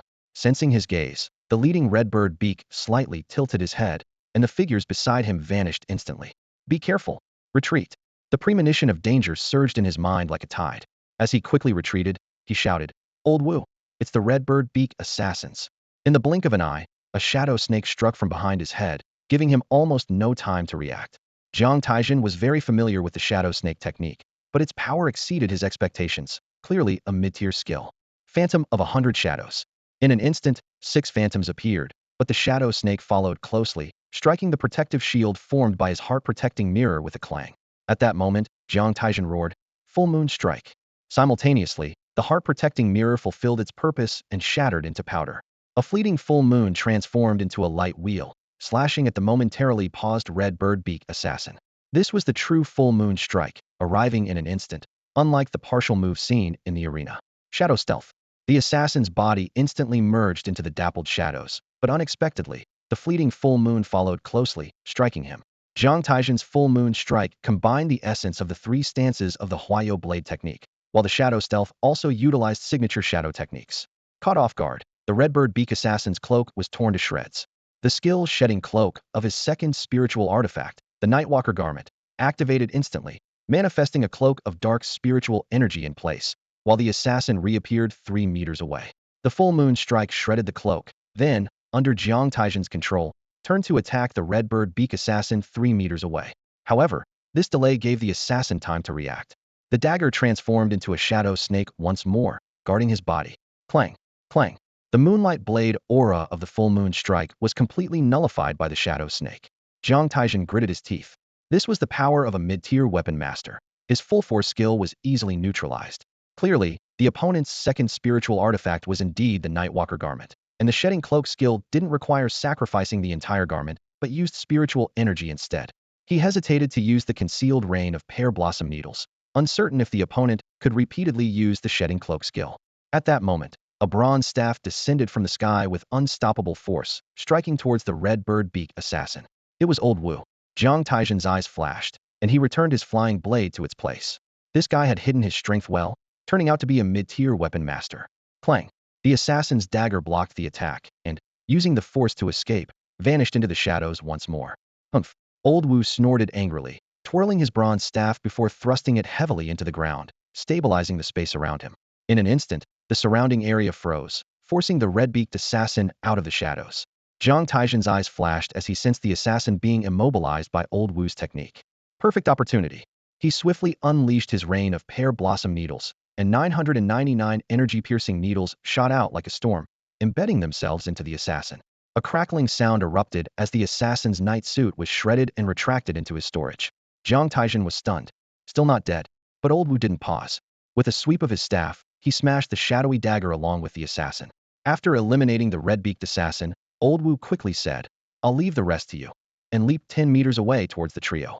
Jiang Taizhen glanced over to see Qiu Junren and Fu Banqing covering each other while being ambushed by 2 lower-level red-beaked assassins using stealth tactics. Jiang Taizhen exhaled, wielding his shadow blade with full force. Hidden Moon Slash. 2 crescent moons flashed by, and the trio saw a sliver of moonlight appear on the assassins' foreheads before they fell, lifeless. Too easy, Jiang Taizhen instructed. You guys go help Zhuo Yun and the others. I'll check over there. Qiu Junren hesitated, wanting to hand over his flying knife. Keep it. The sound from the forest isn't something to mess with. Use it if you have to. While the trio went to assist the other students, Jiang Taizhen took out a long box from his back, revealing the sheathed blade he had purchased, the Bitter Shadow Blade. Strapping it to his waist, he approached the fallen red-beaked assassin. Extracting the shadowy dagger and changing into the knight's suit, cleanliness was no longer a concern. With preparations complete, Jiang Taizhen cautiously moved towards the trio's location. Meanwhile, the trio was in a precarious situation. The bespectacled Jin Si had been captured, and Zhang Feichen was struggling against 2 red-beaked assassins with his elusive movements. Shi Qinghan was fending off 2 attackers alone, initially regaining some ground using a few relics, but ultimately, she was outnumbered. Fortunately, Old Wu arrived just in time, swinging his bronze staff to even the odds. Wu Neng, I didn't expect you to be a mid-level artifact master. I miscalculated, the lead red-beaked assassin scoffed, blocking Wu Neng's staff with his dagger. But I'd advise you to stay out of this. The three you're saving are notorious members of the Rose Thief group. Think it over, leave now, and we can avoid unnecessary conflict. Old Wu sneered. Humph, the items the Rose Thief group steals wouldn't belong to your plague cult, would they? I find that hard to believe. He turned to Shi Han. What exactly did you steal that warranted such attention? Not far away, two of the three Shi Hans dissolved into shadows. Pondering briefly, Shi Han replied calmly. Nothing much, just a bone tablet. We were supposed to hand it over to our client in Quanhai, but the news somehow leaked, so I doubled back to see who was tracking me. Plague cult. Are you my client? Here to silence me? Bone tablet. Old Wu was shocked upon hearing this, as was Jiang Taizhen, hidden nearby. What are bone plates? Simply put, they are like otherworldly versions of banknotes or digital currency. The core of bone currency production is the bone plate, which serves to imprint an unforgeable anti-counterfeiting mark on the currency. Each nation's bone plate core inscription technology is unique, making it nearly impossible for even master inscribers to replicate. As a result, bone currency is almost impossible to counterfeit. If Shi Han has indeed stolen a bone plate, it's a significant issue. If the plague cult succeeds in mass-producing bone currency, the economic system of the Gu Huang kingdom could collapse. Wu Neng is certain that the plague cult won't let the news of the bone plate leak. Did you look inside the item? The leader of the Red Beak assassins asked in a deep voice. So it really is you. Only the employer knows not to open the stolen item. I'm curious, how did you filthy birds hiding in the shadows find out? Shi Han asked probingly. The Red Beak leader sighed. Since you're so eager to die, then you all shall perish. Suddenly, green poison mist spread almost instantaneously. Jiang Taizhen retreated repeatedly. Compared to the red beaks encountered in the sewers before, this one's poison mist range was vast. Clang, clang, clang. In the poisonous mist, Wu Neng swung his copper staff to form an impenetrable defense, while the red beak leader's figure flickered rapidly, reaching the pinnacle of shadowy movement. Meanwhile, Shi Han's illusionary clone split into two more lifelike illusions, with powerful mental energy permeating the space. Suddenly, a figure leapt from the shadows, the shadow serpent technique splitting into three, aiming maliciously at Shi Han's back. However, all three shadow serpents missed their target. Skill, illusion mislead. Within the range of mental influence, misleading the opponent's mind. The two sides reached a temporary stalemate, with Jiang Taizhen neither rashly intervening nor helping Zhang Feichen, as these were trivial matters. His goal was to eliminate the two mid-level red beak assassins, especially the leader. Jiang Taizhen quietly lay in wait, the Yin-Yang Qi technique flowing through his meridians, concealing his presence, and he focused his limited attention on Old Wu. As time passed, the two battlefields unknowingly drew closer. This closeness occurred without notice, and by the time Wu Neng and Shi Han realized it, it was too late to react. Wu Neng struck the red beak leader with his staff, causing a black spiritual robe to be removed. Simultaneously, the pervasive poison mist suddenly contracted, forming three poison balls that hurled towards Shi Han's three figures. Pop! Two illusions burst like bubbles, leaving only the real Shi Han. At this moment, the red beak leader, having temporarily evaded Wu Neng by shedding his robe, appeared in front of Shi Han in an instant with a flicker of shadow. But Shi Han was not unprepared. As a poison ball approached her, she immediately recognized the opportunity. In the instant she dispersed the poison ball with her mental energy, her eyes emitted a captivating and mesmerizing glow, instantly ensnaring the red beak assassin confronting her. As the leader of the red beak clan appeared behind Shi Han in a flicker of mist, he unhesitatingly hurled his dagger towards her back with the speed of a shadow serpent. However, at that instant, a red beak assassin controlled by Shi Han emerged from her shadow. Bang! The assassin's dark garb was instantly shattered by the shadow serpent strike. Shi Han slowly turned, seizing the rare opportunity before her, and launched a ghostly hook towards the back of the assassin's head. Just as the assassin was about to regain consciousness, the ethereal hook embedded itself into the back of their head. A long, spectral chain trailed from the hook, wrapping around Shi Han's pale arm. It was the soul-reaping hook, a tool to seize and control souls. The expression under the red beak leader's mask changed drastically. Previously mentioned, some spiritual weapons are extremely rare due to the materials used in their creation. The soul-reaping hook, a phantasmal attribute weapon, is crafted from the spine and skull of the rare phantom soul dragon beast. Because of the dragon's scarcity, the hooks are exceedingly limited in number. Its hallmark abilities include the soul-gazing eye, which can briefly control an enemy, and the soul-reaping hook, which can control an enemy for an extended period by targeting their brain. However, the conditions for using the soul-reaping hook are stringent. The assassin's nightwear can effectively block it.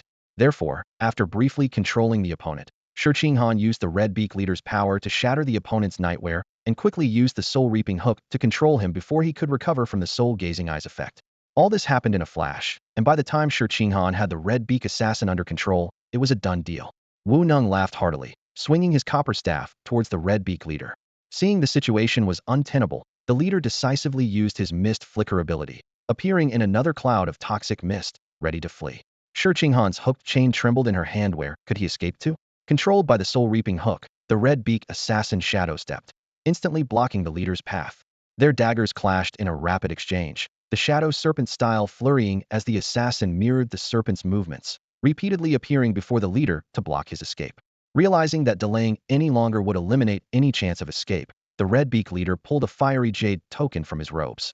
A ring of explosive fire rapidly expanded from him, forcing Shi Qinghan and her companions out of its radius. Just as the fire ring spread from the jade token, Jiang Taizhen, who had been watching Wu Neng's group from afar, snapped his eyes open, releasing a flying locust blade.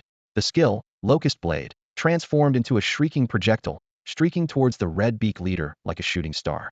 Jiang Taizhen's timing was impeccable. Just as the explosive fire ring was forming, the leader, distracted by activating the relic skill, failed to anticipate the hidden blade attack.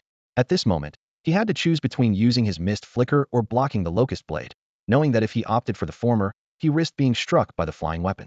The companion artifact for the Poison Shadow Dagger is definitely not the Nightwalker garb. In other words, the second artifact of the Red Beak leader is not the Nightwalker garb. Even if he wore a common Nightwalker garb, he might not have enough time to activate the disrobe and reposition skill to block Jiang Taizhen's flying Locust Blade. This was precisely Jiang Taizhen's intention, not to kill the opponent, but to prevent him from escaping. Ultimately, the Red Beak leader decided to block the flying Locust Blade because he couldn't risk that chance. The Poison Shadow Dagger stood like a venomous snake in front of him, shattering the flying Locust Blade into dust. However, this delay allowed the effect of the explosive fire ring to pass, and Shi Qinghan and her two companions closed in again. The controlled Red Beak assassins forced the Red Beak leader to blink several times, yet he couldn't shake off the trio. Although he intended to kill Shi Qinghan, the root of his troubles, her phantom clones thwarted every attempt. Subsequently, the Red Beak leader took out two more relics to escape, but Shi Qinghan and Wu Neng, well prepared, matched him relic for relic. At this point, the Red Beak leader was out of options. After 10 minutes of delay, the continuous use of skills took its toll, and his spiritual energy was nearly depleted. At this moment, the Red Beak leader noticed Ping Zhe tied up at a distance. An idea struck him. Utilizing the spreading toxic mist, he blinked to Ping Zhe's side, hooked him with his foot, and used him as a shield against the controlled Red Beak assassins. The Ghost Shadow Dagger halted just in front of Ping Zhe. With Ping Zhe as a shield, the threat from Shi Qinghan and her controlled assassins diminished significantly. Wu Neng was unfazed by this, knowing the Red Beak leader had to protect Ping Zhe to maintain his shield. In the battle, the Red Beak leader finally broke free from their encirclement. But just then, from the shadow behind Ping Zhe, a dark figure suddenly rose, and the Shadow Serpent strike shot towards the Red Beak leader like lightning. The Poison Shadow Dagger swiftly released a Shadow Poison Soul, striking the unexpected intruder. Boom! Jiang Tai's Nightwalker garb artifact exploded instantly, activating the disrobe and reposition effect, and his figure appeared 3 meters away.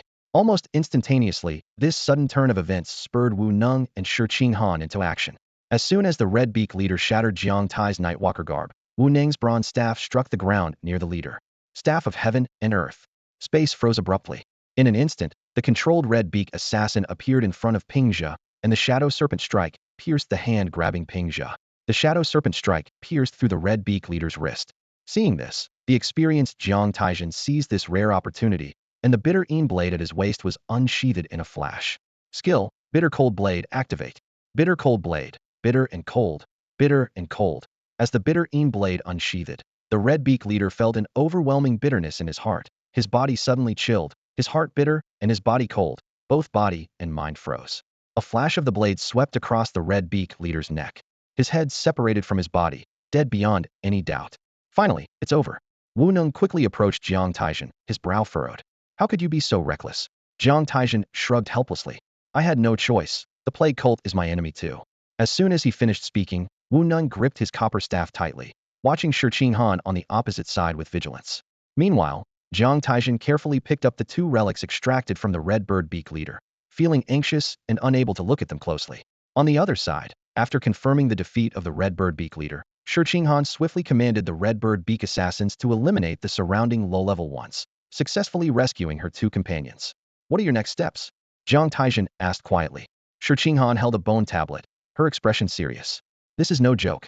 If Wu Neng decides to reclaim the bone tablet for the government, it would mean another battle. What to do? Nothing. Wu Neng rolled his eyes and said firmly, my responsibility is to get you safely to Yuan Hai, not to retrieve the bone tablet. Seeing Shi Qinghan's guarded expression, Wu Neng stepped forward slightly, his tone softening. I'm not interested in your bone tablet or the plague. If you want to leave now, you can. With that, Wu Neng pulled Jiang Taizhen away, bypassing Shi Qinghan and heading towards the main group.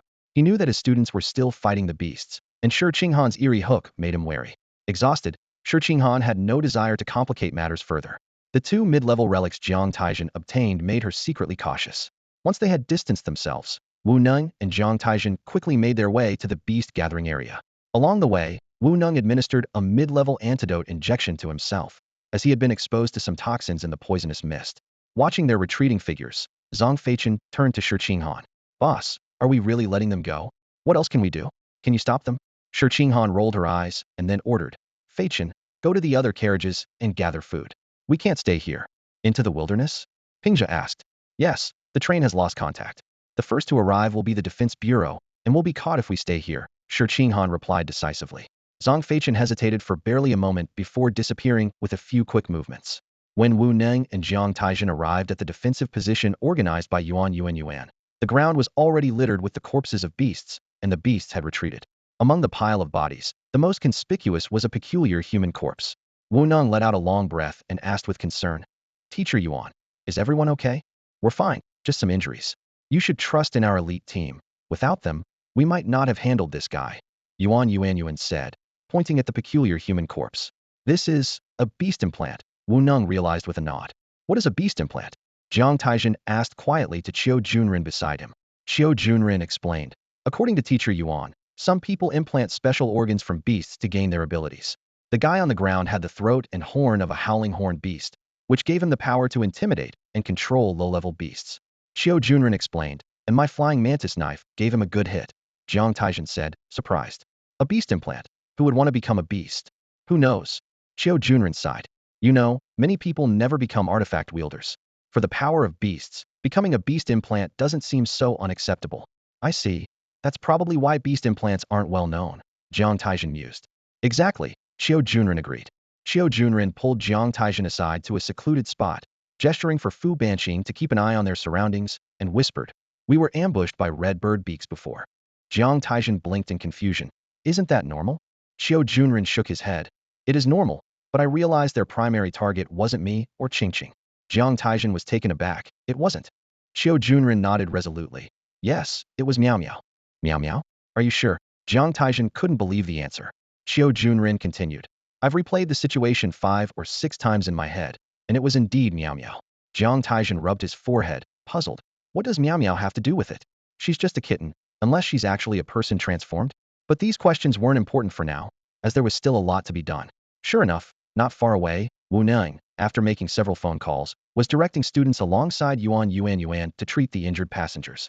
The onslaught of fierce beasts left Jiang Taizhen and the others helpless, and the passengers suffered even more. In just over 10 minutes, more than 50 people had died, and a third were injured to varying degrees. Jiang Taizhen, Qiu Junren, Fu Banqing, what are you doing? Get over here and help. Old Wu had returned to his boisterous, fiery temper. Jiang Taizhen and Qiu Junren exchanged a knowing glance. Let's go. If they hadn't heard him this time, a stick might have flown their way. Find people, treat the injured. Everyone was mobilized to aid the survivors on the train, while Jiang Taizhen and his group occasionally had to serve as guards, eliminating the beasts emerging from the forest. Half a day later, when a levitating train slowly came to a stop from above, Jiang Taizhen and the others knew their work was coming to an end. As expected, the train brought a large number of medical personnel and a small, well-equipped team of Defense Bureau artifact masters. Mr. Wu. Hello, I'm Jin Yuan, captain of the 1st Squad of the Special Forces of Yuanhai Defense Bureau headquarters. I'd like to understand the entire situation with you. Wu Neng was brought up immediately. Of course.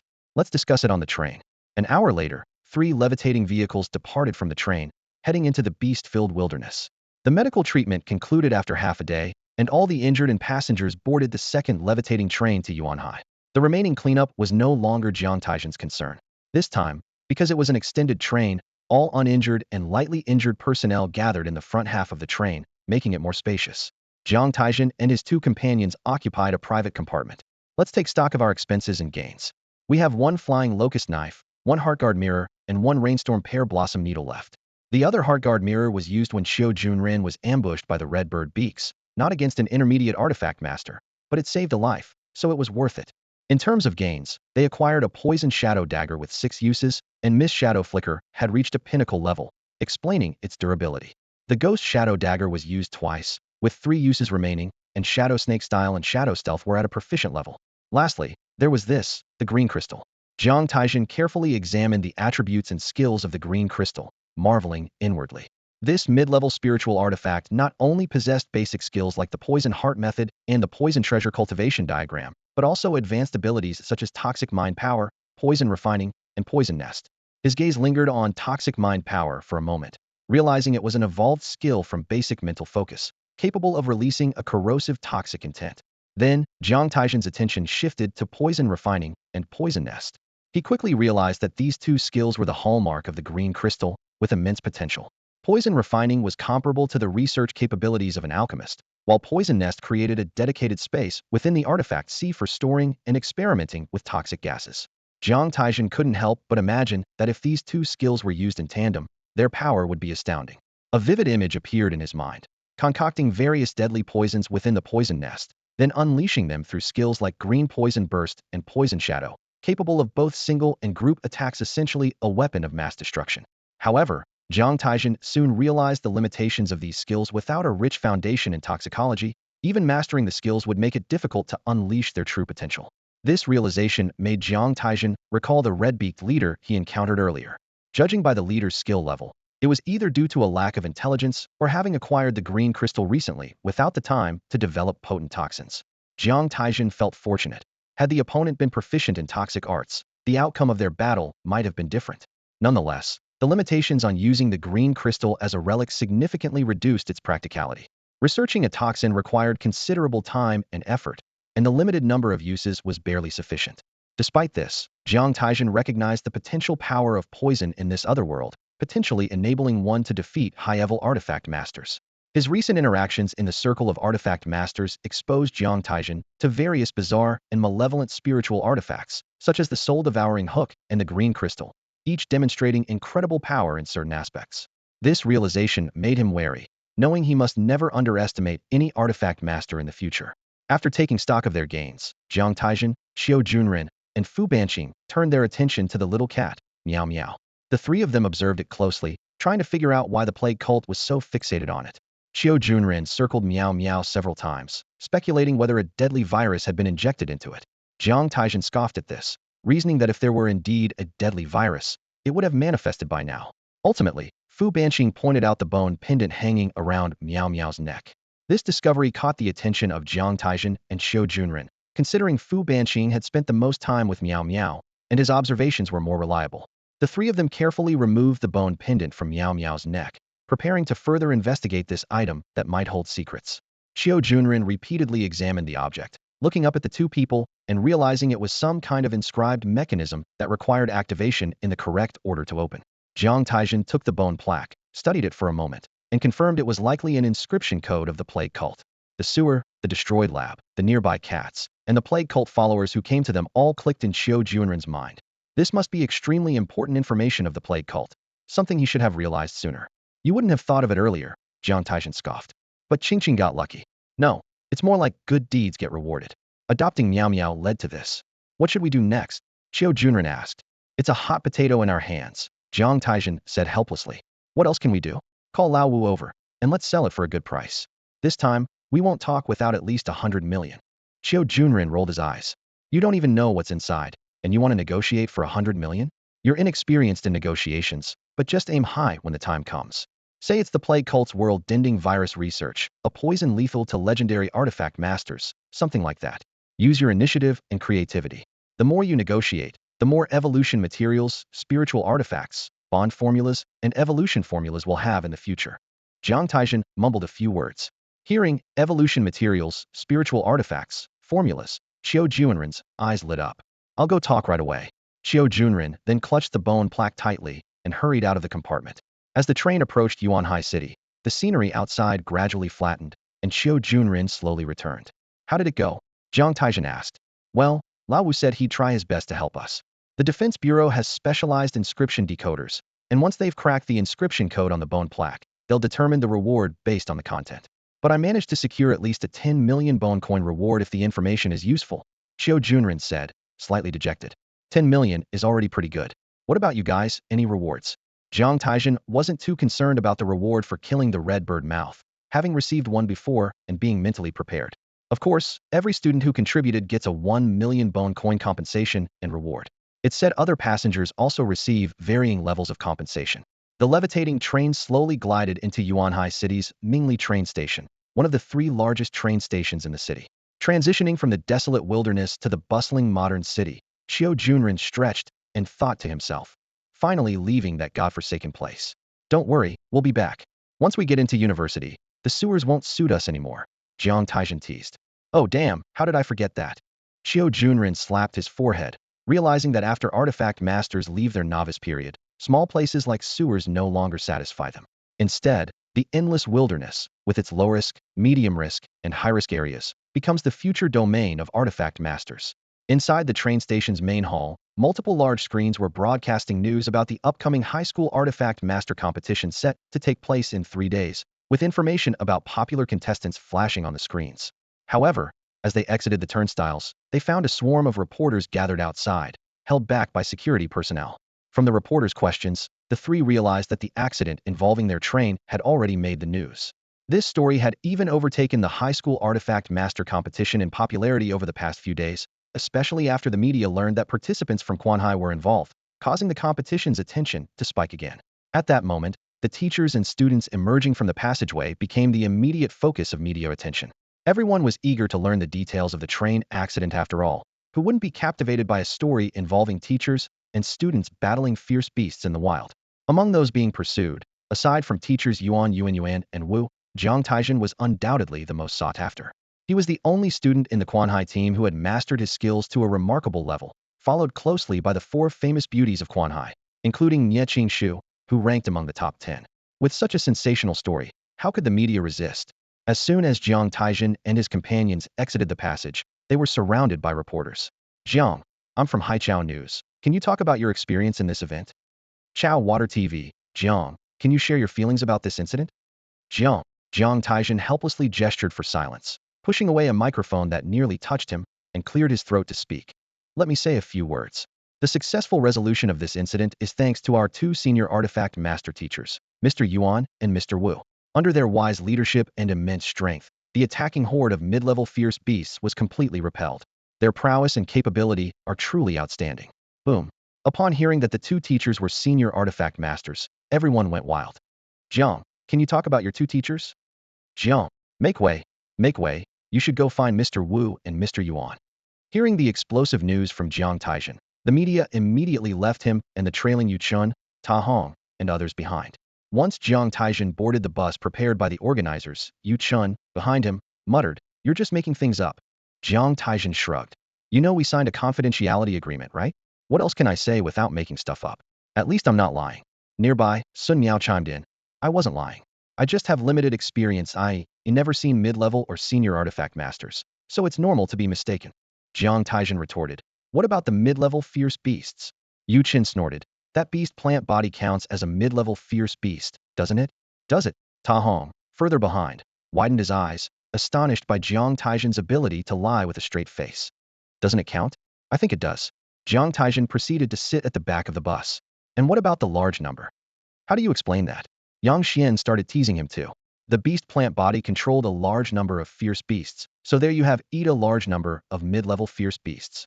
Jiang Taizhen clapped his hands. "You're a real genius at logic." However, it was Jiang Taizhen's exaggeration that caused trouble for old Wu and Yuan, who were surrounded by the media and only managed to escape to the bus half an hour later. "Jiang Taizhen, look at the mess you've caused," old Wu fumed, chasing Jiang Taizhen around the bus. As the headquarters of the Chengwang Energy Group, the company fully sponsored the Yuanhai City High School Artifact Master Competition. The participating teams from 16 different cities were meticulously arranged by Chengwang Group, with accommodations in the most luxurious 5-star hotel. By the time everyone settled in, it was already noon, and old Wu sent out a notification via the Chuanqing app for a gathering in the lobby for lunch. Seeing the delicious dishes made from ferocious beast meat, everyone couldn't help but salivate. Since Cheng Wang was footing the bill, they didn't hold back. Old Wu sat at the head of the table. Ever since he demonstrated his mid-level artifact master skills, Yuan had followed his lead, willingly acting as his assistant. This is a common rule in the artifact master circle. Greater strength naturally commands greater authority. Everyone, enjoy your meal and let's chat while we eat, old Wu said, noticing Jiang Taizhen's group already feasting away. Earlier in the morning, he and teacher Yuan had registered everyone and gathered information on the competition's rules. Unlike previous years, this year's formal competition consisted of two parts, a chaotic battle and an elimination round. Teacher, what is the chaotic battle? Someone asked curiously. The rules are as follows, Yuan explained. There are 17 competition zones in the Yuanhai area. The top 10 contestants from each zone's preliminary round advance directly to the elimination round. The remaining 40 contestants from each zone are divided into 4 groups by random draw. The first group from each of the 17 zones forms a large group of 170 participants, who are then placed in a forest on the outskirts filled with ferocious beasts. Rankings are based on the number of beasts each contestant defeats, with the top 40 advancing to the elimination round. This process repeats for all 4 large groups, resulting in a total of 160 contestants who will compete against the 170 who advanced directly. It's important to note, old Wu added, that each large group competition will take place in different venues with unique rules that will only be announced on the day of the competition. I need to clarify something.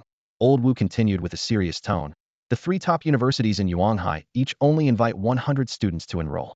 But don't think that just because you've made it to the elimination round, you're guaranteed to catch the eye of these universities. Why is that, Teacher Wu? If we've made it to the top 330, isn't getting into a Yuanhai university almost guaranteed? Someone asked. First, let me correct you. The competition is one thing. The invitation is another. The competition is for the audience and to honor Cheng Wang as the sponsor, so it aims to be as exciting as possible. However, the university observers aren't interested in just victories. Winning the battles won't necessarily catch their attention. I'm telling you, that's a pipe dream, old Wu said with a hint of exasperation. Do you know what their selection criteria are? What qualities do they look for? Are there other considerations? Everyone exchanged puzzled glances, evidently confused by the question. Generally speaking, the university's evaluations are multifaceted, and combat prowess is just one of them, Yuan explained further. Your strategies in the competition, the level of your skill training, and even your teamwork are all taken into account. So during the competition, try to present your best self and showcase your trained skills. These are essential. In past competitions, there have been students ranked below 300 who received invitations from the 3 universities. Isn't it unfair for those students who go straight to the elimination round? If they're eliminated in the first round, it's a big loss, getting knocked out without showing anything. Some students noticed this flaw, and what seemed like an advantage of being in the top 10 now feels like a burden. So, there's another rule. Those in the top 10 can choose to participate in the free-for-all battle. Well, being in the top 10 does have its perks. The dining table suddenly became noisy. Lao Wu looked around and said seriously, who says it's good? Top 10 applying for the free-for-all battle shows a lack of confidence. If they perform well in the battle, that's fine. But if they don't, they might be worse off than ordinary contestants and can forget about getting a university invitation. His words made the atmosphere at the table lively again. Lao Wu, what about those of us who want to become artifact masters and get an invitation from Mingxin Artifact Master University? Qiu Junren raised his hand and asked. Good question, Lao Wu nodded and continued. Basically, the assessment of Yuanhai Mingxin Artifact Master University is the most complex. It involves attributes of artifact masters, spiritual artifact skills, schools of thought, understanding and control of skills, inscription literature, and even herbal medicine, material science, etc. Combatability is just a small part. Therefore, those aspiring to Yuanhai Mingxin Artifact Master University can showcase more in the free-for-all battle herbs, materials, inscriptions, formations all are bonus points. Lao Wu went on. Next is Yuanhai Sanli University, which exists in the form of 3 separate schools. If someone has a particularly outstanding advantage in one school's discipline, it is a big plus. For example, Fu Banqing has several advantages in the body refinement school, and Sanli University might offer him a much bigger invitation than the other 2 universities.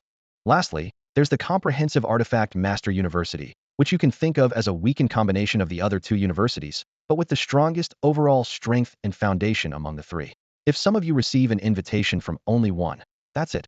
If you receive invitations from more than one, you have to consider carefully. This lunch lasted a full 2 hours, with Lao Wu and Yuan explaining some competition details. Finally, the free-for-all battle will begin in 2 days, and the participating students need to prepare well. Those in the top 10 who want to sign up for the battle can come to him today. Lastly, I want to remind those with aspirations that the prizes for this competition are very generous. I'll post the specific rewards in the group. If you want them, give it your all. As Jiang Taizhen and his two friends leisurely walked back to their room, their phones suddenly chimed. Qiu Junren immediately took out his phone and said excitedly, "It must be the reward list Lao Wu mentioned." A moment later, Qiu Junren shouted, "No way, there's a Qi Hai Dan. This is your chance." "What chance?" Jiang Taizhen asked drowsily, thinking about going out for a stroll in the metropolis of Yuan Hai to digest his meal. "Look, the top 3 in the competition each get a low-grade Qi Hai Dan. It's a Qi Hai Dan," Qiu Junren said excitedly. Jiang Taizhen glanced at the reward list and said dismissively, "So what? It's just about getting a spiritual artifact a bit earlier." However, the group was in an uproar. Qiu Junren shook his head helplessly, pondering silently. Jiang Taizhen continued, "The Qi Hai Dan is precious, but not that precious. It's meant for those instrument masters with talent. As for those with ordinary aptitude, well, having it is the same as not having it." "What do you mean by having it is the same as not having it?" Qiu Junren asked, puzzled. "Do you know how long it takes an average instrument master to master a skill to perfection?" Jiang Taizhen countered. "I know. I've read a lot on the forums. For intermediate skills, it takes 2 to 3 years if things go smoothly. If not, there's no telling how long," Qiu Junren replied. "Exactly. A single spiritual artifact requires at least 3 to 4 skills, plus a method. Calculate how many skills are needed for 3 artifacts. To master all those skills, how much time would it take?" Jiang Taizhen analyzed. "That's true. The forums say many people focus on 1 or 2 artifacts because spreading their efforts too thinly slows their progress as instrument masters." Qiu Junren agreed. "There's a paradox here. For example, if your spiritual artifact pact includes 3 linked artifacts, what would you do? You'd have to focus equally on all 3, or else you'll falter." Jiang Taizhen explained further. "And you've seen the primitive school's training methods, right?" he added. "Yes," Qiu Junren nodded solemnly. "The so-called primitive school's methods focus on skill evolution. Some instrument masters just can't master skills to perfection because of their innate talents. As spiritual artifacts evolve, the higher level the artifact's skills, the more difficult they are to master, with more stubborn bottlenecks," Jiang Taizhen said. "So what can be done?" Qiu Junren asked. "Some have invented a scattershot, primitive training method. At lower levels, when evolving the original spiritual artifacts, they try to awaken as many skills as possible and master them all to an advanced level, betting on a 60 chance of evolution. Since they can't achieve 100 evolution by mastering skills to perfection, they use quantity to improve the odds," Jiang Taizhen explained. "From intermediate to high level to super level, and super level to legendary, you should evolve 1 or 2 legendary skills, right?" he added. "This has happened in reality. 3 of the top 10 elders evolved legendary skills this way," Jiang Taizhen said. "However, the downside of the primitive method is the time it consumes. Developing 1 or 2 artifacts requires immense time spent mastering skills, perfectly illustrating the saying, biting off more than you can chew," he sighed. "On the other hand, the specialization approach also takes a lot of time. Trying to master several skills to perfection often leads to getting stuck for years on a single skill bottleneck, also consuming a lot of time," Jiang Taizhen continued. "Besides these 2 paths, there's an even more extreme method, the bond skill training method, which involves only training bond skills or mastering only bond skills to perfection," he added. "The power of bond skills is undeniable, but the downside is clear. It requires a substantial number of spiritual artifacts to form bonds and generate bond skills, which most instrument masters can't achieve," Jiang Taizhen concluded. "The primitive approach lacks specialization, leading to insufficient skill power. The specialization approach easily hits bottlenecks, halting progress, and the bond approach is too extreme, lacking skills for various scenarios," he finished. "To sum up, the Qi Hai Dan is quite insignificant for most instrument masters. It merely allows one to form a bond with a spiritual tool a bit earlier, gaining 1 or 2 connections. Honestly, I'm also hesitating between specializing or sticking to the basics," Qiu Junren said. "Your emerald fire staff and wood spirit fire weaving robe were crafted, there's no hope there. Consider it again when you reach your 3rd spiritual tool," he continued. "Hey, we're talking about the Qi Hai Dan, right? It may not be much use to us, but it's quite beneficial for you," Qiu Junren added. "Besides, I haven't even found what my 2nd spiritual tool will be," Jiang Taizhen replied. "Well, go look for it now. The Yuanhai Instrument Masters Guild is so large, and they have way more Yin-Yang attributed spiritual tools than over in Quanhai," Qiu Junren said, pulling Jiang Taizhen along as they headed out. "Aren't you going to gather intel on other competition zones?" "That's not like you," Jiang Taizhen asked curiously. "There's no rush for that," Qiu Junren answered. As they sat in the taxi heading towards the Instrument Masters Guild, the 3 of them could directly feel the powerful influence of the Chun Dust Group at its headquarters. with advertisements for the high school instrument masters competition everywhere along the way. See that tall building? That's the Qin Dust headquarters. Qiu Junren pointed to a distant structure resembling two spiraling towers intertwined. Qin Dust headquarters is near the guild? Jiang Taizhen exclaimed. Qin Dust must have a strong background to build so close to the guild. Of course, it's one of the 5 major groups of ancient Huang, dominating the high-end energy market. How could it not be strong? Qiu Junren said matter-of-factly. The taxi stopped smoothly in front of the guild, and the 3 of them were shocked by the scale of the Yuanhai Instrument Masters Guild. It was at least 5 to 6 times larger than the Quanhai Guild, with 10 times more instrument masters bustling around, making mid-level masters a common sight. This place is huge, don't you think, Miao Miao? Fu Banqing patted Miao Miao on his shoulder. The first floor of the guild was a hall covering at least 500 square meters, dominated by a massive screen 5 people high. Thanks to advanced inscription technology, the architectural techniques in ancient Huang seemed several notches above the original world to Jiang Taizhen. He hadn't seen a single supporting column since entering. The large screen was divided into several sections, with the central piece taking the main audio channel, currently broadcasting news related to the high school instrument masters competition involving Jiang Taizhen and others. As the largest TV station in Yuanhai, Haichao News stayed closely aligned with current events, and with Qin Dust Group's shares backing it, the much-anticipated high school competition held a significant place in the guild. The pairing of handsome hosts and beautiful hostesses made Haichao News even more watchable.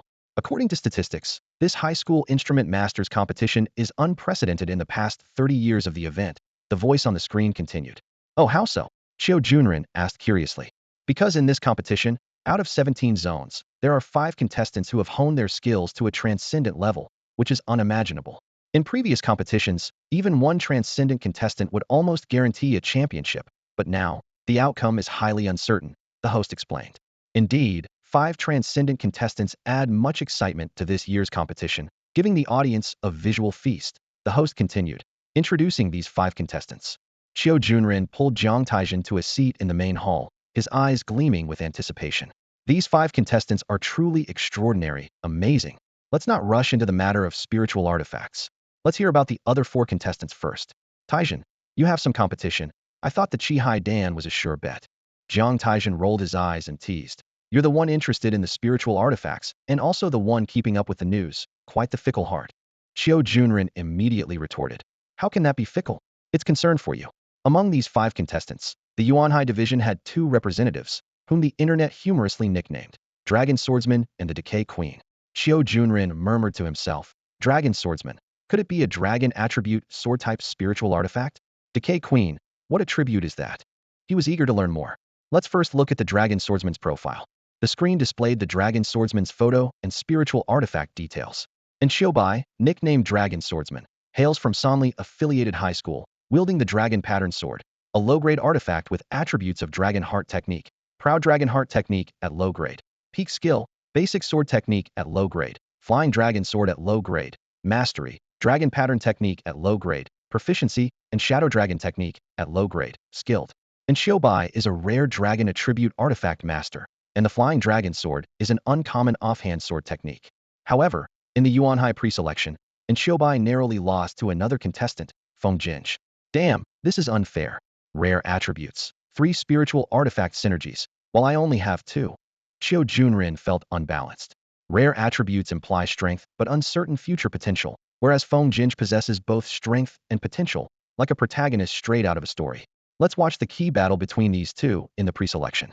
The scene switched to a replay mode, showing in Xiubai transforming his dragon pattern sword into a lifelike flying dragon within 10 steps, surrounded by numerous shadow dragons, creating a formidable presence. Yet, the footage alone couldn't capture the full intricacy of Xiubai's move.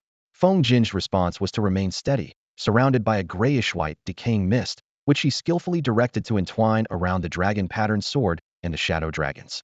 Qiu Junren wondered why Xiubai's flying dragon sword couldn't break through Feng Jin's decay technique. This isn't surprising, Jiang Taizhen squinted, analyzing. The issue lies with the corrosion heart, a skill that amplifies the power of other skills. And Xiubai was slightly outmatched here, leading to his defeat. As expected, after exchanging dozens of moves, Xiubai's dragon pattern sword showed signs of wear and tear under the corrosive power of the decay necromancy. Although the dragon pattern technique enhanced the sword's speed and resilience, it was evident that at this rate, the sword would eventually be completely damaged. Realizing this, Xiubai chose to concede and did not persist further. Xiubai is such a coward, why not fight Feng Jinj to the end? Xiao Junren complained indignantly. He's just conserving his strength. It's only the preliminaries. Advancing is enough. No need to go all out. The real skills are saved for the main event. Jiang Taizhen replied indifferently, scoffing. You always have an excuse.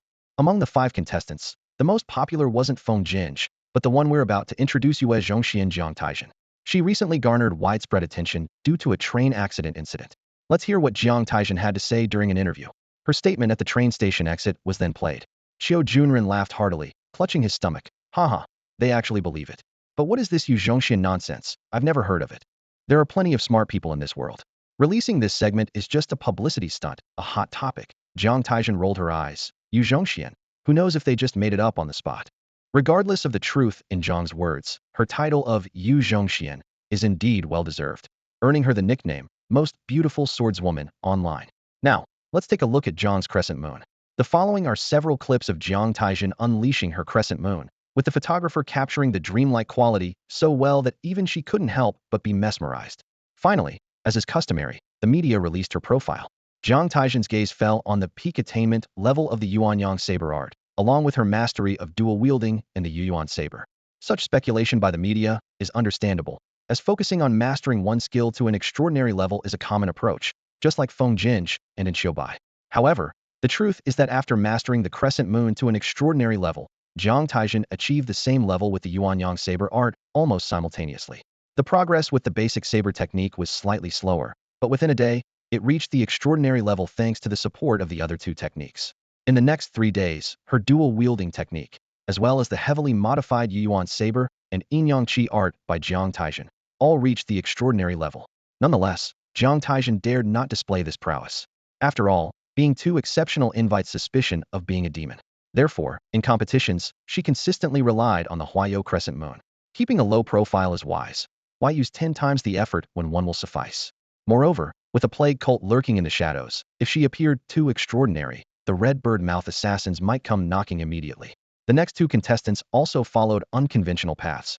Zhang Hanji, nicknamed Peerless Hands, hails from Jin Du High School in Mao City. Her profile is marked with Peerless Hands quality, and her basic attribute is the Jin Ice technique. She practices the Peerless Qi refinement technique, which is also a basic skill, mastered to perfection. The Peerless Finger technique, basic level, mastered to the pinnacle. The Plum Blossom Hand, basic level, mastered to the pinnacle. And the Ambidextrous Combat technique, basic level, reaching an extraordinary level. Xiao Junren was surprised, thinking, this Zhang Hanji is really strange. Her foundation isn't solid, yet her skills are so advanced. Jiang Taizhen wasn't surprised, believing that internal and external martial arts are different matters, and perhaps Zhang Hanji is just like that. The cultivation of spiritual weapon skills is inherently unpredictable, and talent and skill cultivation often surpasses that in technique cultivation, which is not uncommon. Xiao Man, known as Snake Woman, comes from Xiaoyu High School in Fengliang City. Her profile is labeled with 5-colored snake quality, and her basic attribute is the water wood technique. She has mastered snake breath yoga to an extraordinary level, basic contortion skills, mastered to the pinnacle, snake scale technique, mastered to the pinnacle, giant snake breath, integrated into her practice, and constrictor snake bind, also well integrated. Xiao Junren remarked, wow, this woman is extreme. She has mastered her inner technique to an extraordinary level. Her snake-like waist and long legs are truly impressive. Any man would be lucky to survive her embrace. Jiang Taizhen analyzed. Come on, but indeed, it's rare for a woman to follow the physical path. Since she relies on her body, mastering snake breath yoga to an extraordinary level makes sense. 3 men and 2 women make up the strongest contenders in this competition. As for who will ultimately take first place, we shall wait and see. That's all for today's news. Nothing much to see here. Let's go. After watching the news, Xiao Junren didn't even bother listening to the host's name and headed straight for the elevator. From the 6th to the 10th floor, spanning 5 levels, are all guild offline shops, selling various items needed by artifact masters, with spiritual weapons being an important category. Although online shopping is prevalent, offline sales remain popular because many artifact masters have high-quality standards and must personally inspect the items. Whether they are artifact forgers or alchemists, the quality of materials must be ensured, as shoddy goods are not exclusive to any world. The 3 of them were familiar with the layout of the Quan Hai Guild, as it was similar everywhere, but this place was particularly large, with more products. They headed straight for the Yin-Yang spiritual weapons section, where dozens of spiritual weapons were on display. Jiang Taizhen had previously experimented and found that looking at spiritual weapon images online couldn't reveal evolution or synergy formulas. so he had to see the actual items. When Xiao Junren invited him to look at the spiritual weapons, he didn't refuse, as he needed to find the synergy spiritual weapons for his Yin-Yang Twin Blades eventually. As they browsed, they saw a complete range of Yin-Yang attribute weapons, swords, spears, bows, and armor. Jiang Taizhen even found 2 synergy spiritual weapons, but unfortunately, neither was what he was seeking. Finally, Xiao Junren began to complain. I'm just saying, you follow the chi flow, some of these weapons might not suit you, but some are quite good, even without synergy. Who said I rely on airflow? Jiang Taizhen suddenly stopped in his tracks. In front of him was a piece of light armor. Unlike Fu Banqing's heavy armor, this light armor did not cover the entire body, only wrapping around the torso and upper limbs, highlighting its agile and lightweight characteristics. The most striking feature was the sun insignia crafted on the chest and the silver moon symbol on the back. This armor was known as the Qiang Lieri armor, classified as low-grade, with yin and yang attributes. Its cultivation method was the Qiang Lieri body refining technique, with low-grade skills including basic body training, supreme yin element seed, red sun protective body, and 9 suns explosive body technique. The synergy was the Yin-Yang 9 radiance art, a synergy formula for Qiang Lieri body refining technique Yin-Yang Qi movement technique. Great Sun Protective Blade Light Yuan Yang Bladered Sun Protective Body 1-stage Synergy Formula. Evolution. What? This is a body flow spiritual artifact. Xiao Junren exclaimed. It seems that going for a balanced approach isn't bad either. Jiang Taizhen smiled slightly at Xiao Junren. Among the paths of artifact masters, the mind flow, body flow, and air flow are the 3 major schools with many practitioners, but the balanced flow, which integrates mind, body, and breath, has very few followers. Many even call the balanced flow the mediocre flow, believing that those who are mediocre do not excel in any aspect. While others focus on extreme strengthening in one area, the balanced flow does not have an advantage among the 3 major schools and is often suppressed. However, from another perspective, those who are mediocre are actually all-rounders. The premise is that the more synergies an artifact master has with spiritual artifacts, the better, as strong spiritual artifact synergies can compensate for the advantages of the other 3 schools. For Jiang Taizhen, influenced by another world, the Taoist theory of the 3 treasures of essence, qi, and spirit is deeply ingrained. If both airflow synergies and balanced synergies appear before him, he would ultimately choose the balanced flow synergy. Jiang Taizhen was very satisfied with the Qiang Lieri armor, not expecting such an unexpected gain today. He looked at the armor before him with satisfaction and turned to Qingqing, saying, Go call the shopkeeper. I want to buy this spiritual artifact. All right. Fu Banqing went off immediately. Taizhen, this concerns your future cultivation path. Maybe you should think it over? Xiao Junren regretted bringing Jiang Taizhen to look at spiritual artifacts today.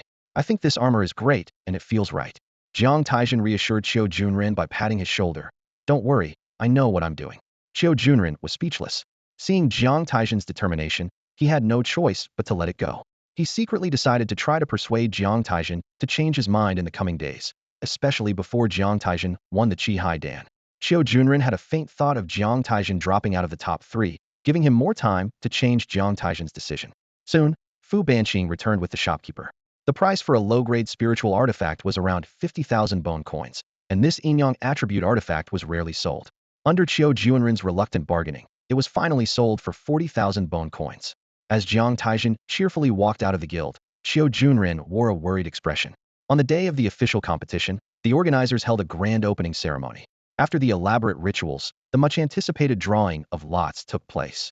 The last 40 students from 17 regions were guided to draw their group assignments. I drew Group 1, while Fu Banqing, looking at his phone, found out he was in Group 4. This was Xiao Junren's lot result. On the live broadcast, the host continued to introduce the event. After the regular draw, the top 10 seeded players who signed up for the Chaos Battle were next to draw.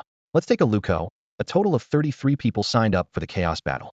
To ensure fairness, these seeded players will be evenly distributed among 4 groups. Each group will have 8 players, with 1 extra player assigned to Group 4, meaning the number of participants advancing to the knockout stage will increase to 48 per group, with 49 in Group 4. For non-seeded players, this might be a chance for an upset. Indeed, the increase in qualifying spots also means more opportunities. Now it's time for the venue draw, and everyone is fixated on the big screen. The low-risk area of Yuan Hai has been divided into 18 competition venues. Which one will be randomly selected? As the text on the big screen freezes, the words, Abandoned Mine appear. This place once produced obsidian and woodstone but is now abandoned, becoming a haven for many low-level ferocious beasts with metal and earth attributes. The abandoned mine has a complex terrain with few trees, providing some advantage to artifact controllers with metal and earth attribute artifacts. Next is the draw for additional rules, revealing that defeating a contestant allows you to gain half of their points, while killing them results in disqualification. After defeating an opponent, the loser must leave but can continue competing. Wow, this is definitely spicing things up. As the venue and rules draw concludes, the low-altitude aircraft carrying 178 participants has already arrived over the abandoned mine. The mine is vast, and the aircraft drops a participant at intervals. Each competitor has a fist-sized tracking camera overhead, recording their every move.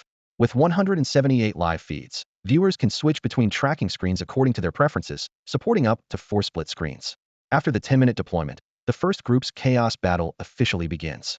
Now, let's introduce the seeded and popular players of Group 1.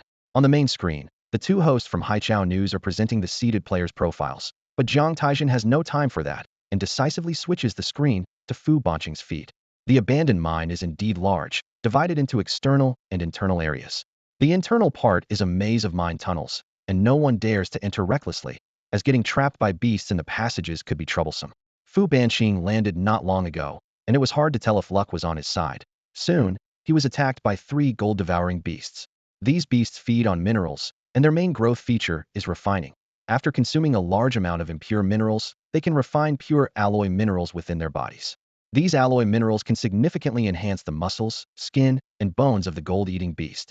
If it has the opportunity to consume rare minerals, it may evolve into a mid-level ferocious beast, or even a higher-level one. However, in this abandoned mine, the conditions for evolution are naturally lacking. Bang! Fu Banqing executed the Earth Thunder Step, swinging the Wuji Thunder Hammer, effortlessly smashing 3 gold-eating beasts one after another. Qingqing had already mastered the Earth Thunder Step. Qiu Junren observed Fu Banqing's actions carefully and thought to himself, progressing quickly, but once reaching mastery, it will slow down. Jiang Taizhen nodded in agreement. At the bottom of the screen, Fu Banqing's name, school, and score were clearly displayed. After he killed 3 gold-eating beasts, his score updated to 3 points. Due to the additional rules, the exciting moments often appear in the latter half of the competition. Participants aiming to advance must seek out other contestants to snatch points from them to have a chance of progressing. Fu Banqing performed steadily in the first half, with low-level ferocious beasts like gold-eating beasts, clay beasts, fork beasts, earth ants, gold ants, and corrosion beasts being no match for him, and his score rapidly increased. 10 minutes later, the score ranking appeared in the top right corner of the screen, with Fu Banqing ranking around the 20s. An hour into the competition, the event became more exciting as contestants started encountering each other. The first opponent Fu Banqing faced was surprisingly a skilled competitor, seed contestant Lu Song from Xiaoyu High School in Fengliang City. Qiu Junren was startled. Isn't he from the same school as Xiao Man, the snake woman? He quickly browsed Lu Song's information and even switched to the video of Lu Song landing after the mine drop.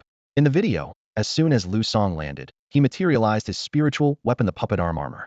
The arm armor plunged into the ground, and a puppet, 5 meters tall and made of soil, stone, and iron, slowly formed in his hands. The name, quality, attributes, and skills of the puppet arm armor appeared one by one. Low-level metal earth method, star silk meditation, basic mind thought, skillful hand, mineral refinement, all at a mastery level. This spiritual weapon requires extensive knowledge of minerals and puppet construction. The core skill, skillful hand, assists in mineral refinement, refining soil and stone minerals, ultimately crafting a puppet, and is controlled with puppet manipulation and basic mind thought. The crafting and control of the puppet demand high standards, and any weakness could significantly reduce the weapon master's combat power. Moreover, the spiritual weapon is highly dependent on the environment, and the knockout competition on the stage poses significant restrictions on Lu Song. No wonder he ranks 10th and signed up for the Grand Melee. Among the 33 registered seed contestants, most were drawn to the prestigious Yuan Hai Mingxin Qishir University. The university's admission criteria place only a small emphasis on combatability, focusing more on other aspects. Therefore, Qishir need a broad stage to showcase their talents, something a simple tournament cannot provide. Qiu Junren quickly skimmed through Lu Song's fighting style before switching back to Fu Banqing's screen, his expression serious. This Lu Song is really strong, he remarked. Jiang Taizhen, sitting steadily beside him, silently agreed. Lu Song indeed demonstrated impressive strength. Against Fu Banqing, he had already created 3 puppets, one 5 meters tall, another 3 meters, and one of equal height to himself. The puppet of equal height was made entirely of gold and iron. The 3-meter one was half ironstone and half clay, while the 5-meter puppet appeared quite loose. From the battle, it was evident that Lu Song could precisely control only 2 puppets at a time. Adding another would cause their movements to become distorted. Thus, his strategy was to select puppets based on his opponent's characteristics. He would use the smallest puppet against agile beasts, while the 3-meter puppet would sweep aside less agile opponents, with the 5-meter puppet serving as a shield. When Lu Song encountered Fu Banqing at a corner, he immediately directed the 3-meter and equal-height puppets to engage Heaton.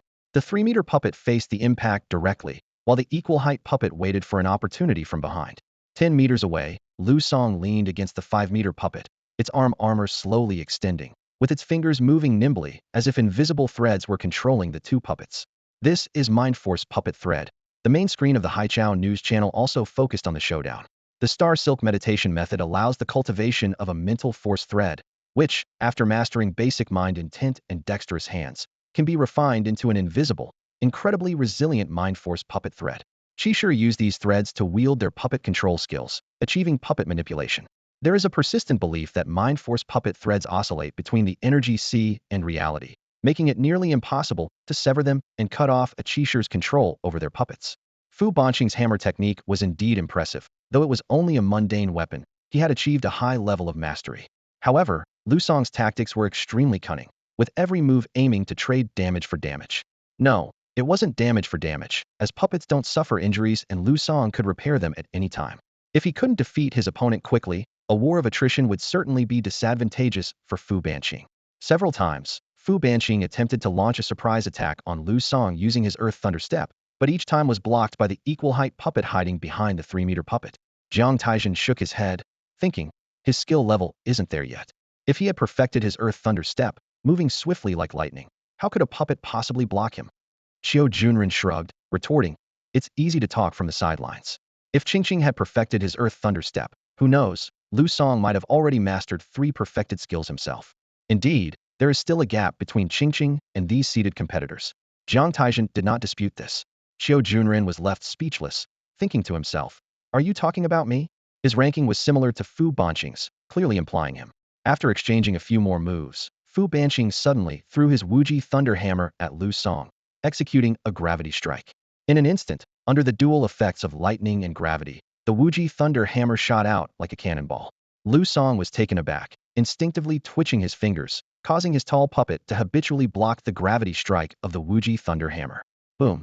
This strike directly pushed the puppet, carving 2 long trenches. Meanwhile, Fu Banqing took a step forward with his Earth Thunder Steps, advancing rapidly towards Lu Song. Lu Song had to abandon control of his 3-meter puppet, and the 5-meter puppet by his side moved to intercept, its massive body charging heavily at Fu Banqing. Fu Banqing neither dodged nor defended.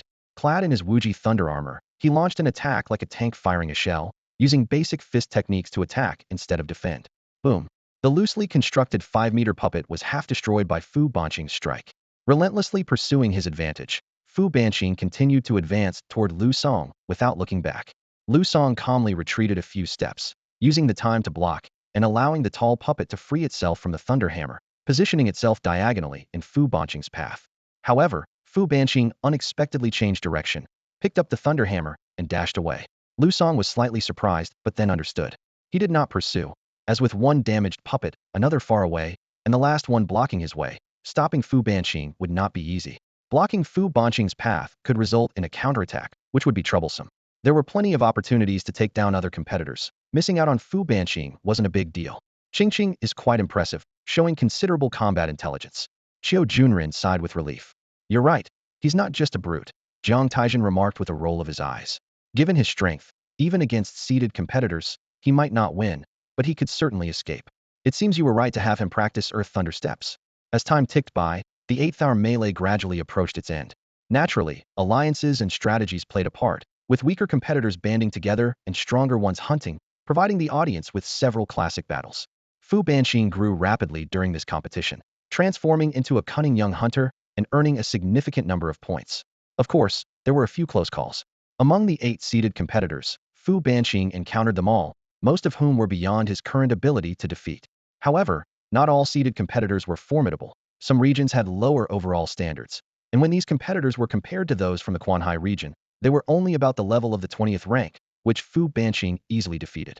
In the first major group's melee, besides Lu Song, there was another competitor, Guiyang, ranked 11th in the Yuan High preliminaries. His swordsmanship was outstanding, consistently holding the top spot in points.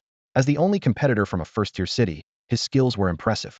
Jiang Taizhen estimated that in the Quanhai region, Yang would rank around 6th or 7th, comparable to Yang Xian and Guan Shi. By the end of the first group's melee, Fu Banqing's point ranking was solidified at 17th, easily securing a spot in the elimination round. When Fu Banqing and the other 9 returned, dusty from their battles, Teacher Lao Wu and Teacher Yuan had already prepared drinks to celebrate the advancement of Fu Banqing and the 3 others to the knockout stage. The first day's competition was over. On the television screen, Qiu Junren wielded the emerald fire staff, and green vines, as if alive, wove through the air, forming circular platforms. Qiu Junren gracefully moved across these platforms, suspended in midair. Suddenly, a giant swamp crocodile lunged from the muddy depths, aiming straight for Qiu Junren's feet. At that moment, several vines, ablaze with roaring flames, swiftly ensnared the crocodile. The vines pulled taut, gradually dragging the beast back into the swamp, with the flames relentlessly corroding its tough skin. The swamp crocodile thrashed violently, its body doubling in size, but it couldn't escape the vine's grip. After 3 minutes of struggle, the creature finally ceased its resistance, its body sliced into several segments. Just as Qiu Junren was about to proceed, the flying camera behind him beeped an alert. Oh, things are getting interesting. Qiu Junren has encountered Duan Qianjun. Ranked 9th among the seed players of Xuanfeng High School in Liming City, Duan Qianjun has already demonstrated his prowess in the previous 7 matches. Let's see if Qiu Junren can hold his own against Duan Qianjun. Hello, viewers at home. This is High Tide News. For those who just tuned in, let me explain the additional rules of the 4th Battle Royale Lone Wolf Duel rules. According to these rules, contestants cannot form alliances. If 2 contestants come within 100 meters of each other, a duel is triggered, and the result cannot be a draw. One must emerge victorious. The loser or both in a draw will be eliminated. The match continues until only 39 participants remain. Notably, each contestant has 3 chances to concede. Upon surrender, all points are transferred to the victor. However, the second concession requires 50 points, and the third requires 100 points. While points might seem insignificant, don't rush to conclusions. Every hour, the contestant with the fewest points will be eliminated, motivating participants to accumulate points quickly. Even more challenging, the 4th Battle Royale is set in a swampy jungle. Many contestants have been trapped in the swamp upon landing and have had to forfeit and call for help, which is quite unfortunate. This treacherous terrain severely tests the contestants' skills and awareness. However, Qiu Junren has taken an unconventional approach by choosing to travel through the air, avoiding the ground entirely since his arrival. In a hotel, Lao Wu and Yuan have rented a conference room to gather everyone to watch together. Among the students from Quanhai participating in the 4th battle, 8 out of 10 have already been eliminated, including Wang Chong, who has a bit of a history with Jiang Taizhen, making the situation quite dire. Do you think Old Qiu can win? Fu Banqing asked nervously. Hard to say. Liming City's overall strength is moderate, and Duan Qianjun is only slightly better than Old Qiu, not enough to be decisive. It all depends on their performance, Jiang Taizhen replied, stroking Miao Miao, who was resting on his lap. Old Qiu's combination of the fire cultivation technique and vine entanglement is impressive. Even if he gets eliminated, the Artificer University will likely send an invitation. As they conversed, Qiu Junren and Duan Qianjun had already begun their fierce duel. The vines entwined with the mastery of the fire technique made Qiu Junren resemble a creature with tentacles, seamlessly combining offense and defense. In contrast, Duan Qianjun, a seed competitor in the Battle Royale, had entered the competition with many others aiming for the prestigious Mingxin Device Masters University, and he was no exception. Holding a fiery staff, the intense heat turned the surrounding swamp into a barren white land. This was actually Duan Qianjuan's way of traveling, burning the swamp without a care for its original state. The spark staff, of low-tier quality, carried the attributes of the Fire Heart method, low-tier spark flame map, mastery level fire mastery, basic low-tier mind power, mastery level, low-tier warm fire, mastery level, low-tier spark, peak level, low-tier fire silk, mastery level. Duan Qianjun focused mainly on the spark skills, which was expected by everyone. The spark technique served both as a tool-making and an attack function, while the warm fire technique was supportive, increasing the surrounding temperature to maximize other fire skills and accelerating the recovery of one's spiritual energy. The fire silk was a defensive fire skill. The skill set of the spark staff was quite reasonable. When Duan Qianjun swung the spark staff, star-like flames intertwined with Qiu Junren's burning fire vines, almost instantly evaporating the moisture in the swamp, turning it into a barren white land. Some device masters, upon reaching peak mastery, would transform their skills into dual-purpose offensive and defensive moves, often due to an illogical configuration of spiritual device skills. However, Duan Qianjun was different. He possessed a defensive skill like Fire Silk, and his modification of Spark was aimed directly at extreme control. Clearly, Duan Xianjun sacrificed some fire attack power to develop on the path of a device master, as control is highly demanded in this field. Interestingly, the Vine Entanglement, renowned for its control, met its match with the Spark. Ultimately, everyone witnessed a dazzling display of skill between the two, showcasing their control abilities to the fullest. As the battle drew to a close, both seemed to realize the benefits of such a match after all. The purpose of entering the battle royale was to display their skills and strength, and a well-matched opponent was undoubtedly the best choice. Half an hour later, both were gasping for breath as they faced each other. The intense battle had nearly depleted their spiritual energy reservoirs. However, Duan Xianjun had an advantage, as the warm fire skill allowed him to recover energy much faster than Qiu Junren. In the end, Qiu Junren was eliminated by Duan Xianjun. Defeated, Qiu Junren's eyes blazed without regret. It's done. Jiang Taizhen clapped his hands. Done? Fu Banqing was puzzled. Yes, losing doesn't matter. I think after this battle, Old Qiu and Duan Xianjun are already on the list for Mingxin Device Masters University. Fu Banqing smiled without a trace of doubt. That's great. In fact, Duan Xianjun was also eliminated shortly after, as the swamp's complex conditions, coupled with near depletion of his spiritual energy, led to his encounter with other competitors, forcing him out. The Lone Wolf duel rules dictated that this battle royale would be full of unexpected events, making luck an indispensable part of strength. The grand battle concluded 2 hours later, filled with surprises and unexpected turns due to additional rules and a unique setting. The 4 rounds of the battle were nothing short of spectacular. Qiu Junren strode in energetically from outside. Jiang Taizhen teased. Looks like you don't need me to console you. Qiu Junren waved his hand generously. After the fight with Duan Xianjun, I'm 80% sure I can get into the University of Artisans. It's just a pity I can't advance to the knockout rounds. Otherwise, I could have snagged some rewards. Speaking of rewards, Jiang Taizhen smiled. Our reward just came in. The 10 million is here? Qiu Junren asked excitedly. Jiang Taizhen rolled his eyes. You're thinking too much. It's a consolation prize of 1 million bone coins. Qiu Junren was instantly disappointed. Oh, it's just that. I got excited for nothing. I'll go hurry Old Wu later. It's been ages. He rolled up his sleeves, looking ready to take action. Jiang Taizhen reminded him, forget it.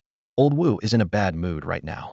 In this grand battle, only one person, Sun Miao, advanced. The rest were wiped out. Just one? All right. Qiu Junren pondered. Out of 40 people in 4 rounds, only 14 advanced. That's not too bad, right? Jiang Taizhen countered. Aren't you going to utilize the essence of the rock-paper-scissors strategy? Qiu Junren replied sarcastically. Jiang Taizhen grunted. It's not feasible. For the knockout rounds, when facing strong opponents, it's their last chance to showcase everything they've learned. Who would be foolish enough to rely on rock-paper-scissors? Well, you never know. Folks like Feng Jinj and Bai might just do that. Qiu Junren continued. It makes sense. Our names were probably already on the invitation lists of the 3 universities after the preliminaries. Whether we advance or not doesn't really matter. The knockout rounds featured 330 participants competing in a tournament format. Before the match, each person drew a number from 1 to 330. Then, number 1 faced number 2, number 3 faced number 4, and so on. Winners faced adjacent winners until the top 3 were determined. The rules were straightforward. This time, the venue was the Tingqiao Stadium, which could hold 100,000 people. Tickets for the 3-day event had sold out days in advance. The first round was the 330 to 165 elimination match. Jiang Taizhen drew number 65, placing him in the first half of the bracket, while Fu Banqing drew number 234, placing him in the second half. The matches were still held in a 9-square format, with 9 groups competing simultaneously, making it efficient. Meanwhile, on the bleacher rail not far from the ring, a sharp-dressed person leaned against the rail, watching the matches below intently, jotting notes on a paper in hand. A teasing voice came from behind. Well, who would have thought the famous Fenglai swordsman, Puyang, would be doing a job fit for a nobody? Hearing this familiar yet somewhat distant voice, Puyang closed his eyes briefly. Shangguan Hao, it's been 3 years since we last met, hasn't it? 1,193 days. Puyang turned to see Shangguan Hao in a formal Defense Bureau uniform. How does a busy person like you find time to grace us with your presence? Of course, I'm here to see you, Shangguan Hao replied, casually moving to stand beside Puyang at the rail. Puyang said helplessly. Come on, even if you came to see someone else, you wouldn't be here to see me. Huh, you underestimate me. Even though we were once known as the twin swordsmen and often clashed, I still remember you fondly. That joke was pretty good, Puyang said seriously. Let me guess, you're here because of the Cult of the Plague's hijacking incident? That's part of it. Shangguan Hao didn't deny it. I'm here to see Jiang Taizhen and find out some things. As expected. But just Jiang Taizhen alone isn't enough to warrant your visit. I've heard that the Dragon Worship cult and the End of Vitality cult have been getting more active lately. Well, you're indeed the top mid-level instructor at Yuan High Comprehensive Instrument Master University, always well-informed. I know a lot. Recently, there's been a rise in beast riots, indicating that the vitality wave is about to surge again. When that happens, all those small-time troublemakers will be eager to make their presence known. It seems you haven't forgotten your history lessons, Shang Wanhao neither confirmed nor denied.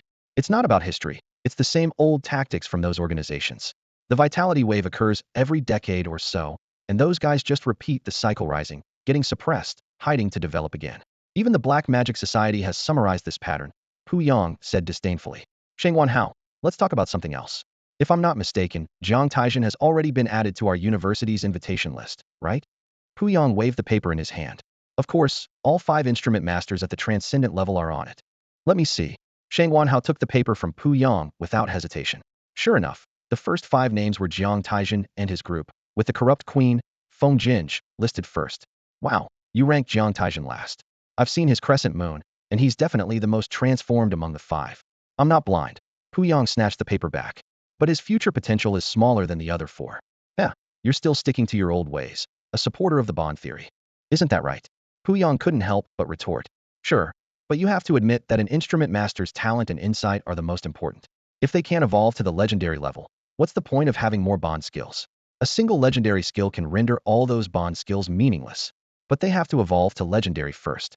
In the 1,000-year history of the ancient Huang Kingdom, how many have achieved legendary status?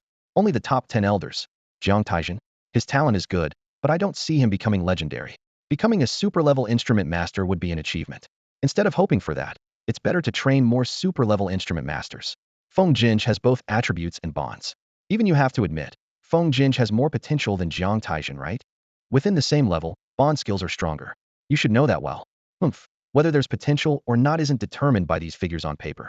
I may not have many star attribute instruments, but just wait until I research the 3-instrument bond. Then I'll challenge you again. Shang Wanhao smirked. I'm not going to argue with you about the rest. During our 3 years at university, I've said this countless times, and you never listened. Huh? And did you ever listen to what I said? Pu Yang scoffed. And how long has it been? When will your bond research finally bear fruit? I've been waiting so long I'm starting to gather dust. Wow, what a shocking matchup. In the first round, Long Jianku and Shoubai is up against the Moon Immortal, Jiang Taizhen. The audience in the venue and the hosts in front of the TV suddenly exclaimed loudly. The draw for the final elimination round is kept secret until the contestants take the stage, ensuring a dramatic effect. Just like now, no one expected Jiang Taizhen to face in Shoubai in the very first round. As the two stepped onto the stage, all the cameras zoomed in on them, rendering other matches insignificant as the audience's attention was fully captured by this duel. The referee placed their match in the center of the grid-style arena, making it particularly eye-catching. On the stage, in Shoubai, looking elegant and courteous, was greeted with a bright smile from Jiang Taizhen. Hello, in Shoubai, I've long admired your reputation. Hello, Moon Immortal Jiang Taizhen. I too have long admired yours, and Shoubai replied with a slight smile. Huh, that's good to hear. Jiang Taizhen clapped his hands. Since you've heard of me, I wonder if you've heard of my rock-paper-scissors style? Best out of 3, simple and convenient. And Shoubai hesitated, thought for a moment, then shook his head. No, let's have an actual match. Phew. The audience both inside and outside the venue collectively breathed a sigh of relief. As the Moon Immortal's fame grew, so did his rock-paper-scissors style, which was known for its rarity in deciding matches. In that case, please make your move, Jiang Taizhen sighed, his hand transforming into the Yang blade. And Shoubai frowned, understanding that Jiang Taizhen's ultimate move was the left-hand Yin blade crescent moon. At this moment, all the spectators were filled with curiosity. What was Jiang Taizhen planning? When in Shoubai's dragon pattern sword transformed into a flying dragon shooting from his hand, the dragon's shadow multiplied from 1 to 2, 2 to 4, 4 to 8. Ding ding ding. The Yang blade's first defensive form, Jiang Taizhen's blade, seemed to become an impenetrable wall, keeping the flying dragon and its shadows firmly at bay. For 3 full minutes, and Shoubai's flying dragon sword failed to penetrate Jiang Taizhen's defensive blade net. In the Haichao News studio, host Mu Yuan questioned, if I'm not mistaken, Jiang Taizhen's blade form is at the pinnacle level, right? Ningxin, what do you think? He asked the female host next to him. It is indeed a pinnacle-level defensive blade, but it's so effortlessly executed, I can't see any mystery in it, Ningxin replied, equally puzzled. During these 3 minutes, online viewers were in an uproar.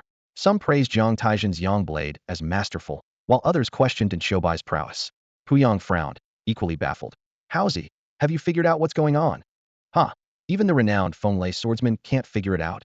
Shang Wanhao teased. And what about the Starlight Swordsman, who is equally famous? Can't say either. Everyone was filled with doubt, but also began to understand why Jiang Taizhen only used the Yang blade. After a full 5 minutes, Bai suddenly withdrew his sword, furrowing his brow. Why? I can clearly feel that your blade form is only at the pinnacle level. It shouldn't be able to block my flying dragon sword. You want to know? Jiang Taizhen smiled slightly. Yes, I want to know. Then concede, and I'll tell you. Not conceding? Well, let's go again. We can take our time. I could use some practice with my blade. No, I give up. Please tell me why. And Bai said almost without hesitation. Are you sure you don't want to reconsider? No. If I can't break through your Yang Dao, how can I possibly win against you? On the railing, Yang crossed his arms with a leisurely expression, as if waiting for Bai's answer. I want to see what reason this guy will come up with. Maybe it'll surprise you. Shang Wanhao's lips curled up slightly, full of anticipation. In fact, everyone was eagerly waiting to uncover the secret of how Jiang Taizhen blocked the flying dragon sword. Jiang Taizhen calmly asked Bai a question. What is a dragon? A dragon? Bai was puzzled. But since it was Jiang Taizhen's question, he thought for a moment before answering. A dragon is a powerful and majestic creature, greedy and excessive, with very obvious flaws and strengths. Jiang Taizhen shook his head repeatedly. So, your flying dragon sword has no greed, only strength? Of course, such an obvious flaw. I naturally had to fix it, Bai said confidently. Do you want to know my understanding of a dragon? Please enlighten me. A dragon can be large or small, can rise or hide. Large, it stirs clouds and spits mist. Small, it conceals itself. Rising, it soars through the universe.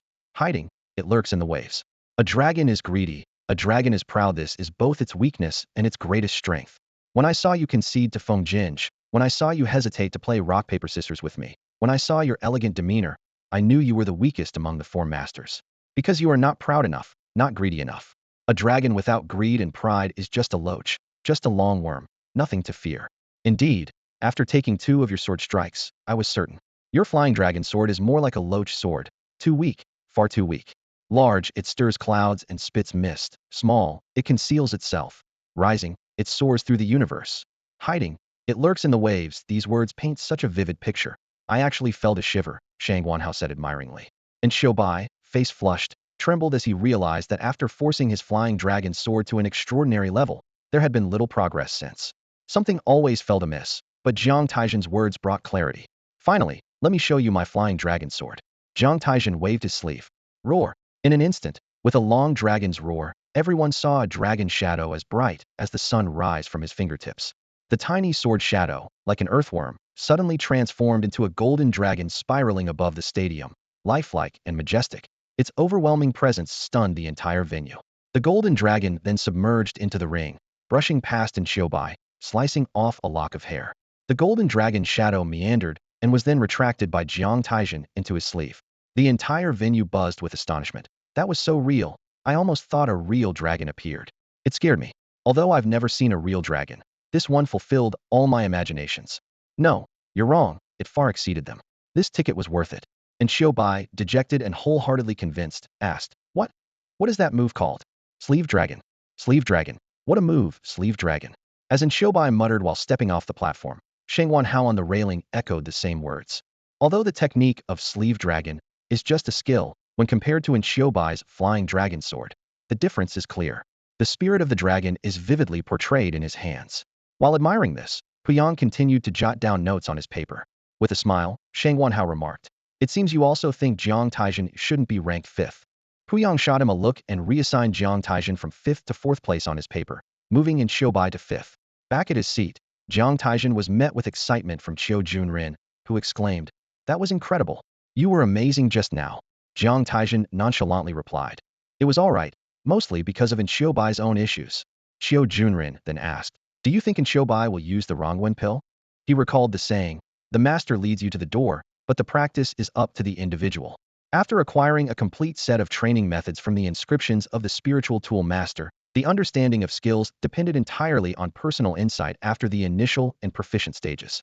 Generally speaking, the essence of a skill varies due to individual personality, insight, and talent. For instance, Bai's flying dragon sword focuses on both flying and dragon.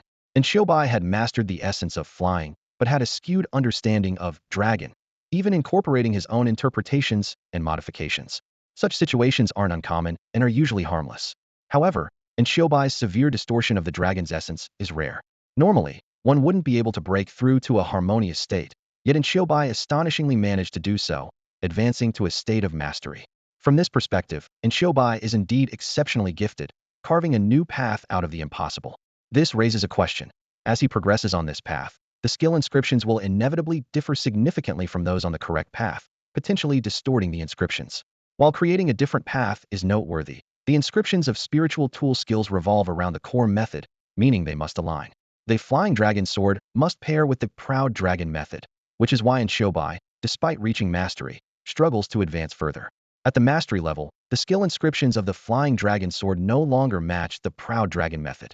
At this point, the Rongwen pill becomes useful. One pill can dissolve a level formed by skill inscriptions, and 3 pills can regress in Shobai's Flying Dragon Sword from mastery to a harmonious state, allowing him to start over.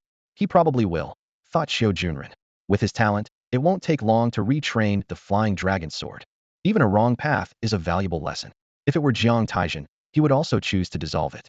Low-level spiritual tool skills must follow the correct path. Otherwise, future evolutions could lead to absurd mid-level skills. Like in Shiobai's Flying Dragon Sword, it might evolve into a skill devoid of dragon attributes. Thus, even if the skill evolves successfully, it would be meaningless. Without the dragon's essence, the skill cannot receive the boost from the core method, rendering practice futile. As the discussion continued, the duel between Jiang Taizhen and Shiobai captured widespread attention. Jiang Taizhen's profound understanding of dragons and her display of dragon-related skills quickly climbed the popularity charts of Yuan Hai within minutes. Netizens were captivated by the grandeur of the dragons she described, praising her as someone who embraces the universe and conceals profound insights. Some artifact masters with dragon attributes even regarded Jiang Taizhen's words as a guiding principle. Although literature is part of school education, it's just the foundation. Those who truly pursue the literary path are usually art students. Among artifact masters, talents like Jiang Taizhen are rare. Speculation about Jiang Taizhen's execution of the Flying Dragon Sword skill soon followed. Some suggested she had studied the energy flow routes of the Flying Dragon Sword beforehand, as comprehensive guides for these low-level skills are abundant online. Others believe Jiang Taizhen figured out the energy flow route during her brief moves, as no one expected her confrontation with Shobai, leaving her no time to learn about the Flying Dragon Sword, implying it was an impromptu performance. Regardless of the viewpoint, there was consensus that Jiang Taizhen's execution of the Flying Dragon Sword outshone Shobai's petty version, which some even dubbed the Mudfish Sword. The first round of eliminations concluded amidst discussions about Jiang Taizhen, with all expected candidates advancing smoothly except for Shobai, and no other surprises. In the second round of 165 competitors, one contestant would receive a bye, chosen at random. The selection of the bye contestant could cause subtle shifts in subsequent matchups. For instance, if the winner of the 100th match received the bye, the winner of the 99th match would then face the winner of the 101st match, with all subsequent winners moving up a spot. This element of unpredictability added a dramatic twist to the competition. In the second round, Jiang Taizhen faced a conventional sword practitioner, without encountering any unexpected opponents. She easily defeated him using the Yuan Blade's first defensive style, without resorting to her left-hand Shadow Blade. Meanwhile, intense matchups emerged, such as Nie Qingshu versus the 9th seed of Yuan Hai. Nie Qingshu faced a tough battle, but ultimately triumphed thanks to her mastery of air-based skills. This highlighted Yuan Hai's overall strength compared to other secondary regions.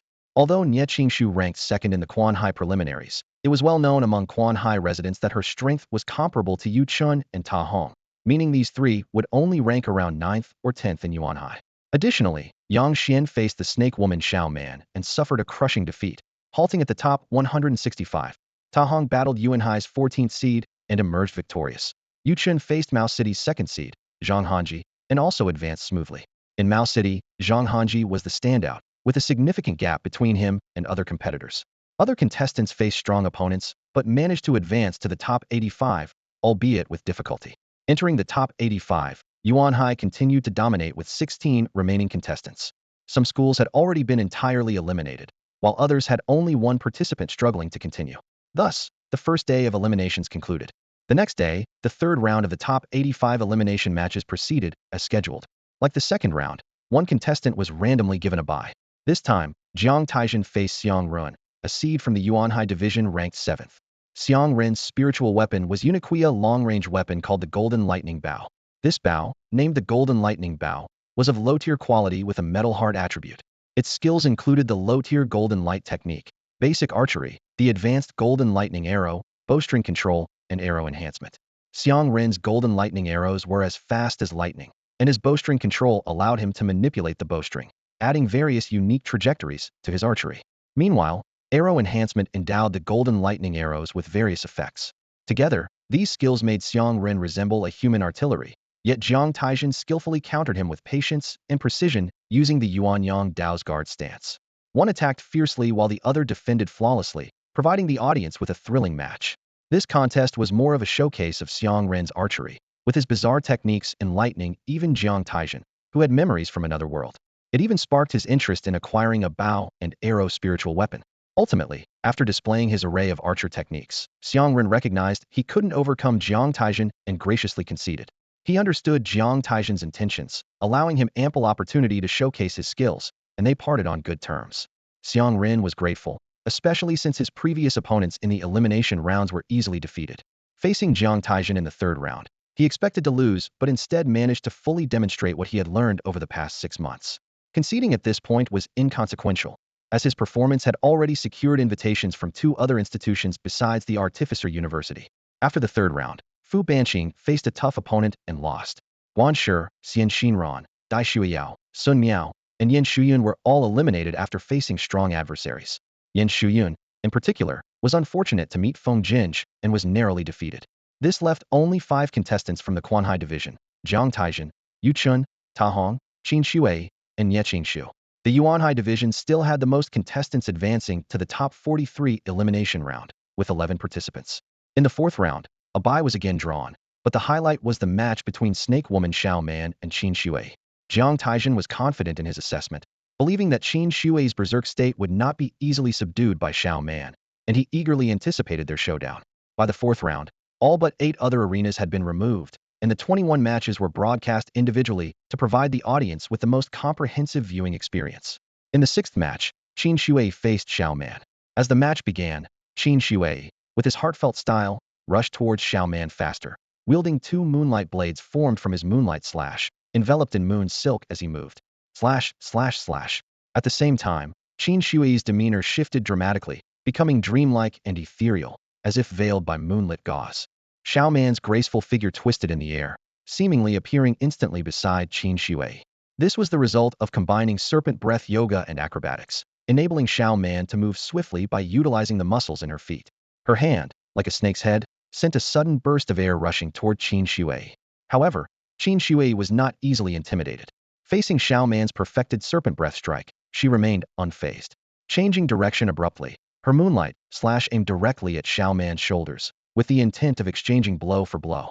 Xiao Man's eyes flickered as a smile curled her lips. Exchanging blow for blow was her specialty. Qin Shui dared to show off in front of her. Layers of shimmering snake scales appeared on Xiao Man's skin. The moonlight slash, like a scraping blade, sparked against Xiao Man's arms. Qin Shui quickly realized that her dual blades, though they grazed Xiao Man's skin, had at least 70% of their force absorbed by the serpent breath yoga and acrobatics, with the snake scale technique easily deflecting her attack. Meanwhile, Xiao Man's serpent breath, though perfected, caused true ripples in Qin Shui's moon veil. After all, there was a realm difference between them. Among the 5 top experts, Xiao Man's attack power was considered the weakest, but her defense was the strongest. Yoga breath, acrobatics, combined with the snake scale technique, had made her defensive system unbreakable so far. Those who faced Xiao Man either admitted defeat or exhausted themselves. However, Qin Shui's madness lay in her determination. Exchanging blow for blow, she feared no one. 3 minutes later, Qin Shui was covered in wounds from the serpent breath's attack. Just when everyone thought she would surrender, the match continued. 10 minutes later, blood and sweat dripped from Qin Shui, yet she remained unfazed. Qin, you might as well give up. You can't hold on much longer, Xiao Man suggested as she endured Qin Shui's attacks, while her serpent breath relentlessly struck Qin Shui's moon veil. Qin Shui's beautiful face twisted in determination, her hands gripping the moonlight slash tightly, feeling the force of the counterattack. Her shouts grew louder, disregarding the fact that her moon veil was already torn by the serpent breath. Xiao Man's eyes flickered with impatience at Qin Shui's madness, thinking, let this final strike end it. In a swift motion, the moonlight slash in Qin Shui's hands suddenly surged with a touch of coldness, arrogance, fury, and darkness, slashing directly at Xiao Man startled. Xiao Man's body seemed boneless as her waist twisted, narrowly avoiding the fatal blow, though one edge still grazed her snake scales, leaving a bloody cut. Unexpectedly, Qin Shui had broken through during the fight, breaching Xiao Man's defense. The host, Yuan, was astonished. That moonlight slash indeed displayed an extraordinary stance, marking the first breakthrough in this competition. However, as the sixth-ranked expert, Qin Shui's outcome was elimination. On the stage, after delivering her extraordinary strike, Qin Shui fainted, leaving Xiao Man frustrated but resigned. Ha ha ha, I really want to see Yu Chen's expression. Once the top student of the second high, now surpassed by a crazy girl. Qiu Junren said gleefully. Yu Chen's pride in his past defeats are now overshadowed by Qin Shui's achievements, which is even harder for him to accept than his loss to Nie Qingshu. In fact, Qin Shui's breakthrough caused a much bigger stir in Quanhai than Qiu Junren had imagined. Yu Chen's face was ashen, yet his eyes betrayed his urgency. Others like Ta Hong, Nie Qingshu, Yin Shuyun, Xian Xinran, Yang Xian, and Guan Shi, who didn't consider themselves inferior to Qin Shui, also felt the pressure. Anxious competitors had already left early to train, as the upcoming matches lacked heavyweight showdowns. After this elimination round, in the Quanhai division, both Ta Hong and Yu Chun were eliminated alongside Qin Shui. Only Jiang Taizhen and Nie Qingshu made it into the top 22. On the third day, the top 22 competed to make it to the top 11 in the fifth round of eliminations. The highlight match was between Feng Jinj and Zhang Hanji. Zhang Hanji's unparalleled hands technique allowed him to fight with both hands independently, using the unparalleled finger techniques and the plum blossom hand to counter the corrupt death art. The unparalleled finger techniques were as strong as steel, penetrating gold and stone. The plum blossom hand was cold and ever-changing, combining fingers and palms to enhance power. Feng Jin's corrupt death art, however, countered all changes by remaining constant, meeting every attack with a singular response. In Jiang Taizhen's view, the two were evenly matched, but Feng Jin had the advantage of the death attribute. Over time, even Zhang Hanji's unparalleled hands would gradually be corroded. This was the challenge of facing Feng Jin's corrupt death art. Unless one engaged in long-range attacks, initial encounters of air and body flows were at a disadvantage. Ultimately, Zhang Hanji narrowly lost to Feng Jin. In the sixth round, the top 11 competed to make it to the top 6. Jiang Taizhen finally had a stroke of luck and drew a bye. The focus of this round's 5 matches was on Feng Jin and Nie Qingshu. By this point, discussions about who was the strongest among the 6 extraordinary experts were rampant, but Nie Qingshu's rare air attribute and her air ring blade were significant topics. Her instant air blade was less restrained by the corrupt death art, and her sky-splitting slash could slice through space, even countering the deathly corrupt death art. However, the corrupt death art could also corrode the ruptured space. Ultimately, the competition came down to the understanding and mastery of skills. After over 500 exchanges, Nie Qingshu's air ring blade, despite avoiding the corrupt mist, was severely damaged, leading to her narrow defeat. In the 7th round, the top 6 competed to make it to the top 3. Previous luck was of no use, as Jiang Taizhen, Feng Jin, and Xiao Man were placed in separate groups, and unsurprisingly, all 3 advanced. Thus, the final 3 were determined. The final 3 would not compete in elimination rounds, but would face each other to determine the rankings of champion, runner-up, and second runner-up. The first match was Jiang Taizhen versus Xiao Man. Finally, Jiang Taizhen showcased the full moon technique. As a stunning full moon hovered above the stadium, everyone was mesmerized by its beauty. However, Xiao Man didn't find it as enchanting. Despite her efforts to evade and deflect, she couldn't escape the moonlight. Due to her awkward position and weak offense, Xiao Man was helpless against Jiang Taizhen. Like a dull knife cutting flesh, she could defend for a while, but not indefinitely. To avoid an embarrassing defeat, Xiao Man conceded, and Jiang Taizhen won the round effortlessly. Next, Xiao Man would face Feng Jin. Feng Jin's decay art was similar to Jiang Taizhen's full moon technique, giving her a significant advantage over Xiao Man. If Feng Jin could hold out until Xiao Man's defenses broke, victory would be hers. Xiao Man was set to claim 3rd place, leaving the final battle for the top spot between Feng Jin and Jiang Taizhen. When Jiang Taizhen and Feng Jin stood on the final stage, all eyes were on them. Seeing the competitive spirit in Feng Jin's eyes, Jiang Taizhen remained silent. As the saying goes, there are no wrong names, only wrong nicknames, and Feng Jin's powerful aura truly embodied her title as queen. This time, Jiang Taizhen took the offensive. The bright moon ascended, casting countless beams of light that turned into sharp edges. Around Feng Jin, rings of decay swirled. As the moonlight descended, the decay art sprang to life, rapidly expanding a gray mist that enveloped Feng Jin. All the moonlight vanished upon entering the mist. Jiang Taizhen sensed that the moonlight's sharp energy was quickly corroded within the mist. He had hoped the speed of the full moon technique would strike Feng Jin before being corroded, but the decay art's corrosive power had increased several times. Jiang Taizhen pondered, subtly shifting his technique. The full moon, once high in the sky, suddenly descended, transforming into 3 crescent moons that arced into the gray mist. Interesting, the full moon technique has such transformations, Taha Hong remarked, crossing his arms. Old Jiang was holding back. His earlier full moon techniques weren't complete. Yu Qin retorted, you're easily surprised. I knew his technique could morph infinitely. To see it all is impossible. Our strength can't push the full moon technique to its full potential. The three crescent moons were solid and moved uniquely, making it difficult for the gray mist to corrode them quickly. The mist shifted, forming a gray net that tightly ensnared the crescents. However, the crescents transformed again, shattering into countless fragments, passing through the net, and reassembling into three moons.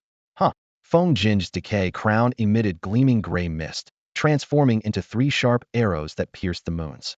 Boom! Both forces exploded, and Feng Jin was pushed back several steps. Just then, another full moon attacked. This time it didn't split, but descended entirely. Feng Jin felt as though she was stationary, yet pulling towards the moon, creating a spatial dislocation sensation that made her feel like she was heading to the moon. She realized that Jiang Taizhen had elevated this move to an extraordinary level. Inside the stadium, everyone experienced a similar spatial dislocation, as if the entire venue was moving towards the moon. It was over, Feng Jin lost. Shang Wanhao remarked calmly, a hint of surprise in his eyes. This guy is truly something. His mastery of the Huayo blade has probably reached the peak of transcendence. Huyan could hardly believe it. In just a few days, from the divine realm Huayo blade that Jiang Taizhen showcased in the preliminaries to now, it had only been about 10 days, and he had already pushed his skills to the pinnacle. He was indeed a monster. Jiang Taizhen, right? I'll get this win back, Feng Jin thought to herself as the full moon broke through the circle of decaying gray fog. She knew she had lost. Holding her head high, Feng Jin gave Jiang Taizhen a fierce look before stepping off the stage. A loss is a loss. She was not someone who couldn't accept defeat.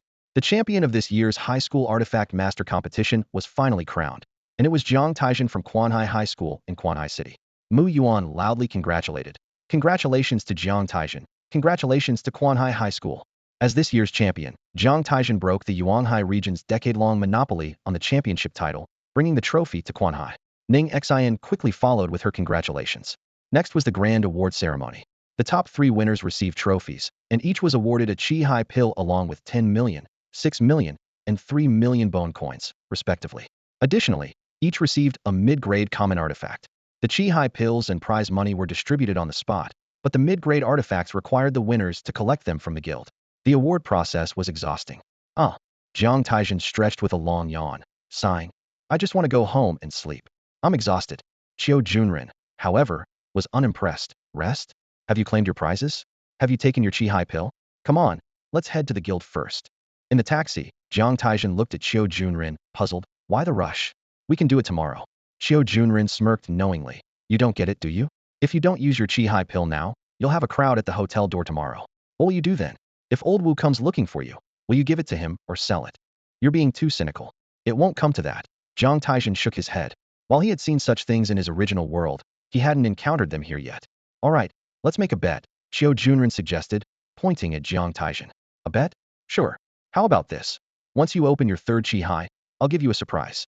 And Qingqing will get one too. Fu Banqing scratched his head, a bit embarrassed. Huh? I get one too. Yes, Qingqing, you get one too, absolutely. Qiu Junren clapped his hands. It's settled then.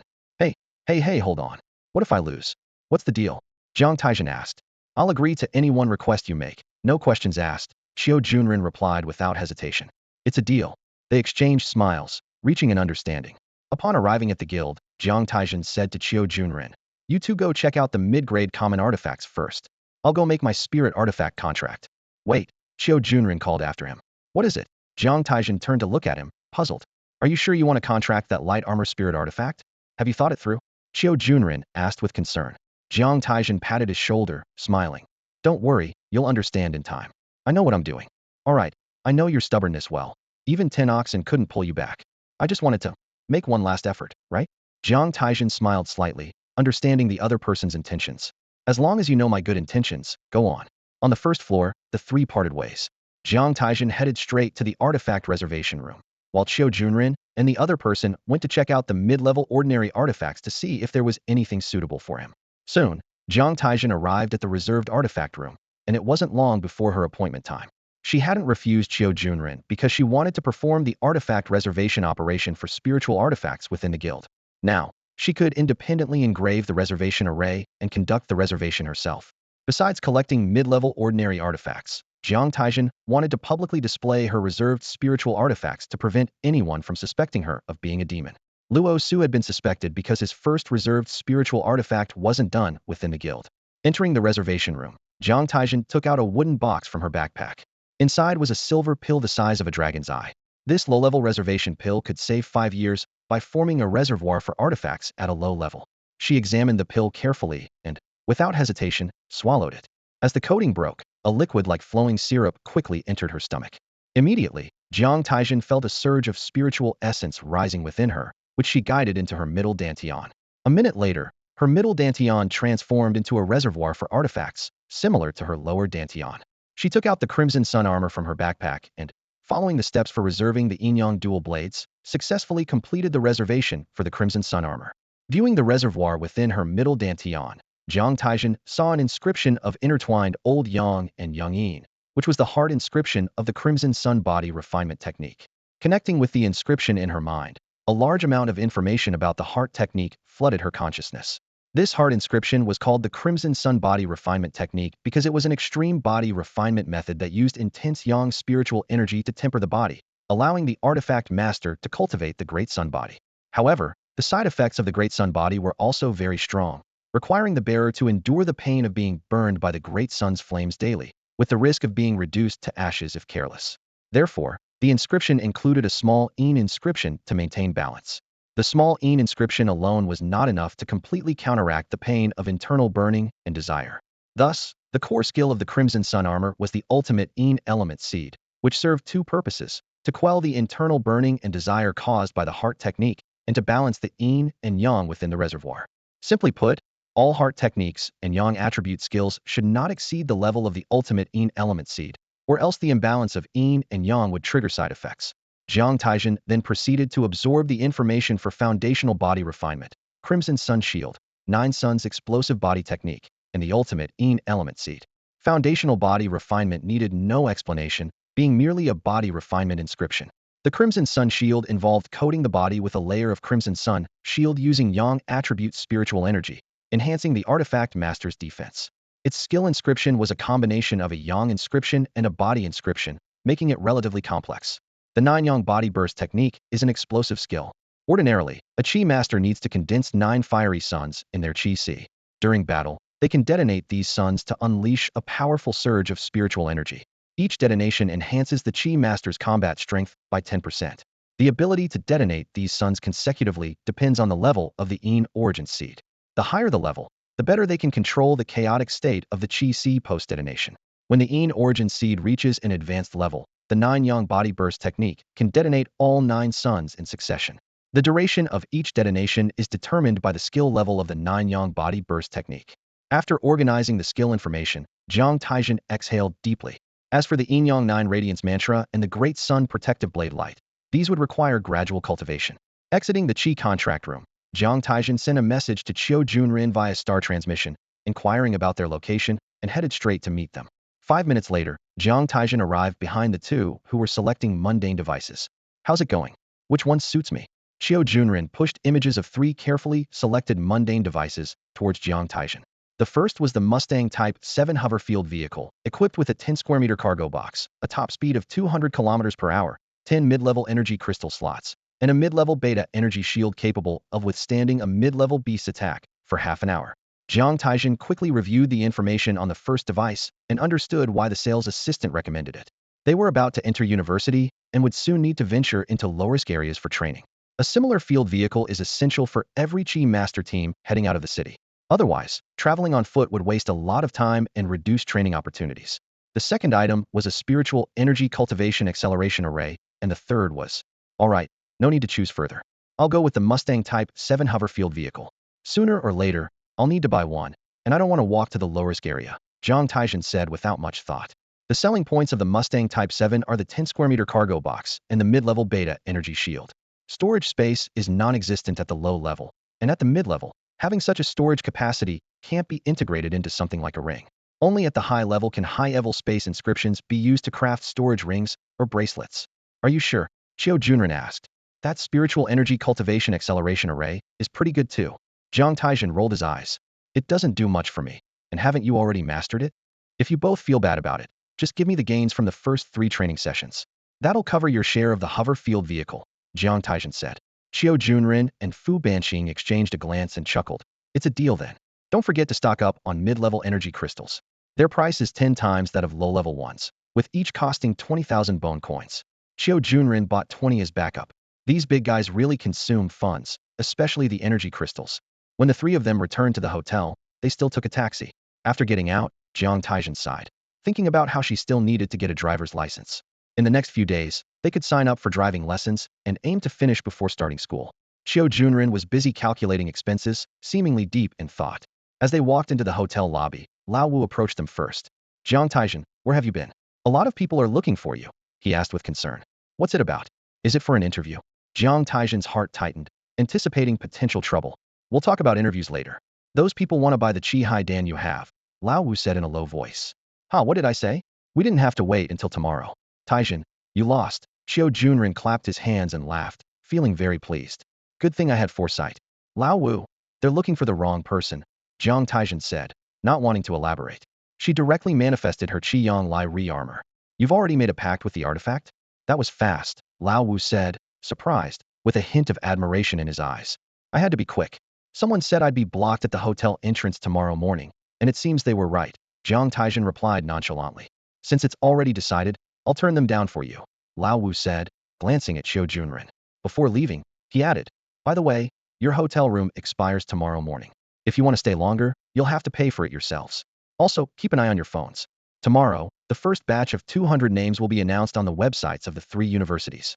Once you decide which school to go to, register on that university's website. Remember, you only have 1 day to register, no exceptions. I know. Among you 3, Jiang Taizhen, you're a sure thing. Fu Banqing and Qiu Junren also have a good chance. Congratulations in advance. Thank you, Lao Wu. Don't mention it. I'm leaving now. It's best if you leave through the back door, Lao Wu said as he hurried away. Wait, Lao Wu. Is there anything else? Qiu Junren called after him. Any news about the domino? He asked eagerly. Lao Wu's expression darkened, and he grumbled. No. Just wait. Fine. No need to get huffy. Qiu Junren muttered quietly. Following the elder's advice, the 3 of them eventually left through the hotel's back door with the help of the staff. The next day, Jiang Taizhen was awakened by a knock on the door. So early in the morning. Why are you knocking on my door? She grumbled, yawning. Still sleeping? The list is out. Check it out, Qiu Junren said, pushing into Jiang Taizhen's room with Fu Banqing. Since she was already awake, Jiang Taizhen decided not to go back to sleep. She called the front desk to order 3 breakfasts. Have you checked? Which schools sent invitation letters? They all did, but Mingxin Artifact Master University ranks the highest at 77, Sanli University at 122, and Comprehensive Artifact Master University at 165, Qiu Junren replied. What about Qingqing? Jiang Taizhen asked. For Sanli, it's 87, Mingxin Artifact Master University is 189, and Comprehensive Artifact Master University is 133, Fu Banqing added. Typically, the first batch of 200 names on the invitation list from the 3 universities overlaps heavily, especially the top 150, who often receive invitations from all 3 schools. They have to make a choice, as each person can only register at 1 university. The other 2 will naturally be out of the question. In past years, as long as you registered, you were almost guaranteed admission to the university you chose. Usually, after registration, none of the university's 100 spots would be filled, and the next day they'd release a second batch of invitations based on the first list. That's great. Lao Qiu, have you registered? Jiang Taizhen asked. Yes, Mingxin Artifact Master University, Qiu Junren replied. As expected. Jiang Taizhen, what about you? Qiu Junren turned to ask. I want to go to Sanli University's Body Flow Department, Fu Banqing said with a smile. Sanli University separates body flow, heart flow, and qi flow, with no balanced department. Specializing in specific areas naturally means they excel in those fields. Fu Banqing's choice was undoubtedly the best. In that case, I'll go to Comprehensive Artifact Master University. Huh? So casual. Qiu Junren was taken aback, then realized something. Makes sense, you're into balanced flow. So Sanli is out, and Artifact Master University is not an option either. Jiang Taizhen opened the website and quickly registered on Comprehensive Artifact Master University's site. She also checked her ranking on the list and found she was 3rd, behind Feng Jingge and Zhang Hanji. Jiang Taizhen naturally didn't think that winning the championship would place him at the top of the invitation list.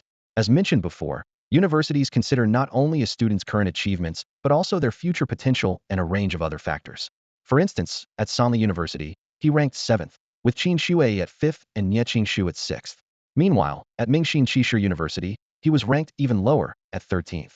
Mingxin Qishu University specializes in instrument masters, so it's understandable why Jiang Taizhen's rank was low there. However, Sanli University clearly saw Qin Shui and Nie Qinshu as outstanding potential instrument masters, focusing on psychological and atmospheric flow, with far greater prospects than Jiang Taizhen. Short-term gains and losses are not significant. An instrument master's focus is on the future, planning, and research into spiritual instruments. Of course, if they were told that Jiang Taizhen was guaranteed to evolve into a legendary instrument master in the future, that would be a different story. After registering, a notification popped up on the website, asking him to report back in 7 days. At this moment, a server knocked on the door and brought in 3 breakfasts. I've extended our room stay, and I've signed us up for a 3-day crash course for the driving test. 3 days of learning, 1 day of testing, Qiu Junrin said while eating breakfast. Time flew by, and 4 days had already passed. During these 4 days, the 3 of them were out early and back late. The crash course for the driving test lived up to its name, with a very packed schedule that left them even more exhausted than when they were competing. Over these 4 days, Jiang Taizhen's Qiyang Scorching Sun Body Refinement technique rapidly reached a proficient level through relentless practice. In the following 3 days, Jiang Taizhen planned to practice the Yin-Yang 9 Radiance technique and the Great Sun Protective Blade Light. A heart technique bond essentially serves as a mediator for merging 2 heart techniques into one, allowing them to function as a single technique. After mastering a bonded heart technique or skill, the individual techniques or skills can still operate independently. It's worth noting that the level of the bonded heart technique or skill is determined by the technique or skill with the lowest level, akin to the weakest link in a chain theory. However, once a bonded heart technique is mastered, its intrinsic 112 nature allows for rapid improvement of the weaker technique, much faster than operating it independently. For Jiang Taizhen, who mastered the dual blade technique, simultaneously operating 2 heart techniques was not an issue. After circulating both the Yin-Yang Qi technique and the Qiyang Scorching Sun Body Refinement technique for 1 full cycle, Jiang Taizhen began to guide the 2 heart techniques away from their established routes, bridging their paths according to the bond formula. Initially, Jiang Taizhen was cautious, but once the spiritual energy from the 2 heart techniques connected at a meridian point, he felt a jolt as the Yin-Yang inscription representing the Yin-Yang Qi technique and the solar lesser Yin inscription representing the Qiyang Scorching Sun Body Refinement technique resonated instantly. Subsequently, a mysterious connection firmly linked these 2 inscriptions. The information contained in the bond heart technique formula was infused into both inscriptions, solidifying the Qi circulation path of the Yin-Yang 9 Radiance technique. Through this resonant solidification, the solar lesser Yin inscription evolved once more, naturally advancing the Qiyang Scorching Sun Body Refinement technique to a level of mastery. As the Yin-Yang 9 Radiance technique solidified, Jiang Taizhen noticed during his internal observation that the balance between the Yin and Yang spiritual energy in his body now leaned towards the Yang. However, under the harmonizing effect of the technique, the energy maintained a delicate balance.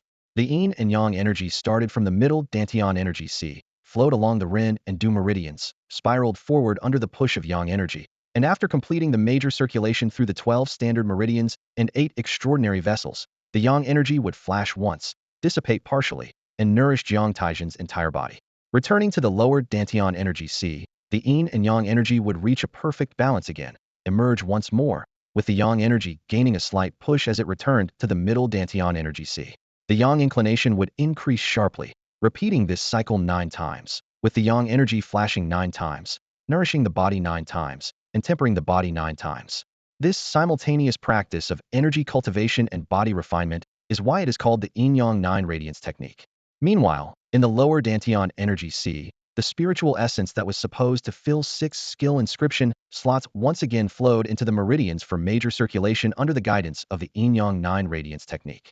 After 9 circulations, the essence, which was previously refined to its limit, became even purer and more concentrated under the immense pressure of the technique. By the time all the essence had been refined once and returned to the skill inscriptions, its quantity had been halved.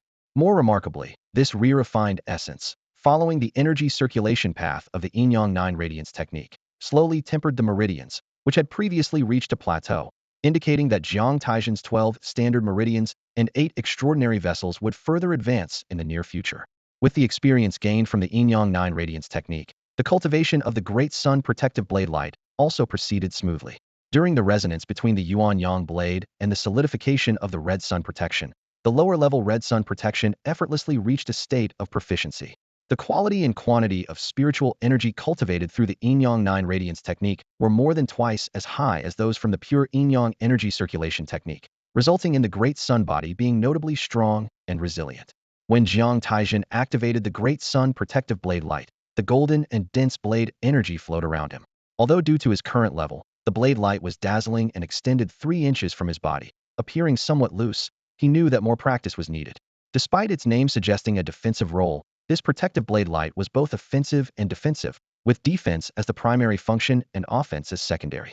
Jiang Taizhen carefully sensed the concentration of the Great Sun blade light, indeed finding it twice as concentrated as the pure Yuan Yang blade, truly living up to its reputation as a synergy skill. After a day's effort, Jiang Taizhen successfully mastered the synergy skill and mental technique, feeling refreshed and physically light. With his current strength, the quality of his spiritual energy alone was enough to surpass his capabilities from the day before. He took the elevator down to the hotel lobby. As the elevator doors opened, he was greeted by 3 artifact masters exuding a fierce aura. Jiang Taizhen paid them no mind, as seasoned artifact masters had slain countless fierce beasts, and some couldn't hide their fierce aura immediately after a kill. In the lobby, there was a relaxation area for guests. As Jiang Taizhen descended, Qiu Junren, with sharp eyes, spotted him. "Have you eaten?" Qiu Junren asked as Jiang Taizhen approached and sat down. "Just some snacks," Jiang Taizhen replied.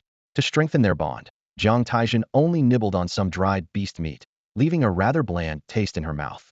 She lounged lazily in her seat and called over a server, asking, "Where have you been all day? I couldn't find you anywhere." "You wouldn't believe it, there's been some big news." "Oh, what's the big news?" Jiang Taizhen asked casually. 3 universities released their 3rd batch of invitation lists yesterday. Some students who were planning to head back home are over the moon, Qiu Junren said, while scooping a large piece of cake into his mouth. Jiang Taizhen was slightly taken aback and asked in confusion, "What's going on? Wasn't the 2nd batch supposed to be the final one?" "That's true, but the clubs are aggressively recruiting," Qiu Junren replied, shaking his head. "Recruiting clubs?" Jiang Taizhen asked, puzzled. You're so lazy you don't even know about the clubs," Qiu Junren said with a helpless shake of his head. "Clubs are for competitions amateur, regular, and exceptional levels. I haven't watched them myself, just heard about them. The amateur level is the National Low-Tier Artifact Master Competition, the regular level is the National Mid-Tier Competition, and the exceptional level is naturally the National High-Tier Competition. As for Ultra-Tier Artifact Masters, they wouldn't lower themselves to compete in public matches. For one, they're the country's top-tier combat forces just below legendary status, and there aren't enough of them to meet the large-scale competition requirements. The regular level competition is the largest and most watched artifact master contest. The amateur level, being made up of weaker low-tier artifact masters, doesn't have as exciting battles as the regular level. Plus, there's a lot of turnover as many competitors evolve into mid-tier artifact masters within a few years and move up to the higher-level regular competitions.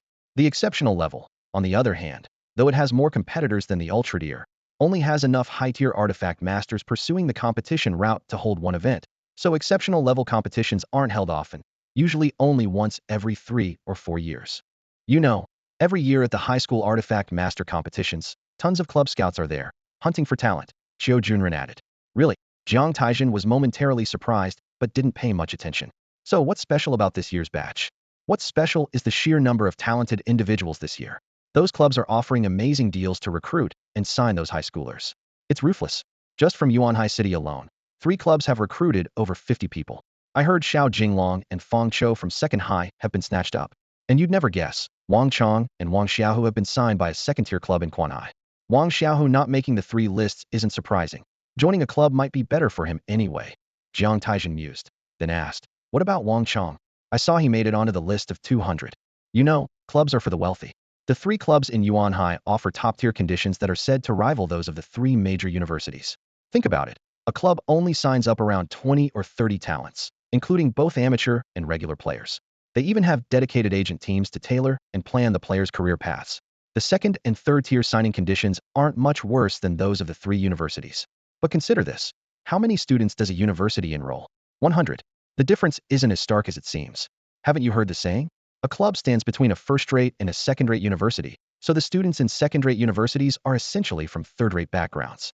Qiu Junren spoke until his throat was dry and took a bite of his cold cake to soothe it. His words made some sense, but Jiang Taizhen suddenly paused and asked, "Why hasn't anyone approached me?" Qiu Junren shrugged. "We're out early and late learning to drive. How could scouts find us? Besides, with your lazy nature, Could you handle daily training and competitions? Jiang Taizhen snorted. If I can't, then can you? Xiao Junren replied. I'm going to be an instrument master. There's no way I'd go into competitions. Jiang Taizhen curiously asked, what if a research institute recruits people? Xiao Junren rolled his eyes. That would require talent. Being an instrument master is a subtle profession. You can't judge talent just by a few fights. Only Mingxin University flaunts its presence by doing that invitation thing with the other two. Huh. It seems you have something against Mingxin. Jiang Taizhen laughed. Xiao Junren puffed up his chest confidently. Of course not. In fact, I'm grateful for this system. Without it, whether I could get into Mingxin is uncertain. Jiang Taizhen nodded. At least you understand.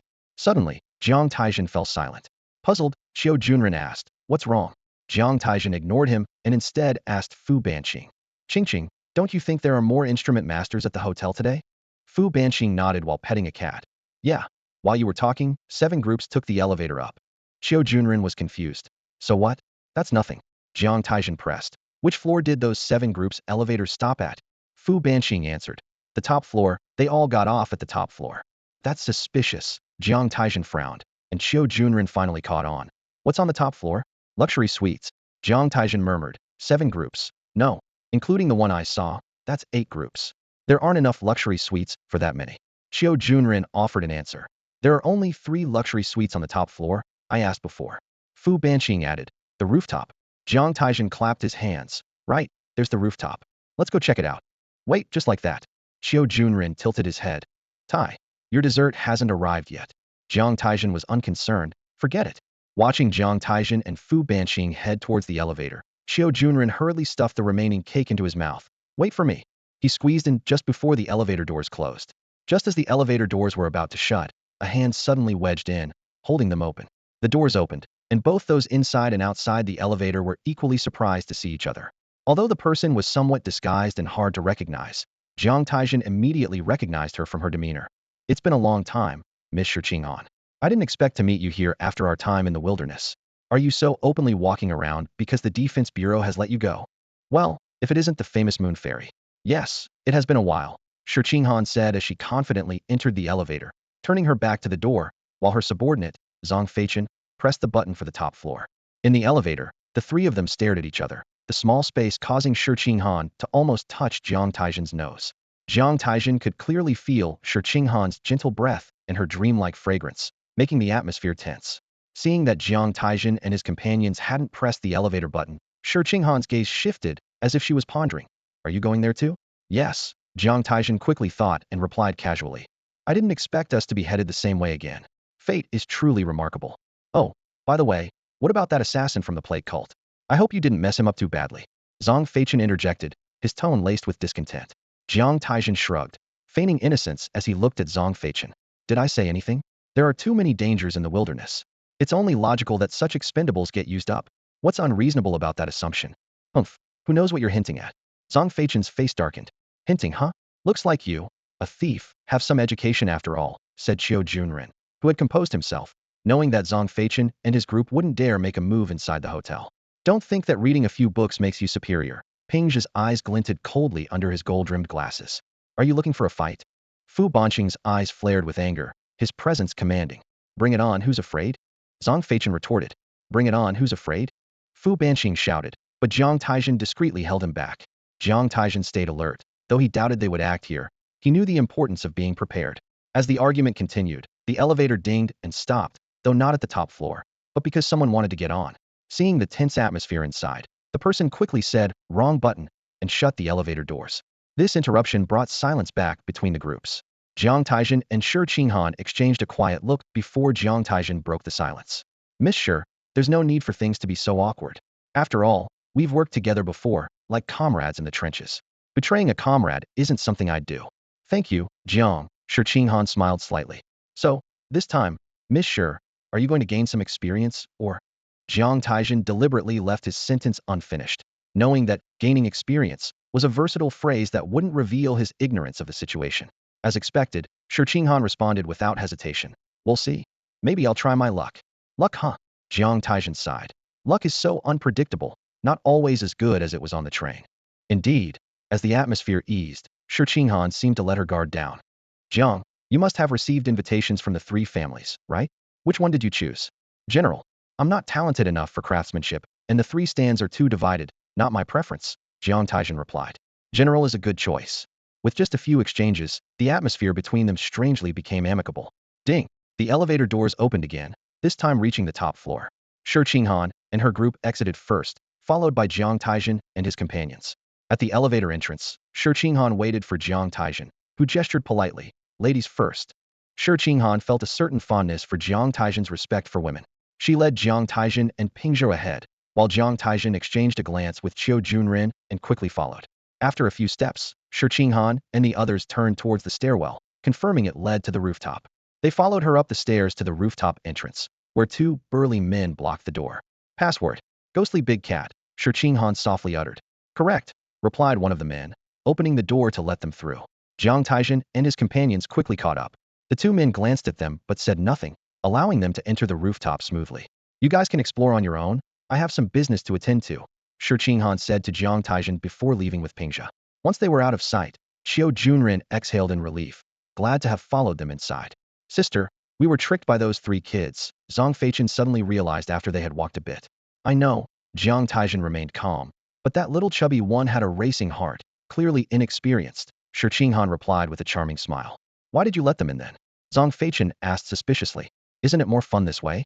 Besides, it's not wise to stir up trouble now. Finding the item is more important, Shi Qinghan said with a playful laugh, momentarily stunning Zhang Feichen. On the rooftop, a crowd had already gathered. Jiang Taizhen and his companions surveyed the area and noticed people engrossed in studying stone boxes. They approached an unoccupied box, its surface weathered, showing signs of age, and secured with 4 fine chains to a platform for examination. Qiu Junren inspected it closely, even touching it, and suddenly exclaimed, Isn't this a qi restriction stone? A qi restriction stone? Sounds like something sophisticated, Jiang Taizhen mused, rubbing his chin. Qiu Junren rolled his eyes, sophisticated yet simple. Its main function is to store relics. Store relics? Jiang Taizhen inquired. Yes, you should know that if relics are left unchecked, their internal spiritual energy gradually dissipates. If not used for a long time, the relic will crumble once its energy is depleted. Mid-tier relics we acquire last at most a decade, low-tier ones even less, just 3 to 4 years. Though mid and low-tier relics may have impressive abilities, their rank is too low. Using a qi restriction stone on them is like using gold to hold dirt. It's not worth it. Only high-tier relics deserve to be placed in a qi restriction stone to extend their lifespan. I see. How long can a high-tier relic last in a qi restriction stone? Jiang Taizhen asked curiously. Up to 1,000 years, but no longer. Besides relics, spiritual items can also be stored to prolong their existence. Relics I understand, but why store spiritual items? Who would leave them for such a long time? Jiang Taizhen remarked dismissively. There are such cases, especially in ruins. Ancient people often used qi restriction stones to preserve relics and spiritual items, Qiu Junren explained. Qiu Junren murmured. Now I know what this place really is. It's an underground relic trading market. Who would have thought they'd put an underground market on a rooftop? The organizer must be a genius. He looked around at the sealed boxes filled with relics and spiritual artifacts, puzzled. If they're so valuable, why are they selling them? Fu Banqing asked, why? Because no one knows if what's inside is just a pile of mud or something perfectly preserved, Qiu Junren explained. I've heard that blind bidding on sealed boxes is a regular practice in relic trading markets. Many unique spiritual artifacts are discovered this way. Isn't this just like a blind box? Jiang Taizhen muttered. Exactly. It's a blind box where the winner takes all and the loser loses everything. The only one who always profits is the seller, just a matter of how much, Qiu Junren continued. Did ancient times really have so many unique spiritual artifacts? Jiang Taizhen frowned. You're not an artifact maker, so you don't get it. Ancient craftsmanship wasn't like today. Creating spiritual artifacts involved a lot of luck. Modern craftsmen still rely on some luck, but with technological advances, many unique ancient artifacts have been replicated or mass-produced. Still, there are many ancient unique artifacts that remain undiscovered, making them vacant. I see. Jiang Taizhen nodded, not wanting to delve deeper into the mechanics. So, there really are people who strike it rich overnight here. There are, but mostly people leave with lighter wallets than they came with, Qiu Junren said, astonished at the prices. A sealed box for 3 million, that's faster than robbery. 3 million for a chance isn't bad. The average price for high-level spiritual artifacts is 50 million, and unique ones can go for 400 to 500 million. Even high-level relics average 20 to 30 million, so there's profit to be made. If you get lucky and find a super-tier artifact or relic, you're set for life with luxury cars and beautiful women. But I bet the person's luck will run out after that. Qiu Junren calculated for them. Can't afford it, can't afford it. Jiang Taizhen shook his head repeatedly. With only 10 million on hand, he could only afford 3 tries. This really is a lifelong obsession with blind boxes. Shi Qinghan and those 3 said they were here to try their luck. Seems like they have plenty of money. He recalled Shi Qinghan's words in the elevator. Xiao Junren looked around, frowning. With so many sealed boxes here, they must have excavated at least 3 or 4 sites to gather this many.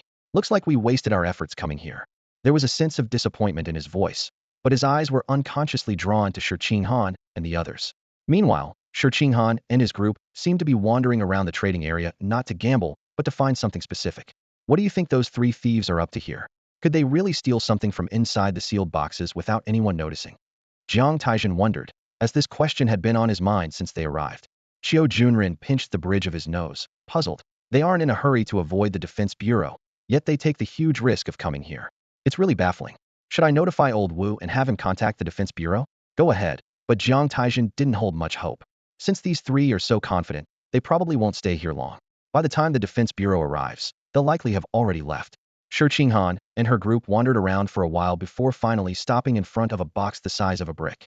Zhang Feichen looked pleased and said quietly, "Found it. This is it." Shi Qinghan promptly instructed, "Pingzhe, pay for it and buy it." Just then, a pale hand suddenly reached out and pressed down on the box. "Sorry folks, I spotted this box first." Shi Qinghan turned to see a pale man with withered hair blocking their way. "Friend, there's a rule of first come, first served, isn't there? We were obviously here first." Zhang Feichen scoffed.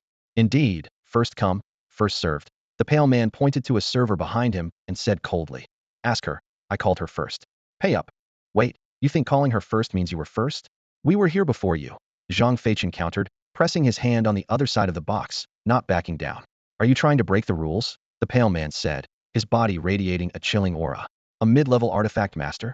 Shi Qinghan squinted her attractive phoenix eyes, then pointed to a long box nearby and smiled. "How about this? Let's be friends. I'll pay for that box and give it to you. How does that sound?" "There's nothing to discuss," the pale man chuckled. "I just want this box. Are you refusing to let it go?" At this point, Shi Qinghan also lost her patience. She realized the man was here to intercept them, timing it perfectly. It seemed he had been watching them for some time. "What are you talking about? I should be the one saying that. You're deliberately intercepting us, trying to play dirty," the pale man retorted coldly. Their argument drew a crowd, including Jiang Taizhen and his group. Xiao Junren wondered, could it be that Shi Qinghan and her group are after that box? He couldn't understand what was inside the box that was worth the argument. Surely both sides couldn't see through it to know it contained a legendary artifact. As the standoff continued, the manager of the event finally arrived. Gentlemen, I'm Wang Junkai, the organizer of this relic trade market. May I have a word?" "Speak," Zhang Feichen said impatiently. "How about this? Both sides take a step back. This gentleman called the server first, so could you let him have this box? As compensation, the lady can choose any other box here for free. How about that?" "I disagree," Zhang Feichen shouted. "How about we reverse it instead? Let this gentleman, who popped up out of nowhere, have the free choice." Wang Junkai looked troubled. "Ladies and gentlemen, rules are rules, and as the supervisor here, I can't lead by breaking them." Shi Qinghan sighed, remained silent for a moment, then suddenly opened her eyes. Her binding skill, Phantom Soul and Phantom Clone activated. "Take action." Pingzhe suddenly produced several chains, attaching them to the box's lock. Meanwhile, the pale man, suddenly affected by the Phantom Soul, attacked Wang Junkai without warning.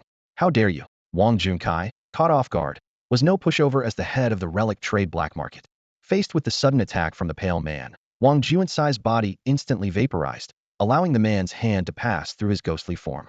Like a specter, Wang Junkai swiftly floated behind Pingzhe, launching a high-temperature steam arrow aimed at the back of his head. At that moment, Shi Qinghan's 3 avatars blocked the path behind Pingzhe. Wang Juansai's vision blurred, and the steam arrow that should have been headed for Pingzhe veered off course towards the crowd. He hurriedly regained control of the steam arrow. In the blink of an eye, the onlookers were caught off guard by Shi Qinghan's sudden intervention and Wang Juansai's unexpected attack on them, causing chaos to erupt. Just then, the pale man unleashed a burst of blood light, radiating across the scene. Instantly, everyone felt the pulse of blood deep within their souls, dispelling panic and illusions. Under the influence of the blood pulse, Wang Juansai's vision cleared, and he looked at Shi Qinghan with a dark expression, thinking to himself how narrowly he had avoided disaster. Meanwhile, Pingzhe had already unlocked 3 chains from the Qi Prohibition box, with just 1 more to go before he could retrieve it. Wang Junkai, burning with anger, was about to make a move when he realized that the pale man shared his sentiment. If not for the blood pulse guarding his mind and freeing him from Shi Qinghan's control in time, his fate would have been dire. With this realization, the pale man wasted no time and launched his ultimate move, Blood Burst. A blood-red snake staff materialized in his hand, and a blood sphere quickly formed at the serpent's mouth, which he hurled unhesitatingly towards the Qi prohibition box in front of Ping Zhe. At this point, it became clear to everyone that there was something hidden within the Qi prohibition box. They ceased attacking each other and focused on the box instead, confident that the opposition would have to respond. As expected, Zhang Feichen suddenly appeared in front of the box, revealing a brooch-like relic in his hand. A mid-level technique, Light Barrier. A dazzling barrier of light enveloped Shi Qinghan's trio and the Qi prohibition box. Boom. The frenzy of the blood collided heavily with the solid light barrier. Bang. The blood burst exploded violently, sending corrosive blood flying everywhere, true to the skill's name. The crowd, which had just calmed down, scattered once more, with various defensive skills shimmering across their bodies, except for Wang Junkai, who looked grim. Although the blood burst hadn't harmed anyone, its corrosive blood had partially eaten away at the Qi prohibition box, exposing its contents. Wang Junkai glared at the pale man. This guy's reckless actions had caused losses far exceeding those of the trio. Even more so, some relics or spiritual items were revealed from the partially corroded Qi prohibition box, leading to even greater chaos. Everyone present at the relic black market trade was a seasoned artifact master, and seeing the opportunity, they all reached out to grab what they could, knowing the spoils were limited and competition fierce. Grab it. We're getting rich. On the other side, the pale man unleashed a blood explosion, instantly reducing the thickness of the light barrier by half. The hit seemed to awaken a ferocity in him, as he waved his bloodstained snake staff and sent 2 more blood explosion orbs hurtling toward the light barrier. This is bad. The light barrier can't withstand those 2 orbs. Zhang Feichen quickly pulled out a palm-sized shield, holding it firmly. The shield began to spin mechanically, and in an instant, a mechanical tower shield, engraved with a lion, was firmly planted in front of him, blocking everything behind him. Mid-level skill, Fortress Tower Shield. Boom. The first blood explosion orb shattered the light barrier, followed by the second orb crashing into the Fortress Tower Shield, the successive explosions corroding all the nearby tables and straining boxes. A few seconds earlier, when the pale man's blood pulse swept across the scene, Jiang Taizhen, mingling in the crowd, snapped to awareness, immediately sensing the impending danger. He grabbed Qiu Junren and Fu Banqing by the hands and whispered urgently, "Retreat quickly." The two instinctively followed Jiang Taizhen, pushing back the crowded people behind them. Sure enough, within a second, a thunderous explosion erupted, and specks of blood scattered like rain, splattering onto the crowd and the open ground. Seeing the blood droplets descending from above, Jiang Taizhen's mind raced, and the newly mastered Great Sun Protective Blade Light suddenly expanded around the 3 of them. As the Protective Blade Light emerged, the sound of pattering rang out, with each blood droplet striking the blade light like steel pellets, only to be obliterated by the subsequent blade light.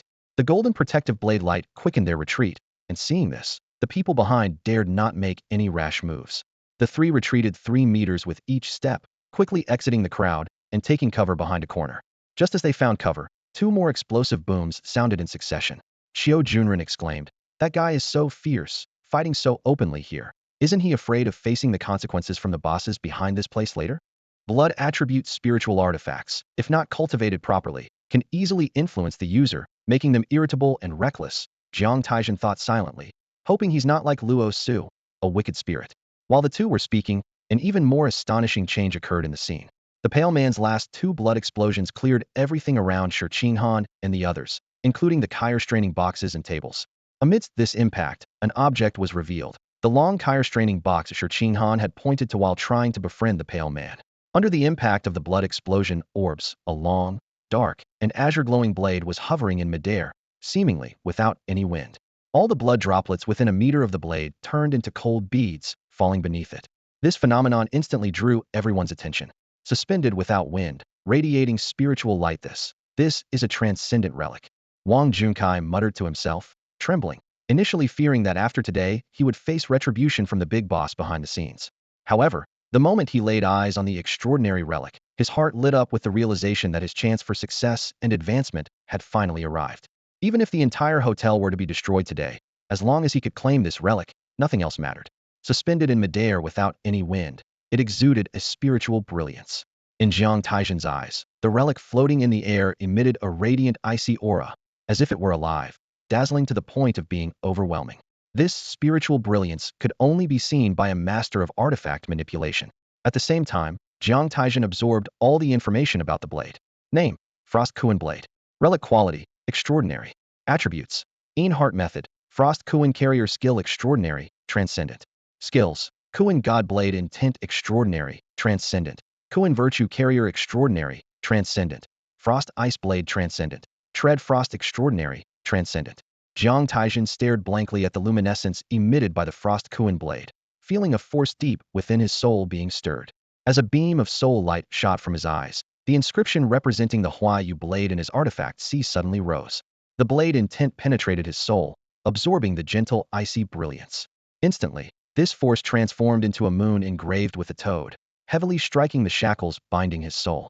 With a clang, the shackles shattered, and the two souls that had barely merged seemed on the verge of separating. Then, the inscription of the Yuan-Yang blade rose with blade intent, merging with the toad moon. However, the Huayu blade and Yuan-Yang blade, inspired by the brilliance, lost their balance. As the Yin-Yang Tai Chi of the combined forces teetered on the brink of collapse, Jiang Taizhen's soul suddenly moved, a soul aura attaching to the Yuan-Yang blade's intent. At the peak of Yin, a hint of Yang was born, and the Huayu blade infused with pure Yang essence. In that instant, the Yuan-Yang blade finally transformed, a sun depicting a golden crow emerging from the blade, ultimately achieving Yin-Yang balance with the Huayu blade. Suddenly, this Yin-Yang Tai Chi blade struck the two souls on the verge of separation, birthing Tai Chi, revealing Yin and Yang. Jiang Taizhen felt his soul seamlessly merge, the persistent sense of discord completely vanishing. Of course, the fundamental change in his soul was not just this. The true transformation lay in his originally exceptional insight, which now seemed fully unleashed. After the two-blade intents completed this process, they returned to the skill inscriptions, and another layer of inscriptions began to form. If the six-layered inscriptions represented a complete inscription, then this newly formed layer gave Jiang Taizhen a sense of completeness, perfection, and intricacy. Internally viewing the three-dimensional Yin and Yang blade inscriptions, the seven-layer intertwined and overlapping inscription structure filled Jiang Taizhen with a sense of perfect harmony. Yet, it wasn't over. With his insight fully liberated, Jiang Taizhen's thoughts never ceased. The two inscriptions first nourished the foundational blade technique, and the blade inscription, originally with a six-layer structure, now formed an additional layer, becoming a seven-layer inscription structure. The moment the inscriptions of the dual-wielding blade technique and the combined inscription of the Yuan blade were nourished, they transformed into the seventh-layer inscription structure. Ultimately, the insights from the five skill inscriptions merged into one, and the Yin-Yang inscriptions represented by the Yin-Yang Qi technique finally underwent a transformation. Jiang Taizhen comprehended the seventh-layer inscription structure as if it were an intricate pattern in the palm of his hand. Name: Yin-Yang Dual Blades. Quality: low grade. Attributes: Yin-Yang. Cultivation method: Yin-Yang Qi technique low grade. Skills: Basic blade technique low grade. Dual wield blade technique low grade. Yuan-Yang blade technique, right hand blade Yang blade, low grade. Huayu blade technique left hand blade Yin blade, low grade. Yuan dual blade combination technique low grade. Evolution: Bond. As Jiang Taizhen gazed inwardly at the sea of Dantian energy, he felt an inexplicable sense of awe. Beyond the realm of mastery lies the seventh level, a state akin to the Tao. However, he had never heard of such a state before. His rapidly advancing thoughts led him to consider several reasons. 1. It might be due to the chain bound to his soul, which had not fully merged, allowing him to perceive the invisible chain. 2. Perhaps it was the extraordinary intuition emerged from the complete fusion of dual souls, an enhancement in the essence of the soul that can't be compensated by simple acquired improvement. Regardless, these scenarios are unrepeatable. If not for Jiang Taizhen's fortunate coincidence, it might take time to fully unlock this extraordinary intuition. A series of coincidences led to the current miracle. As for whether this state akin to the Tao exists in others, Jiang Taizhen believes it likely does. He doesn't think this is a unique state. Where there is a state, someone must have reached it. However, achieving a state akin to the Tao requires immense effort, opportunity, and insight, which is no easy feat. Yet, he has a sense that with effort and time, he can cultivate a skill to a state akin to the Tao. Opportunity and insight have been covered by his unlocked extraordinary intuition. What exactly is this state akin to the Tao? Simply put, it is the profound understanding of the fundamental principles of a skill. Like a computer, reaching a state akin to the Tao means the programmer fully understands all the hardware structures and underlying program codes of this computer, and with enough time, could rewrite the operating system with zeros and ones. The transformation of the seventh-layer inscription structure is based on this foundation. This is the state akin to the Tao, and it is the reason Jiang Taizhen believes someone in the world can reach this state. After all, the world is vast, and there are always some extraordinary individuals. In the cultivation of the Yin-Yang dual blades and the five major skills, Jiang Taizhen is particularly interested in the principles of dual-wielding blade technique. On the surface, dual-wielding blade technique is a skill allowing two types of spiritual energy to exist simultaneously in one meridian, but its essence is the rapid jumping of spiritual energy between meridians and the sea of energy. In this way, the paths of the two spiritual energies, while seemingly in the same meridian, actually run independently without interference. Following this principle, Jiang Taizhen could even achieve multiple routes of spiritual energy operating in parallel, surpassing the limitations of dual-wielding blade technique. Wake up, Taizhen, wake up. Jiang Taizhen's transformation seemed complex in steps, but it didn't take long. Jiang Taizhen snapped back to reality. Now was not the time for research. The situation before him no longer required further explanation from Qiu Junren. With the appearance of a super-tier artifact, everyone present was too preoccupied to pay attention to Shi Qinghan and the others. No matter how precious the contents of the Qi restriction box might be, they couldn't compare to a super-tier artifact. The first to react were the Pale Man and Wang Junkai, who were nearby. Upon seeing the super-tier artifact, the Pale Man decisively abandoned Shi Qinghan and the others and lunged towards the Frost Kuan blade. Wang Junkai, who had been hesitating, quickly followed suit, moving ghost-like towards the blade. At that moment, he was met with a blood explosion. Though he hadn't acted earlier, it didn't mean he was weak. His skill, high-temperature steam, spread instantly, enveloping the blood explosion. The intense heat evaporated half the blood almost immediately, and both were obliterated in the ensuing explosion. However, the shockwave from the explosion sent the Frost Kuan blade flying. The artifact handlers in the arena, now fully alert, went wild. As various skills flashed, many rushed towards the blade, only to be slain by countless other skills. The Frost Kuan blade kept shifting positions amidst the barrage of skills until it was finally grasped by someone. Laughing maniacally, the person exclaimed, "Haha, I got it, it's mine." Just as he was about to activate a skill, the blade strangely slipped from his grasp and hovered in the air again. In that instant, he was overwhelmed by a deluge of skills. "What's going on?" Qiu Junren exclaimed in surprise. "The artifact can't activate skills?" Jiang Taizhen shrugged. "If you don't know, there's no way I would." At that moment, Fu Banqing pointed out, "Those three are trying to escape." Jiang Taizhen and Qiu Junren turned to see Shi Qinghan, and the others had already seized the Qi restriction box and were attempting to slip away unnoticed, rather than join the fight for the blade. "What should we do?" Qiu Junren asked. "What do you mean, what should we do? We can't beat them." Jiang Taizhen replied matter-of-factly. "The Defense Bureau is taking their sweet time, let them deal with it." Even though his power had significantly increased, he wouldn't dare risk confronting Shi Qinghan and the others. Besides, the battle over the Frost Kuan blade was far more captivating. The blade's spiritual glow was immensely beneficial to him, and he wouldn't miss out on such a rare opportunity. However, life is full of surprises. Just when Jiang Taizhen and his companions wanted to peacefully watch the spectacle, trouble came their way. After the Frost Kuan blade had ricocheted through the air a dozen times, it suddenly moved on its own when it landed not far from Jiang Taizhen. As the blade approached, the Yin's spiritual energy in his artifact C became unexpectedly active, even boiling. In the inscription of the Huayo blade, suddenly, Jiang Taizhen felt an inexplicable connection forming between him and the nearby Xuanquan blade. When he snapped back to reality, he found the Xuanquan blade already in his grasp, though he couldn't recall when he had picked it up. Alarmed, Jiang Taizhen quickly realized that a barrage of skills was being directed at him, with the most familiar being the Bloodburst Sphere. Instinctively, he attempted to activate his skills, but a powerful force of extraction surged from the Xuanquan blade. He sensed an awakening spiritual will within the blade, instantly connecting with his own consciousness. Feeling the imminent danger, he moved swiftly. In mere moments, the Xuanquan blade had drained the spiritual energy from both of his energy reservoirs. Then, the spiritual essence that filled the skill inscriptions within the blade was also entirely extracted. Jiang Taizhen lightly swung the blade in front of him, silently chanting in his heart, "Kuan God Blade Intent." Boom! A formidable blade intent emanated, instantly reducing the skill flashes several meters away to ash. The domineering blade intent swept across in a 180-degree arc in the direction he faced, like an invisible shockwave. Instantly, all the weapon masters facing the Kuan God Blade intent suffered severe mental damage, spitting blood in unison. The once lively scene turned eerily silent.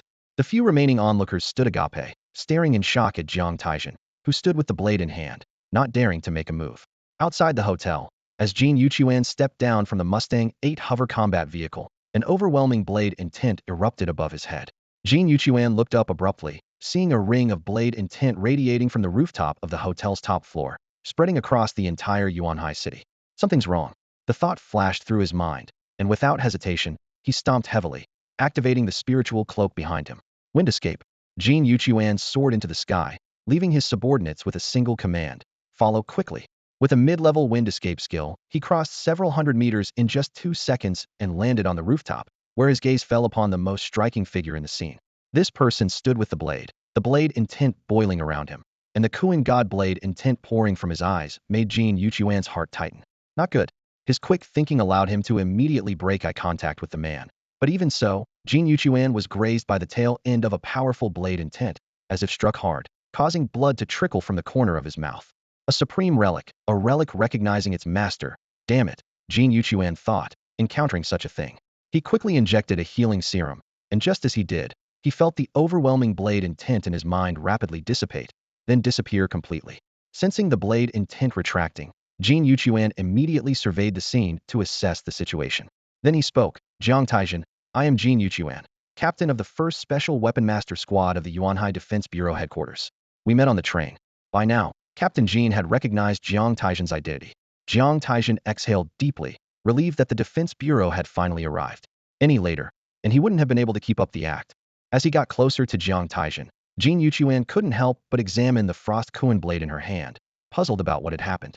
I just received a message from Mr. Wu, saying there are traces of Han and the others here. Lao Qiao, you explain, I'm too tired. Jiang Taizhen waved her hand. The earlier slash had drained much of her spiritual energy and physical strength. Having caught his breath, Qiao Junren quickly explained the situation to Jin Yuan. So, during the argument between Han and that man, an advanced relic suddenly revealed itself from a sealed box, leading to a scramble. In the end, the relic chose its owner, and you took everyone down. Not me, but the blade. Jiang Taizhen raised the knife in her hand. It was mostly the blade's guidance that unleashed the Kuan God blade's intent. Jin Yuan carefully identified the people lying on the ground, not seeing Han and the others. He immediately spoke into his earpiece. Attention, Team 1. This is Captain Jin Yuan. Han and the others might still be in the hotel. Team 3. Head to the rooftop. Teams 1 and 2. Pursue Han and the others. Be cautious of the sealed box they have, and make sure to seize it. Captain Jin, what should I do with this blade? Jiang Taizhen asked, gesturing with the knife. Given the involvement of an advanced relic, Jin Yuan replied. Jiang Taizhen, you need to come with me to the Defense Bureau headquarters to discuss the related matters. Jiang Taizhen was a bit surprised. Aren't we returning the blade? This is an illegal trade of relic sealed boxes. Everything will be confiscated and handed over to the authorities, and these people will be detained for further investigation, Jin Yuan declared decisively. Without the matter of the advanced relic, Jin Yuan might have been more cautious, considering the potential influential figures behind the scenes. However, with the advanced relic involved, there were no such concerns, as it pertained to national security, and the Defense Bureau's higher-ups would handle the pressure. Faced with this situation, Jin Yuan didn't dare to leave Jiang Taizhen's side casually. After giving these instructions, he contacted the headquarters of the Defense Bureau to report the situation. Soon, Team 3 arrived at the rooftop, quickly securing and sealing off the scene. 5 minutes later, Jin Yuan received a report that Han and the others had escaped from the hotel, leaving only an empty sealed box behind. 10 minutes later, a large number of Defense Bureau personnel arrived, taking control of the entire hotel. Jin Yuan found a sealed box and temporarily had Jiang Taizhen place the frost Kuan blade inside. Then, he brought Jiang Taizhen and the others to the Defense Bureau's Yuanhai headquarters in a special vehicle. The Yuanhai District Defense Headquarters, as the center that oversees the entire district, was naturally vast, even rivaling the twin spiral tower in dustlight. However, Jiang Taizhen and the others had no time to appreciate this. After drinking coffee for 30 minutes, Jin Yuan personally led Jiang Taizhen to an office. Inside, a poised woman in an office uniform sat. Inspector Feng, I've brought them. Jin Yuan saluted. She glanced at Jin Yuan coldly and said, you may leave. Once the door closed, only Jiang Taizhen and the inspector remained in the office. Have a seat, don't be nervous. Jiang Taizhen wasn't particularly nervous and pulled up a chair in front of the desk to sit down. Feng Lingyu was momentarily surprised and impressed by Jiang Taizhen's demeanor and attitude. It made sense that someone recognized by the extraordinary artifact, the Frost Kuan blade, would be exceptional. I'm Feng Lingyu, one of the 16 inspectors at the headquarters of the Defense Bureau, a high-level artifact master, responsible for all artifact defense matters in the Quanhai district. He introduced himself with a smile. Hello, Inspector Feng, I'm Jiang Taizhen. Jiang Taizhen wasn't too surprised. After all, it was just an extraordinary artifact, and he was expecting more than just meeting a high-level artifact master, which left him a bit disappointed. I know. Feng Lingyu paused, seemingly noticing Jiang Taizhen's thoughts. Are you surprised that you're only meeting me? Jiang Taizhen glanced at Feng Lingyu, indeed feeling a bit surprised. Feng Lingyu smiled candidly and continued. Now, let's discuss the matter of the Frost Kuan blade. As an extraordinary artifact, it's not something you can take away. I expected that, and I have no issues with it. If you think about it, the blade isn't really mine. Jiang Taizhen shrugged nonchalantly. Great attitude. Most people wouldn't easily part with an extraordinary artifact, even if it's just because the artifact has recognized them as its master. Feng Lingyu praised. It's just a case of innocent people getting into trouble because they possess something valuable. If I took the Frost Kuan blade, I'd never have peace. Jiang Taizhen waved his hand dismissively. Innocent people getting into trouble because they possess something valuable? Although Feng Lingyu hadn't heard of this saying, he quickly grasped the meaning behind Jiang Taizhen's words. But I'm curious about something and would like to ask you. Go ahead. How does an extraordinary artifact recognize a master? And considering artifacts have usage limits, why all the fuss? Jiang Taizhen had been pondering these questions on his way here. The spirit within the blade felt alive, and it seemed unlikely to collapse after just a few uses. Since you've used the Frost Kuan blade, you must have felt the spirit within it. Yes, exactly. Starting from the extraordinary level, artifacts undergo a significant transformation. At this level, they develop a spirit akin to the nascent awareness of a child in the womb. Therefore, the extraordinary level is entirely different from the lower, middle, and high levels. After becoming a relic, an extraordinary artifact's spirit, driven by survival instincts, enters a dormant state without a master to conserve the spiritual energy and essence within its inscriptions. If it remains dormant, an extraordinary relic can exist for millennia. That's incredible, Jiang Taizhen remarked in surprise. To ensure their survival, once awakened, extraordinary relics instinctively seek a master with a matching attribute. In this case, a Yin attribute artifact master. An artifact master can maintain an extraordinary relic by channeling their own Yin spiritual energy into it. After hearing this, do you regret giving up the Frost Kuan blade? Feng Lingyu asked, smiling at Jiang Taizhen. After a moment of reflection, Jiang Taizhen shook his head. Regret? If no one knew about it, having an extraordinary artifact as a trump card would be great. But now, it's too troublesome. Plus, I think maintaining an extraordinary relic is probably taxing, especially for a low-level artifact master. It could hinder their cultivation. Oh, you've realized that. You certainly have remarkable insight. Generally, only high-level artifact masters maintain extraordinary relics as trump cards. For low or mid-level artifact masters, maintaining an extraordinary relic would consume a vast amount of spiritual essence, severely hindering their cultivation. This is one reason why our defense bureau needs to reclaim extraordinary relics, Feng Lingyu explained. However, since the Frost Kuan blade recognized you as its master and you've provided information on Shi Qinghan, preventing the blade from being lost, the Defense Bureau has decided to compensate and reward you for these losses. Compensation and rewards? Jiang Taizhen was delighted, seeing this as an unexpected bonus. Of course, the Defense Bureau wouldn't act arbitrarily or seize others' property without cause, Feng Lingyu assured. Can you tell me how to resolve the issue of an artifact recognizing a master? Of course, the Artifact Recognition Defense Bureau can remove this recognition state. After all, the bond between you and the artifact is quite weak. Next, the Frost Kuan blade will have a new high-level artifact master as its owner, contributing to the nation. Feng Lingyu kept a close eye on Jiang Taizhen, noting his lack of reaction to the artifact getting a new owner, and nodded to herself. As for why it's not supported by a super-level artifact master, well, super-level artifact masters already have their super-level spiritual tools, so they don't pay much attention to super-level artifacts. This wouldn't help maximize the artifact's potential. Anything else you'd like to ask? Feng Lingyu continued. Oh, then can I ask why Shi Qinghan and the others took that sealed box? Jiang Taizhen inquired. Technically, I shouldn't tell you, but since you were involved in the whole matter and know about the bone tablet's loss, it's fine to let you know. Feng Lingyu smiled slightly and continued. The story is quite interesting. After Shi Qinghan and the others fled into the wilderness, Yuan tracked them for days. As he was about to catch up, Shi Qinghan seemed to sense danger behind them. At that moment, they ran into a group of tomb raiders just emerging from the ruins. To avoid being caught and having to hand over the bone tablet, Shi Qinghan cleverly hid it in one of the sealed boxes. The amusing part is that because Shi Qinghan and the others were delayed, they got the chance to escape Yuan's pursuit. Several mid-level fierce beasts from the ruins distracted Yuan, allowing them to get away. Yuan was so focused on chasing the three that he didn't pay attention to the sealed boxes from the ruins. Feng Lingyu shook her head, saying that it wasn't until Yuan later reviewed the situation on the rooftop that he realized the bone tablet had been right under his nose. So, that's why they were in such a hurry to get to the rooftop. They wanted to retrieve the bone tablet, Jiang Taizhen murmured. All right, I've told you everything I can.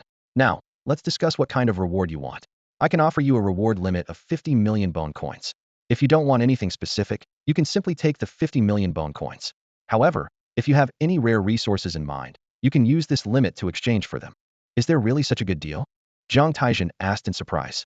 I don't think I need anything. Then I'll give you. Wait, actually, I do need something. An idea flashed in Jiang Taizhen's mind. I want 2 low-level Qi pills and some mid-level materials. He then listed a bunch of mid-level materials required for the evolution of the Yin-Yang Twin Blades to mid-level, which were numerous and varied, so he asked the Defense Bureau to collect them. Feng Lingyu pondered for a moment. All right, I can authorize 2 low-level Qi pills. These will deduct 20 million bone coins. The mid-level materials you mentioned are about 10 million. In 3 days, I'll send you the items you requested, and the remaining 20 million will be transferred to your guild account. The fact that 1 Qi pill required 10 million bone coins made Jiang Taizhen secretly exclaim. However, exchanging 10 million for 1 Qi pill was worth it. Thank you, Jiang Taizhen said with satisfaction. I should be thanking you. Compared to a super-level artifact, 50 million is nothing. As Jiang Taizhen was about to leave the headquarters of the Defense Bureau, he suddenly remembered something important. He turned to Feng Lingyu and asked, Oh, I almost forgot. I had asked Teacher Wu to bring a plaque to the Defense Bureau. I heard it needed to be deciphered to open. How's that going? Feng Lingyu waved her graceful jade hand, her expression slightly complicated. I am aware of that matter, but I'm afraid the answer isn't what you want to hear. Jiang Taizhen frowned slightly, puzzled. What do you mean? The plaque has disappeared, Feng Lingyu said bluntly. Disappeared? Jiang Taizhen was momentarily taken aback. What do you mean? Feng Lingyu explained. It's missing. More precisely, it was stolen from the inscriptions deciphering department. Jiang Taizhen asked in surprise. How is that possible? Is the inscriptions deciphering department located here at headquarters? Yes, it's right in this building, Feng Lingyu confirmed with a nod. Jiang Taizhen was silent for a moment, suddenly unwilling to pursue the matter further. Clearly, there was an insider involved, and he had no desire to get entangled in such internal strife. He simply said, All right, I understand. Feng Lingyu continued. The 10 million bone coin reward promised to you will be transferred along with your other rewards. She paused, her expression serious. Also, I hope you can keep our conversation confidential. I understand. Jiang Taizhen nodded solemnly. Then, Feng Lingyu took a business card from her pocket and handed it to Jiang Taizhen. Here's my card. If anything significant comes up, feel free to contact me. All right, I will, Jiang Taizhen said, accepting the card and putting it away carefully. As he left the Defense Bureau headquarters, Jiang Taizhen got into a taxi back to the hotel. Along the way, Xiao Junren excitedly asked about his experiences at the Defense Bureau, especially regarding the relic. Leaning against the car window, Jiang Taizhen replied somewhat wearily, Confidential, confidential, confidential. I've said it many times. Despite his words, Jiang Taizhen's thoughts drifted to the Yin-Yang double blades. He calculated silently. Once all the inscriptions reached the near Tao level, the amount of spiritual essence required would be at least 3 times that of the transcendent level. At the current pace, it would take at least 3 more months to fill all 6 inscriptions with spiritual essence. Even if he gathered all the materials needed for the spiritual weapons evolution, he couldn't evolve the Yin-Yang double blades now. Moreover, he needed to fully assimilate the structure that emerged from the 7th inscription and make it his own. Otherwise, even if he met the evolution requirements, he wouldn't act rashly. Jiang Taizhen recalled the characteristics of the near Tao level, controlling the weapon with reason, comprehending the inscriptions, and aligning with the Tao. This allowed him to use minimal effort to wield skills with maximum effect, consuming at least 10 times less spiritual energy than the transcendent level. Additionally, Jiang Taizhen noticed an interesting phenomenon. He could now easily draw the inscriptions within his lower dantian. After careful thought, he believed this was a benefit of reaching the near Tao level. By thoroughly understanding the inscriptions, he could effortlessly draw these 6 inscriptions. He pondered the applications of this ability. For an artisan, inscriptions are fundamental skills, and being able to easily draw them meant he had reached a master level with these 6 inscriptions. This even gave him the ability to impersonate some niche artisans. Meanwhile, his bond skills were progressing rapidly. With the Yin-Yang Qi technique and the Yuan-Yang blade reaching the near Tao level, the Yin-Yang Nine Shine technique and the Great Sun Protective Blade Light both advanced to the integrated level. This also meant that the Red Sun Fiery Body Refining technique and the Red Sun Protective Light had similarly reached the integrated level. Sitting in the taxi back to the hotel, Jiang Taizhen's thoughts wandered amidst his progress, filled with anticipation for the future. The skill of the Yin Essence Seed was only just becoming manageable despite the effort put into it. Although it mitigated some of the side effects of the Red Sun Body Refinement technique, Jiang Taizhen could already feel the scorching heat burning within his body. The Yin Essence Seed produced a continuous flow of Yin water, but it could only extinguish part of the flames. It was almost absurd to be troubled by such rapid advancement. During his upcoming hotel stay, Jiang Taizhen planned to focus entirely on cultivating the Yin essence seed. Otherwise, even if he had free time, he wouldn't be in the mood for leisure. Ultimately, he had a significant gain. He deeply understood the 5 inscriptions within the Frost Kuan blade and personally activated the Kuan God blade intent. This skill, Jiang Taizhen traced back to its roots, evolved step by step from a basic low-level blade technique.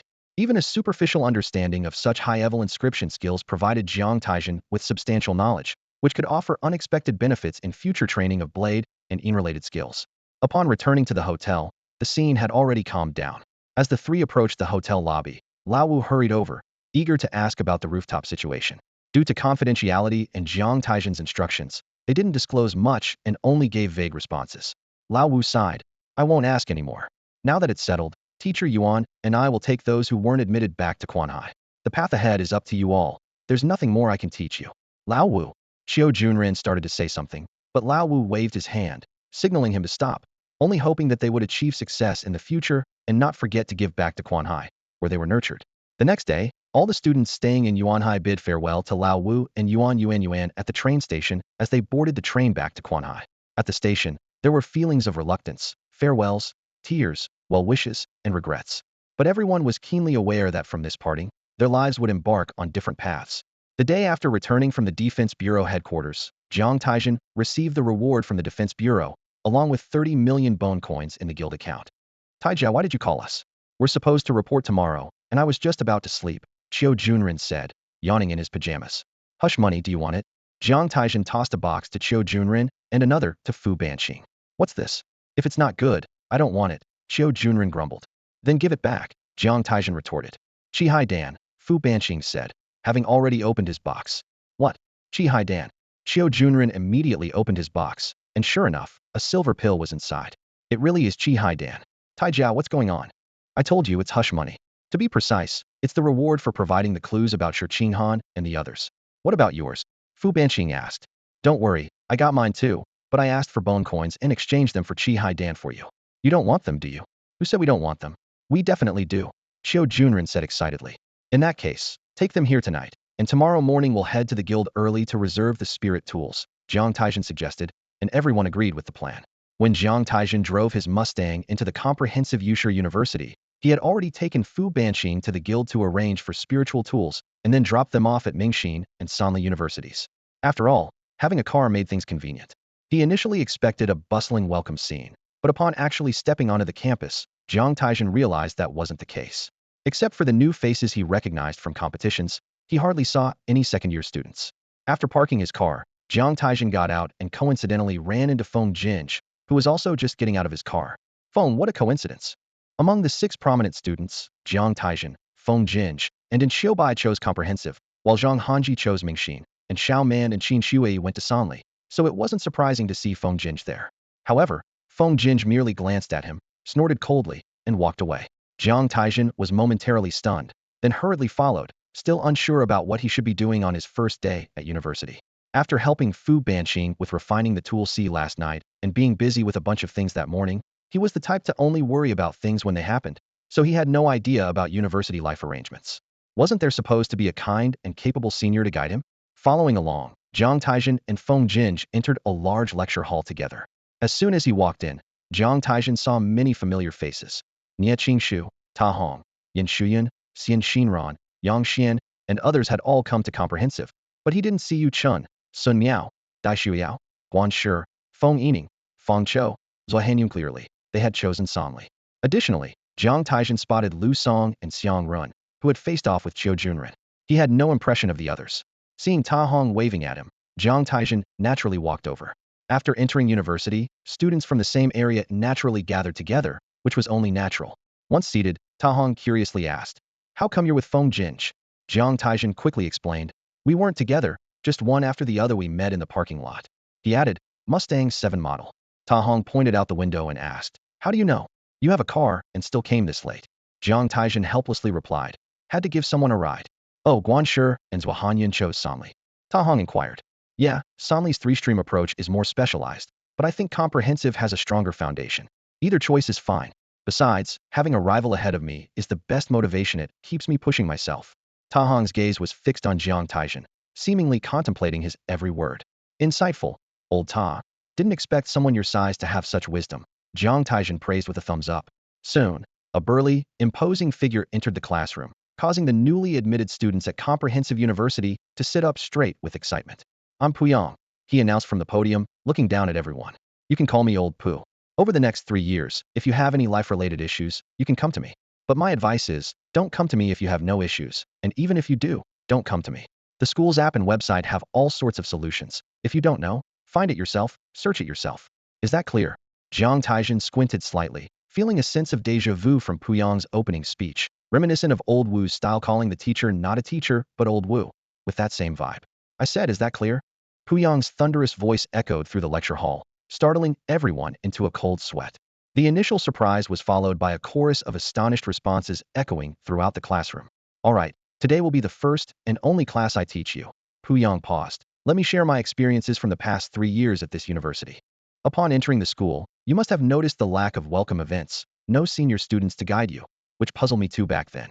But what I want to tell you now is that being a usher is not about leisure and romance. If that's what you're looking for, go to a liberal arts college where all your university fantasies can be fulfilled. Being a usher is a profession where you gamble with your life at any time. In these 3 years, none of us can afford to waste time.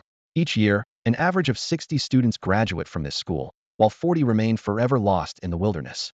Yet, those 60 are among the most elite usher in the entire Yuan High.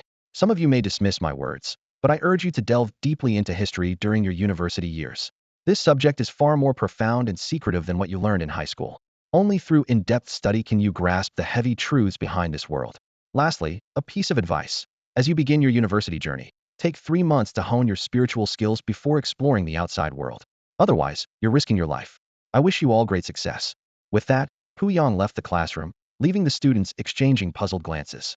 After installing the school's app, they began browsing its contents, as Puyang hadn't mentioned anything about their daily life or courses. As soon as Jiang Taizhen logged into the app, several messages popped up. The Comprehensive Institute is well-funded, providing each student with a small villa for training. Every year, senior students vacate 100 training villas, which the new students move into as their dormitories for the next 3 years. The villas are assigned based on admission numbers. Jiang Taizhen's villa is number 102, as his student number is 02. Next came the class schedule. For first-year students, the first 3 months consist of 3 days of classes per week and 4 days for self-training. All courses during this period are mandatory. After 3 months, students move on to elective courses, which are not organized by class, but by the electives chosen by each student, guided by different professors. Yes, professors, similar to a weaker version of a mentor system. For example, if someone opts for a course in artifact crafting, they will be assigned to a crafting mentor. However, these mentors must accommodate students from all 3 grades who choose this course. This demonstrates the powerful faculty and the reason behind the limited number of enrollments at a top-tier university, focusing resources on nurturing elites. Seeing this, Jiang Taizhen noticed a strange sense of déjà vu in the first half of the course, as if it was the same set of methods implemented by Lao Wu in the latter half of the school term. He muttered to himself, wondering if Lao Wu graduated from a comprehensive university. Perhaps it's the style of Mingxin or Sanli. He thought as he scrolled through the app, considering that the teaching methods of these 3 institutions should be quite similar. And indeed, they were. Besides these, the app also offered a variety of modules such as intermediate and advanced device rentals, relic exploration, spiritual device purchases, exclusive spiritual device bonds, and evolution patent purchase permissions for comprehensive universities, material purchases, unknown mentor guidance, and assistance services. However, all of these required credits. Without credits, money alone was useless. Jiang Taizhen browsed through the relic exploration and exclusive spiritual device bond and evolution patent purchase permissions. The so-called relic exploration referred to relics controlled by comprehensive universities, where students could spend credits to explore. These relics were vast inside, containing a wealth of undeveloped value. The exclusive spiritual device bonds and evolution patents were patents for spiritual devices that couldn't be found on patent websites, which was also a significant draw for students. Jiang Taizhen saw the combination and evolution formula for the corrupt crown spiritual devices 3-device bond prominently featured in the comprehensive university's patents. There was no doubt that Feng Jinj chose the comprehensive university primarily for this reason. Even among the Yin-Yang spiritual devices, Jiang Taizhen found some bond patents, though unfortunately, they were of no use to him. He clicked on the unknown mentor guidance section and saw rows of mentor profiles, each highlighting their areas of expertise, including various fields of device crafting, bond research, evolution research, skill guidance, and more. The options were endless. One question answered cost 1 credit, clearly priced and fair, with a professional guidance package of 10 credits for half an hour. Jiang Taizhen keenly realized that the value of credits was significant. After familiarizing themselves with the app, the group left the teaching area and, following the signposts, found the villa area within a 5-minute walk. The villas were neatly arranged with considerable space between them, ensuring perfect privacy for each one. Jiang Taizhen found his Villa 102, opened the door with facial recognition, and entered. He looked around and discovered a 2-story building with a basement, where the basement served as a training chamber, suitable for use as a device crafting room or practice area. The upper 2 floors contained bedrooms and reception rooms. Though small, it was fully equipped. The villa had evidently been cleaned, and Jiang Taizhen settled in without even unpacking. Later, he contacted Fu Banqing and Xiu Junren to learn about their situations, which were similar to his, with mandatory courses lasting 3 months. The following 3 months passed quietly. In class, Jiang Taizhen absorbed a wealth of knowledge, and with his exceptional comprehension, he quickly mastered and integrated whatever was taught. Outside of class, he cultivated the Yin-Yuan seed skill, comprehended the 7th structural layer of skill inscriptions, and accumulated spiritual essence. 3 months might be precious for ordinary people, but for a genius, it could bring about earth-shattering changes. In his required courses, Jiang Taizhen achieved perfect scores across the board, earning the maximum reward of 10 credits for each course completed. After completing 20 courses, he has accumulated 200 credits. In terms of cultivation, he prioritized the cultivation of the extreme Yin primordial seed, reaching an extraordinary level of mastery, almost catching up with his rapidly advancing 2 binding techniques. The remaining foundational body forging and 9-yang explosive body technique have also been cultivated to a high level of proficiency. In the realm of inscription structures, Jiang Taizhen has mastered the structure of 6 inscriptions, reaching a level where skill approaches the way of the Tao. As for his understanding of the frost-cold blade, he has dissected it meticulously, integrating it into his own foundation. For those parts that are difficult to grasp, Jiang Taizhen realizes that his knowledge base is currently insufficient to digest them, and he will have to leave them for future study. After 3 months, Jiang Taizhen's lower Dantian sea of instruments is filled with spiritual essence like lead and mercury, completing the requirements for evolving the Yin-Yang dual blades. However, what truly troubles him is the agreement for the 3rd spiritual instrument. To be prepared for any eventuality, Jiang Taizhen has already begun preparations, as the 3rd sea of instruments will be forged after evolving into a mid-level spiritual instrument. Therefore, the 3rd spiritual instrument requiring an agreement must be prepared in advance. With the ability to see bonds and evolution, Jiang Taizhen's ambitions have grown. He cannot hastily form an agreement with a spiritual instrument that lacks a bond. Thus, he reviewed all Yin-Yang spiritual instruments within the Abyssal Sea Artificer Guild and purchased all low-level Yin-Yang spiritual instruments he had not encountered before on the Black Magic app. With 20 million in hand, he successfully acquired 16 unseen Yin-Yang spiritual instruments within the guild, but unfortunately, none of these instruments were able to form a bond with the Yin-Yang dual blades and the fiery sun armor. Jiang Taizhen did not give up and continued to explore black market transactions within Abyss City, finding some Yin-Yang spiritual instruments he had never seen before, but still no bond was formed. At this point, he faced a dilemma. If he evolved the mid-level spiritual instrument and forged the 3rd sea of instruments without a bonded spiritual instrument agreement, would he have to leave the 3rd sea of instruments idle, waiting for the destined spiritual instrument to appear in the future? Although he had already formed an agreement with the 2nd spiritual instrument and could wait for some time, he still felt dissatisfied. After 3 months of contemplation, Jiang Taizhen finally came up with a solution, unknown guidance from a mentor. This idea came from a gathering with Fu Banqing, where the attentive Fu Banqing reminded him that the professors with deep research into spiritual instrument bonds might be able to solve the problem he couldn't.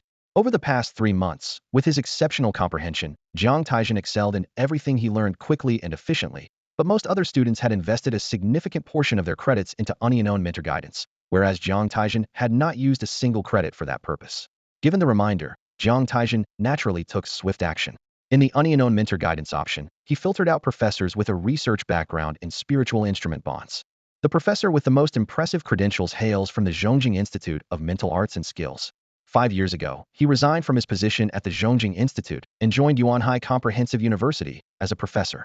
Within just a year, he reached the pinnacle of the school's research in the field of spiritual artifact bonds, arguably becoming the leading authority at Yuan. The Zhongjing Institute is the authoritative body on spiritual artifact evolution and bond research, responsible for reviewing and uploading patent applications for bond evolution formulas, and it brings together a large number of elite researchers in the field from across Guhuang. Nian Ziyun, a female, is a high-level spiritual artifact master and researcher, serving as the dean of the Spiritual Artifact Research Institute at the Comprehensive University. Her profile picture is a serious-looking photo with black-framed glasses, and despite the glasses covering most of her face, her attractiveness is still evident through the lenses. The female professor Jiang Taizhen is not surprised by this.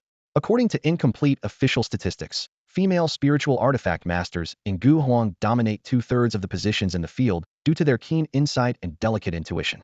Many powerful bond and evolution formulas have been created through the efforts of female researchers. After selecting Nian Ziyun, Jiang Taizhen immediately opened her message box, composed, and sent his question. If none of the spiritual artifacts on the market can form a bond with one's own artifact, what other ways are there to find a suitable bonded artifact? This question is almost entirely theoretical, thus appearing highly unprofessional. After all, the combinations of spiritual artifacts on the market are vast, and no one can confidently claim to have fully researched all the bonds of the same attribute. Even if all artifacts were studied, there's no guarantee that all existing bonds have been identified. Therefore, Jiang Taizhen's question is essentially a false premise. Professors have valuable time and cannot constantly monitor the app to answer students' questions. Hence, Jiang Taizhen's question received a response only after 2 days. Nian Ziyun's reply was concise and direct, consisting of just 5 words. Create a new spiritual artifact. Those 5 words cost Jiang Taizhen 1 academic credit. However, upon seeing the answer, a light bulb went off in Jiang Taizhen's mind, realizing the flaw in his thinking. He had been focused on finding existing spiritual artifacts on the market, neglecting the possibility of creating new ones. Upon deeper reflection, he even considered that he could customize bonded skills for all his abilities, solving the problem of not finding spiritual artifacts in the future. However, another question arose. Did he have the foundation or talent to create spiritual artifacts? In fact, he did possess potential in this area. After all, the spiritual artifact Jiang Taizhen planned to create was a niche Yin-Yang artifact, not requiring mastery of all spiritual artifacts. In truth, no artifact maker can excel in all attributes of spiritual artifacts, but specializes in a particular attribute or type. If some artifact makers who rely on crafting for a living chose to specialize in Yin-Yang attribute artifacts, they likely wouldn't earn much, but Jiang Taizhen doesn't care. His purpose in learning artifact crafting is to find suitable bonded artifacts, not to make money. His advantage is clear. Once crafted, he only needs to check for relevant bond formulas to verify their effectiveness. This is faster and more accurate than any research institute studies.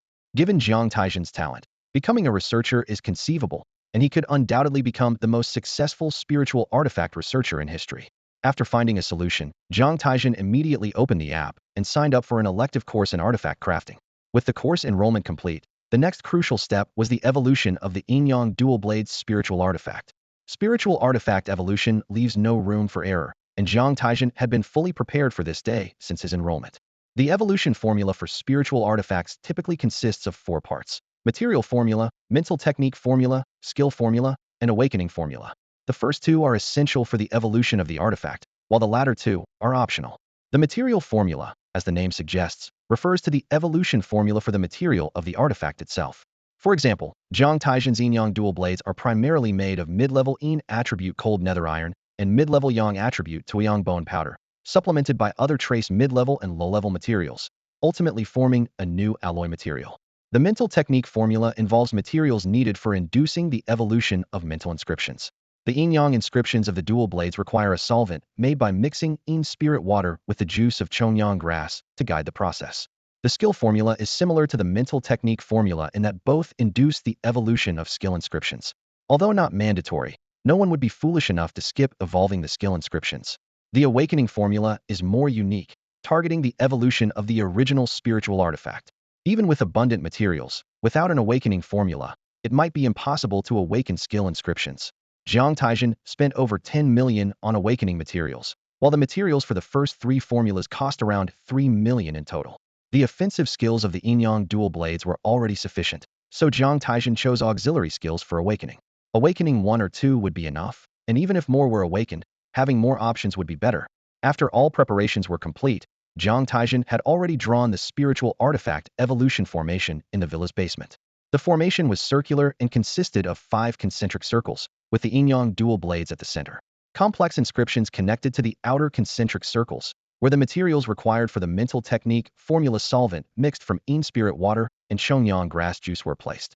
The next outer circle held the materials for the material formula, followed by the skill formula materials, and finally, the awakening formula materials, which were the most numerous. It's worth noting that if one does not wish to awaken skills, this last layer need not be drawn. After making thorough preparations, Jiang Taizhen sat cross-legged at the center of the formation, holding the Yin-Yang dual blades in his hands, channeling the spiritual energy stored in his artifact C into the formation. As the spiritual energy flowed through all the formation inscriptions, the formation was fully activated. The first to be triggered were the mental inscriptions, as the materials in the mental technique formula's concentric circle flowed into the mental inscriptions of the Yin-Yang dual blades under the formation's influence. Instantly, the spiritual quality accumulated in the mental inscriptions began to operate due to the material's effect. Boom! A pinhead-sized black hole opened in the innermost layer of the Yin-Yang mental inscription, and Jiang Taizhen sensed a connection between the Yin-Yang inscription and an endless sea of dark elemental energy, as if a massive influx of energy was about to pour through this pinhole black hole. At this moment, the materials of the mental cultivation formula, soaked in the Yin-Yang inscriptions, began to emit a rhythmic frequency. Once this frequency passed through the black hole, it quickly spread to the Qi C, where a special type of Qi reacted immediately. In an instant, this special Qi surged out of the black hole, carrying vast amounts of information and energy, and began to wash over the Yin-Yang inscriptions from within. Soon, this special Qi broke through the confines of the Yin-Yang inscriptions and spread throughout the entire Yin-Yang Twin Blades. Simultaneously, the material formula of the second concentric circle within the blades, guided by this special Qi, began to merge with the original material of the blades, gradually forming a new alloy. The special Qi also permeated 5 skill inscriptions, activating the newly infused materials. 5 needlepoint black holes opened simultaneously, and 5 unique frequencies of Qi responded in the Qi C, emerged from the black holes, and began to scour the 5 skill inscriptions. Because the Qi from the mental cultivation inscriptions filled the entire Yin-Yang Twin Blades, the special Qi within the 5 skill inscriptions could only remain trapped, repeatedly scouring the inscriptions. Eventually, as the last 7 awakening formula materials flowed into the blades, the residual information and materials within the original spiritual weapon began to resonate with the special Qi. 2 unique inscription waves emerged, gradually sketching out 2 skill inscriptions from nothing. At this point, the first evolution of the Yin-Yang inscriptions within the mental cultivation concluded. The Yin-Yang inscriptions, washed by the special Qi and having absorbed enough Qi information, gradually softened. The spiritual essence within the inscriptions, under the 7-layer inscription structure, outlined another layer of inscriptions, encompassing all 7 layers. Then, under the influence of the Qi, they gradually fused into one, ultimately transforming into a primitive mid-level inscription, the Sun and Moon inscription. As the Sun and Moon inscription fully formed, the alloy material of the spiritual weapon solidified, followed by the transformation of the 5 major skill inscriptions into mid-level inscriptions. The low-level inscription blades transformed into mid-level blade intense, the low-level Yin and Yang blades into the Taiying blade and the Sun blade, the low-level Yin-Yang leap into the Yin-Yang exquisite inscription, and the low-level harmony into the mid-level Sun and Moon harmony. Finally, 2 more skill inscriptions took shape, named Wing and Zen, both mid-level. However, this was not the final step. Once the Yin-Yang Twin Blades fully evolved, they autonomously became spiritualized and entered the lower Dantian's Qi C. The inscription still contained a considerable amount of spiritual essence, which rose from the lower Dantian's Qi C and flowed through the 8 extraordinary meridians and 12 main meridians. Suddenly, 18 acupoints in these meridians branched out, and with the overwhelming spiritual essence, the 18 hidden meridians were connected one by one, while simultaneously reinforcing these newly connected delicate meridians. After circulating through 81 cycles, the remaining spiritual essence, under Jiang Taizhen's guidance, converged in the upper Dantian, where a third upper Dantian Qi C was forged. Jiang Taizhen slowly opened his eyes, his hands covered in a thick layer of dust. This was the result of the twin blades evolving, expelling unnecessary material as impurities. With a gentle blow, the dust on his hands and the entire magic array dissipated together. At that moment, Jiang Taizhen felt rejuvenated, as if he had been remade. This was not just an illusion. It was the result of the body's refinement and enhancement brought by the newly developed 18 hidden meridians. He looked inward at his Dantian sea of instruments, and the information about the Yin-Yang Twin Blades emerged in his mind. Name: Yin-Yang Twin Blades, also known as Sun-Moon Blades. Quality: mid-tier. Attributes: Yin, Yang. Cultivation method: Sun-Moon Dao Heart Technique. Mid-tier. Beginner level. Skills: Blade Intent. Mid-tier. Beginner level. 3 apertures Exquisite Heart. Mid-tier. Beginner level. Solar Absolute Flame Blade Right Hand Blade. Yang Blade. Mid-tier. Beginner level. Lunar Toad Moon Blade Left Hand Blade. Yin Blade. Mid-tier. Beginner level. Sun and Moon Across the Sky Twin Blade Combo Technique, Mid-Tier. Beginner Level, Blade Zen, Mid-Tier, Beginner Level, Cicada Wing Blade, Mid-Tier, Beginner Level. Synergy Skills, Yin-Yang 9 Radiance Technique, Red Sun, Blazing Body Refinement Technique, Sun Moon, Tao Heart Technique, Incomplete, Synergy Formula. Great Sun Protective Blade Light, Solar Absolute Flame Blade Technique, Red Sun Protective, Incomplete, Synergy Formula. Evolution. Among these, the Blade Intent skill is an evolved skill of the basic blade technique, which can be integrated into other skills. The 3 Apertures Exquisite Heart is an evolved skill for dual wielding blade techniques, allowing the simultaneous operation of 3 different spiritual energies in the same meridian. After mastering the principles of dual wielding blade techniques, Jiang Taizhen can manage 9 tasks at once, but this overclocked state can only be maintained for a short time. The Yin-Yang 3 Apertures Exquisite Heart, however, has skill inscriptions as a safeguard, allowing for stable long-term use of 3 tasks at once without the risk of mental fragmentation. The Solar Absolute Flame Blade and Lunar Toad Moon Blade are evolved skills of the Huayo Blade and Yuan Yang Blade, respectively, while Sun and Moon Across the Sky is the evolved skill of the Yuan Blade. Lastly, the newly awakened skills, Blade Zen is a calming and protective auxiliary skill that stabilizes the mind and senses the surroundings using the blade as a medium. The Cicada Wing Blade is an offensive auxiliary skill that attaches a sharp air blade to the twin blades, thin as a cicada's wing, capable of slicing through gold and jade, increasing sharpness by at least tenfold.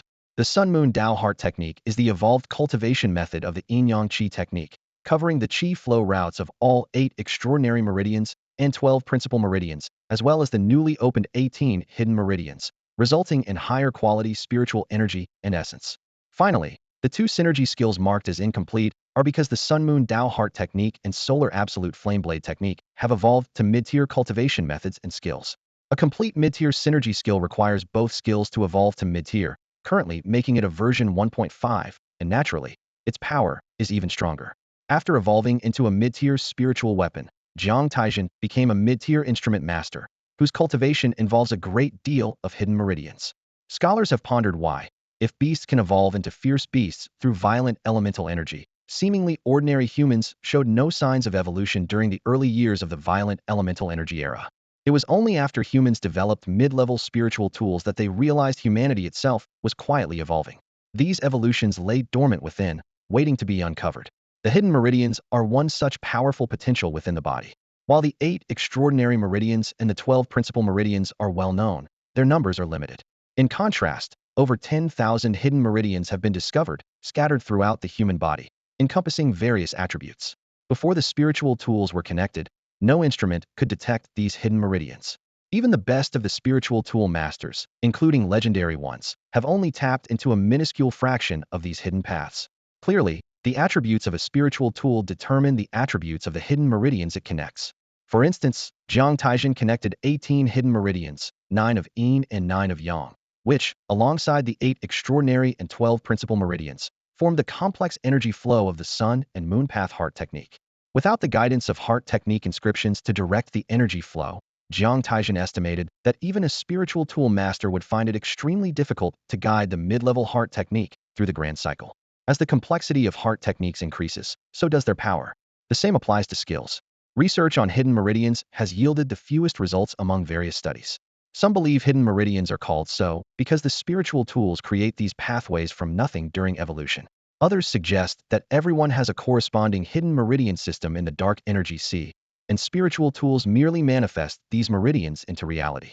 In any case, the origins of hidden meridians are widely debated. The discovery of hidden meridians represents the release of human potential, but it also complicates the study of heart techniques and skill bonds. It's no exaggeration to say that without hidden meridians, human spiritual tool masters would reach their limits at low levels. It is their existence that allows for mid-level, high-level, and even legendary spiritual tool masters to emerge. Some even assert that legendary spiritual tool masters are not the end, because the hidden meridians they have developed only represent a small portion of the human body, with much more potential waiting to be unearthed. After the evolution of the Yin-Yang Twin Blades, Jiang Taizhen needed to familiarize himself with the newly evolved mid-level skills. The spiritualized Twin Blades had completely transformed the Yang Blade, with its white base and golden script, radiated like the sun's rays, while the Yin Blade, with its black base and silver patterns, exuded a cold aura reminiscent of a toad swallowing the moon. Without the outer covering, it would be obvious to any observant person that the Yin-Yang Twin Blades had evolved. The Yang blade was several times heavier than before, whereas the Yin blade felt weightless. At this moment, Jiang Taizhen's sea of tools in the lower dantian was empty, but in that short time, he had already refined a significant amount of spiritual energy. With a wisp of spiritual energy, the Tine-toed moon blade suddenly slashed out a cold arc of light, striking the wall 5 meters away. A deep mark appeared silently. Spiritual energy leaving the body is the hallmark of a mid-level airflow spiritual tool master. For a mid-level body refining master, it's the transformation of force into vigor, and for a mid-level mind flow master, it's the transformation of spirit into thought, manipulating objects in the void. Here, the spiritual energy leaving the body refers to the basic attack of spiritual energy leaving the body, similar to Jiang Taizhen's skill, the full moon blade chi, which is not truly the hallmark of a mid-level spiritual tool master. Many advanced low-level airflow skills can achieve this. Next, Jiang Taizhen tried the solar absolute flame blade, blade zen, and cicada wing blade one by one, finding the blade intent effects to be quite satisfactory. After a day, Jiang Taizhen fully grasped the beginner's level, with the first 5 skills and heart techniques reaching a level of proficiency.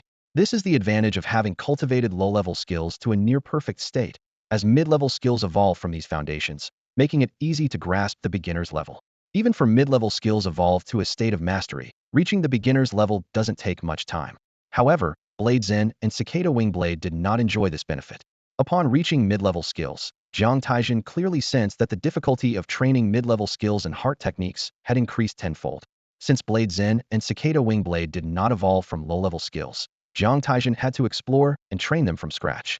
Just after the dual Yin-Yang blades evolved, Jiang Taizhen received a message from the school informing him that his elective course on artifact forging had been assigned a mentor.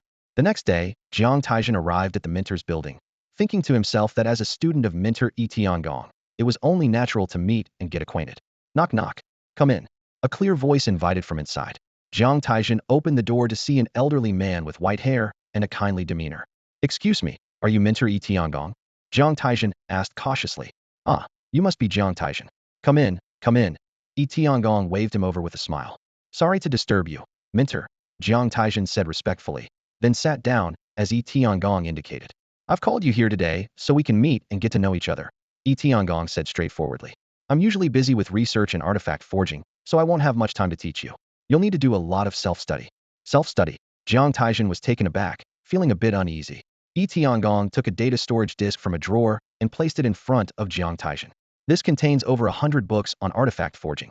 More than 20 are advanced theory and practice books, which are essential. There are over 30 advanced theories you might also find interesting. The remaining 50 or so are materials I've compiled over the years. Some are published, some aren't. You can look at them if you're in the mood. These aren't commonly found outside. What? You're giving this to me? Jiang Taizhen was astounded, realizing that this small data disk contained such high-level forging knowledge. It would be challenging for ordinary artifact masters to acquire this. This is the advantage of a comprehensive university. As long as you want to learn, I'm willing to share everything, Tiangong continued. However, these materials can only be downloaded to your phone here and must not be shared. Opening the files requires a specific password, which is, you can only keep it for a year. If you want to see them again after a year, you'll need to come back to me. Phew, that's more like it, Jiang Taizhen thought, relieved, as he took the data disk and started downloading the materials onto his phone. For any questions, you can reach out to your 3 senior apprentices. I'll add you to a group chat later. I'll arrange a QA session once a month, usually on the 3rd. If the date needs to change, I'll notify the group. It's great for the 5 of us to gather, have some food and drinks, and chat about forging. Jiang Taizhen thought to himself that this teacher was quite modern. This approach was excellent for creating an atmosphere and bringing people together. Can I call you teacher? Jiang Taizhen asked tentatively. Call me whatever you like. My other 3 apprentices call me teacher, old man, or mentor. It's up to you. Then I'll call you teacher, Jiang Taizhen replied with a smile. All right then, see you on the 3rd of next month. Tiangong waved him off. Jiang Taizhen left, filled with anticipation, and exited the office. Jiang Taizhen, an interesting young man, Tiangong murmured to himself as he watched him leave. Back at the villa, Jiang Taizhen entered the password, revealing a clear list of contents. Jiang Taizhen skimmed through over 100 books, including Advanced Inscription Guide, Spirit Artifact Inscription Combinations, Theory of Vital Energy, choosing between fire and water skills, materials of spirit artifacts, and refining inscription evolution. This took him just a minute. Over 3 days, he gained a general understanding of more than 20 essential books. These million-plus pages laid the framework for his artifact refining knowledge. Jiang Taizhen decided to spend the next 10 days thoroughly studying these 20 books to fully absorb their contents. With his extraordinary comprehension, an average artifact master would need at least 6 months to grasp this knowledge. Just when Jiang Taizhen thought his days would continue peacefully, a siren suddenly blared over Yuan High, shaking the entire city. The citywide alarm signaled a beast riot. Jiang Taizhen's expression changed. He had encountered this situation once during middle school and hadn't expected it to happen again. As he processed the shock, his specialized communication device rang. Quickly, he opened it to find a blood-red summons notice. He skimmed through the message, which stated that as a registered artifact master with the guild, he was obligated to assist the authorities in dealing with the beast riot. Refusal would result in the revocation of his registration, and he could face legal consequences if significant responsibilities were neglected. The notice also included a warning to be wary of potential disruptions from groups like the Plague Cult. Jiang Taizhen pressed the appropriate response button, and the screen switched to a map, highlighting in red the location he needed to reach within 15 minutes to join the Defense Bureau squad stationed there. After a brief moment of thought, he sprang into action, quickly consuming a high-energy compressed beast meat bar. He then retrieved antidote, treatment, and disinfectant injections from his storage belt, preparing them swiftly. He donned a gas mask and a phone recording pouch, then put on his ordinary white cloud black mist boots. He also fitted disguises on his 2 spirit artifacts, the Yin-Yang Dual Blades, to appear as their lower-tier forms. Although Jiang Taizhen preferred not to reveal his mid-tier artifact master skills too soon, it was better to be prepared. Once ready, Jiang Taizhen stepped out of his villa. Immediately, he sensed hundreds of powerful auras rising from the villas behind him, which belonged to second and third-year students. The usually quiet villa area became lively, and he even saw several artifact masters flying away with capes or winged artifacts. Many of them had mid-tier artifact master auras. Upon closer sensing, there were at least 30 to 40 mid-tier artifact master auras throughout the villa area. It seemed that reaching mid-tier status required at least 3 years, given the elite concentration in Yuan High City. However, it was also possible these elites were ensuring they were fully prepared before advancing. As soon as he stepped out of the villa, he saw Feng Jinj and Xiaobai already outside, fully equipped like him. In the distance, Nie Qingshu, Ta Hong, Yin Shuyan, Xian Xinran, and Yang Xian were also gradually exiting the villa. Is anyone heading to Assembly Point 2? Ta Hong asked. I am. Yin Shuyan immediately responded. Point 5. Nie Qingshu inquired after hearing Ta Hong. Let's go. I'll join you. Jiang Taizhen shrugged and started walking ahead. Inquiries about points 3 and 6 followed. Nie Qingshu, usually silent, quietly followed behind Jiang Taizhen without uttering a word. At this moment, Jiang Taizhen was employing the Yangguan 9 steps technique, having reached a masterful level. With his current insight, it took him only half an hour to perfect this skill, making it sufficient for the challenges ahead. Incidentally, the 100 Shadow Phantom technique was at a similar level. The Yangguan 9 steps allowed him to move swiftly, and Nie Qingshu's Sky Ring Blade teleportation skill made her appear like a ghost behind Jiang Taizhen. After walking just 2 blocks, they noticed stray fierce beasts emerging on the street. Just as Nie Qingshu prepared to teleport and slay them, Jiang Taizhen had already released a moonbeam the size of a grain of rice, piercing the beast's forehead instantly, killing it on the spot. Focus on getting there. They'll handle the rest. Nie Qingshu's pupils constricted slightly. The crescent moon demonstrated Jiang Taizhen's exceptional control skills, achieving a finesse that even her own meticulously honed sky blade couldn't match. For Jiang Taizhen, the energy cost of the crescent moon was negligible, barely exceeding the initial energy refinement of a spiritual tool. Combined with the solid quality of mid-level spiritual energy, the thick hides of the low-level beasts were as fragile as paper, offering no resistance. Turning onto the 3rd street, there was a sudden bang as the ground beneath a manhole cover cracked, revealing a large underground cavity. A horde of frenzied low-level beasts poured out, accompanied by a masked practitioner with a green bird beak. Surrounding him was a red poisonous mist, enveloping the beasts at the entrance. The Plague Cult, green bird beak. Jiang Taizhen paused, his gaze sharpening. Watch out for the poisonous mist. Got it. Nie Qingshu's body vanished, her sky ring blade slaying a beast that narrowly escaped the crescent moon's reach. The beasts, seemingly affected by the red mist, appeared to be engulfed in raging blood flames, and Jiang Taizhen's full-powered crescent moon failed to kill some of them. Let's take down the Plague Cult spreader first. Jiang Taizhen immediately identified the spreader as Greenbird Beak. In an instant, the previously high-hanging silver moon descended swiftly, transforming into a weighty falling moon. Its imposing presence sent even the frenzied beasts into a panic, forcing them to flee in all directions. However, the moonlight from the falling moon encircled the beasts tightly, preventing their escape. The Greenbird Beak was quite impressive. Instead of fleeing, it stayed to fight. A green diamond-shaped crystal appeared on its forehead, and a highly concentrated green droplet shot out from it. This was the skill, Green Poison Burst. As mentioned earlier, the upper and lower limits of the green crystal spirit tool are extremely high, and if the poison is mixed correctly, it can challenge opponents of higher levels. Clang. As the two forces clashed, a metallic sound echoed. The highly concentrated green poison spread towards the moonfall with the speed of a locust swarm, as if it intended to devour the entire moon. Jiang Taizhen sensed that this green poison was indeed formidable. With the quality of mid-level spiritual energy, it could corrode a layer of spiritual moonlight on the moonfall. If he were still a lower-level artifact master, both sides would have faced mutual destruction. At this moment, the green poison was already displaying some of the power of a mid-level force. Jiang Taizhen's eyes flashed coldly, and he felt at ease. After all, not everyone has a high talent for developing poisons, but the green bird beak's backers are powerful, and it wouldn't be difficult for the white bird beak researchers to develop potent poison formulas. They could simply distribute these formulas to the plague cultists with green crystal spirit tools, enabling mass production of skilled users. No wonder the plague cult is so troublesome. However, this doesn't mean that lower-level cultists can become invincible with high-level poisons, since the poison nest skill is the vessel for carrying and mixing poisons. Poisons that are too advanced would directly corrode the poison nest. If they can cleverly use poisons that are between the low and mid-levels, it would be equivalent to having a poison nest skill that is near the level of mastery. Simply training the green poison burst skill could make their combat power formidable. Retreat. Jiang Taizhen said softly. Nie Qingshu immediately understood and flashed to Jiang Taizhen's rear. Boom. The green bird beak's expression was one of astonishment beneath its mask, unable to comprehend why such a powerful green poison burst was ineffective against a low-level skill. Centered around the green bird beak, all the low-level fierce beasts were shattered, followed by waves of moonlight blade energy that plowed the surrounding ground repeatedly. Any beasts lucky enough to escape were eventually slain by the repeated moonlight plows. Nie Qingshu glanced at Jiang Taizhen in surprise. This move was more than 10 times more potent than what she had seen on the stage before, but she wasn't one to ask unnecessary questions and instead inquired, "What was that red poisonous mist earlier?" It seemed to have the effect of stimulating physical potential. Jiang Taizhen was thoughtful, considering the abnormal behavior of the fierce beasts earlier, and he silently noted that this was not a good sign and that he needed to be cautious. Jiang Taizhen's move, Moonfall, not only cleared out the fierce beasts but also caused the cave entrance to collapse, blocking the sewer opening, saving them a lot of trouble. As they reached the designated rendezvous point, they encountered 3 more sudden situations along the way, but there was no interference from the plague cult, and the two quickly resolved them.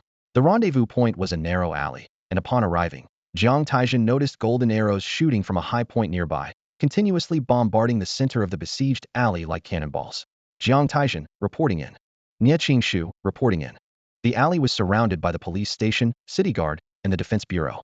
The police officers stood guard on the perimeter and did not participate in the assault against the beasts emerging from the sewers. The main task fell to the defense bureau, the city guard, and the previously arrived artifact wielders. A young officer from the defense bureau, evidently experienced in such matters, smoothly handled the introduction to Jiang Taizhen and Nie Qingshu. "I am Zhang Wenfei, the captain of the 24th Squad of the 3rd Battalion of the Defense Bureau, in charge of the number 5 defense perimeter. Your task is to assist us in defending this breach in the sewers. Please scan your identity codes here."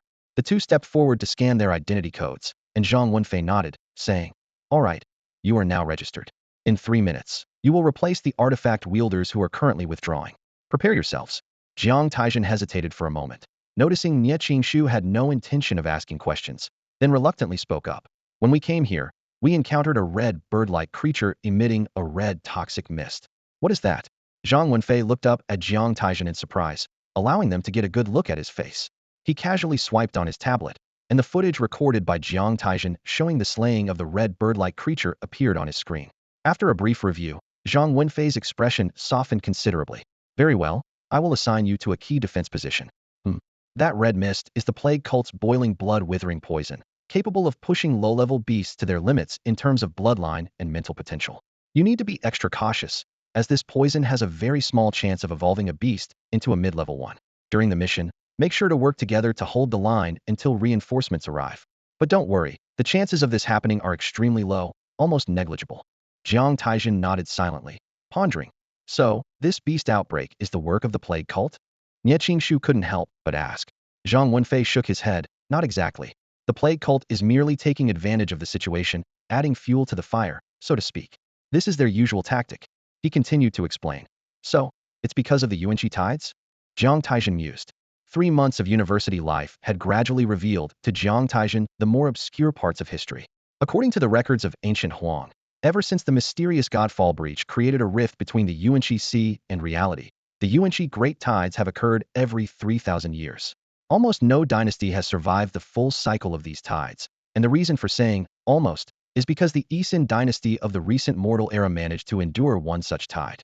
However, this same tide significantly weakened the dynasty, leading to its fragmentation into three major nations and numerous smaller states 1,000 years later. Ancient Huang is one of these three major nations.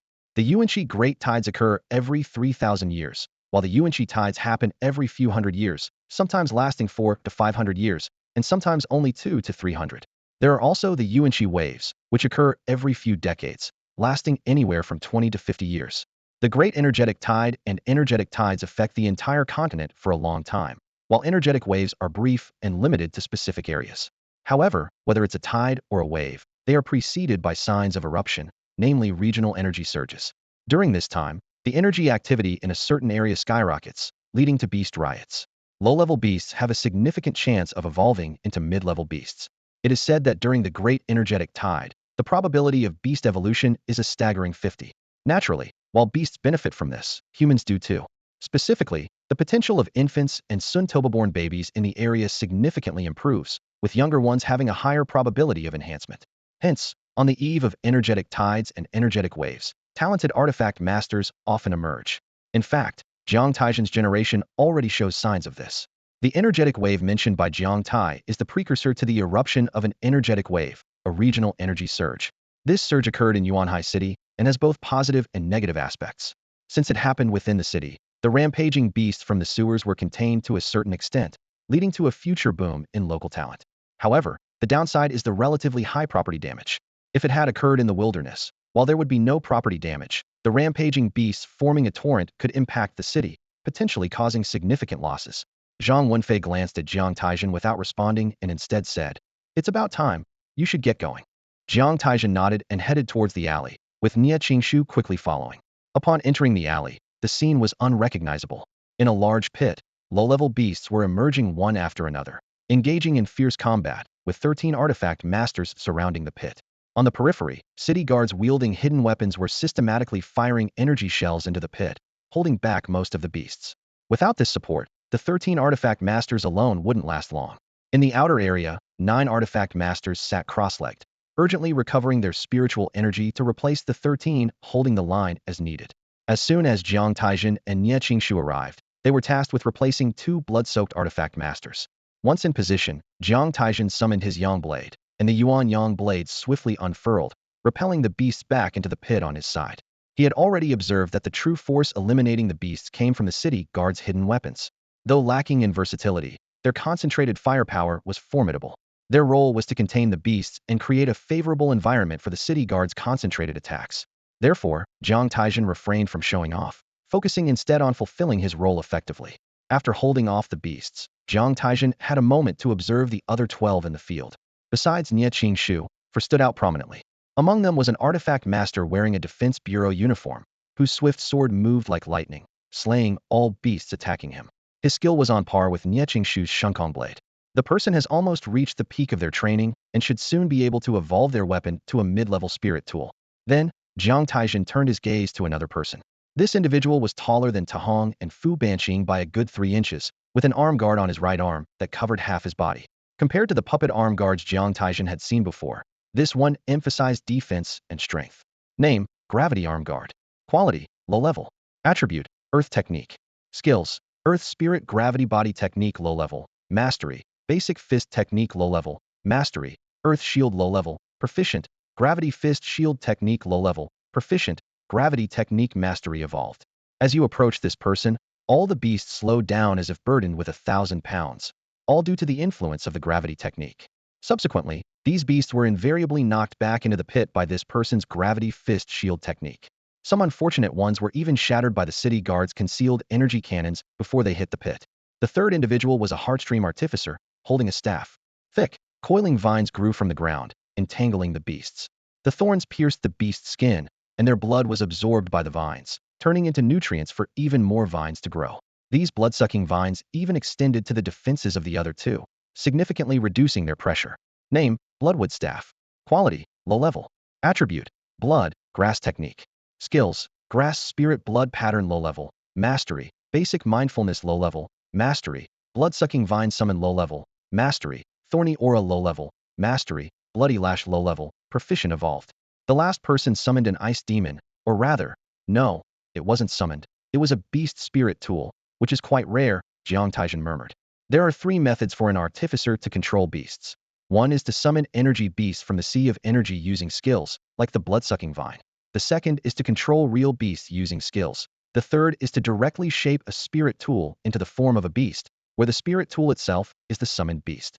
Essentially, it's not much different from Enshobai's flying dragon sword. However, at mid to high levels, these 2 paths diverge due to a skill unique to beast spirit tools. Name: Ice Demon. Quality: low level.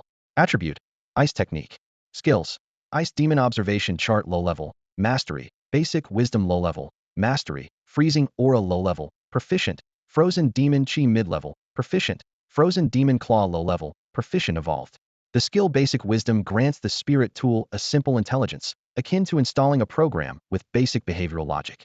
Beast spirit tools are not popular or common in the Abyssal Sea area, but they are very prevalent in the Longjiang area, where the art of beast spirit tools is most refined. As soon as the ice demon unleashed its freezing aura, its claws, imbued with icy demonic energy, wreaked havoc among the beasts, becoming the most ferocious presence among the 13. At times, it even forgot its own defense zone, often relying on the 2 nearby practitioners to cover for it. This clearly indicated that the practitioners had programmed the spirit weapon's foundational logic entirely towards slaughter. Upon entering the scene, Nie Qingshu immediately drew attention.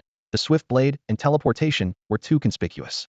Within just over half a minute of observation, others realized that Nie Qingshu's spirit weapon was of the space attribute, as these seasoned veterans were well acquainted with both rare and common spirit weapons.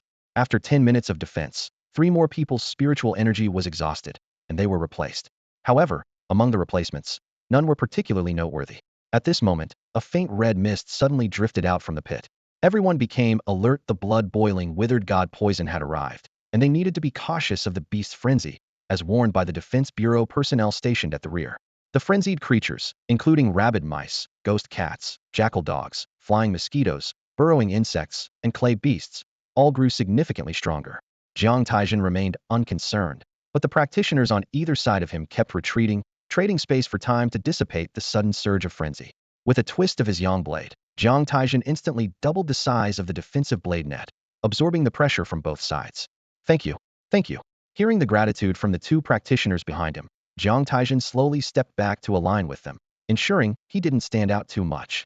However, true talent always shines through, and even with the doubled defensive blade net, Jiang Taizhen appeared at ease, highlighting the struggle of others. As the beasts grew more frenzied, the defense circle of the 13 expanded to twice its original size. Zhang Wenfei at the rear had to instruct 4 of the resting 9 to fill in the gaps and reinforce the defense circle. Even though each beast's strength only increased by 10%, the cumulative effect significantly heightened the pressure, forcing the city guards to increase the frequency of their projectile releases to relieve the practitioner's burden. In the rear, Zhang Wenfei, fixated on the monitoring screen, couldn't help but recall his conversation with Jiang Taizhen, hoping against hope that such a low-probability event wouldn't occur. Yet, fate often leads events in the least desired direction. On the monitoring screen, the energy detector suddenly blared a loud warning, signaling a sharp spike in energy levels. Hearing the alarm, Zhang Wenfei's heart skipped a beat, and his face turned pale. Damn it. On the screen, a rabid mouse hidden deep within the pit emitted a sharp cry, causing surrounding low-level beasts to burst, their blood converging on a blood bead on its forehead, as the rabid mouse's body began to expand uncontrollably. Attention all units, a beast is evolving. Interrupt its evolution immediately. Repeat, interrupt its evolution immediately. Zhang Wenfei quickly relayed the situation via broadcast, then turned to switch channels. Headquarters, this is Defense Circle 5. We need mid-level practitioners for support. A beast is evolving. Repeat, we need. Zhang Wenfei didn't believe that the low-level practitioners could interrupt the rabid mouse's evolution, so he prepared the necessary contingency measures. In the defensive circle, as Zhang Wenfei's warning echoed, the warrior known for his lightning-fast sword, a member of the Defense Bureau, moved swiftly. Among the present weapon masters, his speed was unparalleled, even surpassing Jiang Taizhen, with only Nie Qingshu able to match him. He maneuvered deftly through the horde of beasts, utilizing the electric light 9 turns technique to its fullest. His electric light 13 sword struck the savage rats' foreheads in rapid succession, causing blood to splatter. However, Each thrust was met with a powerful backlash. The savage rat roared in fury, lunging forward and nearly bending the lightning-fast sword under its weight, pushing him out of the pit within moments. Dan Xian, Zhang Wenfei exclaimed, "Quick, save him." A barrage of energy projectiles hit the savage rat, but barely scratched its hide. Just then, Nie Qingshu appeared beside the savage rat, her blink blade deftly lifting Dan Xian. Although his fast sword was now shattered, Dan Xian was propelled into the air. The savage rat, eyes glowing red with ferocity, seemed intent on not letting them escape. Its body, covered in evolved spikes, suddenly launched them outward. Watch out! The spikes targeted the two but also threatened the entire defensive circle of weapon masters. Blood whip. A clear shout rang out as the side covered in vampire vines swelled and burst, transforming into blood-red whip shadows that struck the savage rat and its spikes. Meanwhile, Nie Qingshu teleported into the air, kicking the severely injured and unconscious Dan Xian to safety before vanishing again. Boom, boom, boom! The blood-red whips clashed with the spikes, their impact slightly altering the spike's trajectory. Hold on, support is on the way, Zhang Wenfei shouted. The recently unleashed vampire vines dissipated into energy. Yet the savage rat did not halt its charge. As it was about to breach the defensive circle, the nearest ice demon collided with it, claws and aura scraping against the rat's thick shell, sending sparks flying. Before the layers of frost could fully form, the savage rat crushed the ice demon's chest, nearly splitting it in two, rendering it immobile. At this moment, a massive energy earth shield crashed into the savage rat, toppling it over. However, the savage rat let out a defiant roar, its forehead's blood bead gleaming, and with a forceful push of its feet, impossibly redirected its charge against the earth shield. The impact shattered the shield and mangled the armor of the person holding it. Thanks to the cushioning effect of the gravity armor, the person was sent tumbling like a cannonball into the city guard's ranks, sustaining only minor injuries. Damn, almost got wiped out. No wonder it's a mid-tier beast. Su Feihu sat up from the pile, wiping blood from his face, eyes wide with shock. Just as he crashed into the crowd, the savage rat prepared to charge again when a figure suddenly blocked its path. A faintly rotating transparent web of blades stood in front of the fierce rat, with a shadow of a blade swimming within it like a fish. The fierce rat collided with the web almost immediately, and the blade shadow appeared at the point of impact. Clang! The rat's head was deeply embedded in the web, and after absorbing some of the impact, the spinning web bounced the rat back out. This effect was thanks to Jiang Taizhen refining the blazing sunblade light to be as soft as water and as dense as silk, controlled it well. This was merely the 1.0 version of the supernatural realm's binding skill Great Sun protective blade light. Squeak!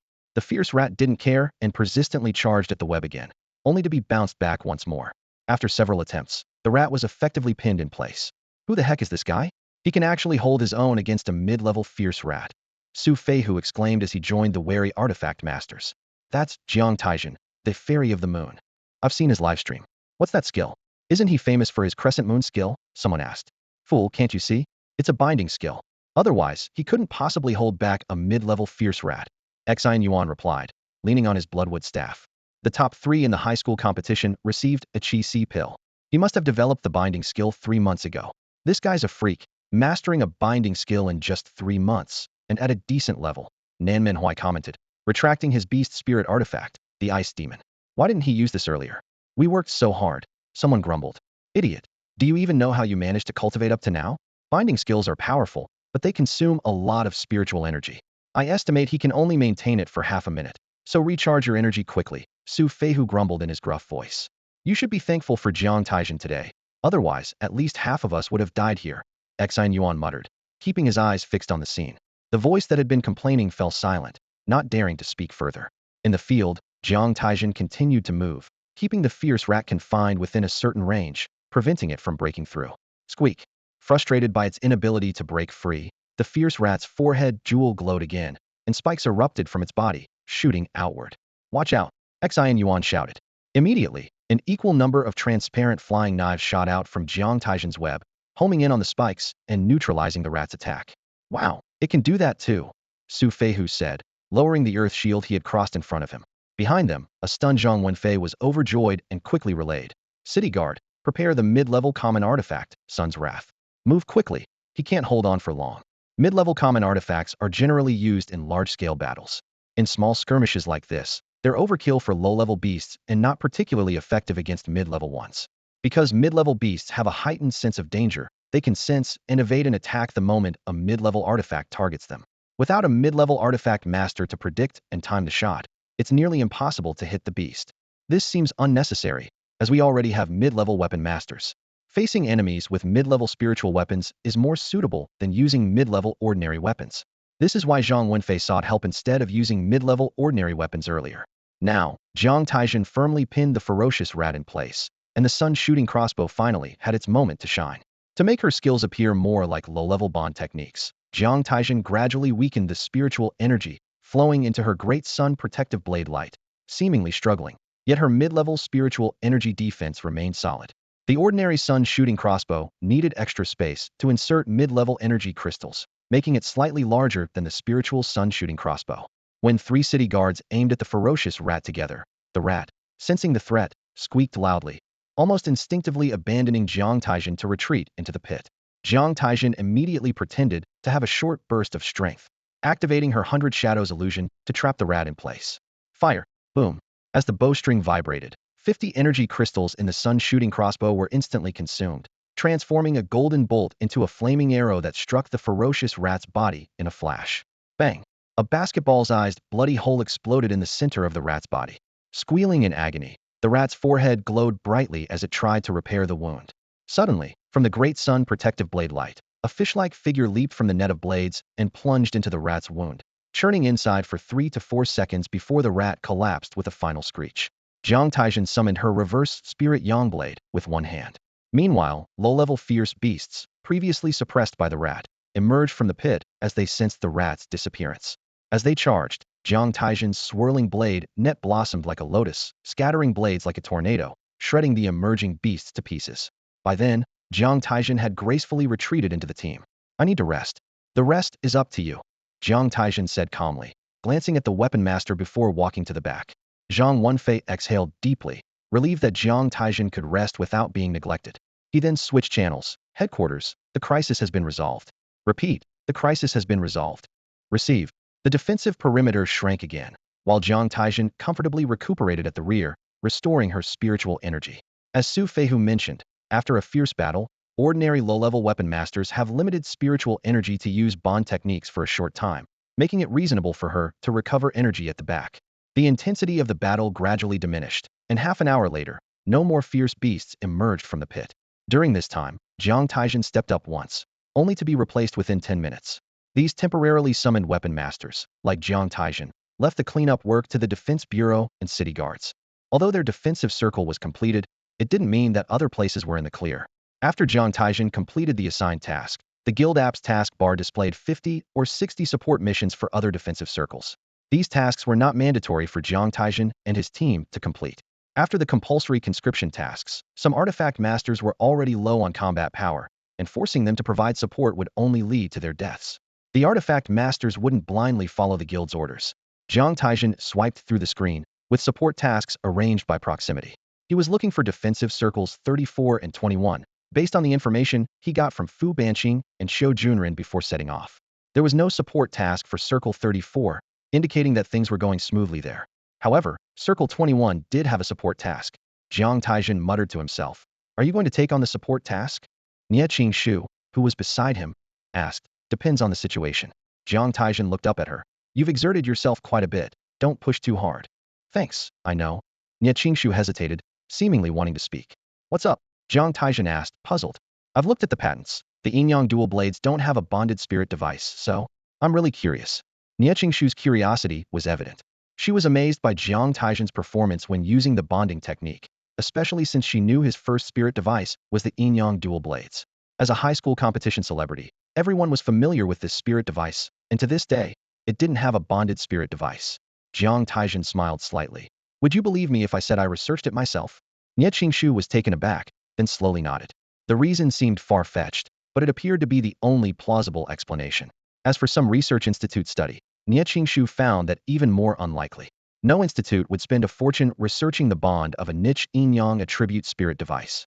Given Jiang Taizhen's talent, it made sense that he could research bonded spirit devices himself.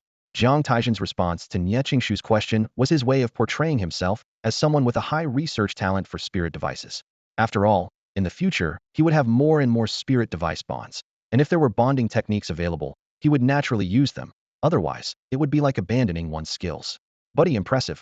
If there's a wilderness mission in the future, feel free to find me. Let's exchange contact info. Su Feihu, the first to strike up a conversation, was a burly man with a straightforward personality. Sure, Jiang Taizhen agreed readily, knowing that more friends meant more opportunities. Then, Xian Yuan and Nanmen Huai also came over to exchange contact info with Jiang Taizhen. Dragons do not associate with snakes. After Jiang Taizhen demonstrated his powerful abilities, only equally strong artifact masters would be drawn to each other. Alright, I'll head off first. Jiang Taizhen opened the support task for Circle 21, but didn't rush to accept it. Instead, he noted the location and route, then set off towards Circle 21 using his technique, 9 steps in the sunlight. The distance to Circle 21 from Circle 3 was quite far, almost spanning half the city. At this moment, Jiang Taizhen regretted not bringing his Mustang. The city alarm had sounded, the moon was high, and there were no taxis on the streets. Reaching Circle 21 might mean running until his legs gave out, and once he got there, whether support was still needed was uncertain. After some thought, Jiang Taizhen sent a message to Qiu Junren, asking him to head to Circle 21 for support first and update him immediately on the situation. As for himself, he would have to make the effort to get there on foot and see if he could make it in time. As Jiang Taizhen walked, his proficiency in the Yangguan 9 steps gradually faded. As someone capable of multitasking, even when using a basic skill, he unconsciously contemplated its nuances. By the time he was halfway through, his mastery of the Yangguan 9 steps had reached its peak. Next, he planned to buy a cloak and prioritize learning a flying skill. He recalled seeing Jin Yuan descend from the sky with a cloak at the hotel, both stylish and practical. If he could acquire a flying skill this time, he could save at least 1/3 of the travel time to Defense Zone 21. Cloaks and wings are the two most common spiritual tools with flying abilities used by instrument masters. Even without a specific tool, most instrument masters equip themselves with these later on for emergencies. Just then, his phone buzzed with a message from Qiu Junren, stating that the task on Fu Banqing's end was complete and no further support was needed. Jiang Taizhen felt relieved. He had been ready to assist just in case, but since the situation was resolved, he no longer needed to go. At that moment, Jiang Taizhen blinked, realizing where he was. He had been so focused on his journey that he hadn't noticed he was near the twin spiral tower. Although not physically tired, he felt mentally drained after the long walk, so he found a bench by the roadside to rest for a moment. Sitting down, he took out his phone and saw that over half of the support tasks were marked as completed during his journey. It seemed that the beast uprising was gradually subsiding over time. This realization brought Jiang Taizhen some relief, but also concern. Judging by the energy fluctuations in the area, the Yuanhai district seemed unusual. Historically, this often preceded an energy surge. He needed to enhance his strength as quickly as possible to face the impending energy wave. The fastest way to boost his power was to craft his third bonded spiritual tool. Having a bond would significantly reduce the time required to hone his skills. While he was pondering, a staggering figure suddenly appeared at the street corner, glancing back as if being chased by something terrifying. After a few steps, the person seemed to sense something, rolled to avoid an attack from behind, but it seemed to exhaust his last bit of strength. Something clutched in his hand clattered to the ground, rolling and tumbling until it stopped at Jiang Taizhen's feet. Jiang Taizhen picked up the object with a shake of his head, feeling a sense of fate. How did this item end up back with him? It was the bone token he had taken from Miao Miao. He clearly remembered Yan Ziyun mentioning that a traitor within the Defense Bureau had stolen it. Go quickly. The figure on the ground lifted his head, blood pouring from his mouth, tinged with a faint brown hue, indicating he was severely poisoned. Jiang Taizhen glanced past the man before him, focusing on the two figures with red birdbeak masks behind him. The plague cult old acquaintances indeed. The red birdbeaks were as efficient as ever, moving silently and swiftly towards Jiang Taizhen, leaving little room for words. Having faced them numerous times, Jiang Taizhen was well acquainted with their tactics. However, things were different now. The assassins remained the same, but the target had become a mid-level artifact master. Without wasting words, Jiang Taizhen's blade flashed, and two cold streaks of light sliced through the air. Instantly, the necks of the two red birdbeaks bore fresh cuts. This was no time for hesitation. Both were dead beyond doubt. After dispatching them, Jiang Taizhen moved directly to the man's side, swiftly injecting him with antidote and healing needles. The fact that he held a bone plaque and was pursued by the plague cult suggested an extraordinary identity. Hey, wake up, he called softly. With the aid of the antidote and healing needles, Tang Feng coughed up a mouthful of blood, barely managing to open his eyes, and weakly asked Jiang Taizhen, "Who are you?" "Jiang Taizhen. This bone plaque was handed to the Defense Bureau by me. Are you feeling any better?" he replied. Tang Feng weakly laughed. "How ironic. The plaque ends up back with you. But I don't have much time left. The plague cult's bone-eroding poison has reached my marrow. Don't speak, just listen. I'm the one who stole the plaque, Tang Feng," he continued. Jiang Taizhen slightly opened his mouth, and Tang Feng went on. They kidnapped my daughter, Xiaoyin, and forced me to steal the plaque. I had no choice. But I know the nature of the plague cult. If I handed over the real plaque, both Xiaoyin and I would be silenced. So, I gave them a fake. What followed was a simple story of pursuit and evasion. As a Defense Bureau agent, Tang Feng was no ordinary man. During this game of cat and mouse, he was also searching for the location where his daughter was held.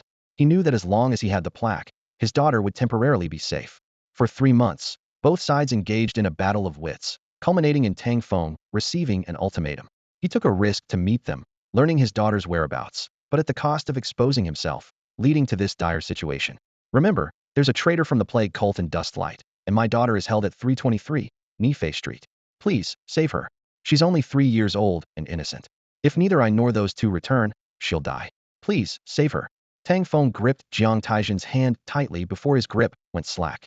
Jiang Taizhen rubbed his forehead, thinking to himself how troublesome this was. He looked at the artifacts Tang Feng had left behind, quietly gathering them, then took the artifacts from the two assassins, removing their red birdbeak masks.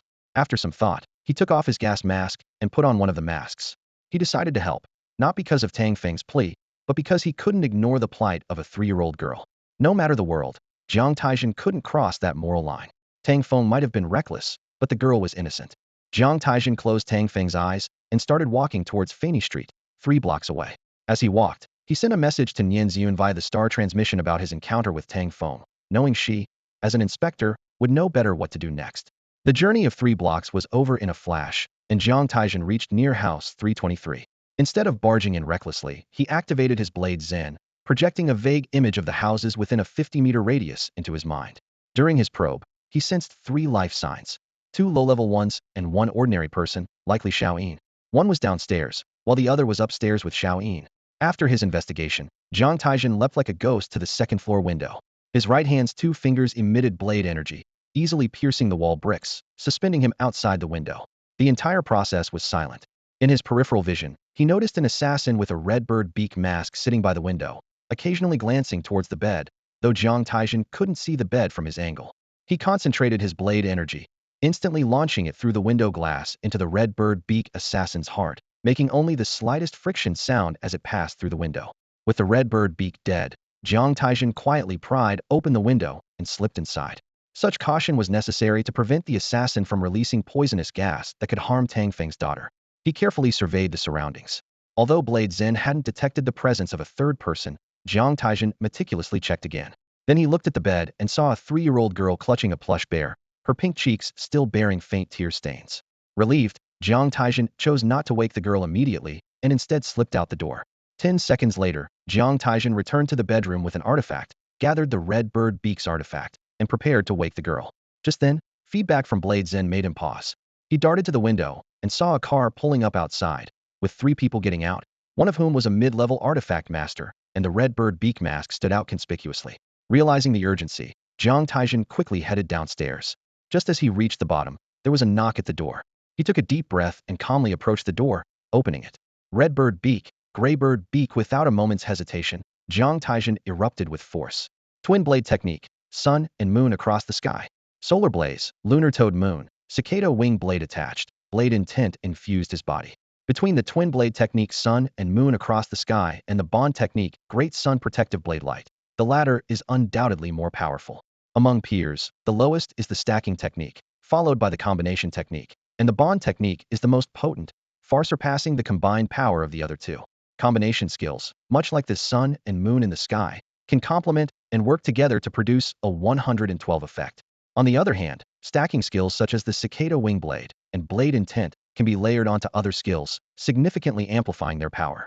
If enough stacking skills are used, they can even surpass combination and bond skills. As the saying goes, quantity can lead to a qualitative change. However, Jiang Taizhen's bond skill Great Sun Protective Blade Light is incomplete, making it inferior to a fully developed mid-level bond skill, and thus less impressive compared to combination and stacking skills. A brilliant sun suddenly blazed in the night, instantly illuminating the 3 people at the entrance, causing their eyes to sting. 3 beams of blade light, like golden flames of the sun, descended upon them like the heavens collapsing. Whether using the shadow dagger or shadow poison, Jiang Taizhen's deep understanding of Redbird's beak left the trio with no time to react. The shadow dagger moved stealthily in the night, and the shadow poison released a toxic mist. Granting them even a moment to use their skills would result in endless trouble. Sizzling. The golden flame blade light sliced through the necks of the two low-level weapon masters on either side, as if cutting through butter, effortlessly severing the resistance of their spiritual weapons under the stacking of the cicada wing blade. Then, the two beams of blade light abruptly turned, forming a pincer with the central beam to encircle the person in the middle. The weapon master reacted swiftly, his dagger instantly becoming spiritualized, transforming into layers of dagger shadows, as he desperately evaded the golden flame blade light like a ghostly figure. In an instant, the golden flame blade light dimmed, transforming into a silver moon, resembling the cold radiance of the moon palace, freezing the weapon master's consciousness and making his body stiff. Despite his efforts to resist this chilling blade light, it was too late. The tiny blade light had already sliced through his neck, blood splattering, and his head falling. Jiang Taizhen slowly sheathed his blade, breathing a sigh of relief, thankful that the opponent did not possess a contract-bound shadow dagger, or else his night-walking attire would not have withstood a lethal strike, with dire consequences. He retrieved the relics from the three corpses, unsurprisingly finding that the mid-level weapon master's relics were the shadow poison and green crystal. Then, Jiang Taizhen dragged the three bodies into the hall. After completing all this, he returned to the bedroom. Since the plague cult had sent people, though he didn't understand why a mid-level weapon master was needed for a little girl, it was best to leave with Xiaoyin for now.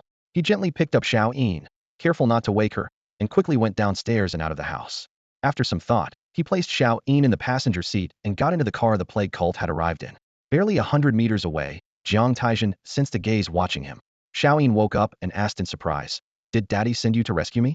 Jiang Taizhen turned, surprised, and asked, "How did you know?" Xiaoyin hugged her plush bear and replied, "You smell like Daddy."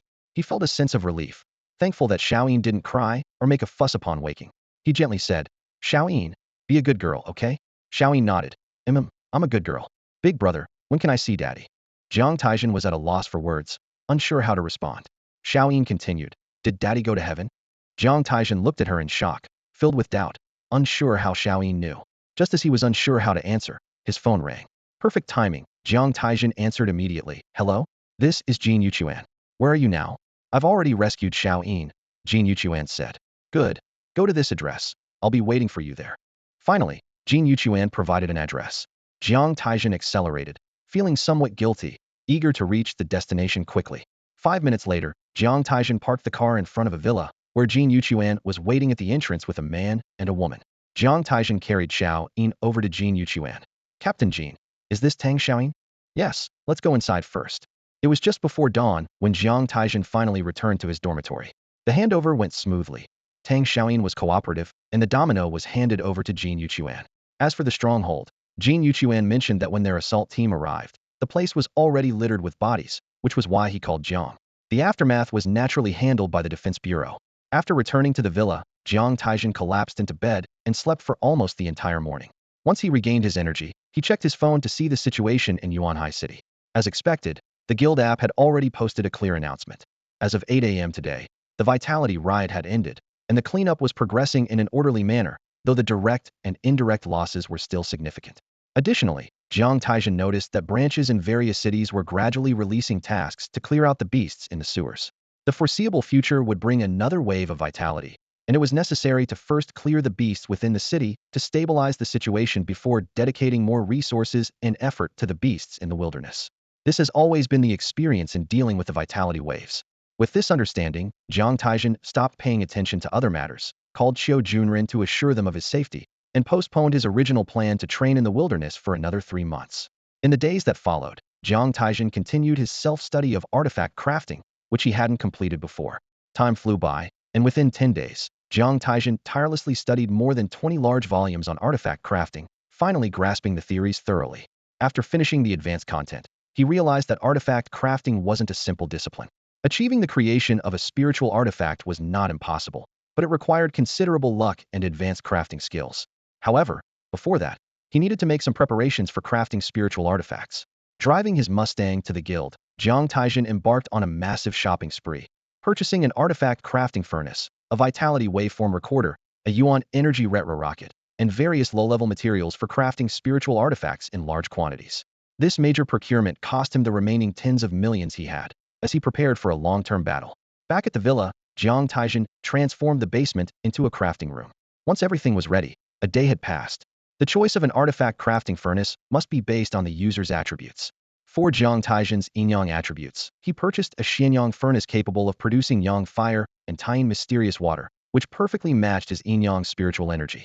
Of course, if one possessed flame skills related to crafting and alchemy, like Qiu Juanren's embryonic fire technique, there would be no need to buy a furnace, but Jiang Taizhen did not have such convenience. To craft a spiritual artifact, one first needs to determine the artifact's form and the required mind method inscriptions, followed by the skill inscriptions that align with the mind method. Generally, the mind flow skill inscriptions will certainly include the foundational mind thought inscriptions, with 3 to 4 additional skill inscriptions at most. It's crucial that the skill inscriptions match the mind method inscriptions. For example, pairing an obviously Yin attribute mind method inscription with a metal attribute skill inscription would result in an artifact that, even if crafted, would attract no interest. This is just the tip of the iceberg when it comes to the combination of inscriptions. Explaining the connections, coordination, and combinations of inscriptions could take a whole day and night without covering everything. This is what we call the study of inscription matching. Once the form of the spiritual artifact, the mind method inscriptions, and the skill inscriptions are determined, the initial blueprint for the spiritual artifact is formed. However, Jiang Taizhen's situation is somewhat different. He only needs to determine 2 things: the form of the spiritual artifact and the mind method inscriptions. Understanding the form of the spiritual artifact is relatively straightforward, as the shape must be decided first, which is crucial for the subsequent crafting process. As for the mind method inscriptions, once they are determined, they can create a bond with the mind method inscriptions of the other 2 spiritual artifacts and continue to match with other skill inscriptions. Otherwise, if the mind method inscriptions are incorrect, no matter how good the other skill inscriptions are, they will be useless. Since he is following a balanced path, Jiang Taizhen intends to craft a treasure, not a weapon. After careful consideration, he decides to shape the treasure as a mirror. The concept of balance requires harmony of essence, energy, and spirit, as well as natural attributes. The dual blades of Yin and Yang represent balance, while the red sun armor leans towards the Yang attribute. Therefore, the third spiritual artifact must lean towards the Yin attribute. The form of a mirror corresponds to the moon and complements the red sun armor. The ultimate dual blades of Yin and Yang will harmonize these elements, achieving perfect balance. With the form established, the next step is choosing the mind method inscriptions, still adhering to the principle of balance. The sun and moon inscriptions of the dual blades, combined with the solar Shaoyin inscriptions of the red sun body refining technique, lead to the preliminary conclusion that the mind method inscriptions for the third treasure should be the Taiying Shaoyang inscriptions. The Taiying Shaoyang inscriptions are detailed in the comprehensive guide to inscription advancement, and there are 15 level 6 Taiying Shaoyang mind method inscriptions available. As an expert with a deep understanding of Yin-Yang inscriptions and solar Shaoyin inscriptions, Jiang Taizhen easily mastered the basic inscriptions and one of the level 6 transformed inscriptions while learning to draw the solar Shaoyin inscriptions. The levels of inscriptions correspond to the levels of artifacts, ranging from level 1 to level 6. The basic structure of an artifact is based on inscriptions. Low-level level 1 inscriptions are called original inscriptions, indicating the purest structure of inscriptions, undistorted by information.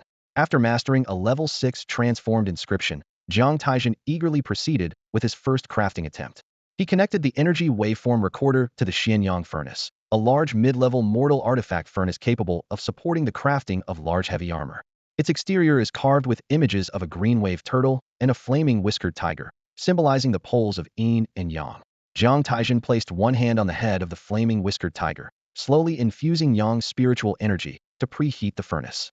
Then, he added several Yin and Yang attribute materials to begin the refinement process.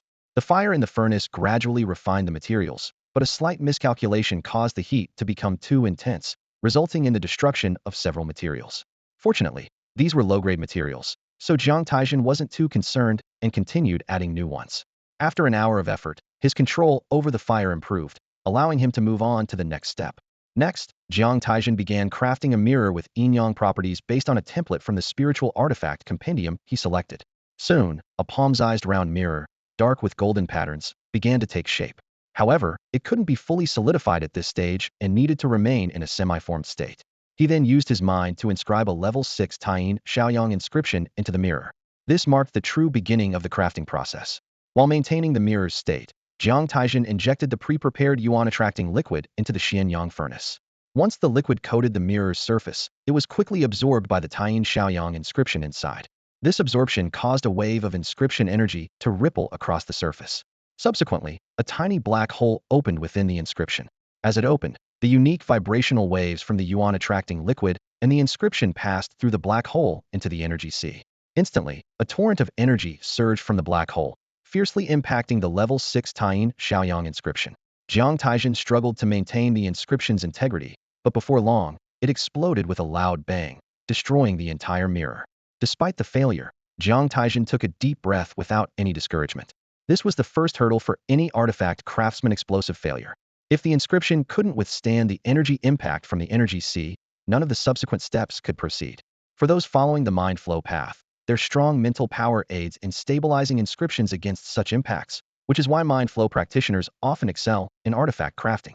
After numerous failures, Jiang Taizhen finally grasped the technique. He realized that the inscription within the mirror's core needed to rotate and vibrate slightly to dissipate some of the energy torrent's impact. When the energy torrent filled the entire mirror core, Jiang Taizhen released his hold on the stability of the sixth layer of the inscription.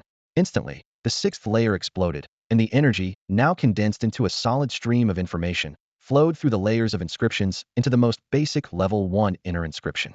The emptied mirror core began to fill with energy again. Jiang Taizhen then released the fifth layer of the inscription, which exploded, converting all energy into a solid information stream that flowed into the level 1 inner inscription. This process repeated 5 times, reducing the level 6 inscription to a level 1 primitive inscription. Once the level 1 inscription absorbed the energy for the 6th time, Jiang Taizhen immediately controlled the injection of sealing liquid into the furnace. As soon as the sealing liquid was injected, the black hole gradually disappeared.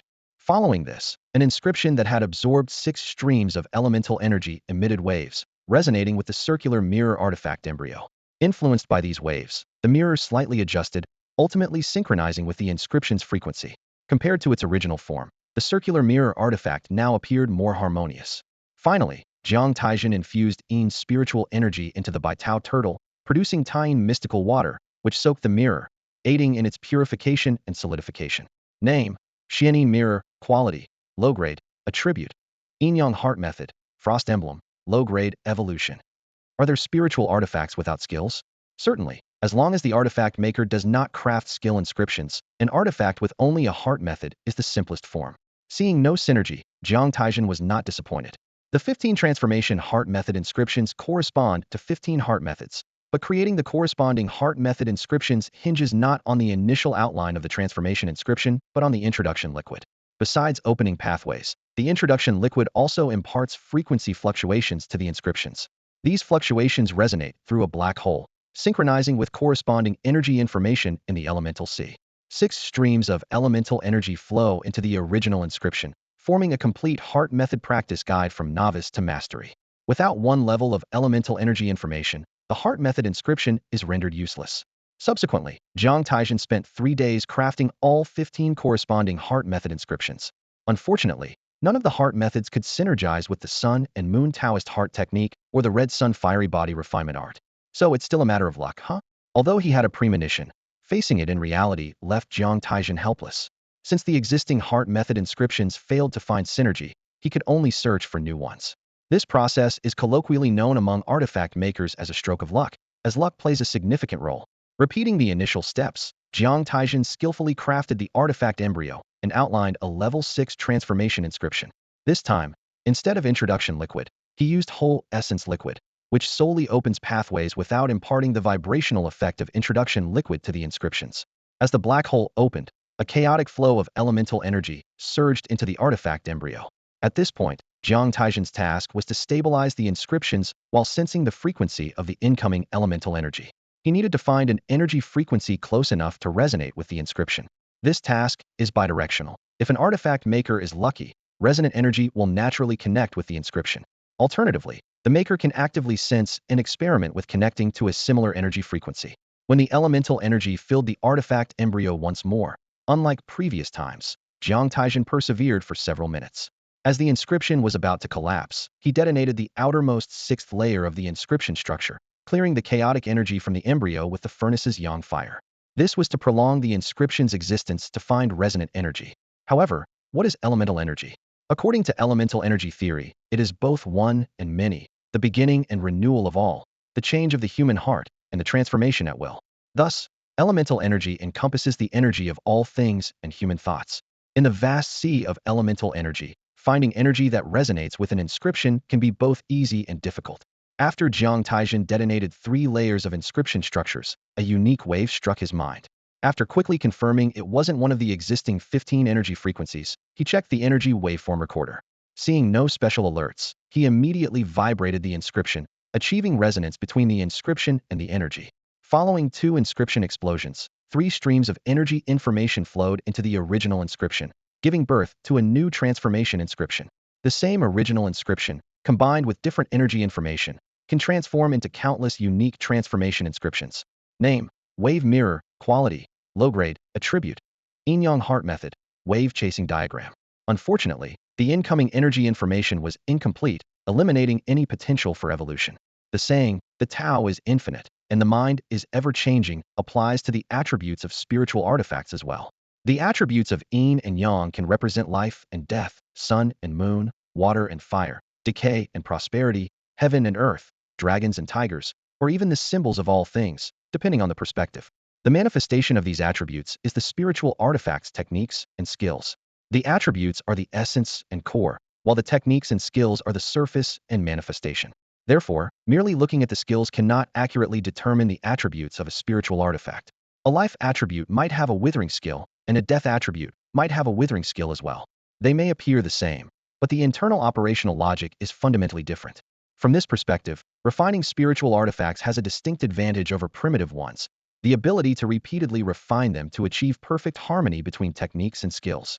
Jiang Taizhen's Yin-Yang dual blades exemplified this principle during their evolution. In the lower-tier Yin-Yang dual blades, the Yang attribute of the Yuan-Yang blade aligned with the technique, but the Huaiyou blade did not fully align.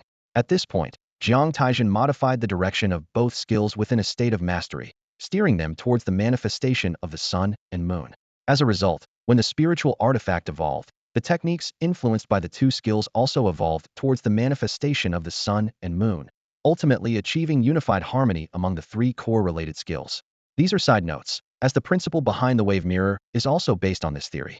Although seemingly unrelated to yin and yang, it is indeed a spiritual artifact of the yin-yang attribute. The success of the wave mirror was not solely Jiang Taizhen's personal achievement. By examining it with the vital energy waveform recorder, the recorder had already captured the inscription frequency of the wave mirror, which is the recorder's greatest utility. After recording the inscription frequency, the source-inducing reverser can deduce the materials for the source-inducing liquid that can trigger that inscription frequency. Thus, the 16th source-inducing liquid corresponding to the inscription frequency was completed. Without the vital energy waveform recorder, it would be difficult for an artifact master to replicate the entire refining process of the wave mirror, or rather, without the source-inducing liquid, the corresponding spiritual artifact could not be replicated, relying solely on luck.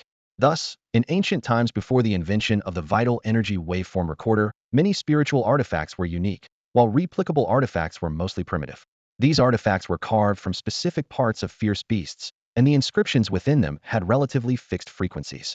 Artifact masters had another source of income aside from crafting spiritual artifacts for others selling inscription frequency waveform data. They could even collaborate with businesses to directly sell ready-made source-inducing liquids. However, the truly profitable products were those with linked inscription frequencies. For instance, if Jiang Taizhen were to research a 4 inscription link in the future, the waveform data of those 4 inscriptions would naturally increase in value rapidly. Of course, there are differences among waveform data. The Yin-Yang frequency waveform data is less used and thus cheaper than conventional attribute waveform data.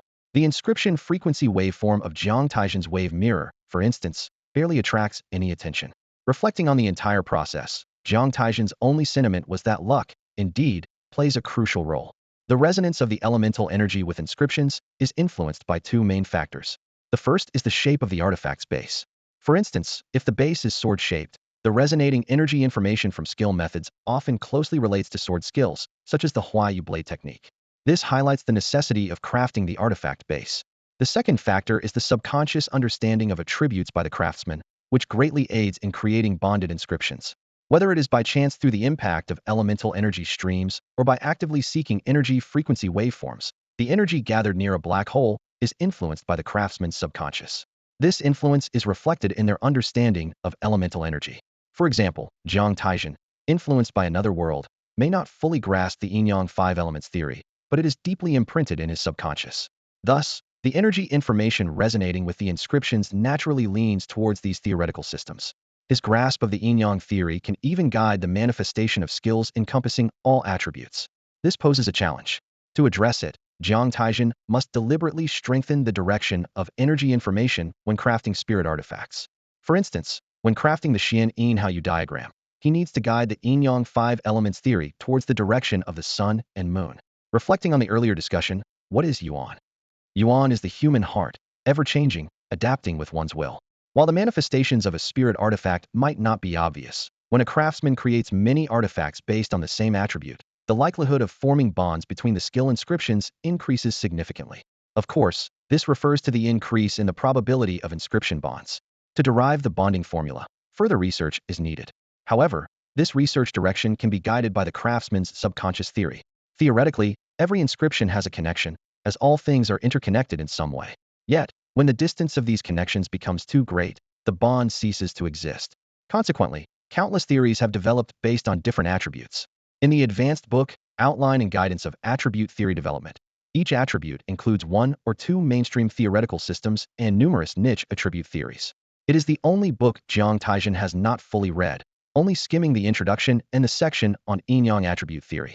Regardless of their accuracy or logical consistency, these theories exist solely to strengthen the bonds between inscriptions. As always, Yuan is the human heart. As long as one believes, the energy naturally follows. The more logically consistent and internally accepted, the higher the probability of a craftsman achieving bonded inscriptions when crafting spirit artifacts. Frankly, although the Yin-Yang theory in this world is established, it remains rudimentary. Any great theoretical system requires the continuous efforts of many geniuses to create, refine, and perfect it. This is one reason why the bonding system of Yin-Yang attribute spirit artifacts has not developed rapidly. In more conventional attribute theory systems, there are usually one or two mainstream and comprehensive frameworks. A craftsman specializing in this type of spiritual tool typically chooses one of these theories as their basis for crafting. Of course, some craftsmen do not study attribute theory systems, but the spiritual tools they produce are often influenced by their subconscious, making the connections between inscriptions random and unpredictable. Over the next 10 days, Jiang Taizhen focused on finding inscription frequency waveforms. He used over 1,000 circular mirrors to discover 5 new inscription frequency waveform data points. During this time, he repeatedly found the original 15 inscription frequency waveforms, indicating their pervasive existence and commonality.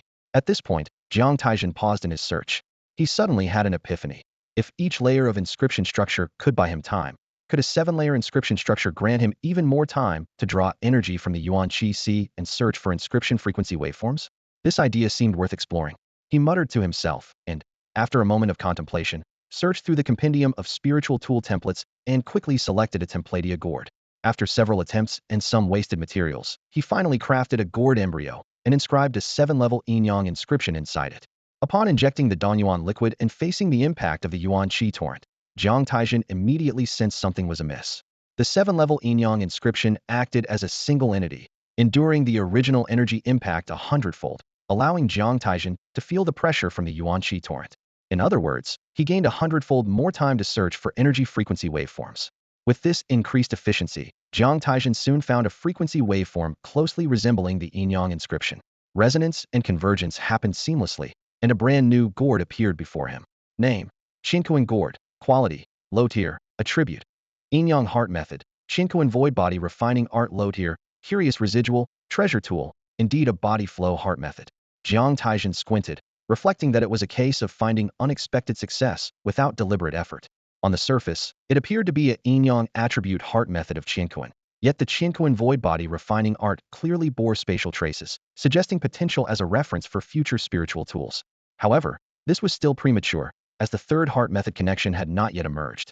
Jiang Taizhen saved the inscription frequency waveform data and turned to study the 7th-layer inscription structure of the Taiyin Shaoyang inscription. If it were any other attribute's 7th-layer inscription structure, Jiang Taizhen would have given up long ago, unwilling to expend the effort. However, with his understanding of the 7-level inscriptions such as Yin-Yang, Sun, Shaoyin, Yang Blade, and Yin Blade, his comprehension of low-tier Yin-Yang inscriptions was unparalleled. Developing the Taiyin Shaoyang inscription, which interacted with the Sun and Shaoyin inscriptions, was only a matter of time. In fact, creating a 7-level Taiyin Shaoyang inscription was easier than Jiang Taizhen anticipated. After mastering the 7-level low-tier Yin-Yang inscription, the process was not instantaneous but exceedingly smooth. In just 3 days, a brand new Taiyin Shaoyang inscription was born. Subsequently, Jiang Taizhen tested it, and as expected, the crafting time increased 100-fold. Over the next few days, Jiang Taizhen rapidly accumulated progress by crafting new magical artifacts with each attempt. In just 3 days, he successfully created 156 different mirror-type spiritual tools, finally achieving the binding inscription he needed. This inscription, called Yin-Yang Splitting Mirror, is of low grade, with a Yin attribute, paired with the Yin-Yang Bright Moon diagram, as the Yang Heart method.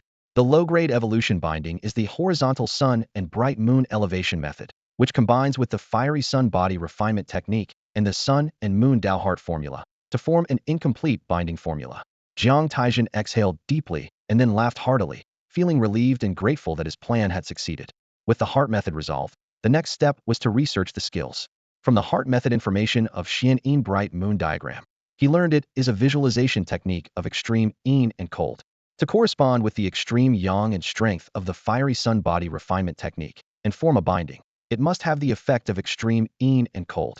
Accordingly, the spiritual tool also requires a yang-based skill to balance the Yin-Yang Bright Moon diagram, much like how the fiery sun body refinement technique corresponds to the extreme yin element. Additionally, the Yuan Yang blade and the fiery sun body shield form a binding, so the Huayu blade technique also needs to bind with a skill. Ultimately, he needed a tri-binding skill to fully unleash the power of the tri-binding heart method. According to artifact crafting theory, a dual binding skill cannot fully utilize the power of a tri-binding heart method, making a tri-binding skill indispensable. During this process, aside from the foundational heart thoughts, the skill inscription corresponding to the extreme yin element was the easiest to create.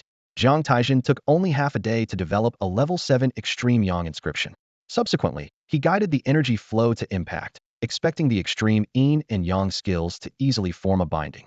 However, after crafting 34 Yin-Yang splitting mirrors, the skill formed by the yang inscription gave him a pleasant surprise.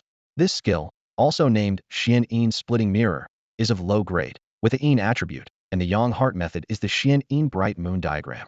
The low-grade skill is the extreme yang element, and it also has a low-grade evolutionary binding. Surprisingly, he realized the tri-binding skill concept ahead of schedule. This 10 absolute state skill is quite unique, being a state-type skill. In the 10 absolute state, with the sun and moon across the sky, 9 yin and 9 yang, transforming into the perfect state of 10 suns across the sky and 10 moons hidden. In this state, the user's body and mind reach a state of perfection, absolute rationality, and absolute power. However, this state cannot be maintained for long. Such a powerful binding inscription must naturally be preserved. Next, he needed a binding skill corresponding to the Great Sun Body Shield Blade Light. However, this binding inscription could not follow the balance principle because the yang body of the fiery sun body shield is linked to the fiery sun body refinement technique. As a treasure artifact, the Yin-Yang splitting mirror could not produce another body refinement skill. Reluctantly, Jiang Taizhen had to search for skill inscriptions with yin attributes related to the heart flow, using them as original inscriptions for level 7 inscription research, with a limit of 50 transformations. If no binding with the Huayu blade was formed after 50 transformations, he would immediately change the inscription.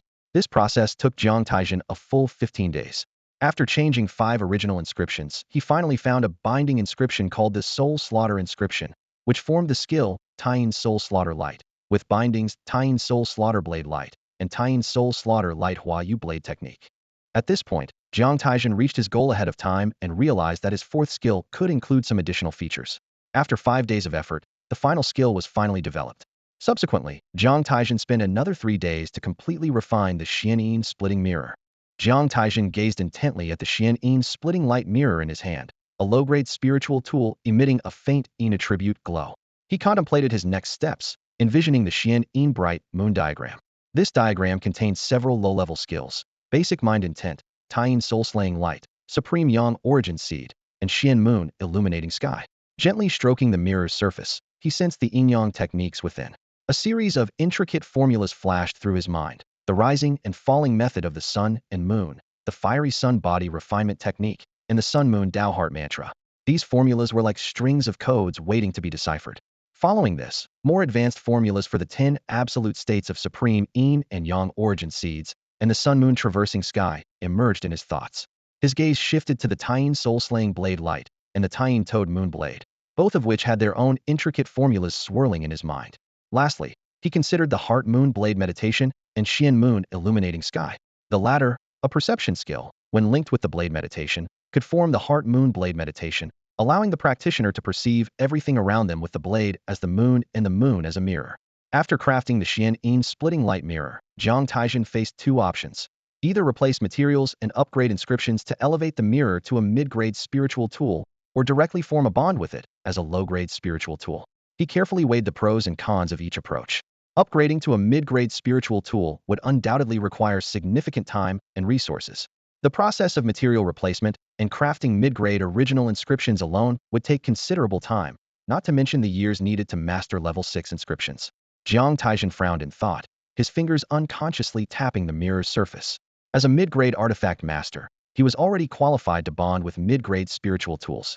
However, he also knew that some artifact masters preferred to nurture their abilities starting with low-grade tools, akin to learning mathematics from the basics of addition.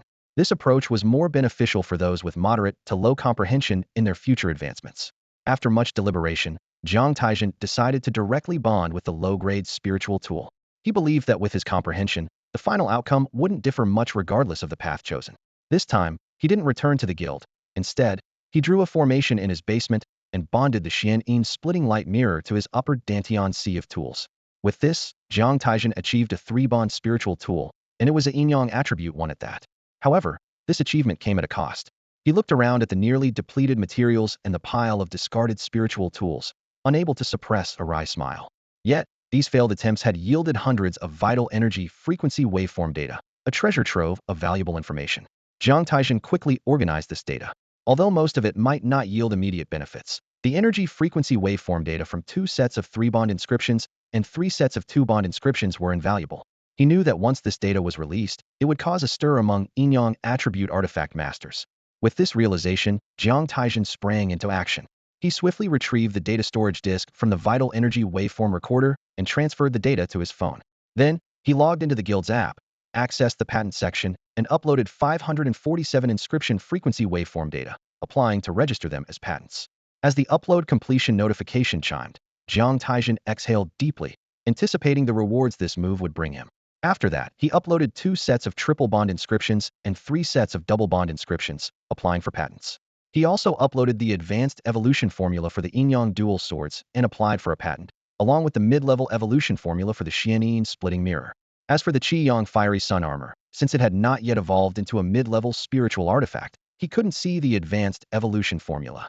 With such a large-scale upload and patent application, Jiang Taizhen almost revealed all his cards, but he wasn't worried. He didn't have the mentality of, I have a secret manual, so I must keep it to myself, but rather believed in a people-oriented philosophy. He understood that true strength isn't achieved with just a manual or formula. In another world, profound mathematical and physical theories can be bought for just a few dollars. But does that create a world of scientists? Among the top 10 elders, there is a legendary artifact master without any spiritual artifact bonds. Aptitude, talent, comprehension, mindset, and experience are the keys a strong person needs. In reality, Jiang Taizhen wished that all Yin-Yang attribute artifact masters in this world could become superpowered, ideally bringing an end to this chaotic era, so he could relax instead of tirelessly cultivating. Additionally, another important reason was that he would need a lot of funds in the future to research more bond inscriptions, which was almost inevitable. From the patent upload application, to patent verification, to the spread of information, it would take at least 6 months. By planning ahead now, he wouldn't be scrambling for money in the future. After completing these tasks, half a day had passed, and the hundreds of patent applications had consumed a lot of his time. Once these were done, Jiang Taizhen began cultivating bonds, starting with the Hing Ri Hao Yu heart technique. He had already practiced a segment of the bond formula, and next were the second and third segment formulas.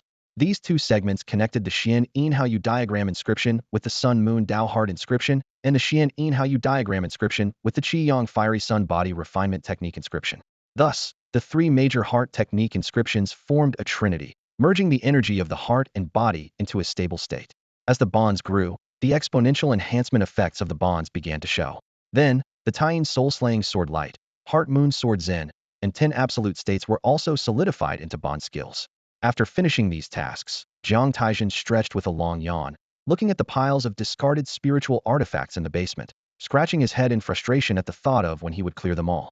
However, he didn't rush to deal with these waste items, but instead took out his phone and sent a message to Yi Tiangong on Chuanqing. 5 minutes later, Yi Tiangong replied, inviting him to a gathering in a private room at the faculty restaurant the next day at noon. Jiang Taizhen had requested leave from Tiangong to refine Bond's spiritual artifacts, which postponed their originally scheduled gathering on the 3rd of each month, as Tiangong still wanted to introduce Jiang Taizhen to his 3 senior brothers and sisters. The main character couldn't be absent. After giving a thumbs up, Jiang Taizhen threw himself onto the bed, desperately needing rest. Such high-intensity and long-duration physical and mental work would tire even the strongest person. In Zhongjing, at the Zhongjing Institute of Mind Arts and Skills, just 5 minutes after Jiang Taizhen uploaded 5 sets of bond applications and established 3 major spiritual artifacts bonds, a piercing alert sounded on the large screen of the Patent Review Department's satellite server. Zhuayu, half squinting and lounging lazily, was suddenly startled awake by the rare alert sound. His heart skipped a beat. 3 bonded spiritual artifacts had appeared. He quickly operated the screen, and the details of the 3 artifacts and their bonds were soon laid out, though the bond content was not displayed. Techniques like the horizontal sun and bright moon rise and fall method, 10 absolute states, Tai-Yin soul slashing blade light, great sun protective blade light, and heart moon blade zen were listed. Zuyu's face gradually showed a look of surprise. As a patent reviewer in the department, he had reviewed countless bonds, and naturally, he was seasoned. Among the 3 bonded spiritual artifacts, 2 included both mind arts and skills, and there were even 3 dual bond skills, which was simply astounding. Wow. There's also an advanced evolution formula for the Yin-Yang Twin Blades, Zuiyu thought, taken aback. If so, ordinary artifact controllers wouldn't need to seek out Qi Hai Dan, but could smoothly cultivate into high-level controllers. He couldn't help but gasp, wondering which insane research institute had developed this. Tingguang? No, they focus on fierce beasts. Tianqin? They train alchemists. Jingmu? No, it seems it must be Jiujing, the cradle of artifact masters. But that doesn't seem right either. Who would spend a fortune researching Yin-Yang artifact bonds and evolutions? It must require 500 to 600 inscription frequency waveform data, and among the nation's billion population, only about 100,000 are Yin-Yang artifact controllers. How long would it take to recoup the costs? 500 years or 1,000? The losses would be astronomical. Oh, I forgot, there's also that big spender, the Wushuang Foundation, most likely them. With his experience, Zuiyu quickly calculated the research costs and decided not to dwell on it. He turned to the inscription logic computation system to verify the logic of the bonds. After muttering to himself for a while, he swiftly added all 5 sets of inscription bonds to the system for logical computation, verifying the authenticity of the inscription bonds. Just 10 minutes into the system verification, a woman in a lab coat burst in, asking, "Have the 3 bonds appeared?" "Yes, Minister, they've been uploaded to the verification system," Zuiyu replied, then brought up the introduction information of the 3 bonds. They were actually Yin-Yang attribute spiritual artifact bonds? Miao Rongrong sighed. Alas, what a pity, that research institute is probably going to lose everything. Like Zuiyu, Miao Rongrong didn't consider the possibility that an individual might have uploaded the bonds. Wait, no, there's nothing to pity, Miao Rongrong suddenly exclaimed, slapping her thigh in excitement. Nian Yun, Nian Yun, Nian Yun has hit the jackpot. Zuiyu, I have someone in mind for the next empirical phase. Free up the person, and I'll give you the name later. Minister, finding an artifact master who can wield both the Yin-Yang dual blades and the blazing sun armor is no easy task. Have you really found one? Zuiyu was skeptical. There are only about 100,000 Yin-Yang artifact masters nationwide, and finding someone who can master both of these artifacts is quite a coincidence. This must be a result of the subsequent trial operation phase. The patent review for bonds consists of 2 parts, virtual certification and empirical certification. Virtual certification is relatively straightforward, requiring only the approval of the inscription logic computation system. Once it passes, the success rate is as high as 90%. However, this is not foolproof. The Patent Office will also seek volunteer artifact masters for empirical certification, which involves actual cultivation. It's relatively easy to find artifact masters with common attributes, as there are many people, and you can always find someone with the same artifact bond. But finding artifact masters with rare attributes is challenging, as there are few of them, and each has different bonded artifacts. Finding an artifact master with completely identical bonded artifacts is almost hopeless. At this point, the patent can move to the trial operation phase, open to those who have just become artifact masters or registered trial operators. Participation in the trial is entirely voluntary, and the participants assume the risks. For those with common bonded artifacts, people willing to participate in the trial are often those who have no hope of advancement and have exhausted their potential. These elders usually register as trial operators, hoping to earn some extra money. But for artifact masters with rare attributes and fewer bonds, what's a bond if not a bond? Many are willing to participate in the trial, as the patent fee is waived, and after passing virtual certification, the success rate is already 90%. Not seizing this opportunity would be foolish. Slap. Miao Rongrong, slapped Zui Yu on the head. Who's the minister, you or me? Why are you talking so much? Zui Yu rubbed his head and chuckled. I'm just concerned about you. Slap. Another hit. Who said I'm an old lady? I'm a young and beautiful girl. How many times do I have to tell you? Miao Rongrong said with a smile. Zui Yu thought to himself, Minister, this is a great event. You should treat us to a meal. Miao Rongrong confidently replied. Don't worry, someone will. Back in the office, she immediately called her best friend, Yin-Yang. It's Rongrong. Rongrong, what's up? You sound excited. A spirited voice came from the other end. Of course I'm excited. You're about to make it big. Miao Rongrong was almost incoherent with excitement. What do you mean I'm about to make it big? The other person sounded puzzled. I need to confirm a few things, and you must answer without any hesitation.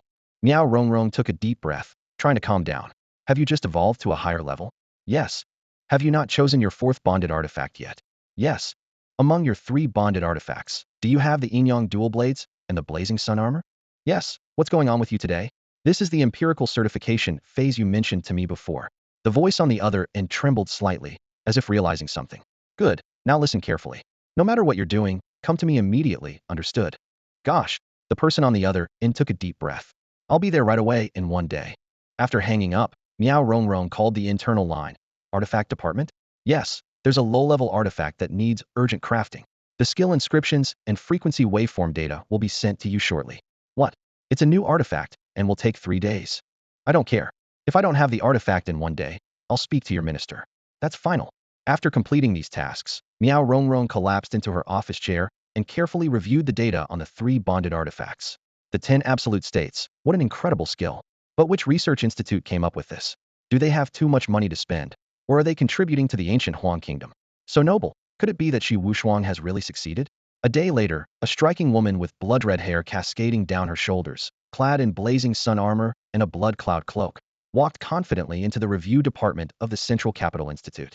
Her presence was like a storm. Miao Rongrong, slumped on a long bench, barely reacted when Shun Yinyun burst through the door.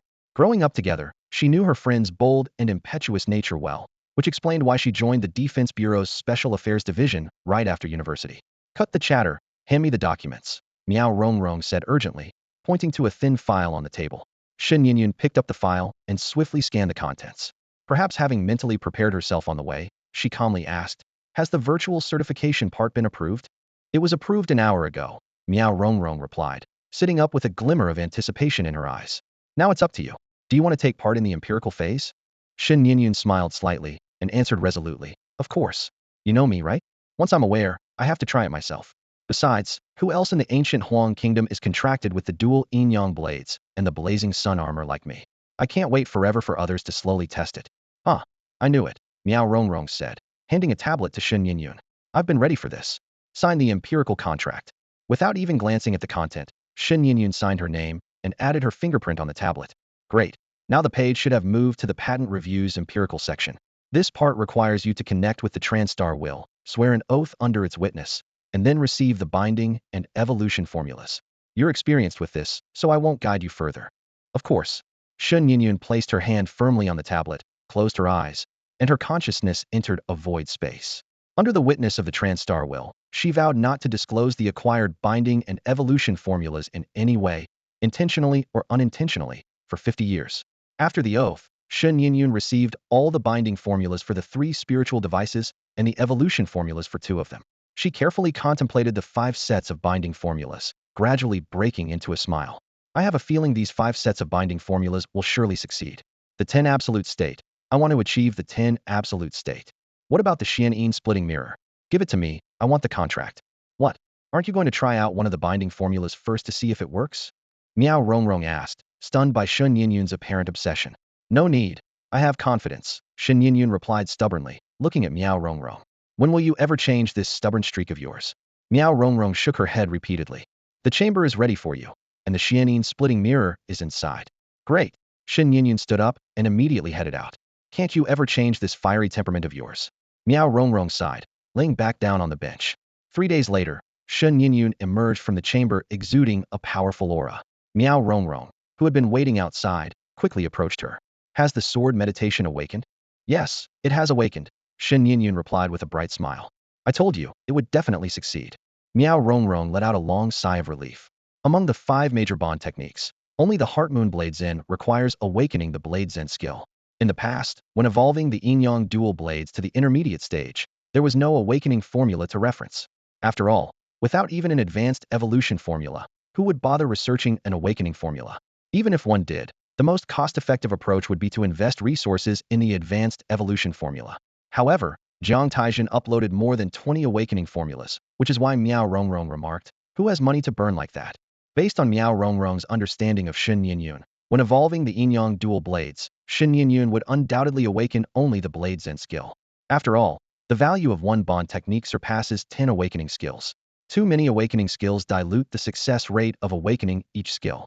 Therefore, the best way to maximize the probability of awakening a skill is to awaken only the desired skill. Let's go, the final testing phase is next, Miao Rongrong said, feeling a sense of strength surpassing her previous self 10 times over. Yet, she also realized that this might be an illusion. Such sensations often arise after mastering a bond technique, given her lack of experience. It's not an illusion. I can sense the power of the 10 absolute state, Shen Yin-Yun responded. Watching Shen Yin-Yun enter the testing room, Miao Rongrong quickly moved to the observation room, where Zuoyu was already waiting. She looked around to ensure all the observation instruments were on. Yes, they're all on, Zuoyu confirmed. Good. Let's start with the first item, the spiritual energy level test, Miao Rongrong instructed. In the testing room, a pillar rose with a semi-transparent crystal ball atop it. Miao Rongrong spoke into the microphone. Yin-Yun, inject your spiritual energy into the crystal ball.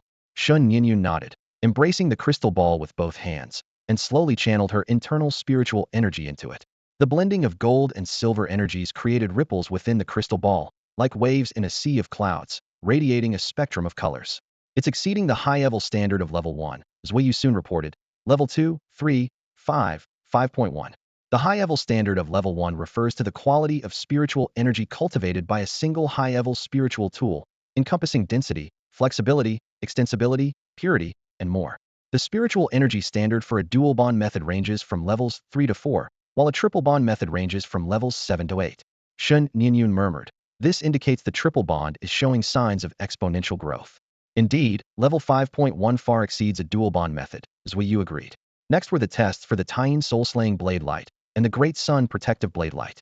These bond blade techniques were relatively simple to test, focusing on attack and defense. As a silver moon transformed into the soul-slaying blade light and the golden blade light revolved around Shen Yin-Yun, the data for both techniques were recorded. Finally, it was time to test the Heart Moon Blade Zen. 5 minutes later, Zuoyu and Miao Rongrong reviewed the test data. Zuoyu remarked, the Heart Moon Blade Zen, as a perceptual bond technique, ranks third among the 5 bond techniques. Perception skills are rare in both airflow and body flow, and perception-based synergy skills are even more scarce. Shen Yin-Yun longs to awaken the Blade Zen, a skill even more precious than her 2 sword techniques. The Tai Chi master consciously aims to build a comprehensive skill system, mind technique, perception, defense, attack, and finally, burst. The master of these 3 spiritual artifacts has almost no weaknesses, aside from lightness skills. Minister, now that you mention it, it really seems to be the case, Zuoyu realized immediately after Miao Rongrong's comment. Let's see the final 10 absolute state. I'm really looking forward to it, Miao Rongrong said eagerly, and Shen Yin-Yun was equally excited. However, her years in the Special Affairs Department taught her to contain her emotions. Following Miao Rongrong's instructions, she tested each synergy skill step by step. So far, she was extremely satisfied. When Shen Yin-Yun received Miao Rongrong's instructions to activate the 10 absolute state, a strange feeling arose in her heart. Initially, she clearly sensed a deficiency within herself, an innate flaw that was indescribable.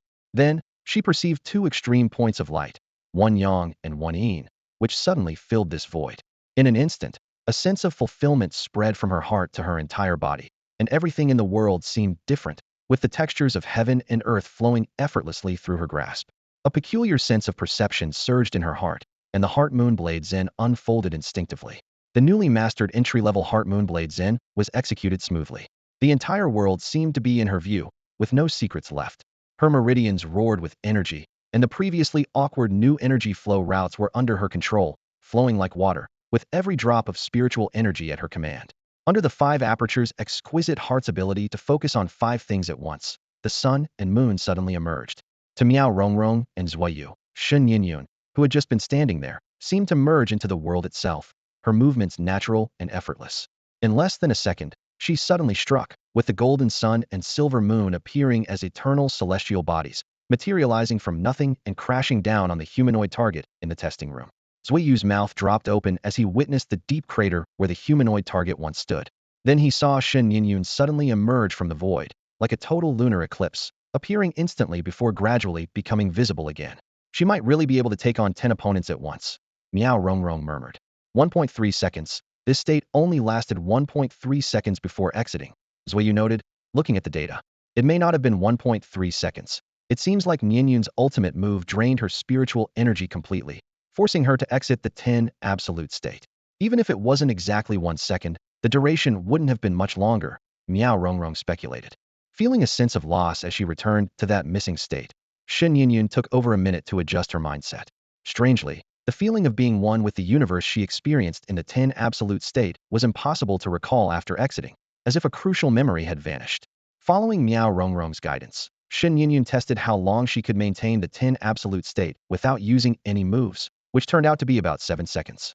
The skill would automatically exit the state, even if her spiritual energy wasn't fully depleted, suggesting an inherent limitation.